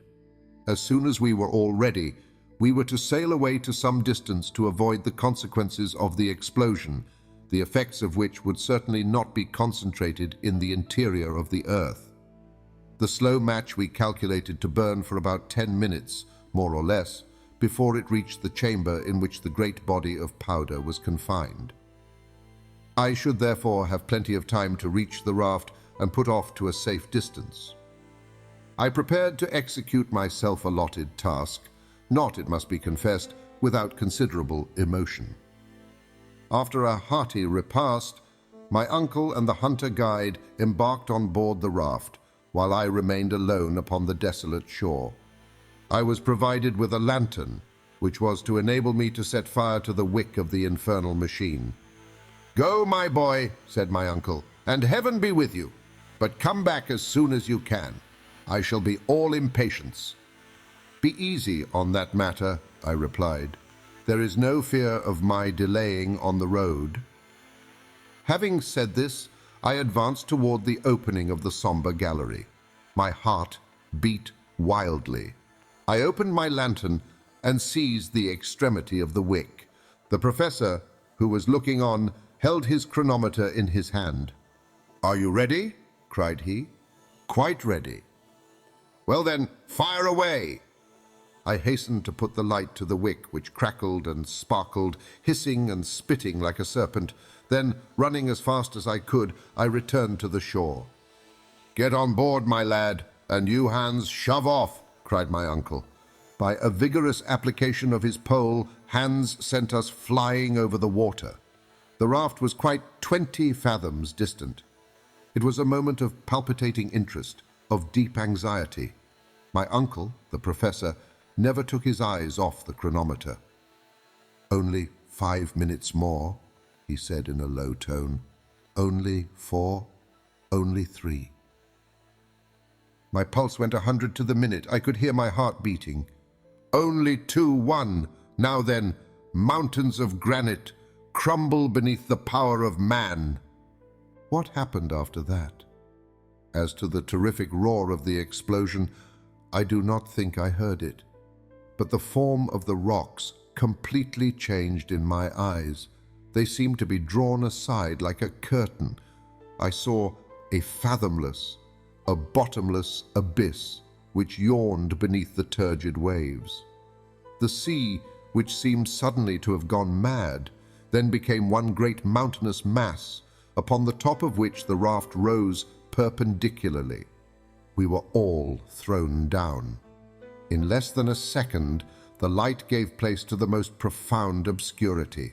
Then I felt all solid support give way not to my feet, but to the raft itself. I thought it was going bodily down a tremendous well. I tried to speak, to question my uncle. Nothing could be heard but the roaring of the mighty waves. We clung together in utter silence. Despite the awful darkness, despite the noise, the surprise, the emotion, I thoroughly understood what had happened. Beyond the rock which had been blown up, there existed a mighty abyss. The explosion had caused a kind of earthquake in this soil, broken by fissures and rents. The gulf, thus suddenly thrown open, was about to swallow the inland sea, which, transformed into a mighty torrent, was dragging us with it. Only one idea filled my mind. We were utterly and completely lost. 1 hour, 2 hours, What more I cannot say passed in this manner. We sat close together, elbow touching elbow, knee touching knee. We held one another's hands not to be thrown off the raft. We were subjected to the most violent shocks. Whenever our sole dependence, a frail wooden raft, struck against the rocky sides of the channel. Fortunately for us, these concussions became less and less frequent, which made me fancy that the gallery was getting wider and wider.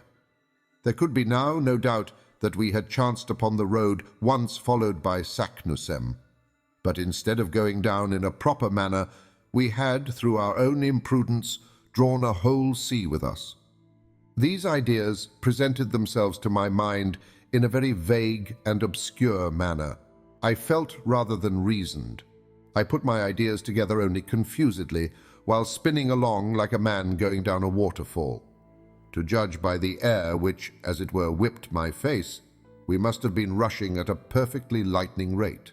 To attempt under these circumstances to light a torch was simply impossible, and the last remains of our electric machine, of our Ruhmkorff coil, had been destroyed during the fearful explosion. I was therefore very much confused to see at last a bright light shining close to me. The calm countenance of the guide seemed to gleam upon me.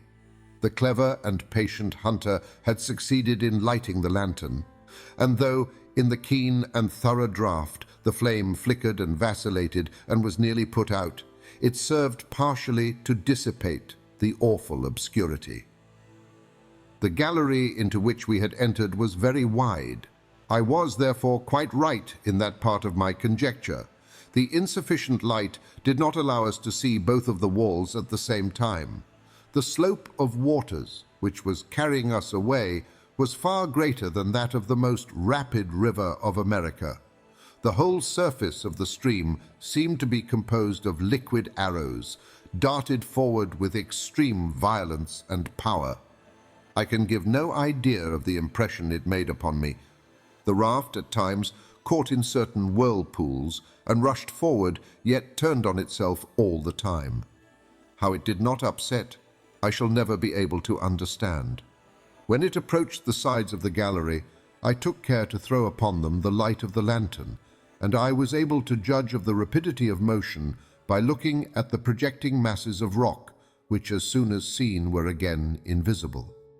So rapid was our progress that points of rock at a considerable distance one from the other appeared like portions of transverse lines, which enclosed us in a kind of net like that of a line of telegraphic wires. I believe we were now going at a rate of not less than 100 miles an hour. My uncle and I looked at one another with wild and haggard eyes.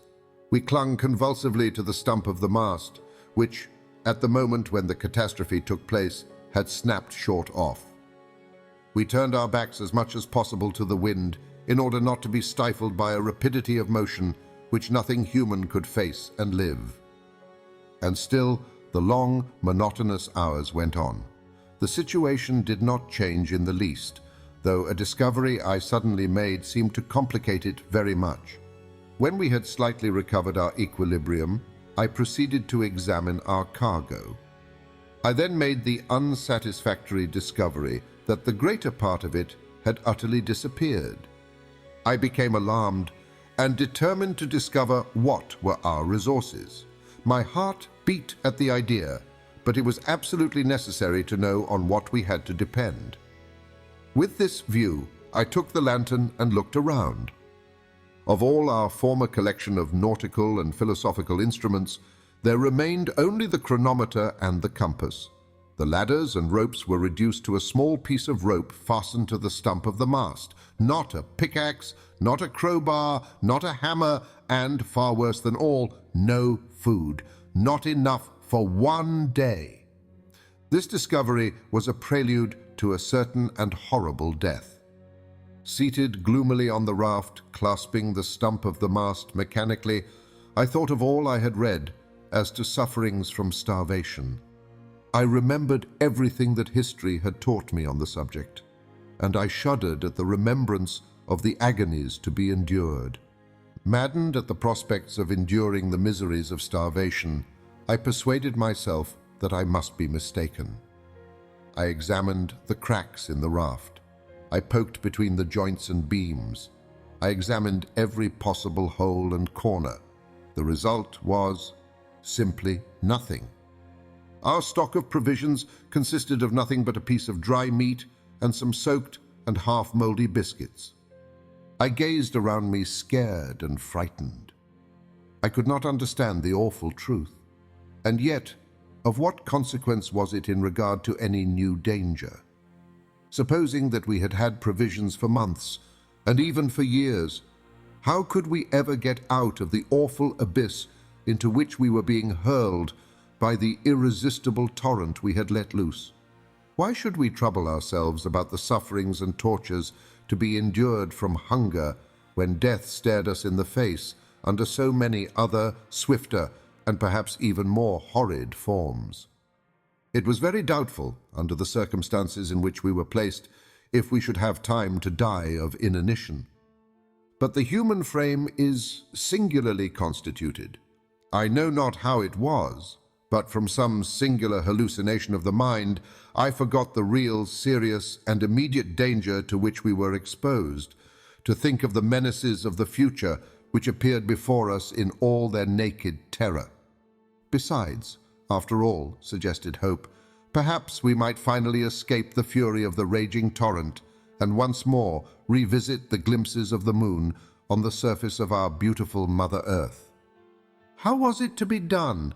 I had not the remotest idea. Where were we to come out? No matter, so that we did. One chance in 1,000 is always a chance, while death from hunger gave us not even the faintest glimpse of hope. It left to the imagination nothing but blank horror, without the faintest chance of escape. I had the greatest mind to reveal all to my uncle, to explain to him the extraordinary and wretched position to which we were reduced, in order that, between the two, we might make a calculation as to the exact space of time which remained for us to live. It was, it appeared to me, the only thing to be done. But I had the courage to hold my tongue, to gnaw at my entrails like the Spartan boy. I wished to leave him all his coolness. At this moment, the light of the lantern slowly fell and at last went out. The wick had wholly burnt to an end. The obscurity became absolute. It was no longer possible to see through the impenetrable darkness. There was one torch left, but it was impossible to keep it alight. Then, like a child, I shut my eyes that I might not see the darkness. After a great lapse of time, the rapidity of our journey increased. I could feel it by the rush of air upon my face. The slope of the waters was excessive. I began to feel that we were no longer going down a slope. We were falling. I felt as one does in a dream, going down bodily, falling, falling, falling. I felt that the hands of my uncle and Hans were vigorously clasping my arms. Suddenly, after a lapse of time scarcely appreciable, I felt something like a shock. The raft had not struck a hard body, but had suddenly been checked in its course. A waterspout, a liquid column of water, fell upon us. I felt suffocating. I was being drowned. Still, the sudden inundation did not last. In a few seconds, I felt myself once more able to breathe. My uncle and Hans pressed my arms, and the raft carried us all three away. It is difficult for me to determine what was the real time, but I should suppose, by after calculation, that it must have been 10 at night. I lay in a stupor, a half-dream, during which I saw visions of astounding character. Monsters of the deep were side by side with the mighty elephantine shepherd. Gigantic fish and animals seemed to form strange conjunctions.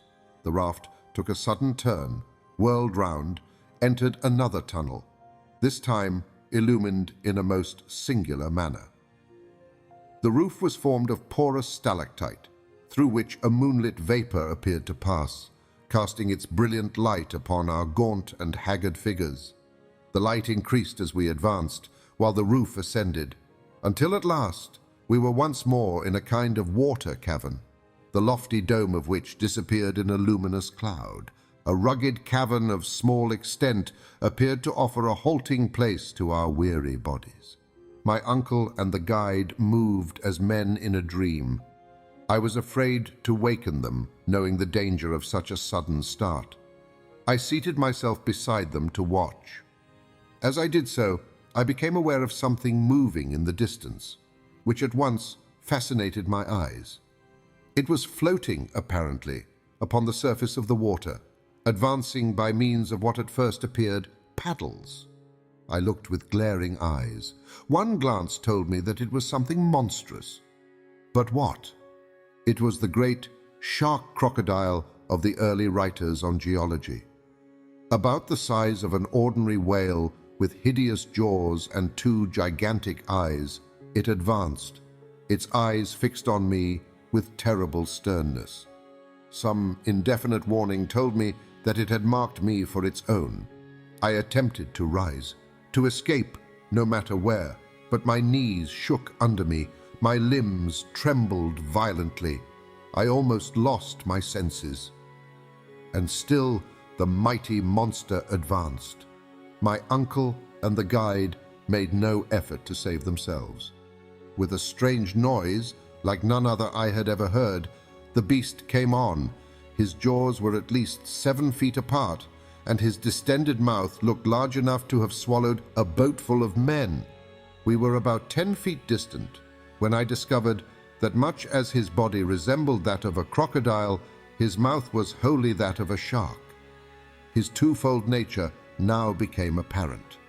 To snatch us up at a mouthful, it was necessary for him to turn on his back, which motion necessarily caused his legs to kick up helplessly in the air. I actually laughed even in the very jaws of death. But next minute, with a wild cry, I darted away into the interior of the cave, leaving my unhappy comrades to their fate. This cavern was deep and dreary. After about 100 yards, I paused and looked around.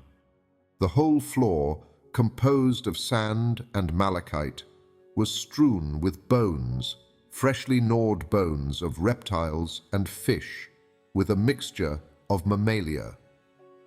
My very soul grew sick as my body shuddered with horror. I had truly, according to the old proverb, fallen out of the frying pan into the fire. Some beast, larger and more ferocious even than the shark crocodile, inhabited this den. What could I do? The mouth of the cave was guarded by one ferocious monster. The interior was inhabited by something too hideous to contemplate. Flight was impossible. Only one resource remained, and that was to find some small hiding place to which the fearful denizens of the cavern could not penetrate. I gazed wildly around, and at last discovered a fissure in the rock, to which I rushed in the hope of recovering my scattered senses. Crouching down, I waited, shivering as in an ague fit. No man is brave in presence of an earthquake, or a bursting boiler, or an exploding torpedo. I could not be expected to feel much courage in presence of the fearful fate that appeared to await me. An hour passed. I heard all the time a strange rumbling outside the cave. What was the fate of my unhappy companions? It was impossible for me to pause to inquire. My own wretched existence was all I could think of. Suddenly, a groaning, as of 50 bears in a fight, fell upon my ears, hisses, spitting, moaning, hideous to hear, and then I saw... Never, were ages to pass over my head, shall I forget the horrible apparition.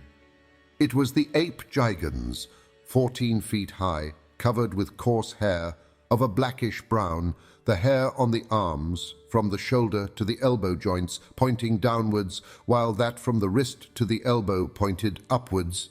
It advanced. Its arms were as long as its body, while its legs were prodigious.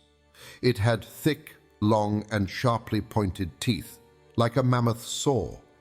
It struck its breast as it came on, smelling and sniffing, reminding me of the stories we read in our early childhood of giants who ate the flesh of men and little boys.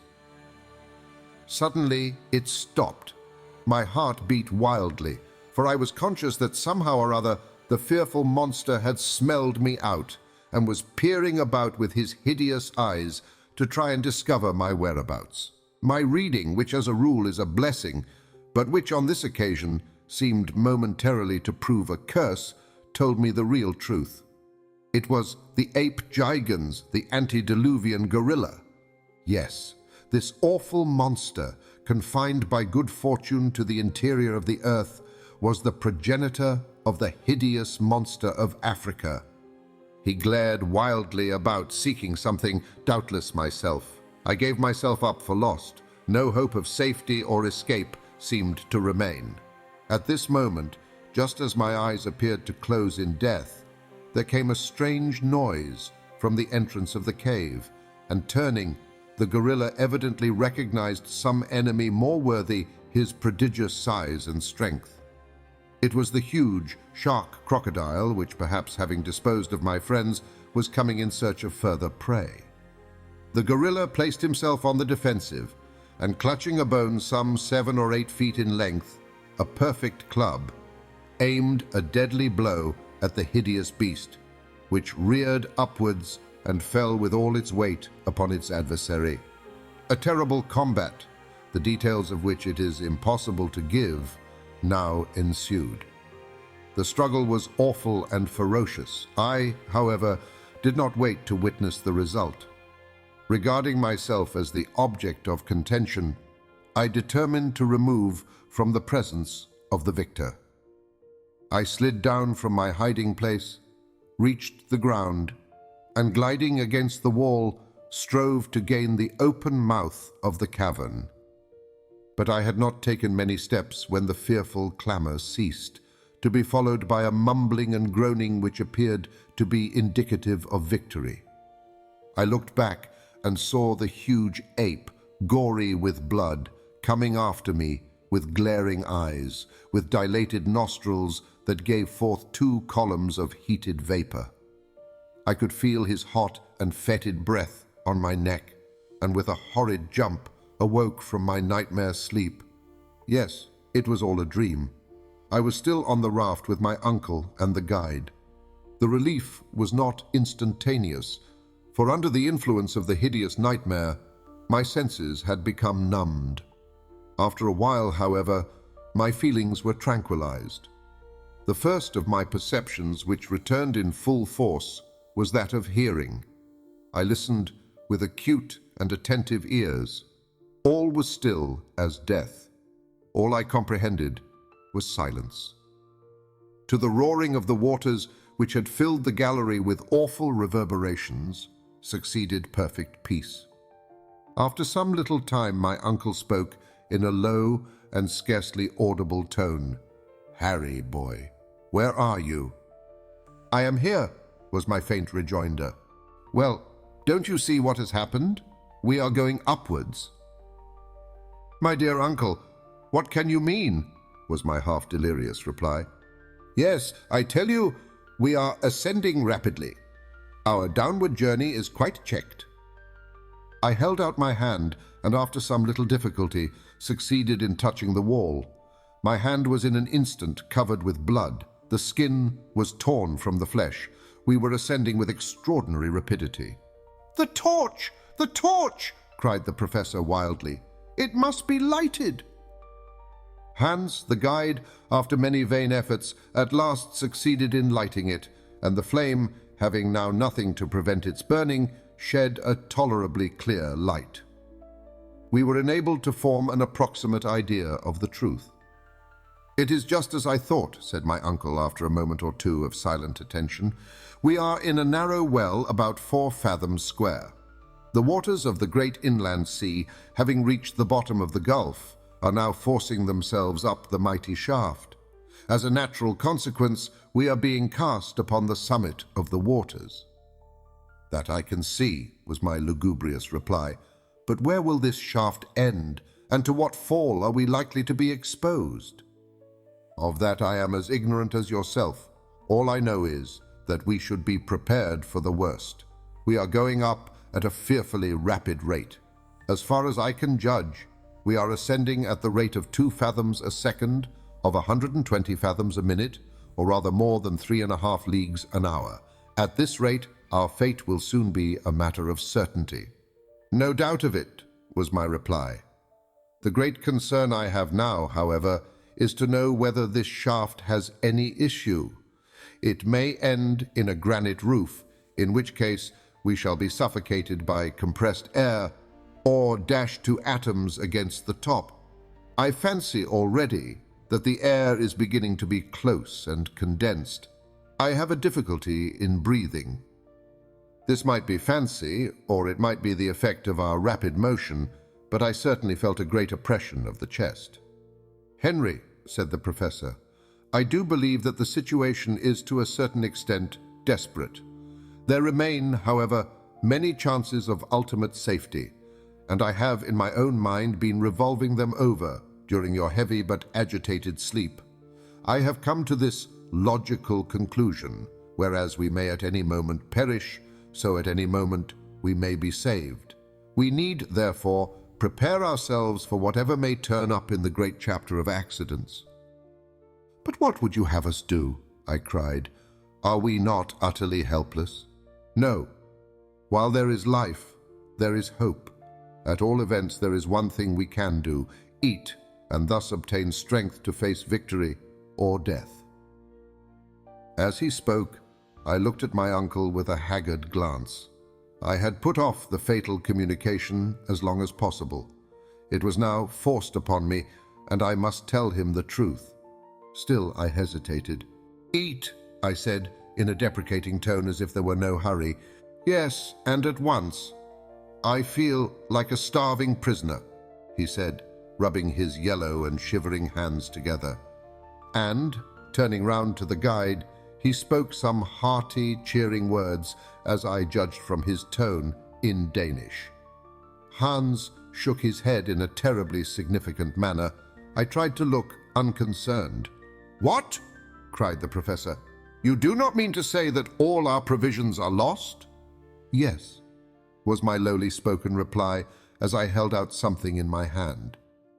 "This morsel of dried meat is all that remains for us 3. My uncle gazed at me as if he could not fully appreciate the meaning of my words. The blow seemed to stun him by its severity. I allowed him to reflect for some moments. "Well," said I, after a short pause, "what do you think now? Is there any chance of our escaping from our horrible subterranean dangers? Are we not doomed to perish in the great hollows of the center of the earth?" But my pertinent questions brought no answer. My uncle either heard me not or appeared not to do so. And in this way a whole hour passed. Neither of us cared to speak. For myself, I began to feel the most fearful and devouring hunger. My companions, doubtless, felt the same horrible tortures, but neither of them would touch the wretched morsel of meat that remained. It lay there, a last remnant of all our great preparations for the mad and senseless journey. I looked back with wonderment to my own folly. Fully was I aware that, despite his enthusiasm and the ever-to-be-hated scroll of Saknussemm, my uncle should never have started on his perilous voyage. What memories of the happy past, what provisions of the horrible future now filled my brain. Hunger, prolonged, is temporary madness. The brain is at work without its required food, and the most fantastic notions fill the mind. Hitherto, I had never known what hunger really meant. I was likely to understand it now. And yet, 3 months before I could tell my terrible story of starvation as I thought it. As a boy, I used to make frequent excursions in the neighborhood of the professor's house. My uncle always acted on system, and he believed that in addition to the day of rest and worship, there should be a day of recreation. In consequence, I was always free to do as I liked on a Wednesday. Now, as I had a notion to combine the useful and the agreeable, my favorite pastime was bird's nesting. I had one of the best collections of eggs in all the town. They were classified and under glass cases. There was a certain wood which, by rising at early morn and taking the cheap train, I could reach at 11 in the morning. Here I would botanize or geologize at my will. My uncle was always glad of specimens for his herbarium and stones to examine. When I had filled my wallet, I proceeded to search for nests. After about 2 hours of hard work, I, one day, sat down by a stream to eat my humble but copious lunch. How the remembrance of the spiced sausage, the wheaten loaf, and the beer made my mouth water now. I would have given every prospect of worldly wealth for such a meal. But to my story. While seated thus at my leisure, I looked up at the ruins of an old castle at no great distance. It was the remains of an historical dwelling, ivy-clad and now falling to pieces. While looking, I saw 2 eagles circling about the summit of a lofty tower. I soon became satisfied that there was a nest. Now, in all my collection, I lacked eggs of the native eagle and the large owl. My mind was made up. I would reach the summit of that tower or perish in the attempt. I went nearer and surveyed the ruins. The old staircase years before had fallen in. The outer walls were, however, intact. There was no chance that way, unless I looked to the ivy solely for support. This was, as I soon found out, futile. There remained the chimney, which still went up to the top, and had once served to carry off the smoke from every story of the tower. Up this I determined to venture. It was narrow, rough, and therefore the more easily climbed. I took off my coat and crept into the chimney. Looking up, I saw a small, light opening proclaiming the summit of the chimney. Up I went, for some time using my hands and knees after the fashion of a chimney sweep. It was slow work, but there being continual projections, the task was comparatively easy. In this way, I reached halfway. The chimney now became narrower. The atmosphere was close, and at last, to end the matter, I stuck fast. I could ascend no higher. There could be no doubt of this, and there remained no resource but to descend and give up my glorious prey in despair. I yielded to fate and endeavored to descend, but I could not move. Some unseen and mysterious obstacle intervened and stopped me. In an instant, the full horror of my situation seized me. I was unable to move either way and was doomed to a terrible and horrible death, that of starvation. In a boy's mind, however, there is an extraordinary amount of elasticity and hope, and I began to think of all sorts of plans to escape my gloomy fate. In the first place, I required no food just at present, having had an excellent meal, and was therefore allowed time for reflection. My first thought was to try and move the mortar with my hand. Had I possessed a knife, something might have been done, but that useful instrument I had left in my coat pocket. I soon found that all efforts of this kind were vain and useless, and that all I could hope to do was to wriggle downwards. But though I jerked and struggled and strove to turn, it was all in vain. I could not move an inch, one way or the other, and time flew rapidly. My early rising probably contributed to the fact that I felt sleepy and gradually gave way to the sensation of drowsiness. I slept and awoke in darkness, ravenously hungry. Night had come, and still I could not move. I was tight bound and did not succeed in changing my position an inch. I groaned aloud. Never since the days of my happy childhood, when it was a hardship to go from meal to meal without eating, had I really experienced hunger. The sensation was as novel as it was painful. I began now to lose my head and to scream and cry out in my agony. Something appeared, startled by my noise. It was a harmless lizard, but it appeared to me a loathsome reptile. Again, I made the old ruins resound with my cries, and finally so exhausted myself that I fainted. How long I lay in a kind of trance or sleep I cannot say. But when again I recovered consciousness, it was day. How ill I felt, how hunger still gnawed at me, it would be hard to say. I was too weak to scream now, far too weak to struggle. Suddenly I was startled by a roar. "Are you there, Henry?" said the voice of my uncle. "Are you there, my boy?" I could only faintly respond, but I also made a desperate effort to turn. Some mortar fell. To this I owed my being discovered. When the search took place, it was easily seen that mortar and small pieces of stone had recently fallen from above. Hence my uncle's cry. "Be calm," he cried. "If we pull down the whole ruin, you shall be saved." They were delicious words, but I had little hope. Soon, however, about a quarter of an hour later, I heard a voice above me at one of the upper fireplaces. "Are you below or above?" "Below," was my reply. In an instant, a basket was lowered with milk, a biscuit, and an egg. My uncle was fearful to be too ready with his supply of food. I drank the milk first, for thirst had nearly deadened hunger. I then, much refreshed, ate my bread and hard egg. They were now at work at the wall. I could hear a pickaxe. Wishing to escape all danger from this terrible weapon, I made a desperate struggle, and the belt, which surrounded my waist and which had been hitched on a stone, gave way. I was free, and only escaped falling down by a rapid motion of my hands and knees.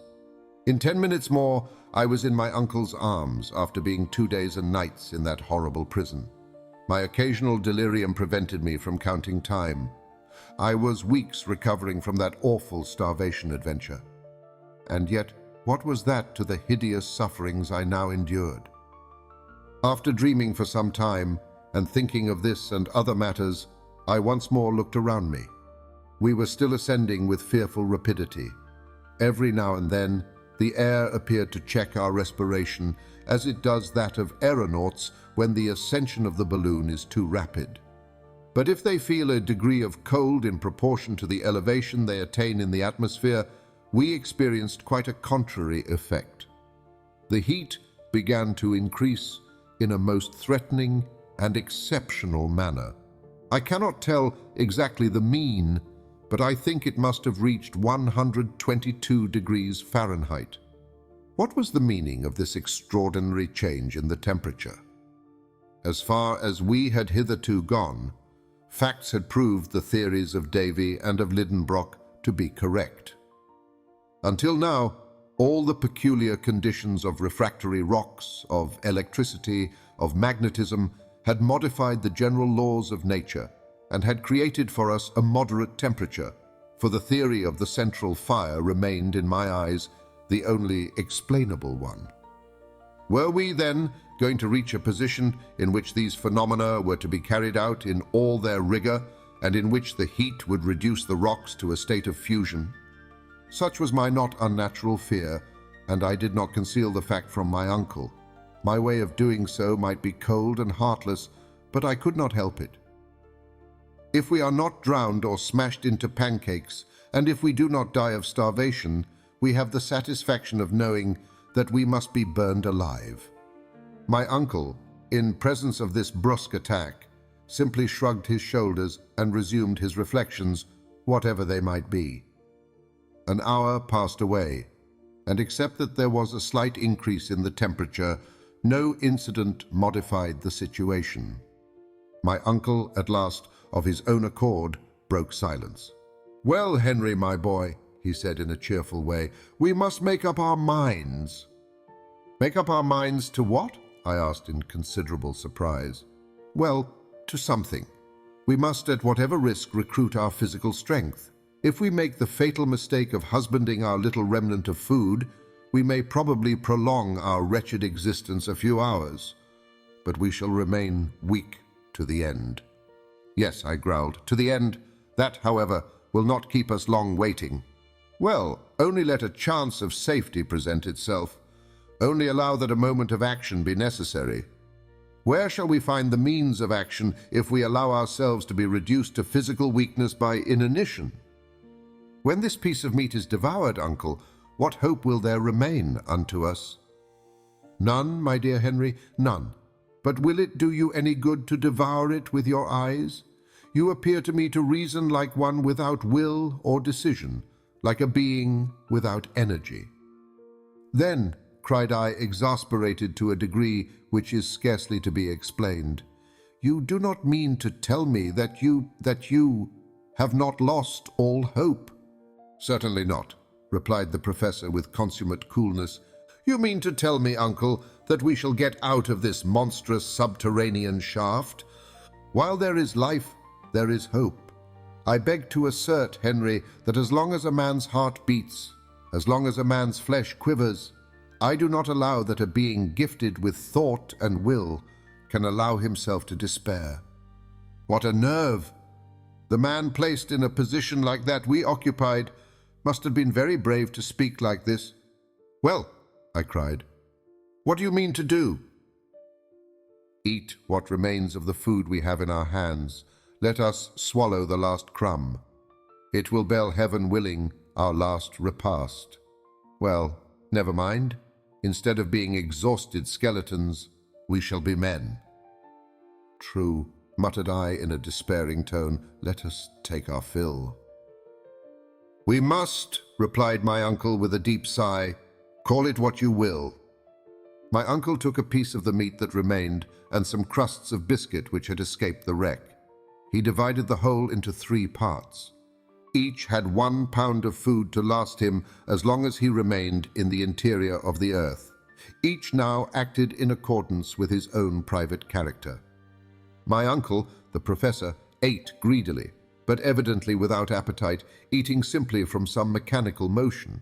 I put the food inside my lips, and hungry as I was, chewed my morsel without pleasure and without satisfaction. Hans, the guide, just as if he had been eider-down hunting, swallowed every mouthful as though it were a usual affair. He looked like a man equally prepared to enjoy superfluity or total want. Hans, in all probability, was no more used to starvation than ourselves, but his hardy Icelandic nature had prepared him for many sufferings. As long as he received his 3 rix dollars every Saturday night, he was prepared for anything. The fact was, Hans never troubled himself about much except his money. He had undertaken to serve a certain man at so much per week, and no matter what evils befell his employer or himself, he never found fault or grumbled so long as his wages were duly paid. Suddenly, my uncle roused himself. He had seen a smile on the face of our guide. I could not make it out. "What is the matter?" said my uncle. "Schiedam," said the guide, producing a bottle of this precious fluid. We drank. My uncle and myself will own to our dying day that hence we derived strength to exist until the last bitter moment. That precious bottle of Hollands was in reality only half full, but under the circumstances, it was nectar. It took some minutes for myself and my uncle to form a decided opinion on the subject. The worthy professor swallowed about half a pint and did not seem able to drink any more. "Fortrefflig," said Hans, swallowing nearly all that was left. "Excellent. Very good," said my uncle, with as much gusto as if he had just left the steps of the club at Hamburg. I had begun to feel as if there had been one gleam of hope. Now, all thought of the future vanished. We had consumed our last ounce of food, and it was 5 o'clock in the morning. Man's constitution is so peculiar that his health is purely a negative matter. No sooner is the rage of hunger appeased than it becomes difficult to comprehend the meaning of starvation. It is only when you suffer that you really understand. As to anyone who has not endured privation having any notion of the matter, it is simply absurd. With us, after a long fast, some mouthfuls of bread and meat, a little mouldy biscuit and salt beef triumphed over all our previous gloomy and saturnine thoughts. Nevertheless, After this repast, each gave way to his own reflections. I wondered what were those of Hans, the man of the extreme north, who was yet gifted with the fatalistic resignation of Oriental character. But the utmost stretch of the imagination would not allow me to realize the truth. As for my individual self, my thoughts had ceased to be anything but memories of the past, and were all connected with that upper world which I never should have left.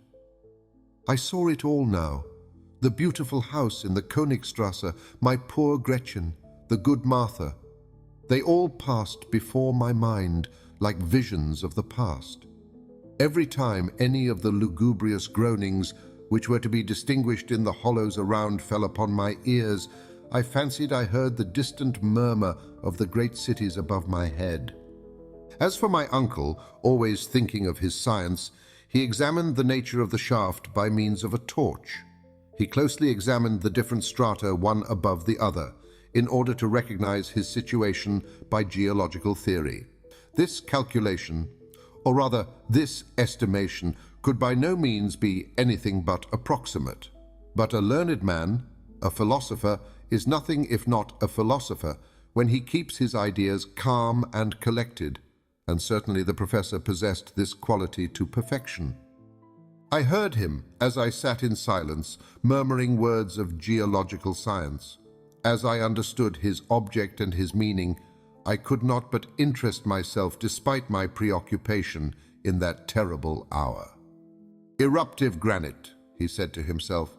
"We are still in the primitive epoch, but we are going up, still going up. But who knows? Who knows?" Then he still hoped. He felt along the vertical sides of the shaft with his hand, and some few minutes later he would go on again in the following style. "This is nice. This is mica schist, siliceous mineral. Good again. This is the epoch of transition. At all events, we are close to them. And then,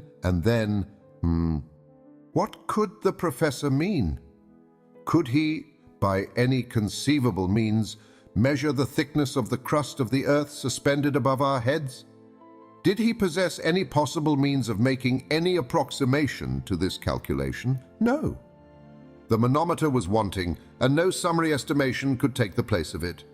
And yet, as we progressed, the temperature increased in the most extraordinary degree, and I began to feel as if I were bathed in a hot and burning atmosphere. Never before had I felt anything like it.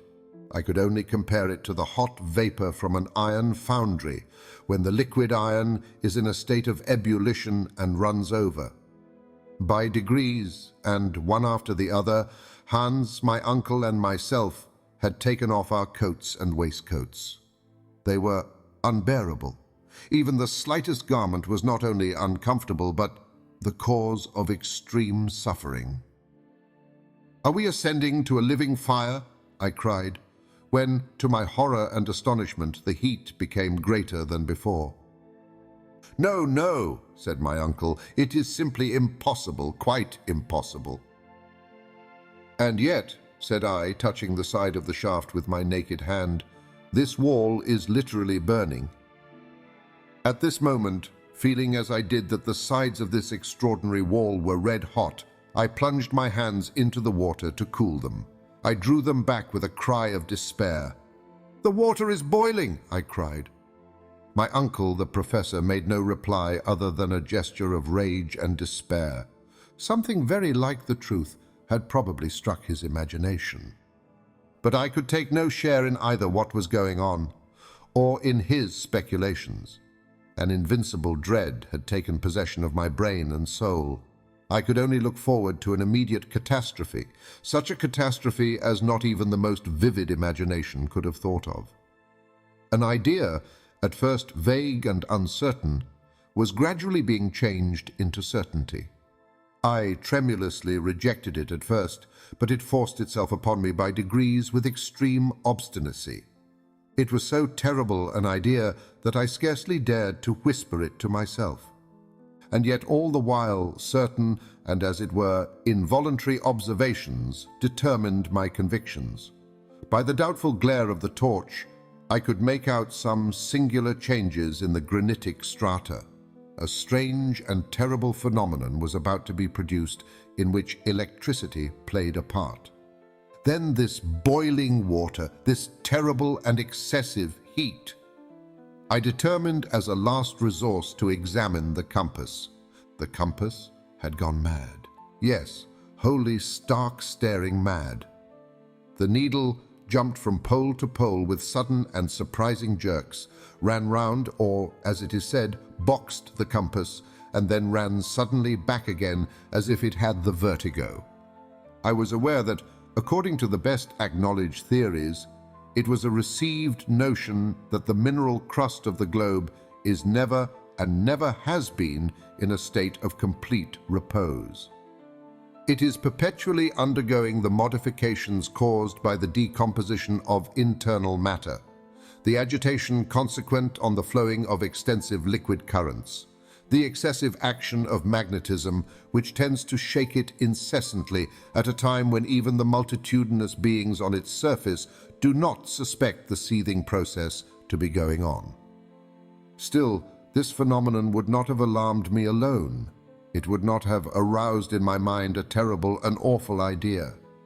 But other facts could not allow my self-delusion to last.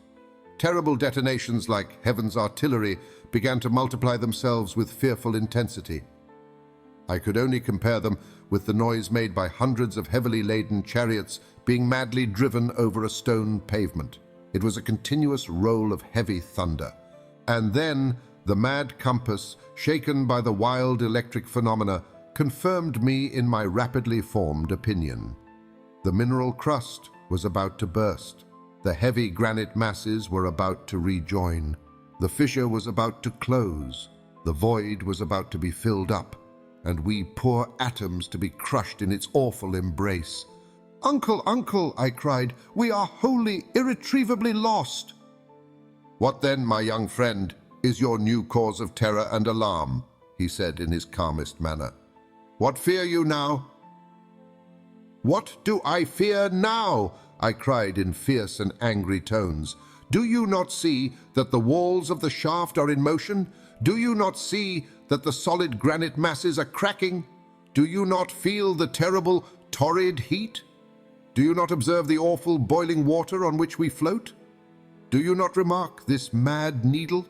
Every sign and portent of an awful earthquake?" My uncle coolly shook his head. "An earthquake," he replied in the most calm and provoking tone. "Yes, my nephew, I tell you that you are utterly mistaken," he continued. "Do you not, can you not recognize all the well-known symptoms of an earthquake? By no means. I am expecting something far more important." "My brain is strained beyond endurance. What do you mean?" I cried. "An eruption, Harry." "An eruption?" I gasped. "We are then in the volcanic shaft of a crater in full action and vigor." "I have every reason to think so," said the professor in a smiling tone. "And I beg to tell you that it is the most fortunate thing that could happen to us." The most fortunate thing. Had my uncle really and truly gone mad? What did he mean by these awful words? What did he mean by this terrible calm, this solemn smile? "What?" cried I, in the height of my exasperation. "We are on the way to an eruption, are we? Fatality has cast us into a well of burning and boiling lava, of rocks on fire, of boiling water, in a word, filled with every kind of eruptive matter. We are about to be expelled, thrown up, vomited, spit out of the interior of the earth, in common with huge blocks of granite, with showers of cinders and scoriae in a wild whirlwind of flame. And you say, the most fortunate thing which could happen to us?" "Yes," replied the professor, looking at me calmly from under his spectacles. "It is the only chance which remains to us of ever escaping from the interior of the earth to the light of day. It is quite impossible that I can put on paper the thousand strange, wild thoughts which followed this extraordinary announcement. But my uncle was right. Quite right. And never had he appeared to me so audacious and so convinced as when he looked me calmly in the face and spoke of the chances of an eruption, of our being cast upon Mother Earth once more through the gaping crater of a volcano. Nevertheless, while we were speaking, we were still ascending. We passed the whole night going up, or to speak more scientifically, in an ascensional motion. The fearful noise redoubled. I was ready to suffocate. I seriously believed that my last hour was approaching, and yet, so strange is imagination, all I thought of was some childish hypothesis or other. In such circumstances, you do not choose your own thoughts. They overcome you. It was quite evident that we were being cast upwards by eruptive matter. Under the raft, there was a mass of boiling water, and under this was a heavier mass of lava and an aggregate of rocks which, on reaching the summit of the water, would be dispersed in every direction. That we were inside the chimney of a volcano, there could no longer be the shadow of a doubt. Nothing more terrible could be conceived, but on this occasion, instead of Sneffels, an old and extinct volcano, we were inside a mountain of fire in full activity. Several times I found myself asking, what mountain was it, and on what part of the world we should be shot out, as if it were of any consequence. In the northern regions, there could be no reasonable doubt about that. Before it went decidedly mad, the compass had never made the slightest mistake. From the Cape of Saknussemm, we had been swept away to the northward many hundreds of leagues. Now the question was, were we once more under Iceland? Should we be belched forth onto the earth through the crater of Mount Hekla, or should we reappear through one of the other 7 fire funnels of the island? Taking in my mental vision a radius of 500 leagues to the westward, I could see under this parallel only the little-known volcanoes of the northwest coast of America. To the east, one only existed somewhere about the 80th degree of latitude, the Esk, upon the island of Jan Mayen, not far from the frozen regions of Spitsbergen. It was not craters that were wanting, and many of them were big enough to vomit a whole army. All I wished to know was the particular one towards which we were making with such fearful velocity. I often think now of my folly, as if I should ever have expected to escape. Towards morning, the ascending motion became greater and greater. If the degree of heat increased instead of decreasing as we approached the surface of the earth, it was simply because the causes were local and wholly due to volcanic influence. Our very style of locomotion left in my mind no doubt upon the subject. An enormous force, a force of several hundreds of atmospheres produced by the vapors accumulated and long compressed in the interior of the earth, was hoisting us upwards with irresistible power. But though we were approaching the light of day, to what fearful dangers were we about to be exposed? Instant death appeared the only fate which we could expect or contemplate. Soon, a dim, sepulchral light penetrated the vertical gallery, which became wider and wider. I could make out to the right and left long, dark corridors like immense tunnels, from which awful and horrid vapors poured out. Tongues of fire, sparkling and crackling, appeared about to lick us up. The hour had come. "Look, Uncle, look!" I cried. "Well, what you see are the great sulphurous flames, nothing more common in connection with an eruption." "But if they lap us round?" I angrily replied. "They will not lap us round," was his quiet and serene answer. "But it will be all the same in the end if they stifle us," I cried. "We shall not be stifled. The gallery is rapidly becoming wider and wider, and if it be necessary, we will presently leave the raft and take refuge in some fissure in the rock."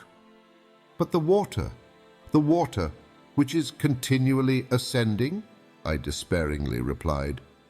"There is no longer any water, Harry," he answered, "but a kind of lava paste which is heaving us up, in company with itself, to the mouth of the crater." In truth, the liquid column of water had wholly disappeared, to give place to dense masses of boiling, eruptive matter. The temperature was becoming utterly insupportable, and a thermometer exposed to this atmosphere would have marked between 189 and 190 degrees Fahrenheit. Perspiration rushed from every pore. But for the extraordinary rapidity of our ascent, we should have been stifled. Nevertheless, the professor did not carry out his proposition of abandoning the raft, and he did quite wisely. Those few ill-joined beams offered, anyway, a solid surface, a support which elsewhere must have utterly failed us. Towards 8 o'clock in the morning, a new incident startled us. The ascensional movement suddenly ceased. The raft became still and motionless. "What is the matter now?" I said querulously, very much startled by this change. "A simple halt," replied my uncle. "Is the eruption about to fail?" I asked. "I hope not." Without making any reply, I rose. I tried to look around me. Perhaps the raft, checked by some projecting rock, opposed a momentary resistance to the eruptive mass. In this case, it was absolutely necessary to release it as quickly as possible. Nothing of the kind had occurred. The column of cinders, of scoriae, of broken rocks and earth had wholly ceased to ascend. "I tell you, uncle, that the eruption has stopped," was my oracular decision. "Ah," said my uncle, "you think so, my boy. You are wrong. Do not be in the least alarmed. This sudden moment of calm will not last long, be assured. It has already endured 5 minutes, and before we are many minutes older, we shall be continuing our journey to the mouth of the crater." All the time he was speaking, the professor continued to consult his chronometer, and he was probably right in his prognostics. Soon the raft resumed its motion in a very rapid and disorderly way, which lasted 2 minutes or thereabout, and then again it stopped as suddenly as before. "Good," said my uncle, observing the hour. "In 10 we shall start again." "In 10 minutes?" "Yes, precisely. We have to do with a volcano, the eruption of which is intermittent. We are compelled to breathe just as it does." Nothing could be more true. At the exact minute he had indicated, we were again launched on high with extreme rapidity. Not to be cast off the raft, it was necessary to hold on to the beams. Then the hoist again ceased. Many times since have I thought of this singular phenomenon without being able to find for it any satisfactory explanation. Nevertheless, it appeared quite clear to me that we were not in the principal chimney of the volcano, but in an accessory conduit where we felt the counter-shock of the great and principal tunnel filled by burning lava. It is impossible for me to say how many times this maneuver was repeated. All that I can remember is that on every ascensional motion, we were hoisted up with ever-increasing velocity as if we had been launched from a huge projectile. During the sudden halts, we were nearly stifled. During the moments of projection, the hot air took away our breath. I thought for a moment of the voluptuous joy of suddenly finding myself in the Hyperborean regions with the cold 30 degrees below zero. My exalted imagination pictured to itself the vast snowy plains of the Arctic regions, and I was impatient to roll myself on the icy carpet of the North Pole. By degrees, my head, utterly overcome by a series of violent emotions, began to give way to hallucination. I was delirious. Had it not been for the powerful arms of Hans, the guide, I should have broken my head against the granite masses of the shaft. I have, in consequence, kept no account of what followed for many hours. I have a vague and confused remembrance of continual detonations, of the shaking of the huge granitic mass, and of the raft going round like a spinning top. It floated on the stream of hot lava amidst a falling cloud of cinders. The huge flames roaring wrapped us around. A storm of wind, which appeared to be cast forth from an immense ventilator, roused up the interior fires of the earth. It was a hot, incandescent blast. At last, I saw the figure of Hans as if enveloped in the huge halo of burning blaze, and no other sense remained to me but that sinister dread which the condemned victim may be supposed to feel when led to the mouth of a cannon at the supreme moment when the shot is fired and his limbs are dispersed into empty space. When I opened my eyes, I felt the hand of the guide clutching me firmly by the belt. With his other hand, he supported my uncle. I was not grievously wounded, but bruised all over in the most remarkable manner. After a moment, I looked around and found that I was lying down on the slope of a mountain not 2 yards from a yawning gulf into which I should have fallen had I made the slightest false step. Hans had saved me from death, while I rolled insensible on the flanks of the crater. "Where are we?" dreamily asked my uncle, who literally appeared to be disgusted at having returned to Earth.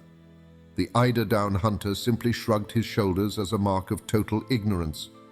"In Iceland," said I, not positively but interrogatively. "Nay," said Hans. "How do you mean?" cried the professor.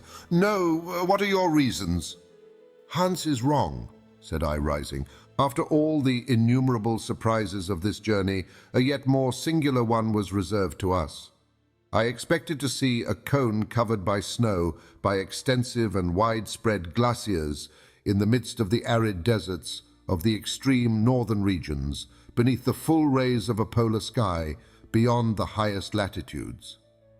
But contrary to all our expectations, I, my uncle, and the Icelander were cast upon the slope of a mountain calcined by the burning rays of a sun which was literally baking us with its fires. I could not believe my eyes, but the actual heat which affected my body allowed me no chance of doubting. We came out of the crater half naked, and the radiant star from which we had asked nothing for 2 months was good enough to be prodigal to us of light and warmth, a light and warmth we could easily have dispensed with. When our eyes were accustomed to the light we had lost sight of so long, I used them to rectify the errors of my imagination. Whatever happened, we should have been at Spitzbergen, and I was in no humor to yield to anything but the most absolute proof. After some delay, the professor spoke. He said in a hesitating kind of way. "It really does not look like Iceland." "But supposing it were the island of Jan Mayen," I ventured to observe. "Not in the least, my boy. This is not one of the volcanoes of the north, with its hills of granite and its crown of snow. Nevertheless—" Look, my boy," said the professor, as dogmatically as usual. Right above our heads, at a great height, opened the crater of a volcano from which escaped, from 1/4 of an hour to the other, with a very loud explosion, a lofty jet of flame mingled with pumice stone, cinders, and lava. I could feel the convulsions of nature in the mountain, which breathed like a huge whale, throwing up from time to time fire and air through its enormous vents. Below, and floating along a slope of considerable angularity, the stream of eruptive matter spread away to a depth which did not give the volcano a height of 300 fathoms. Its base disappeared in a perfect forest of green trees, among which I perceived olives, fig trees, and vines loaded with rich grapes. Certainly this was not the ordinary aspect of the Arctic regions. About that there could not be the slightest doubt. When the eye was satisfied at its glimpse of this verdant expanse, it fell upon the waters of a lovely sea or beautiful lake, which made of this enchanted land an island of not many leagues in extent. On the side of the rising sun was to be seen a little port, crowded with houses, and near which the boats and vessels of peculiar build were floating upon azure waves. Beyond, groups of islands rose above the liquid plain, so numerous and close together as to resemble a vast beehive. Towards the setting sun, some distant shores were to be made out on the edge of the horizon. Some presented the appearance of blue mountains of harmonious conformation. Upon others, much more distant, there appeared a prodigiously lofty cone, above the summit of which hung dark and heavy clouds. Towards the north, an immense expanse of water sparkled beneath the solar rays, occasionally allowing the extremity of a mast or the convexity of a sail bellying to the wind to be seen. The unexpected character of such a scene added 100-fold to its marvelous beauties. "Where can we be?" I asked, speaking in a low and solemn voice. Hans shut his eyes with an air of indifference, and my uncle looked on without clearly understanding. "Whatever this mountain may be," he said at last, "I must confess it is rather warm. The explosions do not leave off, and I do not think it is worthwhile to have left the interior of a volcano and remain here to receive a huge piece of rock upon one's head. Let us carefully descend the mountain and discover the real state of the case. To confess the truth, I am dying of hunger and thirst." Decidedly, the professor was no longer a truly reflective character. For myself, forgetting all my necessities, ignoring my fatigues and sufferings, I should have remained still for several hours longer, but it was necessary to follow my companions. The slope of the volcano was very steep and slippery. We slid over piles of ashes, avoiding the streams of hot lava which glided about like fiery serpents. Still, while we were advancing, I spoke with extreme volubility, for my imagination was too full not to explode in words. "We are in Asia," I exclaimed. "We are on the coast of India, in the great Malay Islands, in the center of Oceania. We have crossed the 1/2 of the globe to come out right at the antipodes of Europe." "But the compass!" exclaimed my uncle. "Explain that to me." "Yes, the compass," I said with considerable hesitation. "I grant that is a difficulty. According to it, we have always been going northward." "Then it lied." "Hem. To say it lied is rather a harsh word," was my answer. "Then we are at the North Pole." "The Pole? No. Well, I give it up," was my reply. The plain truth was that there was no explanation possible. I could make nothing of it. And all the while we were approaching this beautiful verdure, hunger and thirst tormented me fearfully. Happily, after 2 long hours' march, a beautiful country spread out before us, covered by olives, pomegranates, and vines, which appeared to belong to anybody and everybody. In any event, in the state of destitution into which we had fallen, we were not in a mood to ponder too scrupulously. What delight it was to press these delicious fruits to our lips, and to bite at grapes and pomegranates fresh from the vine. Not far off, near some fresh and mossy grass, under the delicious shade of some trees, I discovered a spring of fresh water, in which we voluptuously laved our faces, hands, and feet. While we were all giving way to the delights of new-found pleasures, a little child appeared between 2 tufted olive trees. "Ah!" cried I, "an inhabitant of this happy country." The little fellow was poorly dressed, weak and suffering, and appeared terribly alarmed at our appearance. Half naked, with tangled, matted and ragged beards, we did look supremely ill-favored, and unless the country was a bandit land, we were not likely to alarm the inhabitants. Just as the boy was about to take to his heels, Hans ran after him and brought him back, despite his cries and kicks. My uncle tried to look as gentle as possible, and then spoke in German. "What is the name of this mountain, my friend?" The child made no reply. "Good," said my uncle, with a very positive air of conviction. "We are not in Germany." He then made the same demand in English, of which language he was an excellent scholar. The child shook its head and made no reply, I began to be considerably puzzled. "Is he dumb?" cried the professor, who was rather proud of his polyglot knowledge of languages and made the same demand in French. The boy only stared in his face. "I must perforce try him in Italian," said my uncle with a shrug. "Dove noi siamo?" "Yes, tell me where we are," I added impatiently and eagerly. Again the boy remained silent. "My fine fellow, do you or do you not mean to speak?" cried my uncle, who began to get angry. He shook him and spoke another dialect of the Italian language. "Come si noma questa isola? What is the name of this island?" "Stromboli," replied the rickety little shepherd, dashing away from Hans and disappearing in the olive groves. We thought little enough about him. Stromboli. What effect on the imagination did these few words produce? We were in the center of the Mediterranean, amidst the eastern archipelago of mythological memory, in the ancient Strongylos, where Aeolus kept the wind and the tempest chained up. And those blue mountains which rose towards the rising sun were the mountains of Calabria.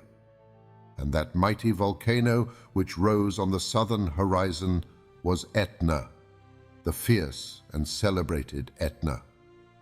"Stromboli, Stromboli," I repeated to myself. My uncle played a regular accompaniment to my gestures and words. We were singing together like an ancient chorus. Ah, what a journey, what a marvelous and extraordinary journey. Here we had entered the earth by one volcano, and we had come out by another, and this other was situated more than 1,200 leagues from Sneffels, from that drear country of Iceland, cast away on the confines of the earth. The wondrous changes of this expedition had transported us to the most harmonious and beautiful of earthly lands. We had abandoned the region of eternal snows for that of infinite verdure, and had left over our heads the grey fog of the icy regions to come back to the azure sky of Sicily. After a delicious repast of fruits and fresh water, we again continued our journey in order to reach the port of Stromboli. To say how we had reached the island would scarcely have been prudent. The superstitious character of the Italians would have been at work, and we should have been called demons vomited from the infernal regions. It was therefore necessary to pass for humble and unfortunate shipwrecked travelers. It was certainly less striking and romantic, but it was decidedly safer. As we advanced, I could hear my worthy uncle muttering to himself, "But the compass. The compass most certainly marked north. This is a fact I cannot explain in any way." "Well, the fact is," said I, with an air of disdain, "we must not explain anything. It will be much more easy. I should like to see a professor of the Johanneum Institution who is unable to explain a cosmic phenomenon. It would indeed be strange." And speaking thus, my uncle, half naked, his leathern purse round his loins and his spectacles upon his nose, became once more the terrible professor of mineralogy. An hour after leaving the Wood of Olives, we reached the fort of San Vicenza, where Hans demanded the price of his 13th week of service.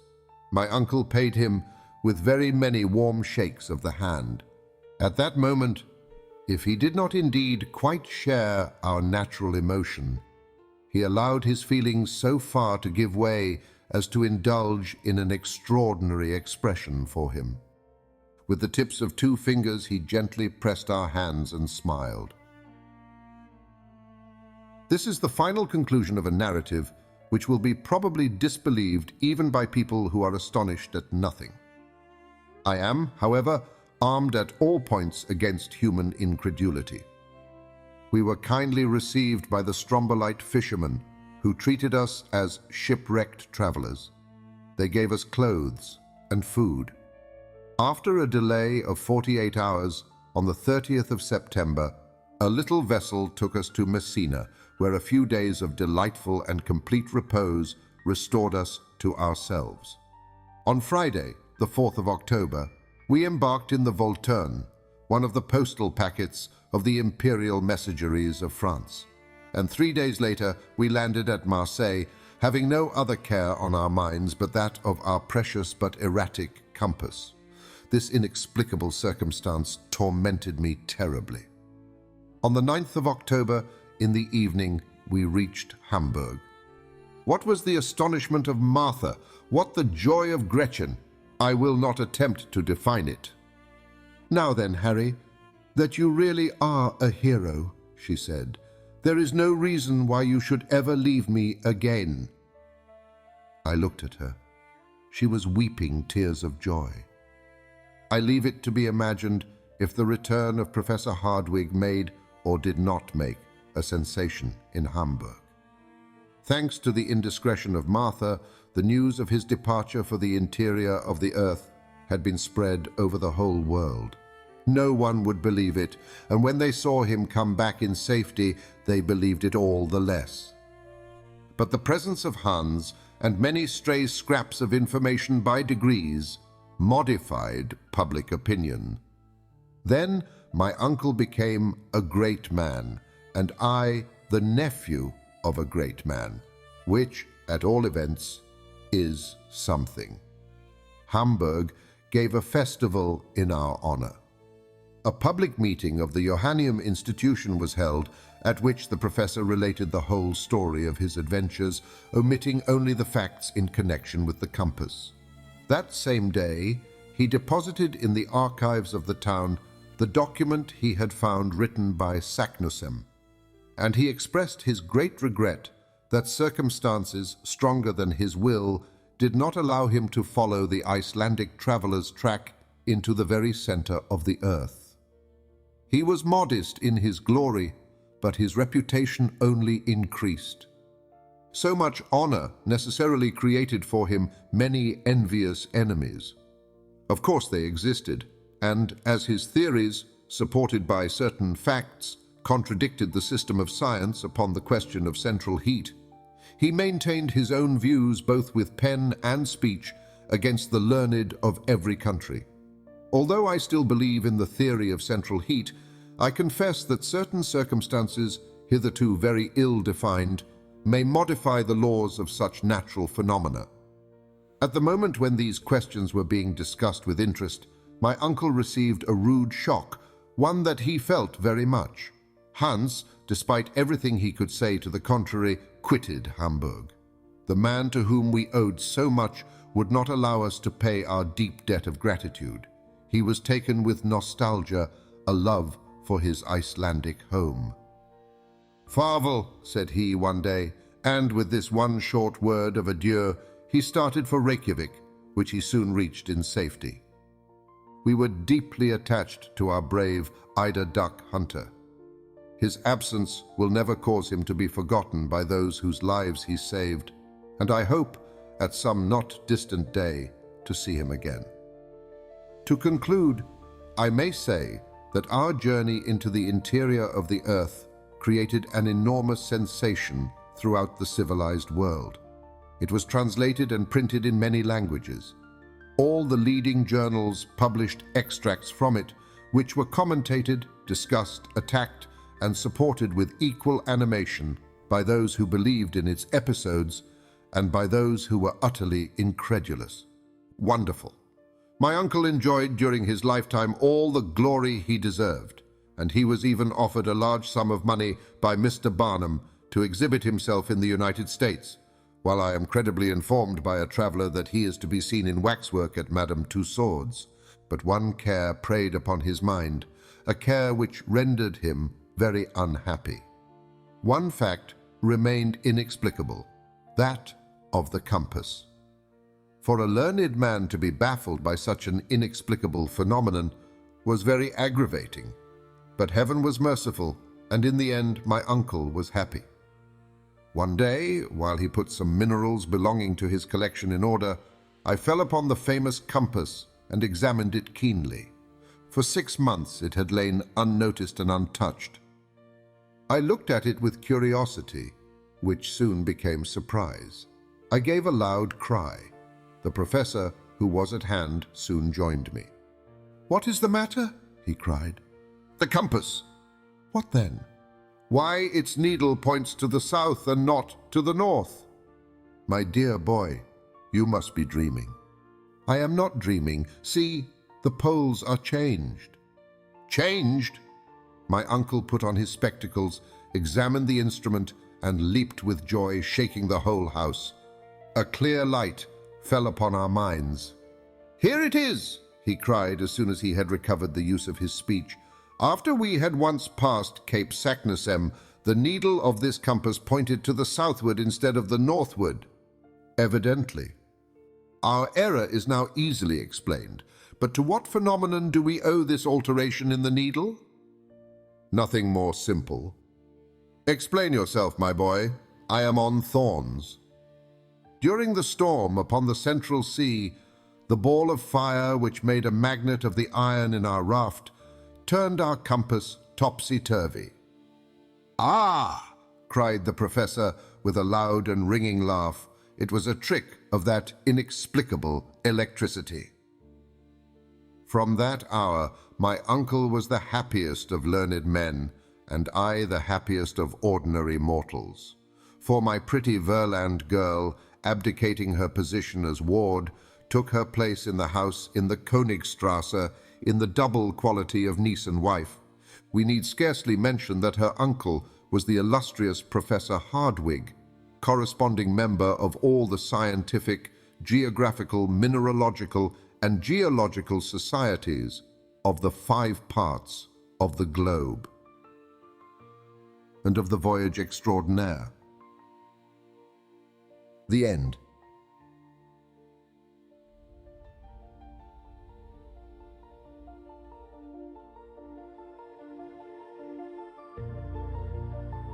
Thank you for listening to Journey to the Center of the Earth by Jules Verne. We hope you enjoyed this journey into classic science fiction. If you'd like to explore more timeless stories, be sure to visit our channel, where you'll find a wide selection of audiobooks ranging from science fiction to adventure, non-fiction, documentary, and more. If you enjoyed this audiobook, don't forget to like the video, subscribe to the channel, and leave a comment letting us know which stories you'd like to hear next. Your engagement helps us continue to bring classic literature to life for listeners like you. Visit our channel page to discover more great audiobooks that may pique your interest. Thank you again for listening, and we look forward to having you with us on our next adventure.